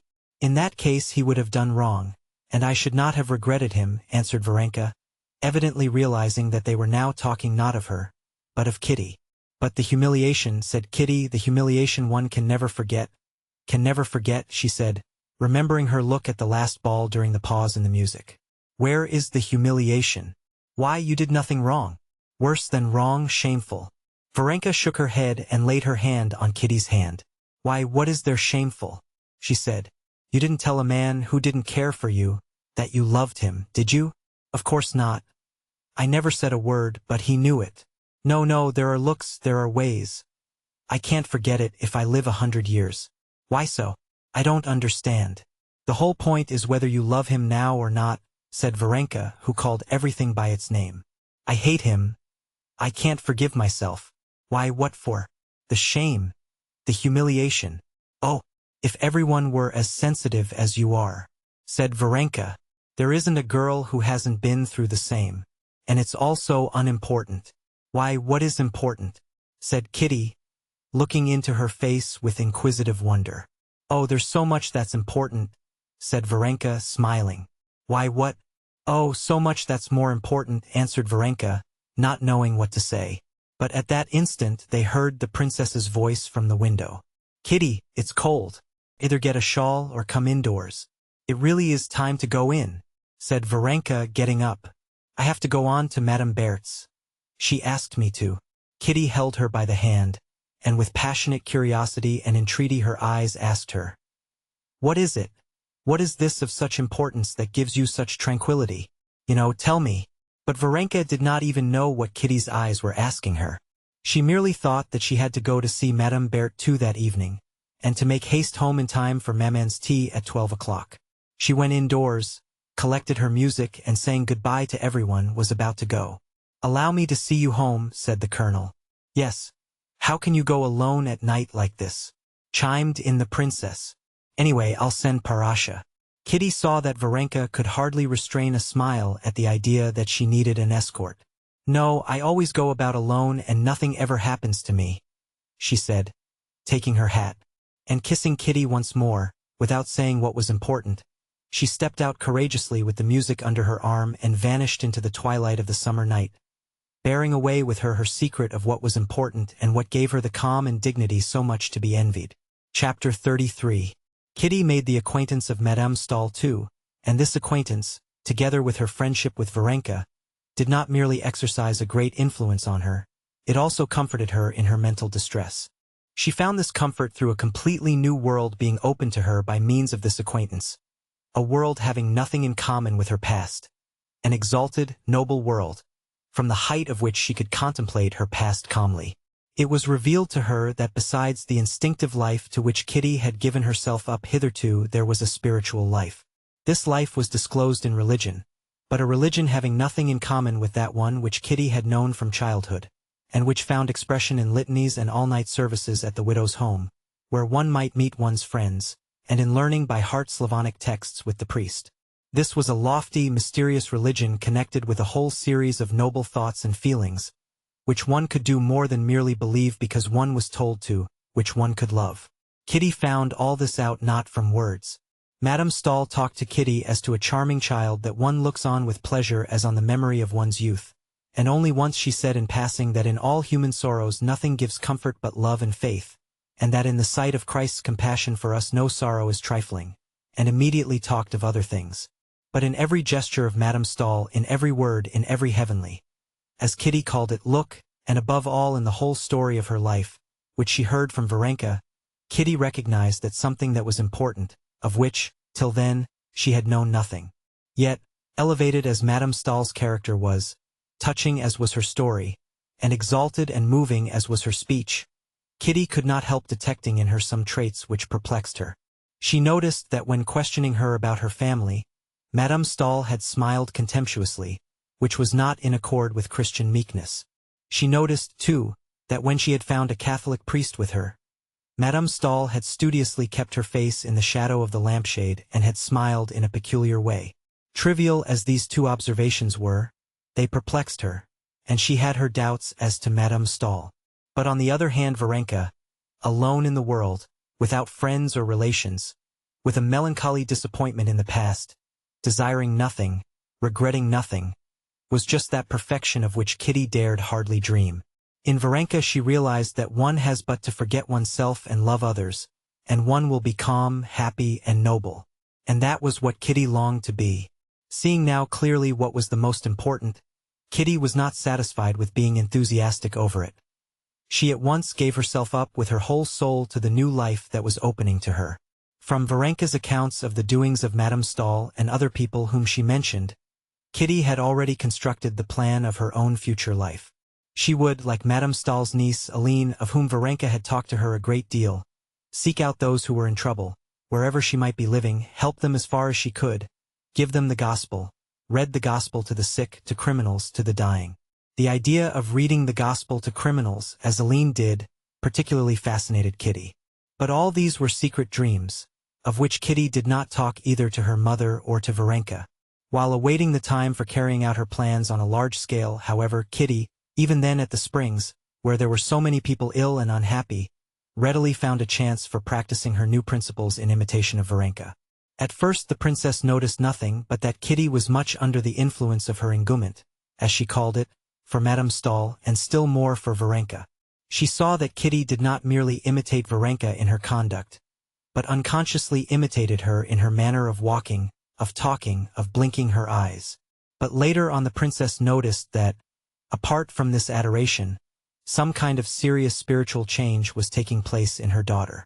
The princess saw that in the evenings Kitty read a French testament that Madame Stahl had given her, a thing she had never done before, that she avoided society acquaintances and associated with the sick people who were under Varenka's protection, and especially one poor family, that of a sick painter, Petrov. Kitty was unmistakably proud of playing the part of a sister of mercy in that family. All this was well enough, and the princess had nothing to say against it, especially as Petrov's wife was a perfectly nice sort of woman, and that the German princess, noticing Kitty's devotion, praised her, calling her an angel of consolation. All this would have been very well, if there had been no exaggeration. But the princess saw that her daughter was rushing into extremes, and so indeed she told her. Il ne faut jamais rien outrayer, she said to her. Her daughter made her no reply, only in her heart she thought that one could not talk about exaggeration where Christianity was concerned.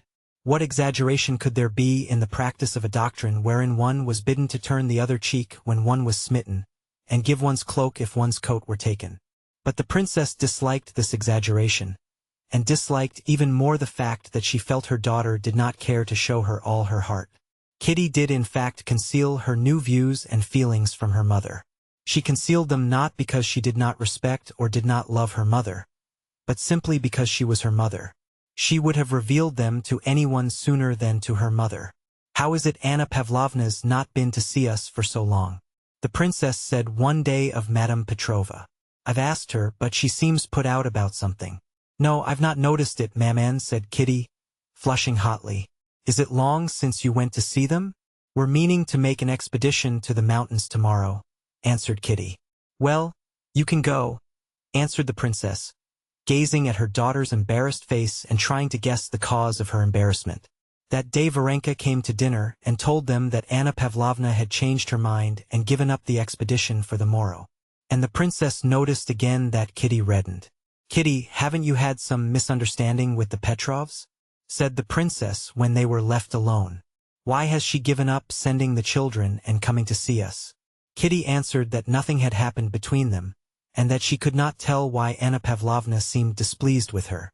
Kitty answered perfectly truly. She did not know the reason Anna Pavlovna had changed to her, but she guessed it. She guessed at something which she could not tell her mother, which she did not put into words to herself.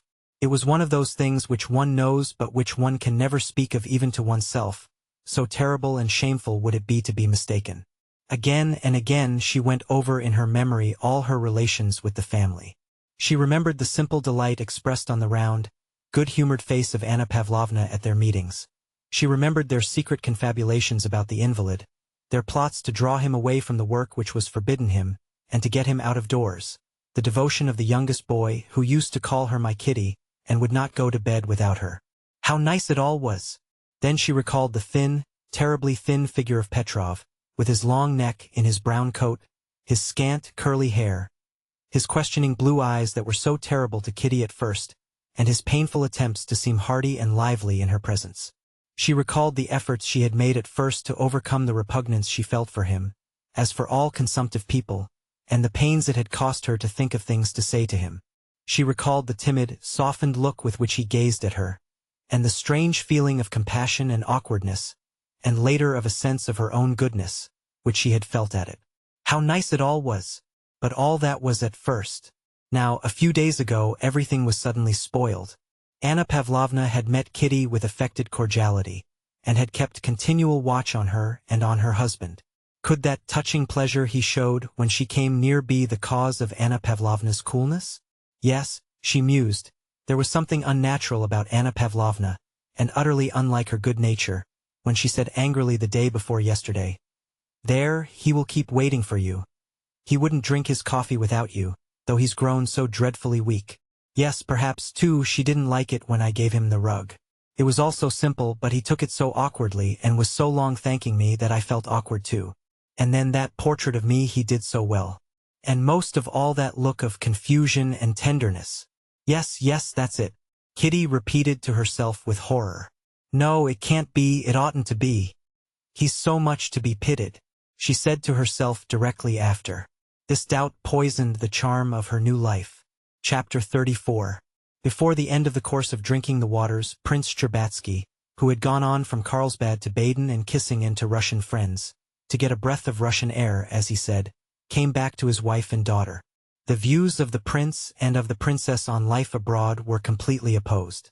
The princess thought everything delightful, and in spite of her established position in Russian society, she tried abroad to be like a European fashionable lady, which she was not, for the simple reason that she was a typical Russian gentlewoman, and so she was affected, which did not altogether suit her.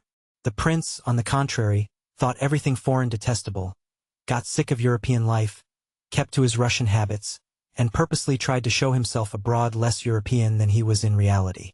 The prince returned thinner, with the skin hanging in loose bags on his cheeks, but in the most cheerful frame of mind. His good humor was even greater when he saw Kitty completely recovered.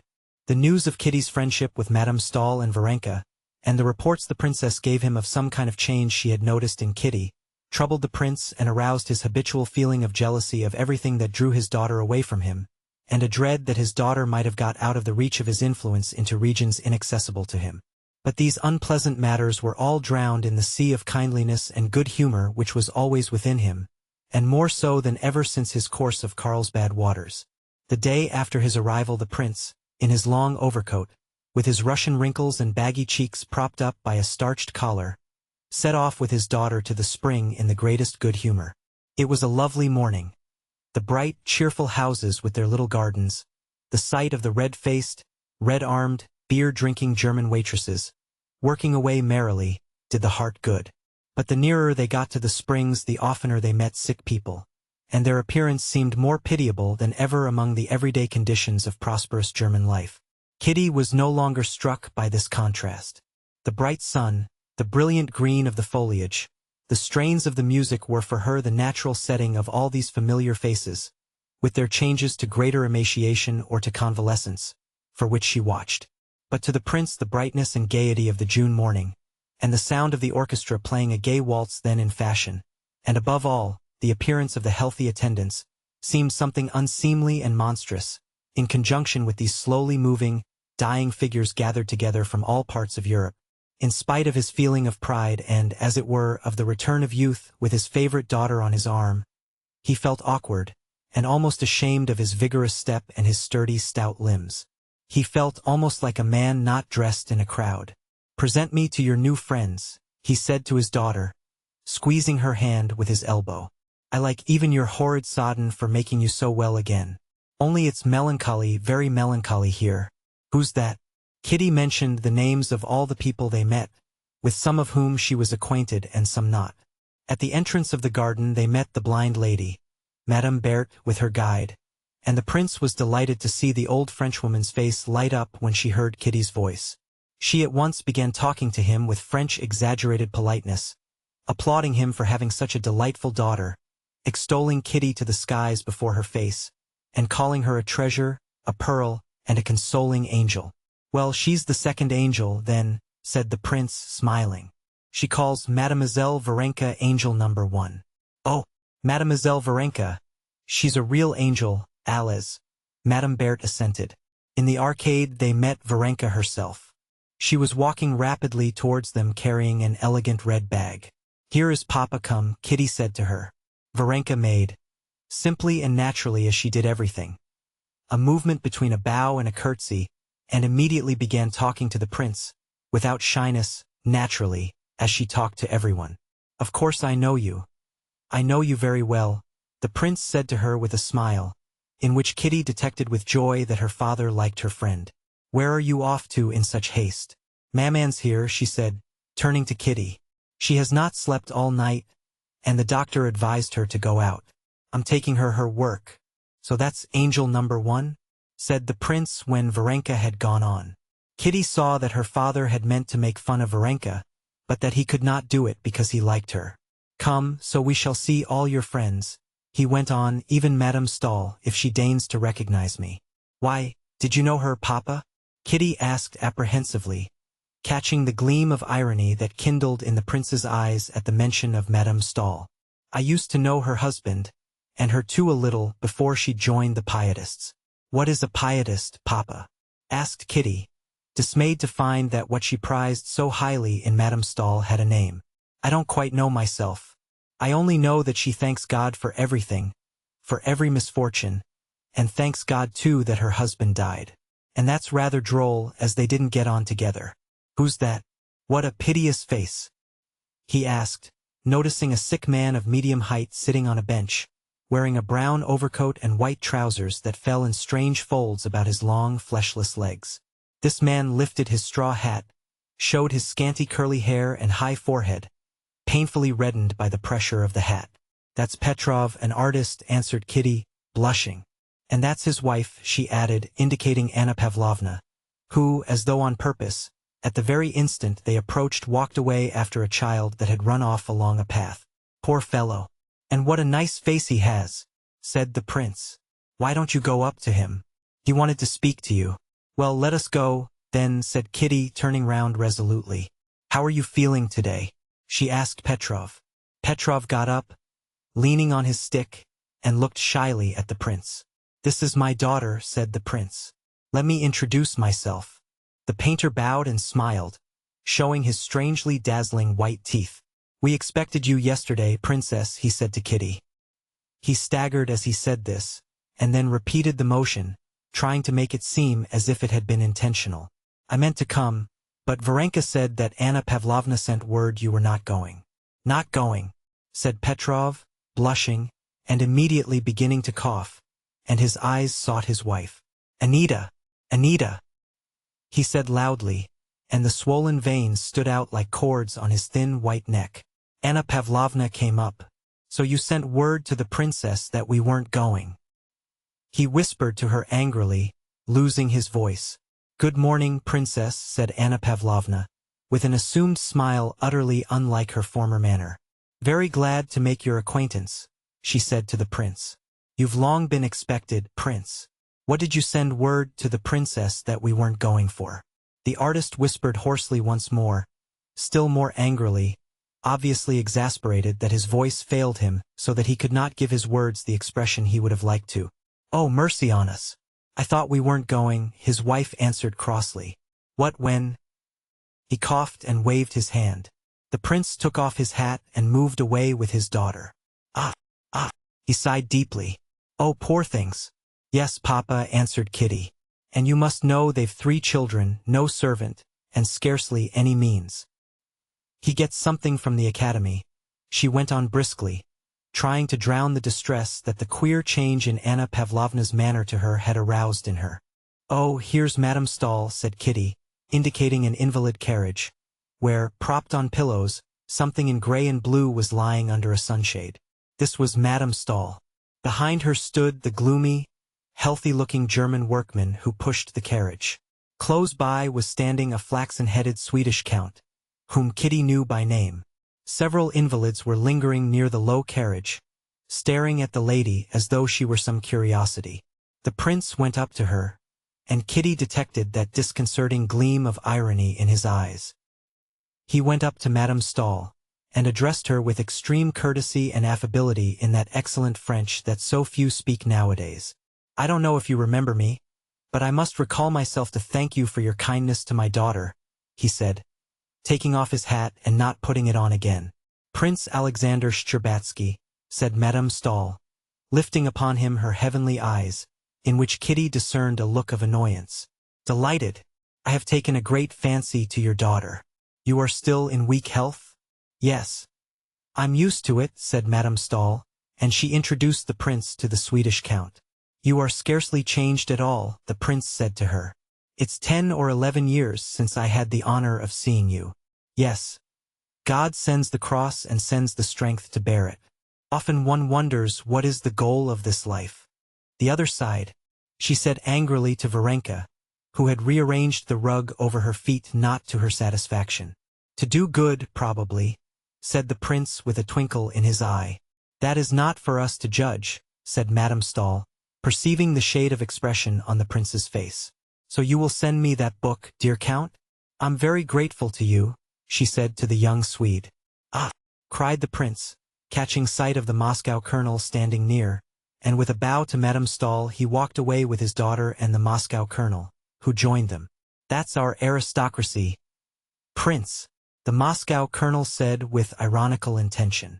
He cherished a grudge against Madame Stahl for not making his acquaintance. She's just the same, replied the prince. Did you know her before her illness, Prince? That's to say before she took to her bed? Yes. She took to her bed before my eyes, said the prince. They say it's 10 years since she has stood on her feet. She doesn't stand up because her legs are too short. She's a very bad figure. Papa, it's not possible, cried Kitty. That's what wicked tongues say, my darling. And your Varenka catches it too, he added.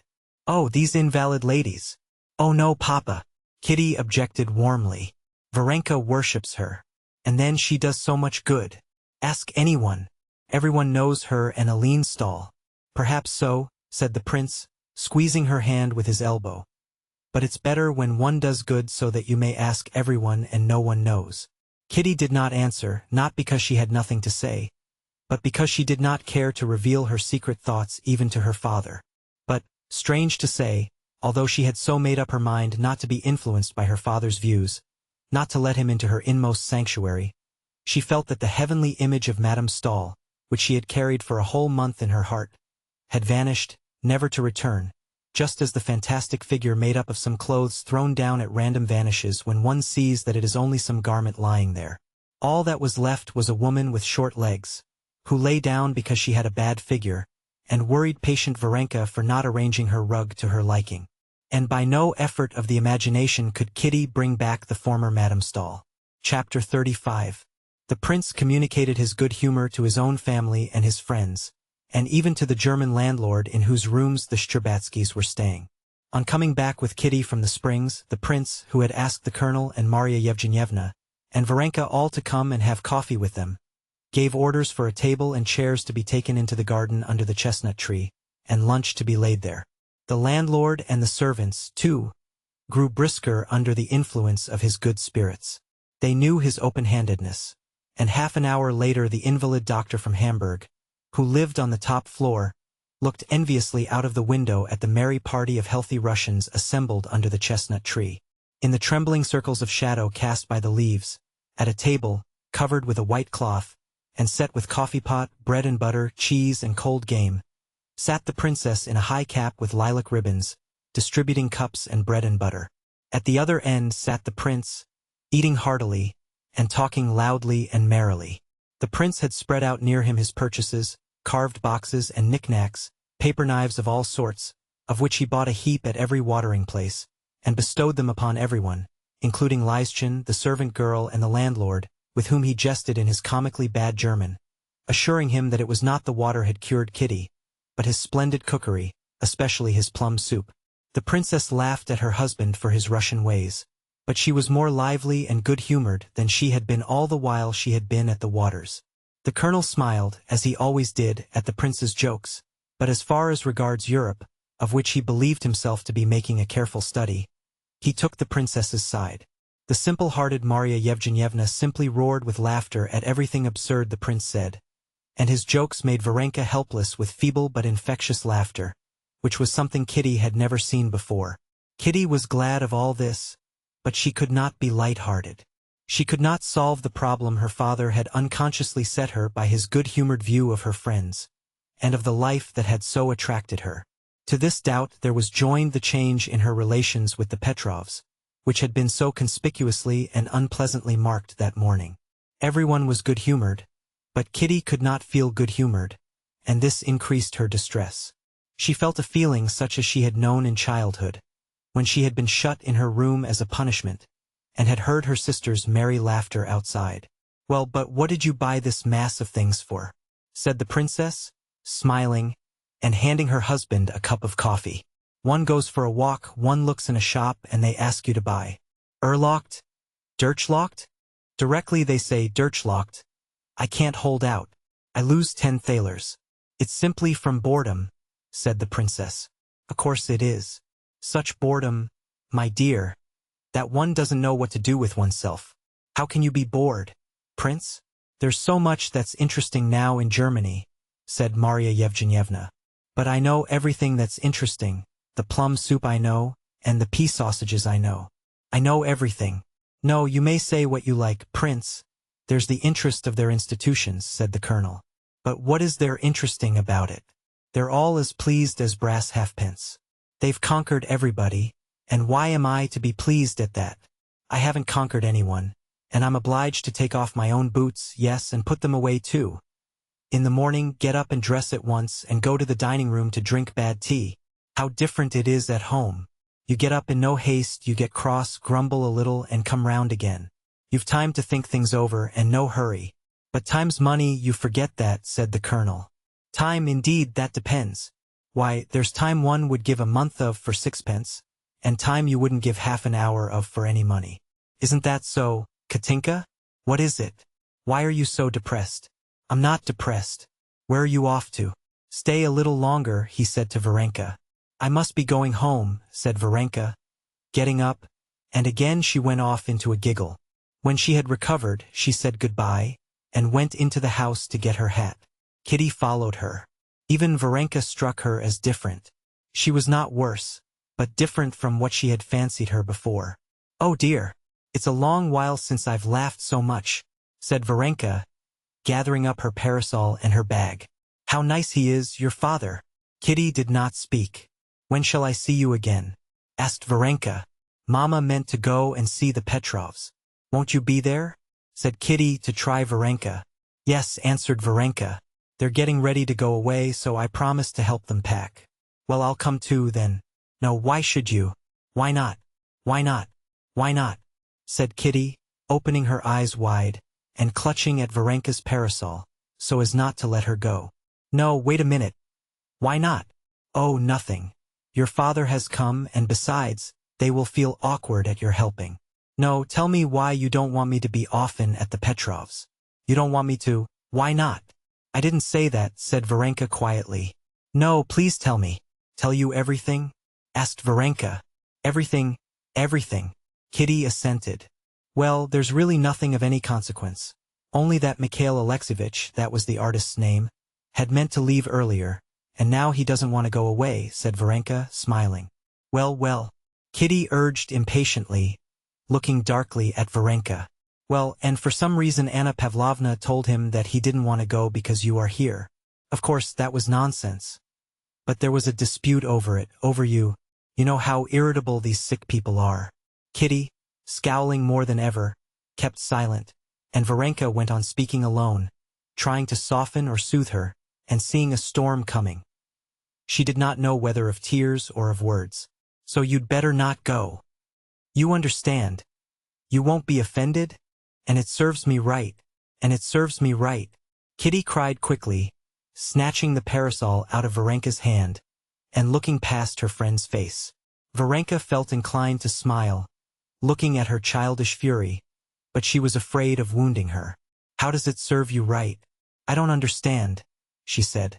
It serves me right because it was all sham, because it was all done on purpose and not from the heart.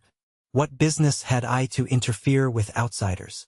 And so it's come about that I'm a cause of quarrel, and that I've done what nobody asked me to do. Because it was all a sham.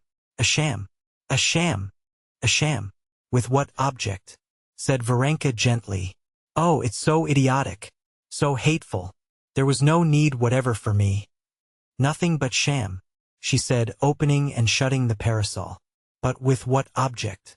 To seem better to people, to myself, to God. To deceive everyone. No, now I won't descend to that. I'll be bad. But anyway not a liar, a cheat. But who is a cheat? Said Varenka reproachfully. You speak as if. But Kitty was in one of her gusts of fury, and she would not let her finish. I don't talk about you, not about you at all. You're perfection. Yes, yes, I know you're all perfection. But what am I to do if I'm bad? This would never have been if I weren't bad. So let me be what I am. I won't be a sham. What have I to do with Anna Pavlovna? Let them go their way and me go mine. I can't be different. And yet it's not that, it's not that. What is not that? Asked Varenka in bewilderment. Everything. I can't act except from the heart, and you act from principle. I liked you simply, but you most likely only wanted to save me, to improve me. You are unjust, said Varenka. But I'm not speaking of other people. I'm speaking of myself. Kitty. They heard her mother's voice. Come here. Show Papa your necklace. Kitty, with a haughty air, without making peace with her friend, took the necklace in a little box from the table and went to her mother. What's the matter? Why are you so red? Her mother and father said to her with one voice. Nothing, she answered. I'll be back directly. And she ran back. She's still here, she thought. What am I to say to her? Oh dear. What have I done, what have I said? Why was I rude to her? What am I to do? What am I to say to her? Thought Kitty, and she stopped in the doorway.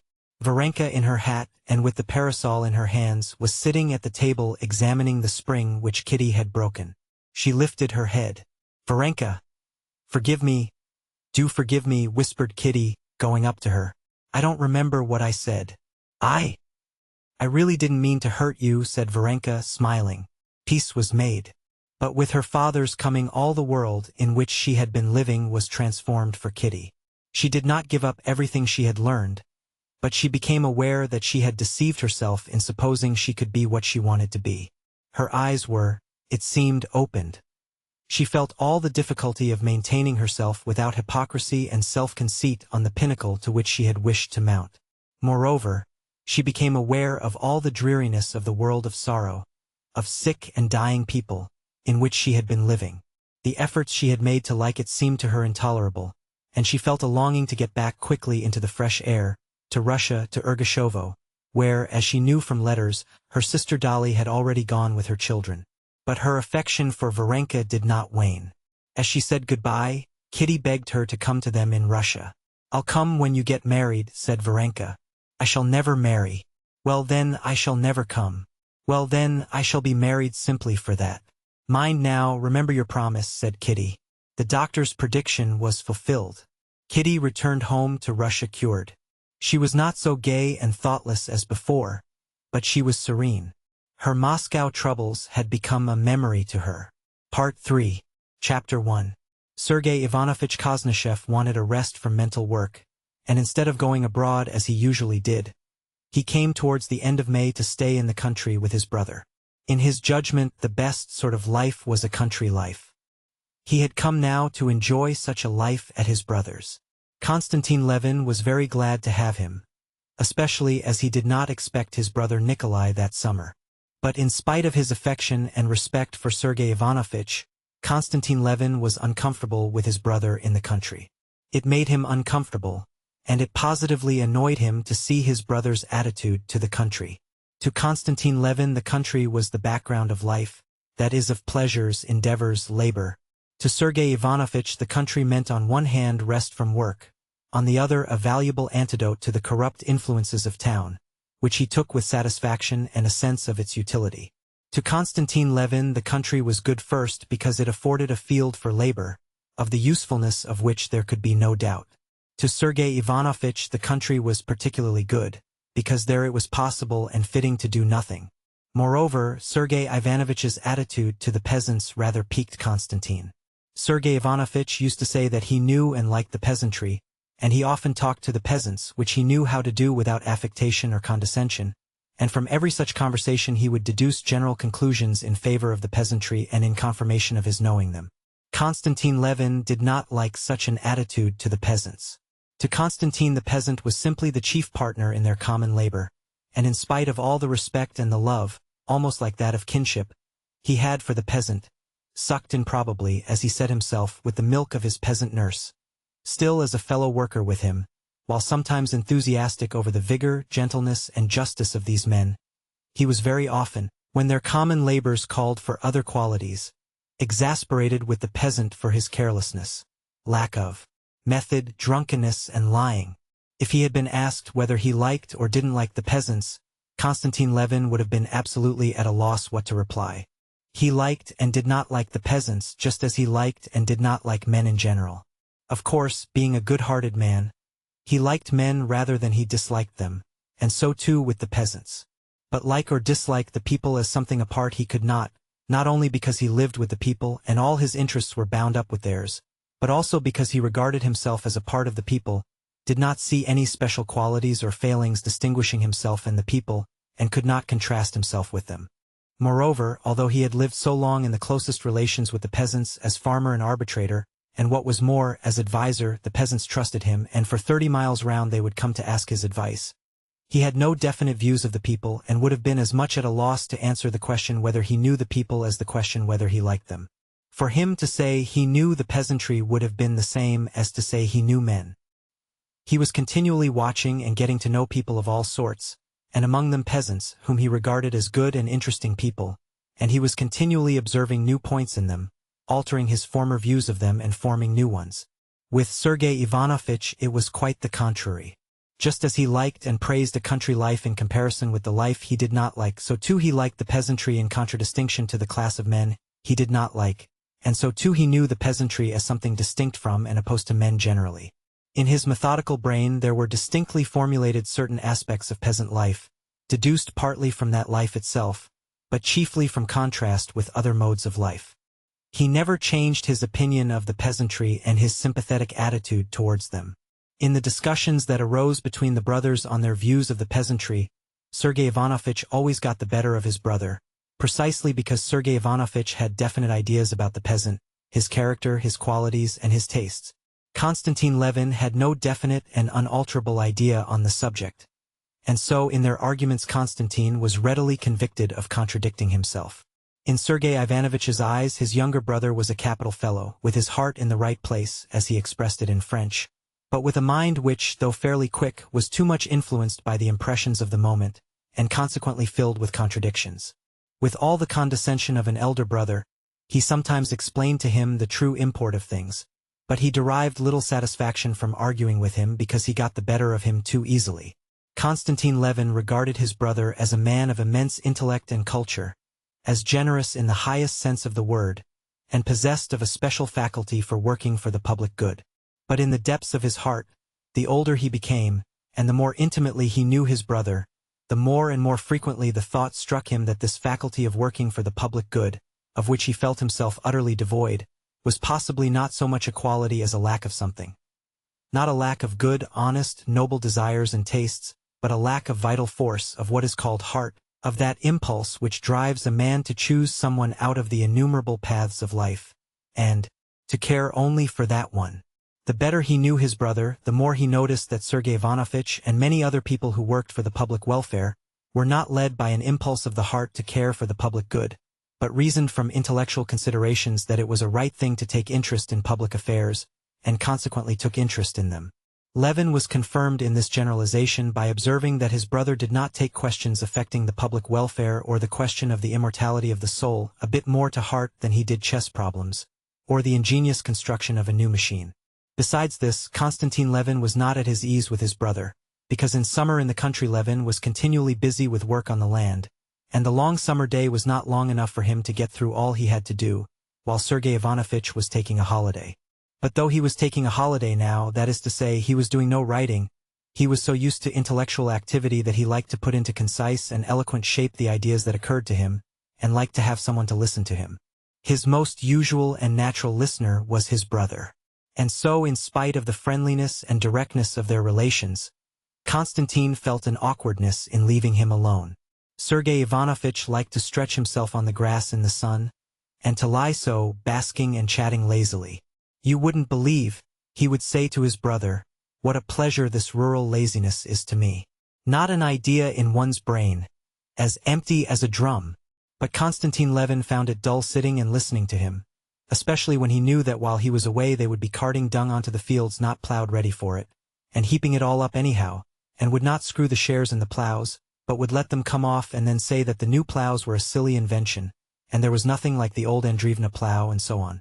"Come, you've done enough trudging about in the heat," Sergei Ivanovitch would say to him. "No, I must just run round to the counting-house for a minute," Levin would answer, and he would run off to the fields. Chapter 2. Early in June it happened that Agafia Mihailovna, the old nurse and housekeeper, in carrying to the cellar a jar of mushrooms she had just pickled, slipped, fell, and sprained her wrist. The district doctor, a talkative young medical student, who had just finished his studies, came to see her. He examined the wrist, said it was not broken, was delighted at a chance of talking to the celebrated Sergei Ivanovitch Koznishev, and to show his advanced views of things told him all the scandal of the district, complaining of the poor state into which the district council had fallen. Sergei Ivanovitch listened attentively, asked him questions, and roused by a new listener, he talked fluently, uttered a few keen and weighty observations, respectfully appreciated by the young doctor, and was soon in that eager frame of mind his brother knew so well, which always, with him, followed a brilliant and eager conversation. After the departure of the doctor, he wanted to go with a fishing rod to the river. Sergei Ivanovitch was fond of angling and was, it seemed, proud of being able to care for such a stupid occupation.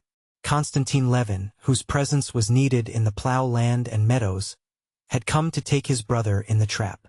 It was that time of the year, the turning point of summer, when the crops of the present year are a certainty, when one begins to think of the sowing for next year, and the mowing is at hand, when the rye is all in ear, though its ears are still light, not yet full, and it waves in gray-green billows in the wind, when the green oats, with tufts of yellow grass scattered here and there among it, droop irregularly over the late-sown fields, when the early buckwheat is already out and hiding the ground, when the fallow lands, trodden hard as stone by the cattle, are half plowed over, with paths left untouched by the plow, when from the dry dung heaps carted onto the fields there comes at sunset a smell of manure mixed with meadowsweet, and on the low-lying lands the riverside meadows are a thick sea of grass waiting for the mowing, with blackened heaps of the stalks of sorrel among it.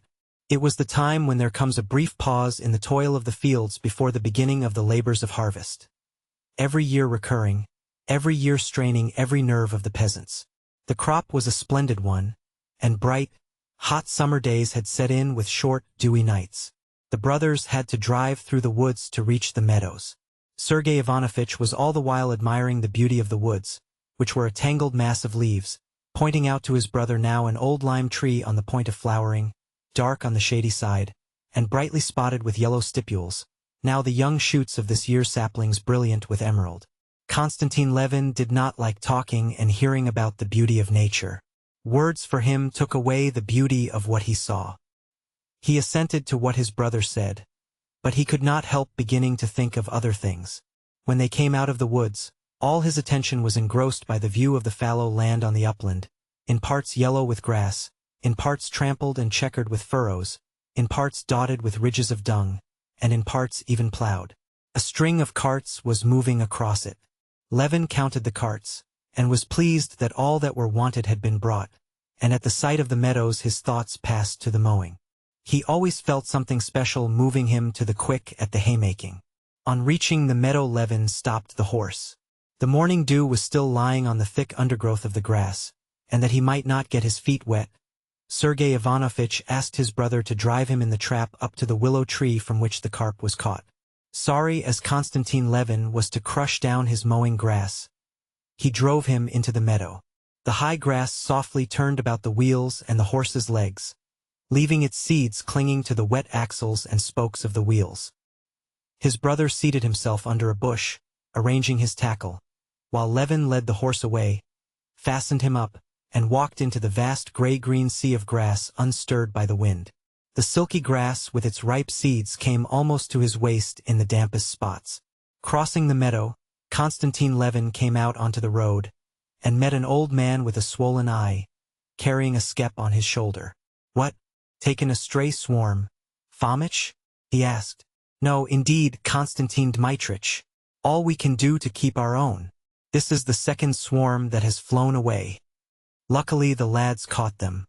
They were plowing your field. They unyoked the horses and galloped after them. Well, what do you say, Fomitch? Start mowing or wait a bit?" Well, our way's to wait till St. Peter's Day. But you always mow sooner." "Well, to be sure, please God, the hay's good. There'll be plenty for the beasts. What do you think about the weather?" "That's in God's hands. Maybe it will be fine." Levin went up to his brother. Sergei Ivanovitch had caught nothing, but he was not bored, and seemed in the most cheerful frame of mind. Levin saw that, stimulated by his conversation with the doctor, he wanted to talk. Levin, on the other hand, would have liked to get home as soon as possible to give orders about getting together the mowers for next day, and to set at rest his doubts about the mowing, which greatly absorbed him. "Well, let's be going," he said. "Why be in such a hurry? Let's stay a little. But how wet you are. Even though one catches nothing, it's nice. That's the best thing about every part of sport, that one has to do with nature." "How exquisite this steely water is," said Sergei Ivanovitch. "These riverside banks always remind me of the riddle. Do you know it? The grass says to the water, 'We quiver and we quiver.'" "I don't know the riddle," answered Levin wearily. Chapter 3. "Do you know, I've been thinking about you," said Sergei Ivanovitch. "It's beyond everything what's being done in the district, according to what this doctor tells me. He's a very intelligent fellow. And as I've told you before, I tell you again, it's not right for you not to go to the meetings, and altogether to keep out of the district business. If decent people won't go into it, of course it's bound to go all wrong. We pay the money, and it all goes in salaries, and there are no schools, nor district nurses, nor midwives, nor drugstores, nothing." "Well, I did try, Levin said slowly and unwillingly. "I can't, and so there's no help for it." "But why can't you?" "I must own I can't make it out. Indifference, incapacity, I won't admit. Surely it's not simply laziness?" "None of those things. I've tried, and I see I can do nothing," said Levin. He had hardly grasped what his brother was saying. Looking towards the plough land across the river, he made out something black, but he could not distinguish whether it was a horse or the bailiff on horseback. "Why is it you can do nothing? You made an attempt and didn't succeed as you think, and you give in. How can you have so little self-respect?"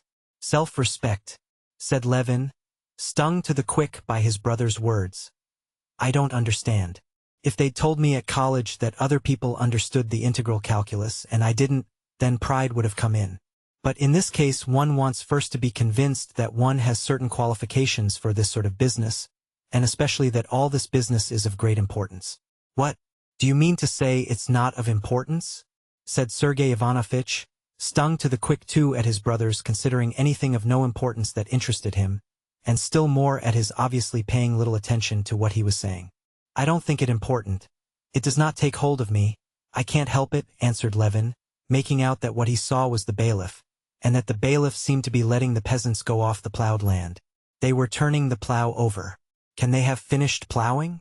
He wondered.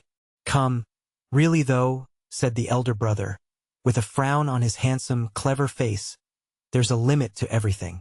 It's very well to be original and genuine and to dislike everything conventional, I know all about that. But really what you're saying either has no meaning or it has a very wrong meaning. How can you think it a matter of no importance whether the peasant, whom you love as you assert? I never did assert it, thought Konstantin Levin. Dies without help? The ignorant peasant women starve the children, and the people stagnate in darkness, and are helpless in the hands of every village clerk, while you have at your disposal a means of helping them, and don't help them because to your mind it's of no importance. And Sergei Ivanovitch put before him the alternative. Either you are so undeveloped that you can't see all that you can do, or you won't sacrifice your ease, your vanity, or whatever it is to do it. Konstantin Levin felt that there was no course open to him but to submit, or to confess to a lack of zeal for the public good. And this mortified him and hurt his feelings. It's both, he said resolutely. I don't see that it was possible. What? Was it impossible, if the money were properly laid out, to provide medical aid? Impossible as it seems to me. For the 3,000 square miles of our district, what with our thaws and the storms and the work in the fields, I don't see how it is possible to provide medical aid all over. And besides, I don't believe in medicine. Oh well, that's unfair. I can quote to you thousands of instances. But the schools anyway. Why have schools? What do you mean? Can there be two opinions of the advantage of education? If it's a good thing for you, it's a good thing for everyone. Konstantin Levin felt himself morally pinned against a wall, and so he got hot, and unconsciously blurted out the chief cause of his indifference to public business. Perhaps it may all be very good. But why should I worry myself about establishing dispensaries which I shall never make use of, and schools to which I shall never send my children, to which even the peasants don't want to send their children, and to which I've no very firm faith that they ought to send them? Said he. Sergei Ivanovitch was for a minute surprised at this unexpected view of the subject. But he promptly made a new plan of attack. He was silent for a little, drew out a hook, threw it in again, and turned to his brother smiling. Come, now. In the first place, the dispensary is needed. We ourselves sent for the district doctor for Agafia Mihailovna. Oh well, but I fancy her wrist will never be straight again. That remains to be proved. Next, the peasant who can read and write is as a workman of more use and value to you. No, you can ask anyone you like, Konstantin Levin answered with decision. The man that can read and write is much inferior as a workman. And mending the high roads is an impossibility. And as soon as they put up bridges they're stolen. Still, that's not the point, said Sergei Ivanovitch, frowning. He disliked contradiction, and still more, arguments that were continually skipping from one thing to another, introducing new and disconnected points, so that there was no knowing to which to reply. Do you admit that education is a benefit for the people? Yes, I admit it, said Levin without thinking, and he was conscious immediately that he had said what he did not think. He felt that if he admitted that, it would be proved that he had been talking meaningless rubbish. How it would be proved he could not tell, but he knew that this would inevitably be logically proved to him, and he awaited the proofs. The argument turned out to be far simpler than he had expected. If you admit that it is a benefit, said Sergei Ivanovitch, then, as an honest man, you cannot help caring about it and sympathizing with the movement and so wishing to work for it. But I still do not admit this movement to be just, said Konstantin Levin, reddening a little. What? But you said just now. That's to say, I don't admit its being either good or possible. That you can't tell without making the trial. Well, supposing that's so, said Levin, though he did not suppose so at all, Supposing that is so, still I don't see, all the same, what I'm to worry myself about it for. How so? No, since we are talking, explain it to me from the philosophical point of view, said Levin. I can't see where philosophy comes in, said Sergei Ivanovich in a tone Levin fancied, as though he did not admit his brother's right to talk about philosophy. And that irritated Levin. I'll tell you, then, he said with heat, I imagine the mainspring of all our actions is, after all, self-interest. Now in the local institutions I, as a nobleman, see nothing that could conduce to my prosperity, and the roads are not better and could not be better. My horses carry me well enough over bad ones. Doctors and dispensaries are no use to me. An arbitrator of disputes is no use to me. I never appeal to him and never shall appeal to him. The schools are no good to me, but positively harmful, as I told you. For me the district institutions simply mean the liability to pay 4 pence halfpenny for every 3 acres, to drive into the town, sleep with bugs, and listen to all sorts of idiocy and loathsomeness, and self-interest offers me no inducement. Excuse me, Sergei Ivanovich interposed with a smile. Self-interest did not induce us to work for the emancipation of the serfs, but we did work for it. No, Konstantin Levin broke in with still greater heat. The emancipation of the serfs was a different matter. Their self-interest did come in. One longed to throw off that yoke that crushed us, all decent people among us. But to be a town councillor and discuss how many dustmen are needed, and how chimneys shall be constructed in the town in which I don't live, to serve on a jury and try a peasant who's stolen a flitch of bacon, and listen for 6 hours at a stretch to all sorts of jabber from the counsel for the defense and the prosecution, and the president cross-examining my old half-witted Alyosha. Do you admit, prisoner in the dock, the fact of the removal of the bacon? Konstantin Levin had warmed to his subject, and began mimicking the president and the half-witted Alyosha. It seemed to him that it was all to the point. But Sergei Ivanovich shrugged his shoulders. Well, what do you mean to say, then? I simply mean to say that those rights that touch me, my interest, I shall always defend to the best of my ability. That when they made raids on us students and the police read our letters, I was ready to defend those rights to the utmost, to defend my rights to education and freedom.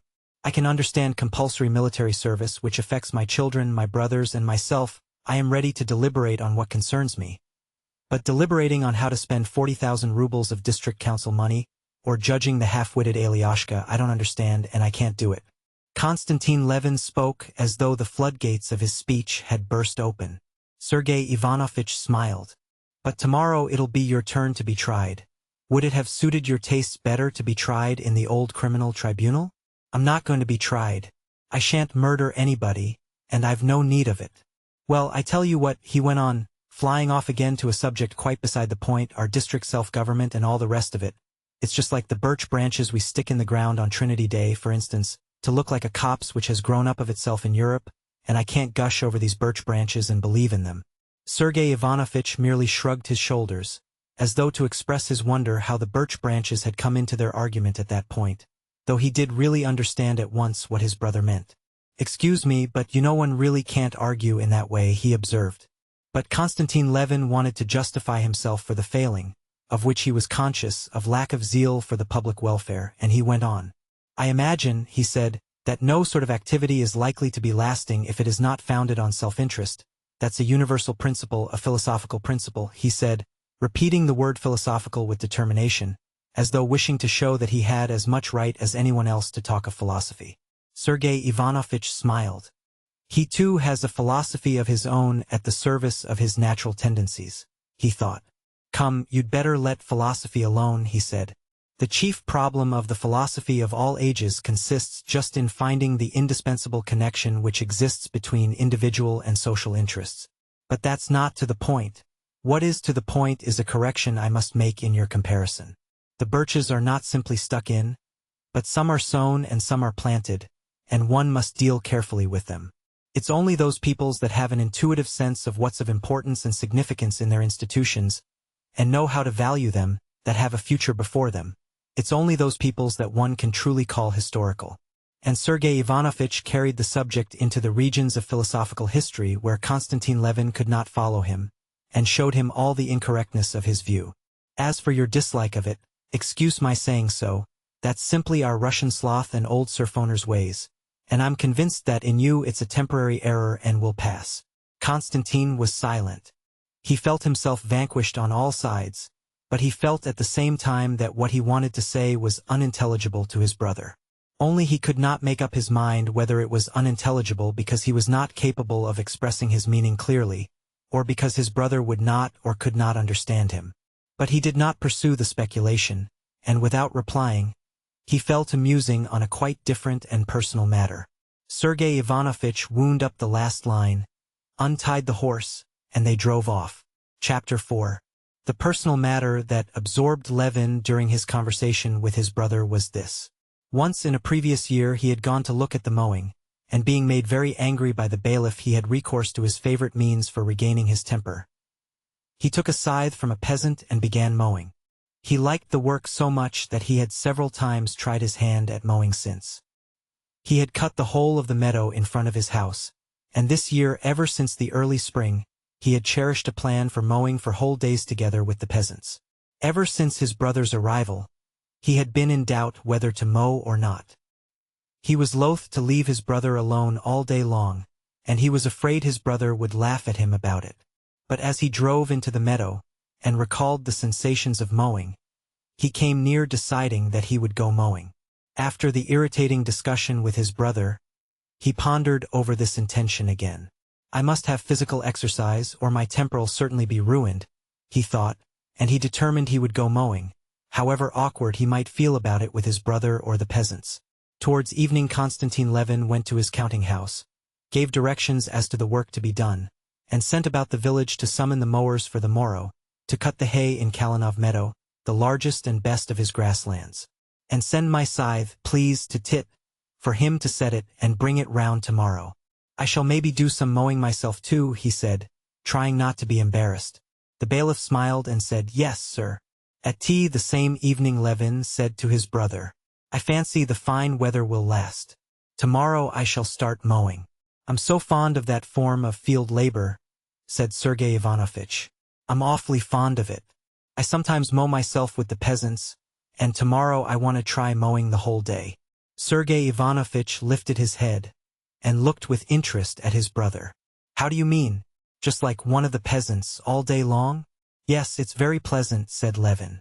It's splendid as exercise, only you'll hardly be able to stand it, said Sergei Ivanovitch without a shade of irony.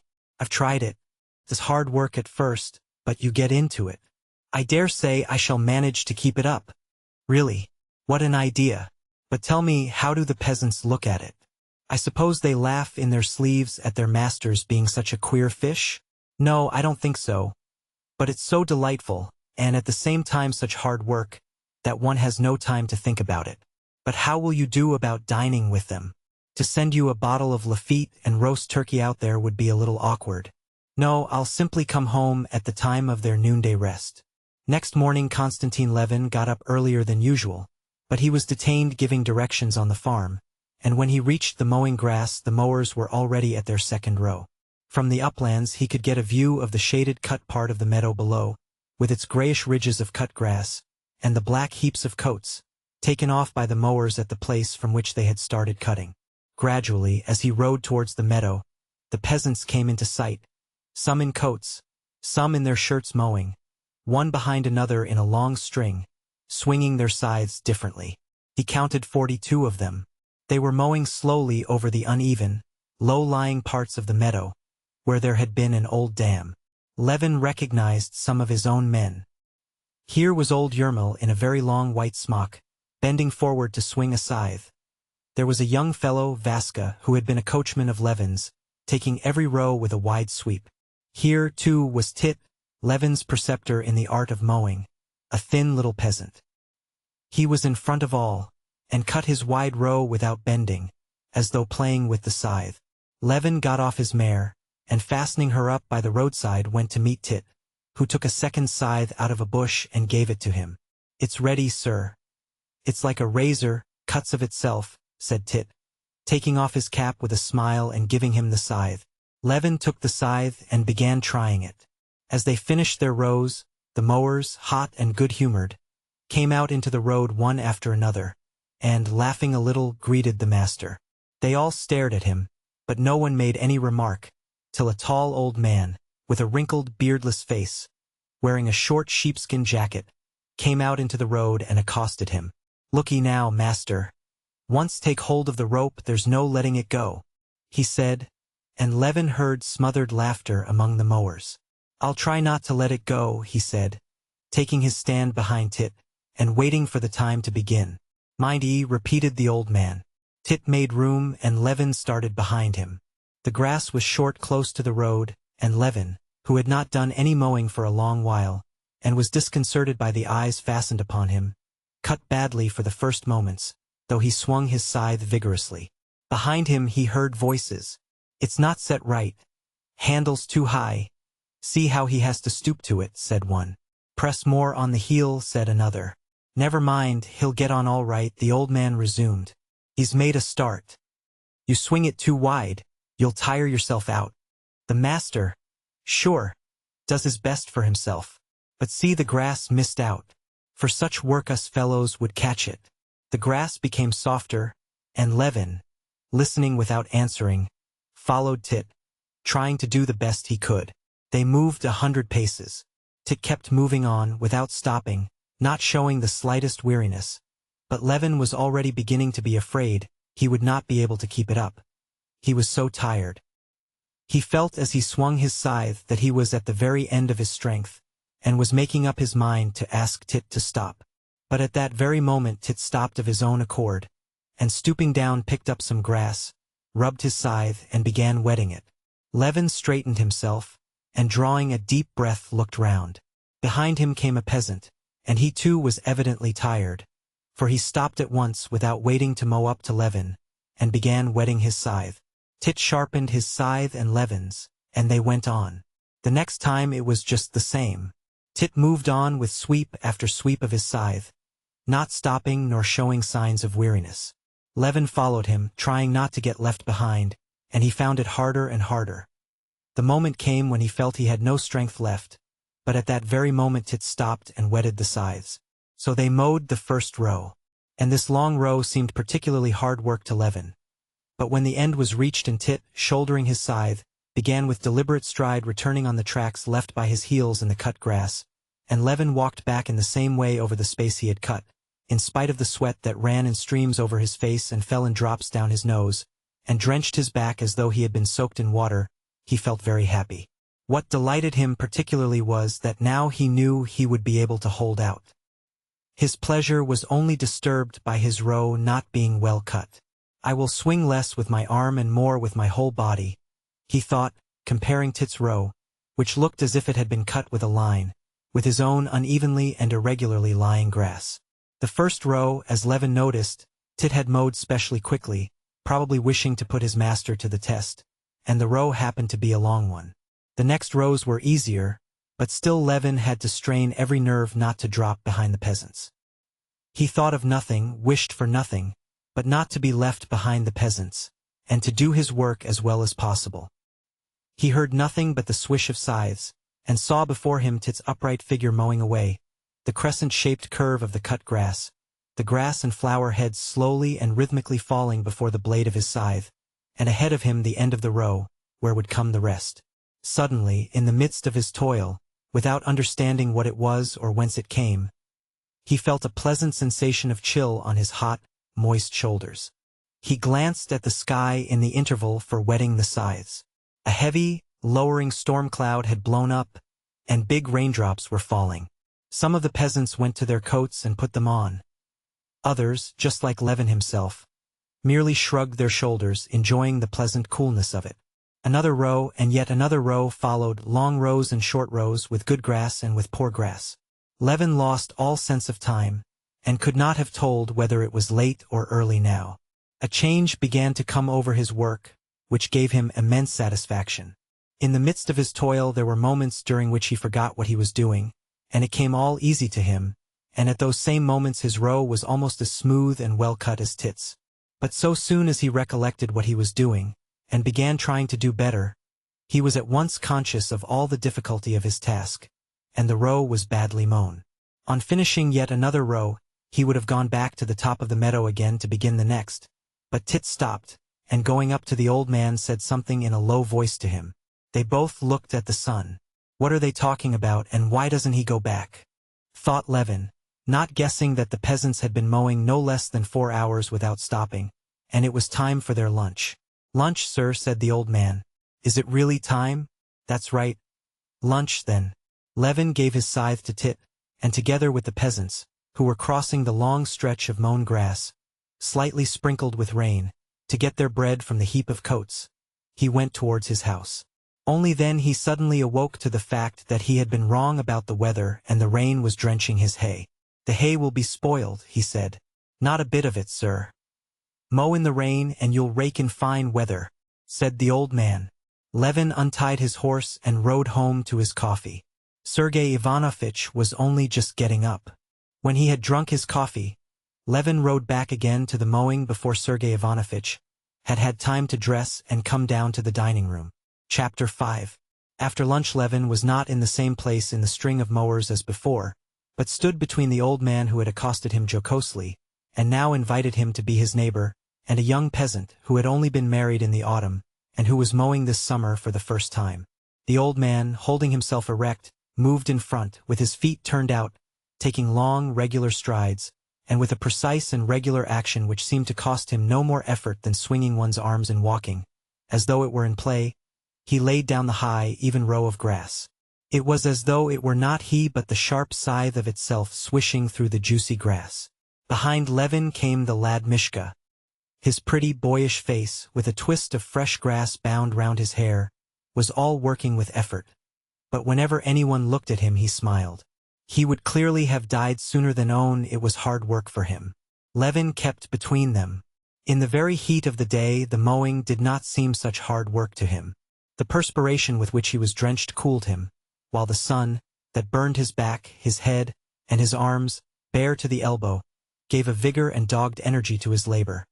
And more often now came those moments of unconsciousness, when it was possible not to think what one was doing. The scythe cut of itself. These were happy moments.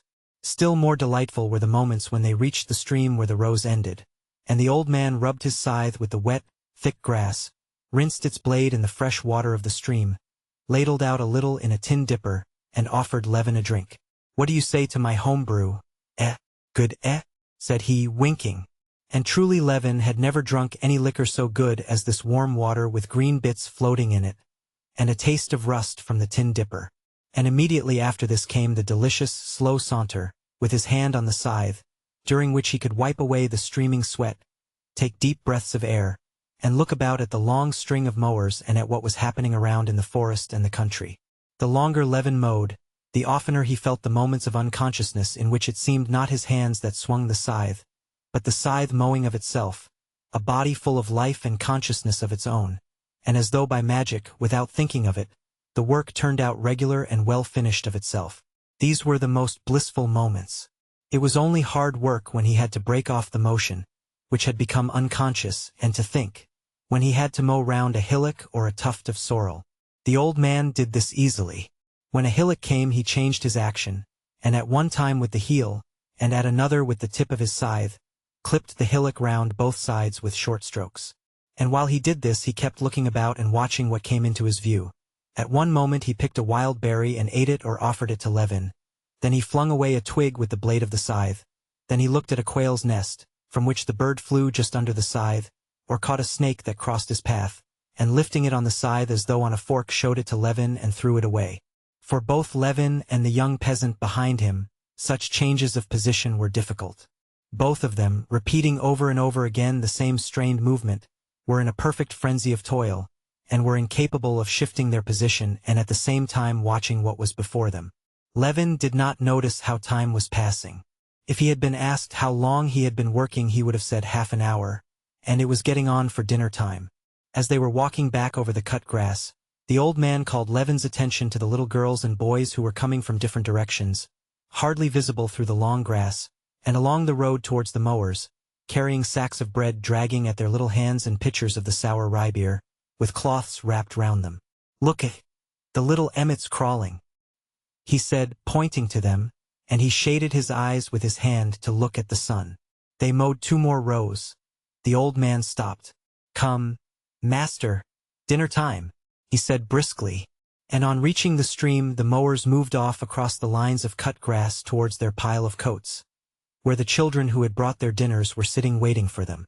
The peasants gathered into groups, those further away under a cart, those nearer under a willow bush. Levin sat down by them. He felt disinclined to go away. All constraint with the master had disappeared long ago. The peasants got ready for dinner. Some washed, the young lads bathed in the stream, others made a place comfortable for a rest, untied their sacks of bread, and uncovered the pitchers of rye beer. The old man crumbled up some bread in a cup, stirred it with the handle of a spoon, poured water on it from the dipper, broke up some more bread, and having seasoned it with salt, he turned to the east to say his prayer.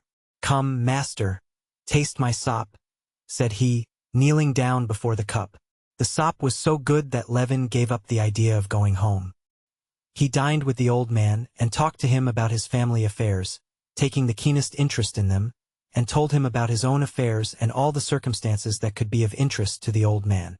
He felt much nearer to him than to his brother, and could not help smiling at the affection he felt for this man.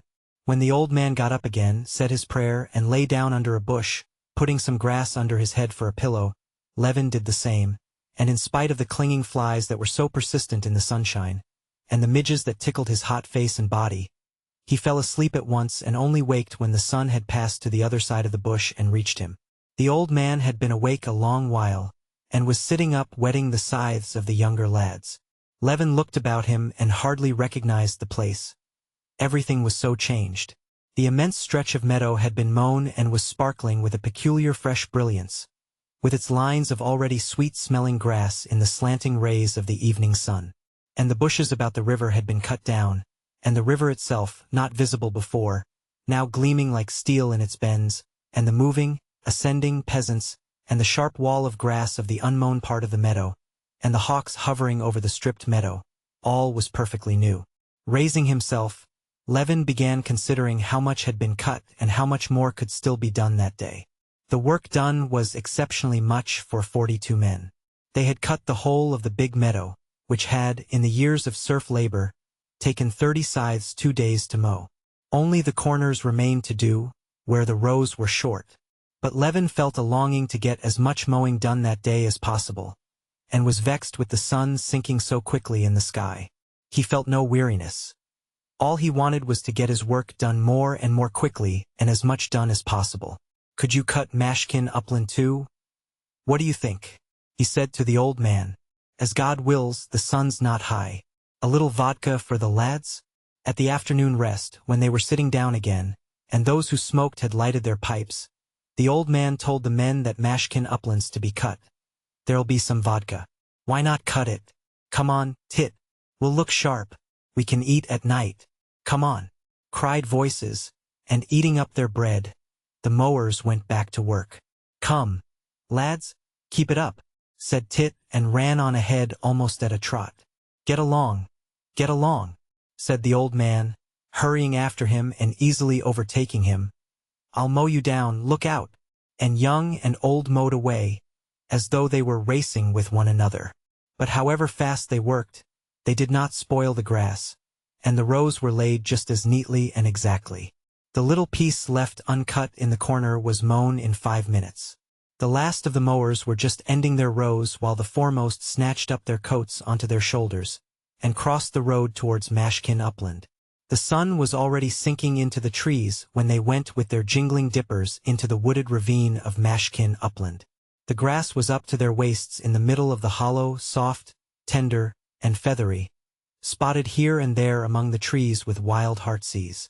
After a brief consultation, whether to take the rows lengthwise or diagonally, Prohor Yermolin, also a renowned mower, a huge, black-haired peasant, went on ahead. He went up to the top, turned back again and started mowing, and they all proceeded to form in line behind him, going downhill through the hollow and uphill right up to the edge of the forest. The sun sank behind the forest. The dew was falling by now. The mowers were in the sun only on the hillside, but below, where a mist was rising, and on the opposite side, they mowed into the fresh, dewy shade. The work went rapidly. The grass cut with a juicy sound, and was at once laid in high, fragrant rows. The mowers from all sides, brought closer together in the short row, kept urging one another on to the sound of jingling dippers and clanging scythes, and the hiss of the whetstones sharpening them, and good-humored shouts. Levin still kept between the young peasant and the old man. The old man, who had put on his short sheepskin jacket, was just as good-humored, jocose, and free in his movements. Among the trees they were continually cutting with their scythes the so-called birch mushrooms, swollen fat in the succulent grass. But the old man bent down every time he came across a mushroom, picked it up and put it in his bosom. "Another present for my old woman," he said as he did so. Easy as it was to mow the wet, soft grass, it was hard work going up and down the steep sides of the ravine. But this did not trouble the old man. Swinging his scythe just as ever, and moving his feet in their big, plated shoes with firm little steps, he climbed slowly up the steep place, and though his breeches hanging out below his smock, and his whole frame trembled with effort, he did not miss one blade of grass or one mushroom on his way, and kept making jokes with the peasants and Levin. Levin walked after him and often thought he must fall, as he climbed with a scythe up a steep cliff where it would have been hard work to clamber without anything. But he climbed up and did what he had to do. He felt as though some external force were moving him. Chapter 6. Mashkin upland was mown, the last row finished. The peasants had put on their coats and were gaily trudging home. Levin got on his horse and, parting regretfully from the peasants, rode homewards. On the hillside he looked back. He could not see them in the mist that had risen from the valley. He could only hear rough, good-humored voices, laughter, and the sound of clanking scythes. Sergei Ivanovitch had long ago finished dinner, and was drinking iced lemon and water in his own room, looking through the reviews and papers which he had only just received by post, when Levin rushed into the room, talking merrily, with his wet and matted hair sticking to his forehead, and his back and chest grimed and moist. "We mowed the whole meadow. Oh, it is nice, delicious. And how have you been getting on?" said Levin, completely forgetting the disagreeable conversation of the previous day. "Mercy, what do you look like?" said Sergei Ivanovitch, for the first moment looking round with some dissatisfaction. "And the door, do shut the door," he cried. "You must have let in a dozen at least." Sergei Ivanovitch could not endure flies, and in his own room he never opened the window except at night, and carefully kept the door shut. "Not one, on my honor. But if I have, I'll catch them. You wouldn't believe what a pleasure it is. How have you spent the day?" "Very well. But have you really been mowing the whole day? I expect you're as hungry as a wolf. Kuzma has got everything ready for you." "No, I don't feel hungry even. I had something to eat there. But I'll go and wash." "Yes, go along, and I'll come to you directly," said Sergei Ivanovitch, shaking his head as he looked at his brother. "Go along, make haste," he added smiling, and gathering up his books, he prepared to go too. He, too, felt suddenly good-humored and disinclined to leave his brother's side. "But what did you do while it was raining?" "Rain? Why, there was scarcely a drop. I'll come directly. So you had a nice day too? That's first-rate." And Levin went off to change his clothes. 5 minutes later the brothers met in the dining room. Although it seemed to Levin that he was not hungry, and he sat down to dinner simply so as not to hurt Kuzma's feelings, yet when he began to eat the dinner struck him as extraordinarily good. Sergei Ivanovitch watched him with a smile. "Oh, by the way, there's a letter for you," said he. "Kuzma, bring it down, please, and mind you shut the doors." The letter was from Oblonsky. Levin read it aloud. Oblonsky wrote to him from Petersburg. "I have had a letter from Dolly. She's at Ergashovo, and everything seems going wrong there. Do ride over and see her, please. Help her with advice. You know all about it. She will be so glad to see you. She's quite alone, poor thing. My mother-in-law and all of them are still abroad." "That's capital. I will certainly ride over to her," said Levin. "Or we'll go together. She's such a splendid woman, isn't she? They're not far from here, then? 25 miles. Or perhaps it is 30. But a capital road. Capital will drive over." "I shall be delighted," said Sergei Ivanovitch, still smiling. The sight of his younger brother's appearance had immediately put him in a good humor. "Well, you have an appetite," he said, looking at his dark red, sunburnt face and neck bent over the plate. "Splendid. You can't imagine what an effectual remedy it is for every sort of foolishness. I want to enrich medicine with a new word, Arbeitsker. Well, but you don't need it, I should fancy. No, but for all sorts of nervous invalids. Yes, it ought to be tried. I had meant to come to the mowing to look at you, but it was so unbearably hot that I got no further than the forest. I sat there a little and went on by the forest to the village, met your old nurse, and sounded her as to the peasant's view of you. As far as I can make out, they don't approve of this. She said, it's not a gentleman's work. Altogether, I fancy that in the people's ideas there are very clear and definite notions of certain, as they call it, gentlemanly lines of action. And they don't sanction the gentry's moving outside bounds clearly laid down in their ideas. Maybe so. But anyway, it's a pleasure such as I have never known in my life. And there's no harm in it, you know. Is there? Answered Levin. I can't help it if they don't like it, though I do believe it's all right. Altogether, pursued Sergei Ivanovitch, you're satisfied with your day? Quite satisfied. We cut the whole meadow. And such a splendid old man I made friends with there. You can't fancy how delightful he was. Well, so you're content with your day. And so am I. First, I solved 2 chess problems and one a very pretty one, a pawn opening. I'll show it you. And then, I thought over our conversation yesterday. Our conversation yesterday, said Levin, blissfully dropping his eyelids and drawing deep breaths after finishing his dinner, and absolutely incapable of recalling what their conversation yesterday was about.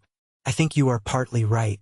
Our difference of opinion amounts to this, that you make the mainspring self-interest, while I suppose that interest in the commonweal is bound to exist in every man of a certain degree of advancement.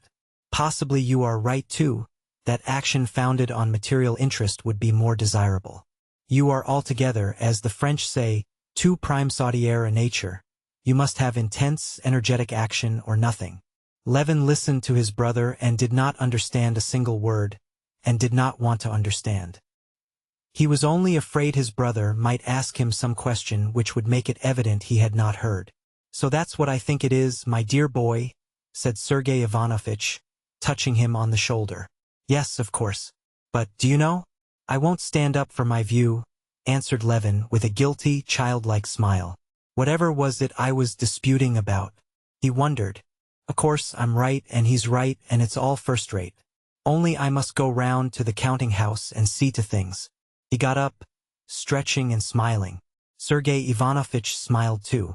If you want to go out, let's go together, he said, disinclined to be parted from his brother, who seemed positively breathing out freshness and energy. Come, we'll go to the counting-house if you have to go there. Oh, heavens! Shouted Levin so loudly that Sergei Ivanovitch was quite frightened. What is the matter? How's Agafia Mihailovna's hand? Said Levin, slapping himself on the head. I'd positively forgotten her even. It's much better. Well, anyway, I'll run down to her. Before you've time to get your hat on, I'll be back. And he ran downstairs, clattering with his heels like a spring rattle. Chapter 7.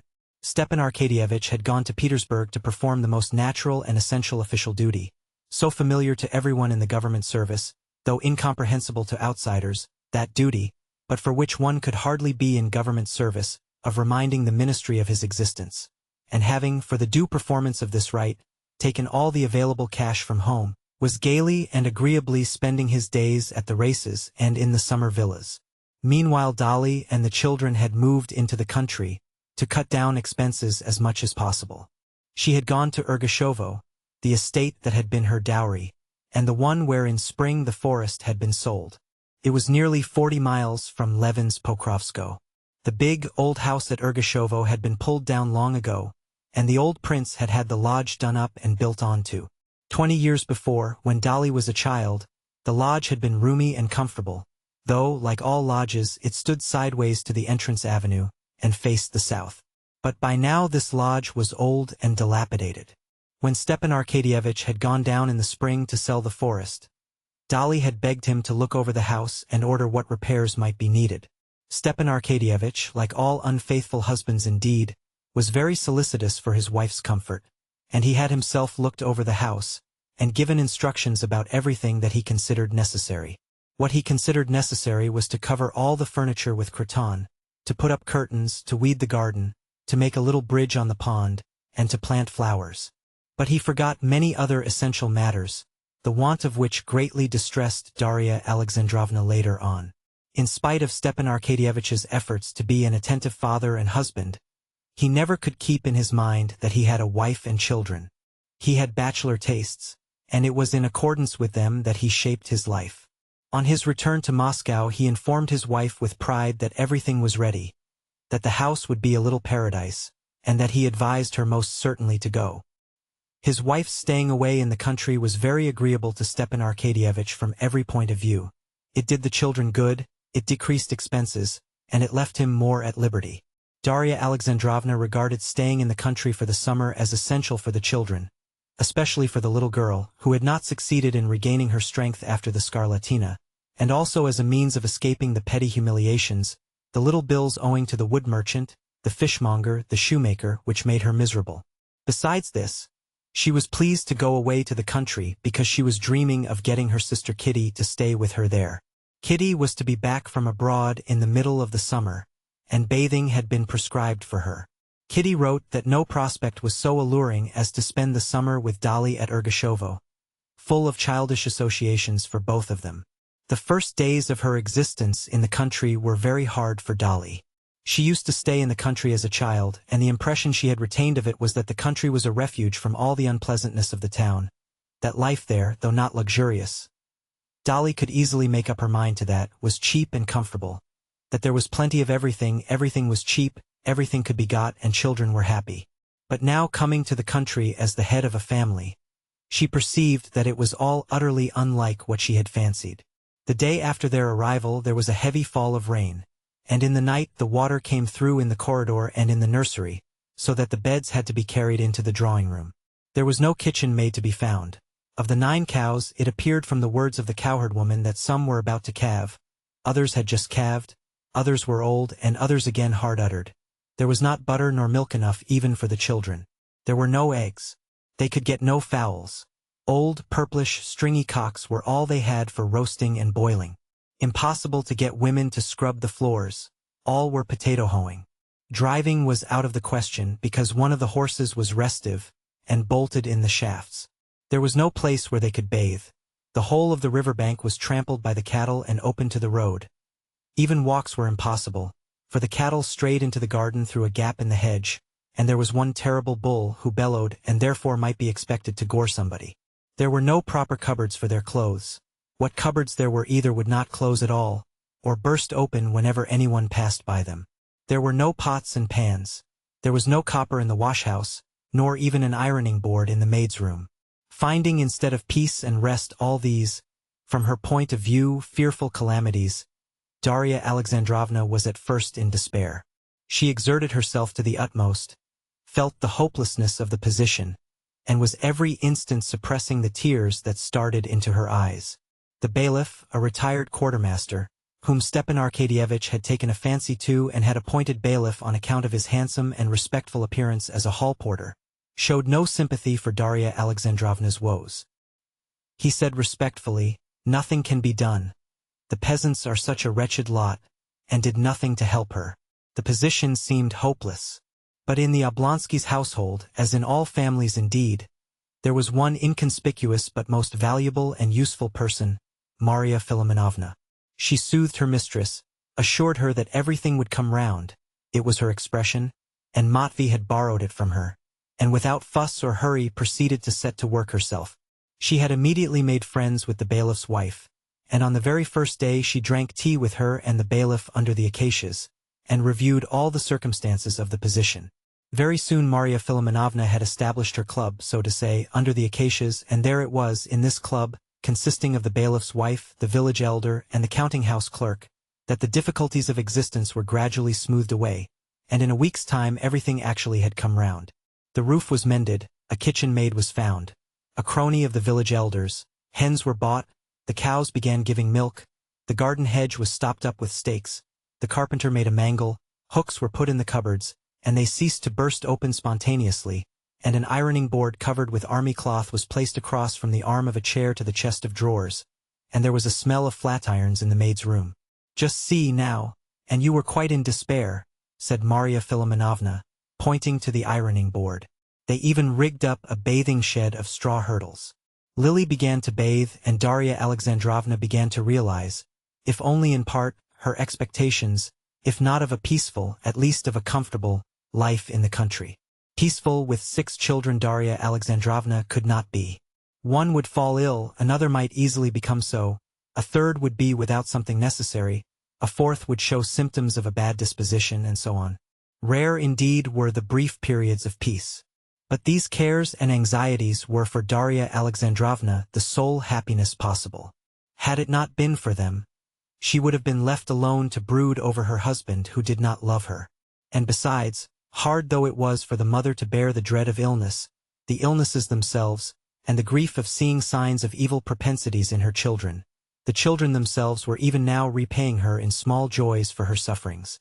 Those joys were so small that they passed unnoticed, like gold in sand, and at bad moments she could see nothing but the pain, nothing but sand. But there were good moments too when she saw nothing but the joy, nothing but gold. Now in the solitude of the country, she began to be more and more frequently aware of those joys. Often, looking at them, she would make every possible effort to persuade herself that she was mistaken, that she as a mother was partial to her children. All the same, she could not help saying to herself that she had charming children, all 6 of them in different ways, but a set of children such as is not often to be met with, and she was happy in them and proud of them. Chapter 8.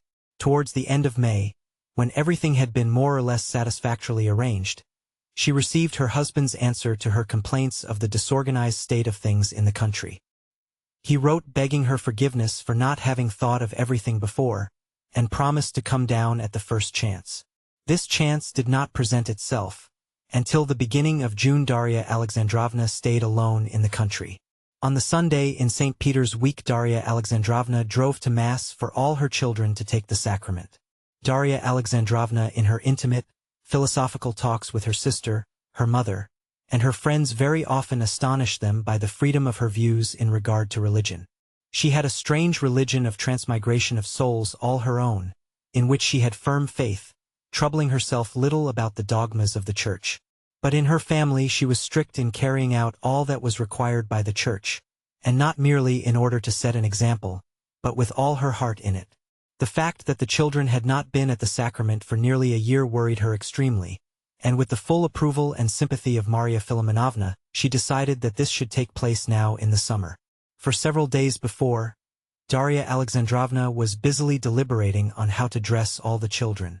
Frocks were made or altered and washed, seams and flounces were let out, buttons were sewn on, and ribbons got ready. One dress, Tanya's, which the English governess had undertaken, cost Darya Alexandrovna much loss of temper. The English governess in altering it had made the seams in the wrong place, had taken up the sleeves too much, and altogether spoilt the dress. It was so narrow on Tanya's shoulders that it was quite painful to look at her. But Marya Philimonovna had the happy thought of putting in gussets, and adding a little shoulder cape. The dress was set right, but there was nearly a quarrel with the English governess. On the morning, however, all was happily arranged, and towards 10 o'clock, the time at which they had asked the priest to wait for them for the Mass, the children in their new dresses with beaming faces stood on the step before the carriage waiting for their mother. To the carriage, instead of the rest of Raven, they had harnessed, thanks to the representations of Marya Philimonovna, the bailiff's horse, Brownie, and Darya Alexandrovna, delayed by anxiety over her own attire, came out and got in, dressed in a white muslin gown. Darya Alexandrovna had done her hair, and dressed with care and excitement. In the old days she had dressed for her own sake to look pretty and be admired. Later on, as she got older, dress became more and more distasteful to her. She saw that she was losing her good looks.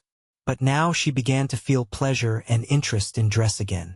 Now she did not dress for her own sake, not for the sake of her own beauty, but simply that as the mother of those exquisite creatures she might not spoil the general effect. And looking at herself for the last time in the looking-glass, she was satisfied with herself. She looked nice. Not nice as she would have wished to look nice in old days at a ball, but nice for the object which she now had in view.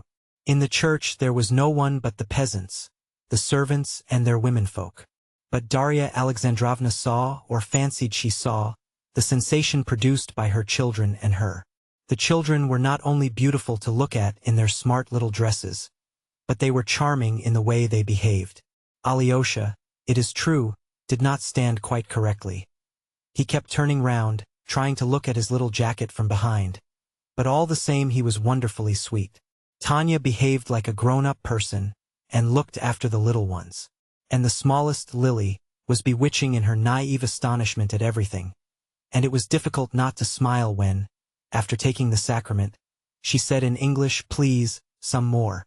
On the way home, the children felt that something solemn had happened, and were very sedate. Everything went happily at home too. But at lunch Grisha began whistling, and, what was worse, was disobedient to the English governess, and was forbidden to have any tart. Darya Alexandrovna would not have let things go so far on such a day had she been present. But she had to support the English governess's authority, and she upheld her decision that Grisha should have no tart. This rather spoiled the general good humor. Grisha cried, declaring that Nikolinka had whistled too, and he was not punished, and that he wasn't crying for the tart. He didn't care, but at being unjustly treated. This was really too tragic, and Darya Alexandrovna made up her mind to persuade the English governess to forgive Grisha, and she went to speak to her.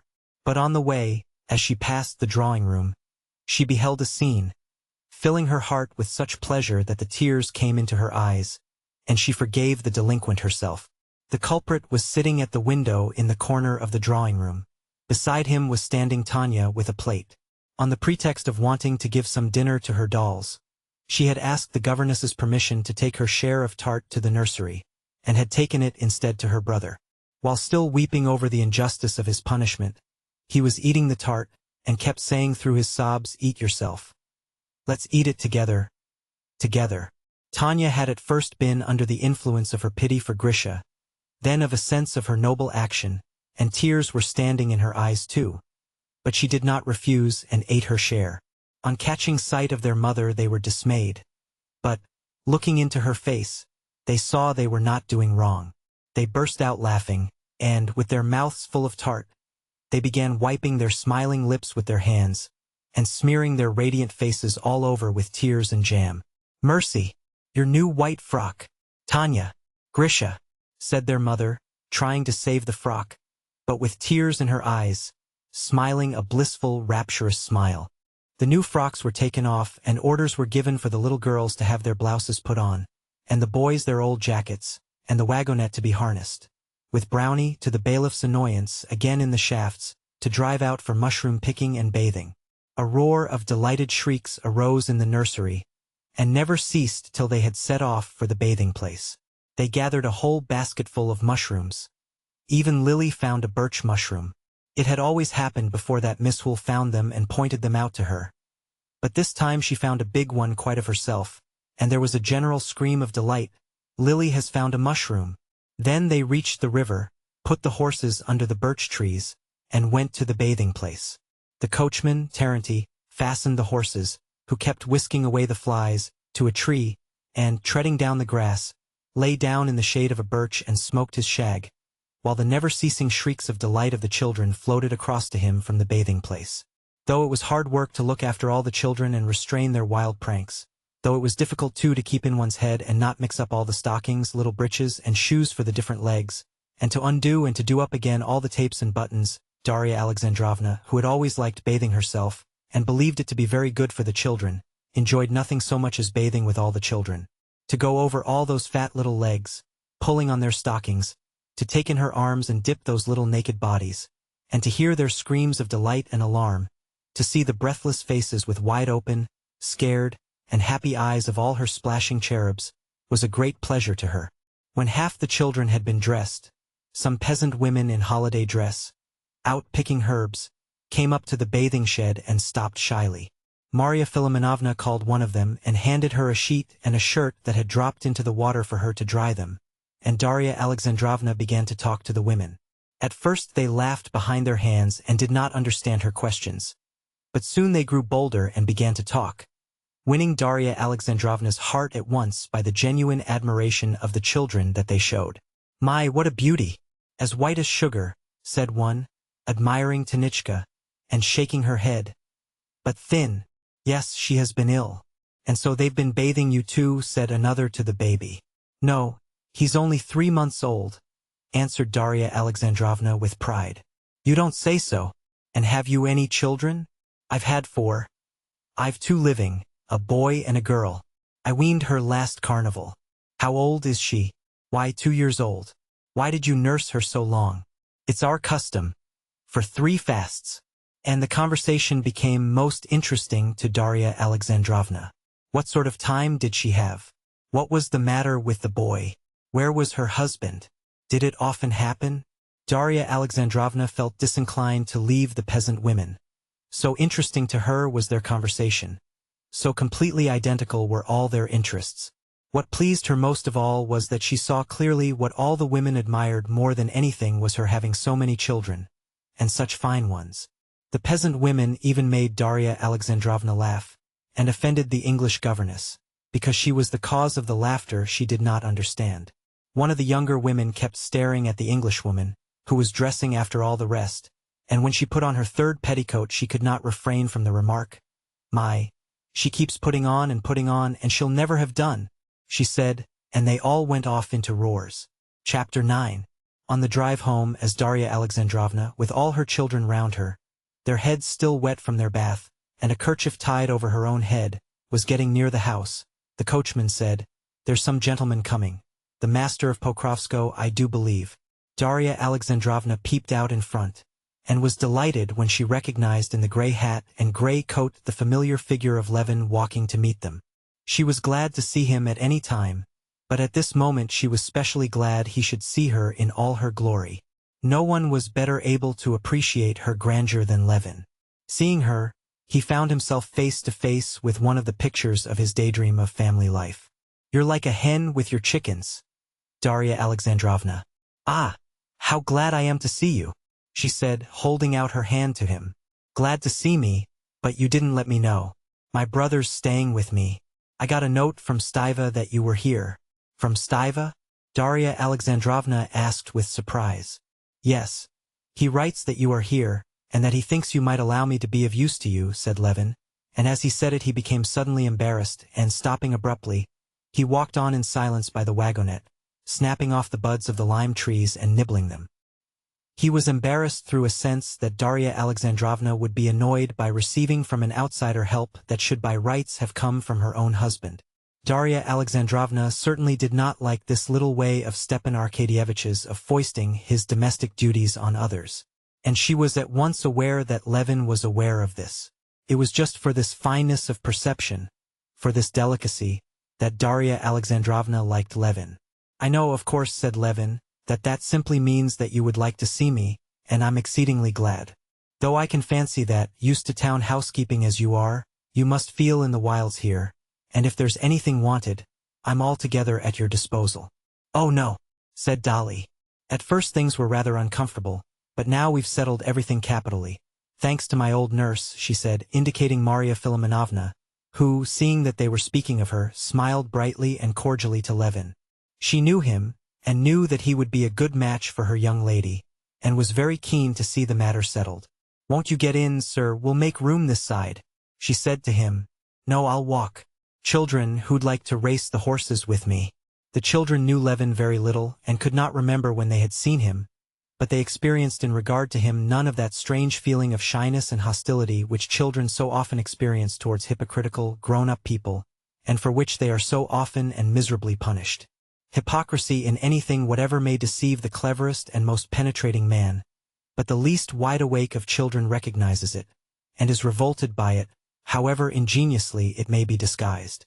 Whatever faults Levin had, there was not a trace of hypocrisy in him, and so the children showed him the same friendliness that they saw in their mother's face. On his invitation, the 2 elder ones at once jumped out to him and ran with him as simply as they would have done with their nurse or Miss Hoole or their mother. Lily, too, began begging to go to him, and her mother handed her to him. He sat her on his shoulder and ran along with her. Don't be afraid, Darya Alexandrovna," he said, smiling good-humoredly to the mother. "There's no chance of my hurting or dropping her." And looking at his strong, agile, assiduously careful and needlessly wary movements, the mother felt her mind at rest, and smiled gaily and approvingly as she watched him. Here, in the country, with children, and with Darya Alexandrovna, with whom he was in sympathy, Levin was in a mood not infrequent with him, of childlike light-heartedness that she particularly liked in him. As he ran with the children, he taught them gymnastic feats, set Miss Hull laughing with his queer English accent, and talked to Darya Alexandrovna of his pursuits in the country. After dinner, Darya Alexandrovna, sitting alone with him on the balcony, began to speak of Kitty. You know, Kitty's coming here, and is going to spend the summer with me. Really, he said, flushing, and at once, to change the conversation, he said, Then I'll send you 2 cows, shall I? If you insist on a bill, you shall pay me 5 rubles a month. But it's really too bad of you. No, thank you. We can manage very well now. Oh well, then, I'll have a look at your cows, and if you'll allow me, I'll give directions about their food. Everything depends on their food. And Levin, to turn the conversation, explained to Darya Alexandrovna the theory of cowkeeping, based on the principle that the cow is simply a machine for the transformation of food into milk, and so on. He talked of this and passionately longed to hear more of Kitty, and, at the same time, was afraid of hearing it. He dreaded the breaking up of the inward peace he had gained with such effort. Yes, but still all this has to be looked after, and who is there to look after it? Darya Alexandrovna responded, without interest. She had by now got her household matters so satisfactorily arranged, thanks to Marya Philimonovna, that she was disinclined to make any change in them. Besides, she had no faith in Levin's knowledge of farming. General principles, as to the cow being a machine for the production of milk, she looked on with suspicion. It seemed to her that such principles could only be a hindrance in farm management. It all seemed to her a far simpler matter. All that was needed, as Marya Philimonovna had explained, was to give Brindle and Whitebreast more food and drink, and not to let the cook carry all the kitchen slops to the laundry maid's cow. That was clear. But general propositions as to feeding on meal and on grass were doubtful and obscure. And, what was most important, she wanted to talk about Kitty. Chapter 10. Kitty writes to me that there's nothing she longs for so much as quiet and solitude. Dolly said after the silence that had followed. And how is she? Better? Levin asked in agitation. Thank God. She's quite well again. I never believed her lungs were affected. Oh, I'm very glad, said Levin, and Dolly fancied she saw something touching, helpless in his face as he said this, and looked silently into her face.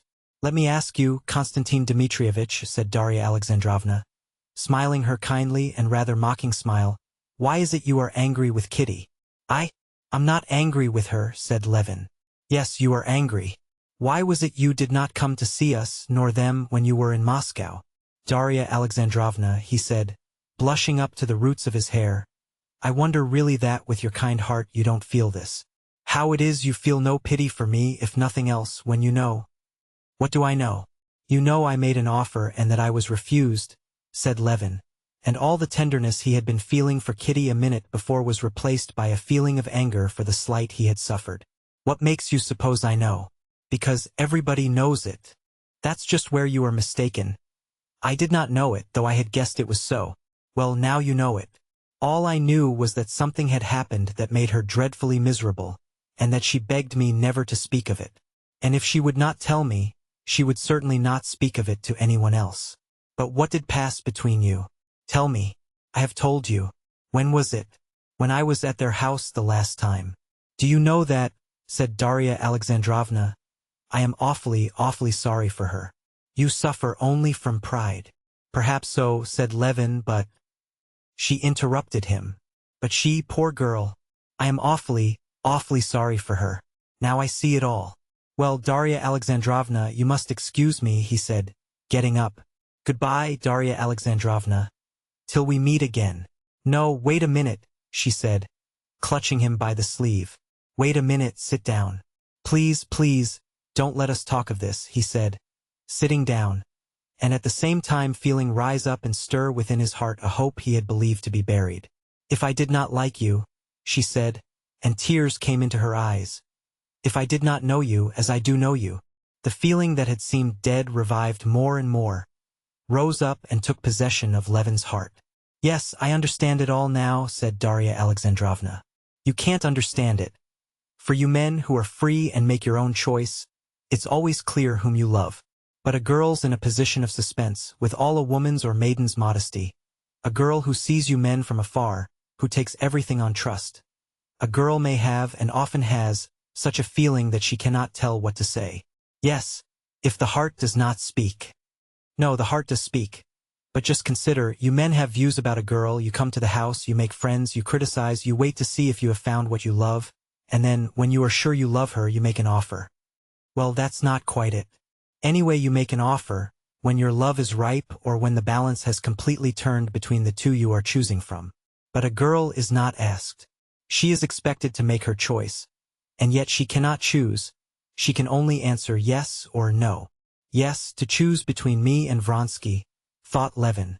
And the dead thing that had come to life within him died again, and only weighed on his heart and set it aching. Darya Alexandrovna, he said, that's how one chooses a new dress or some purchase or other, not love. The choice has been made, and so much the better. And there can be no repeating it. Ah, pride, pride, said Darya Alexandrovna, as though despising him for the baseness of this feeling in comparison with that other feeling which only women know. At the time when you made Kitty an offer, she was just in a position in which she could not answer. She was in doubt. Doubt between you and Vronsky. Him she was seeing every day, and you she had not seen for a long while. Supposing she had been older, I, for instance, in her place could have felt no doubt. I always disliked him, and so it has turned out. Levin recalled Kitty's answer. She had said, "No, that cannot be." Darya Alexandrovna, he said dryly, I appreciate your confidence in me. I believe you are making a mistake. But whether I am right or wrong, that pride you so despise makes any thought of Katerina Alexandrovna out of the question for me. You understand, utterly out of the question.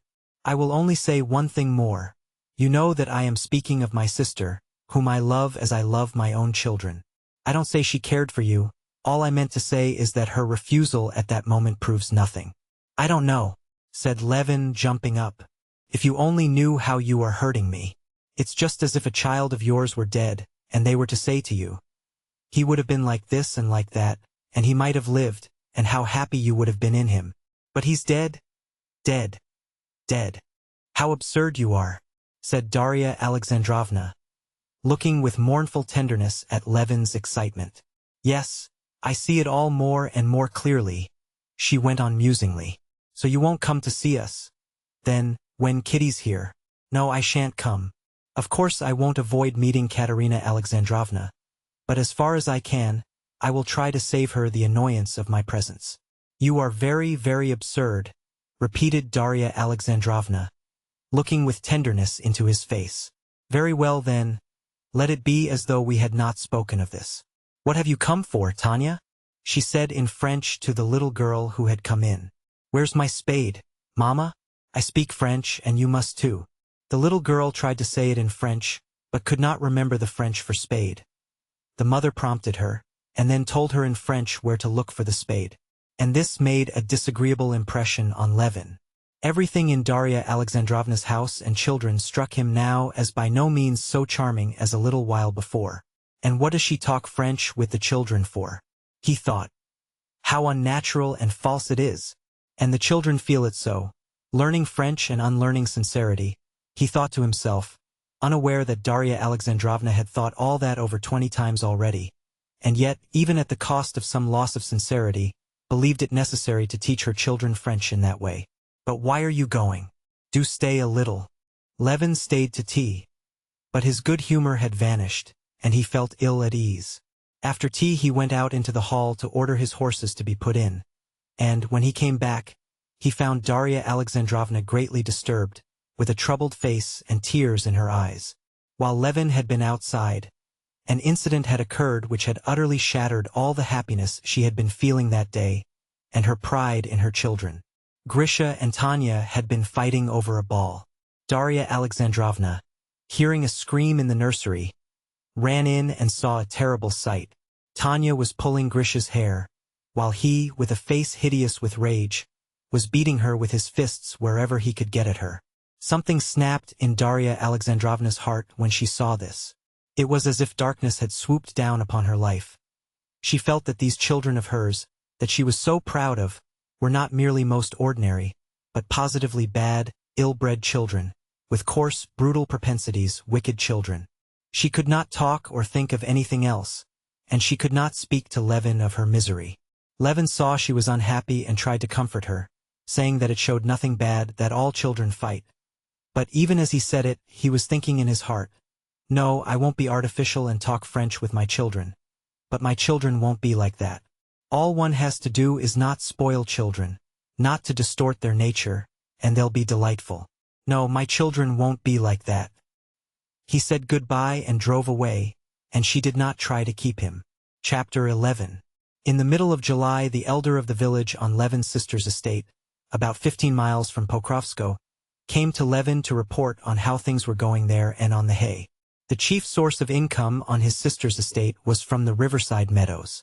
In former years, the hay had been bought by the peasants for 20 rubles the 3 acres. When Levin took over the management of the estate, he thought on examining the grasslands that they were worth more, and he fixed the price at 25 rubles the 3 acres. The peasants would not give that price, and, as Levin suspected, kept off other purchasers. Then Levin had driven over himself, and arranged to have the grass cut, partly by hired labor, partly at a payment of a certain proportion of the crop. His own peasants put every hindrance they could in the way of this new arrangement, but it was carried out, and the first year the meadows had yielded a profit almost double. The previous year, which was the 3rd year, the peasants had maintained the same opposition to the arrangement, and the hay had been cut on the same system. This year the peasants were doing all the mowing for a third of the hay crop, and the village elder had come now to announce that the hay had been cut, and that, fearing rain, they had invited the counting-house clerk over, had divided the crop in his presence, and had raked together 11 stacks as the owner's share. From the vague answers to his question how much hay had been cut on the principal meadow, from the hurry of the village elder who had made the division, not asking leave, from the whole tone of the peasant, Levin perceived that there was something wrong in the division of the hay, and made up his mind to drive over himself to look into the matter. Arriving for dinner at the village, and leaving his horse at the cottage of an old friend of his, the husband of his brother's wet nurse, Levin went to see the old man in his bee-house, wanting to find out from him the truth about the hay. Parmenich, a talkative, comely old man, gave Levin a very warm welcome, showed him all he was doing, told him everything about his bees and the swarms of that year, but gave vague and unwilling answers to Levin's inquiries about the mowing. This confirmed Levin still more in his suspicions. He went to the hay fields and examined the stacks. The haystacks could not possibly contain 50 wagon loads each, and to convict the peasants Levin ordered the wagons that had carried the hay to be brought up directly, to lift one stack and carry it into the barn. There turned out to be only 32 loads in the stack. In spite of the village elder's assertions about the compressibility of hay, and its having settled down in the stacks, and his swearing that everything had been done in the fear of God, Levin stuck to his point that the hay had been divided without his orders, and that, therefore, he would not accept that hay as 50 loads to a stack. After a prolonged dispute, the matter was decided by the peasants taking these 11 stacks, reckoning them as 50 loads each. The arguments and the division of the haycocks lasted the whole afternoon. When the last of the hay had been divided, Levin, entrusting the superintendence of the rest to the counting-house clerk, sat down on a haycock marked off by a stake of willow, and looked admiringly at the meadow swarming with peasants. In front of him, in the bend of the river beyond the marsh, moved a bright-colored line of peasant women, and the scattered hay was being rapidly formed into gray winding rows over the pale green stubble. After the women came the men with pitchforks, and from the gray rows there were growing up broad, high, soft haycocks.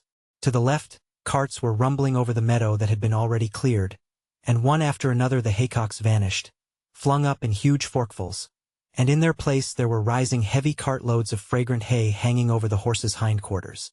"What weather for haying! What hay it'll be!" said an old man, squatting down beside Levin. "It's tea, not hay. It's like scattering grain to the ducks. The way they pick it up," he added, pointing to the growing haycocks. "Since dinner time they've carried a good half of it. The last load, eh?" he shouted to a young peasant, who drove by, standing in the front of an empty cart, shaking the cord reins. "The last, Dad," the lad shouted back, pulling in the horse and smiling. He looked round at a bright, rosy-cheeked peasant girl who sat in the cart smiling too, and drove on. "Who's that? Your son?" asked Levin. "My baby," said the old man with a tender smile. "What a fine fellow. The lad's all right. Married already?" "Yes, it's 2 years last St. Philip's Day." "Any children?" "Children indeed.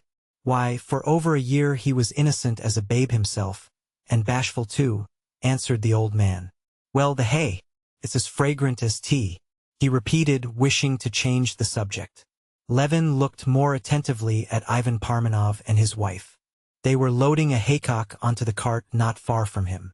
Ivan Parmenov was standing on the cart, taking, laying in place, and stamping down the huge bundles of hay, which his pretty young wife deftly handed up to him, at first in armfuls and then on the pitchfork. The young wife worked easily, merrily, and dexterously. The close-packed hay did not once break away off her fork. First she gathered it together, stuck the fork into it, then with a rapid, supple movement leaned the whole weight of her body on it, and at once with a bend of her back under the red belt she drew herself up, and arching her full bosom under the white smock, with a smart turn swung the fork in her arms, and flung the bundle of hay high onto the cart. Ivan, obviously doing his best to save her every minute of unnecessary labor, made haste, opening his arms to clutch the bundle and lay it in the cart. As she raked together what was left of the hay, the young wife shook off the bits of hay that had fallen on her neck, and straightening the red kerchief that had dropped forward over her white brow, not browned like her face by the sun, she crept under the cart to tie up the load. Ivan directed her how to fasten the cord to the crosspiece, and at something she said he laughed aloud. In the expressions of both faces was to be seen vigorous, young, freshly awakened love. Chapter 12. The load was tied on. Ivan jumped down and took the quiet, sleek horse by the bridle. The young wife flung the rake up on the load, and with a bold step, swinging her arms, she went to join the women, who were forming a ring for the haymaker's dance. Ivan drove off to the road and fell into line with the other loaded carts. The peasant women, with their rakes on their shoulders, gay with bright flowers, and chattering with ringing, merry voices, walked behind the hay cart. One wild, untrained female voice broke into a song, and sang it alone through a verse, and then the same verse was taken up and repeated by 100 strong healthy voices, of all sorts, coarse and fine, singing in unison. The women, all singing, began to come close to Levin, and he felt as though a storm were swooping down upon him with a thunder of merriment. The storm swooped down, enveloped him and the haycock on which he was lying, and the other haycocks, and the wagon loads, and the whole meadow and distant fields all seemed to be shaking and singing to the measures of this wild merry song with its shouts and whistles and clapping. Levin felt envious of this health and mirthfulness. He longed to take part in the expression of this joy of life, but he could do nothing, and had to lie and look on and listen. When the peasants, with their singing, had vanished out of sight and hearing, a weary feeling of despondency at his own isolation, his physical inactivity, his alienation from this world, came over Levin. Some of the very peasants who had been most active in wrangling with him over the hay, some whom he had treated with contumely, and who had tried to cheat him, those very peasants had greeted him good-humoredly, and evidently had not, were incapable of having any feeling of rancor against him, any regret, any recollection even of having tried to deceive him. All that was drowned in a sea of merry common labor. God gave the day, God gave the strength. And the day and the strength were consecrated to labor, and that labor was its own reward. For whom the labor? What would be its fruits? These were idle considerations beside the point. Often Levin had admired this life. Often he had a sense of envy of the men who led this life.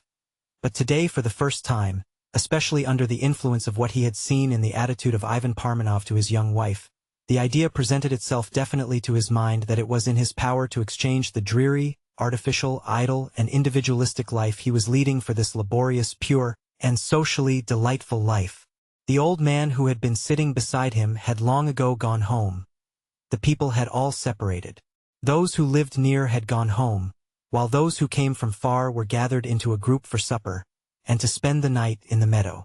Levin, unobserved by the peasants, still lay on the haycock, and still looked on and listened and mused.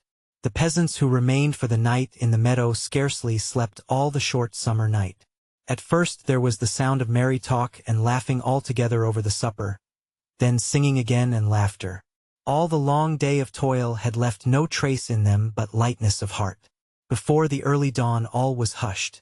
Nothing was to be heard but the night sounds of the frogs that never ceased in the marsh, and the horses snorting in the mist that rose over the meadow before the morning. Rousing himself, Levin got up from the haycock, and looking at the stars, he saw that the night was over. Well, what am I going to do? How am I to set about it? He said to himself, trying to express to himself all the thoughts and feelings he had passed through in that brief night. All the thoughts and feelings he had passed through fell into three separate trains of thought. One was the renunciation of his old life, of his utterly useless education. This renunciation gave him satisfaction, and was easy and simple. Another series of thoughts and mental images related to the life he longed to live now. The simplicity, the purity, the sanity of this life he felt clearly, and he was convinced he would find in it the content, the peace, and the dignity, of the lack of which he was so miserably conscious. But a third series of ideas turned upon the question how to effect this transition from the old life to the new. And there nothing took clear shape for him.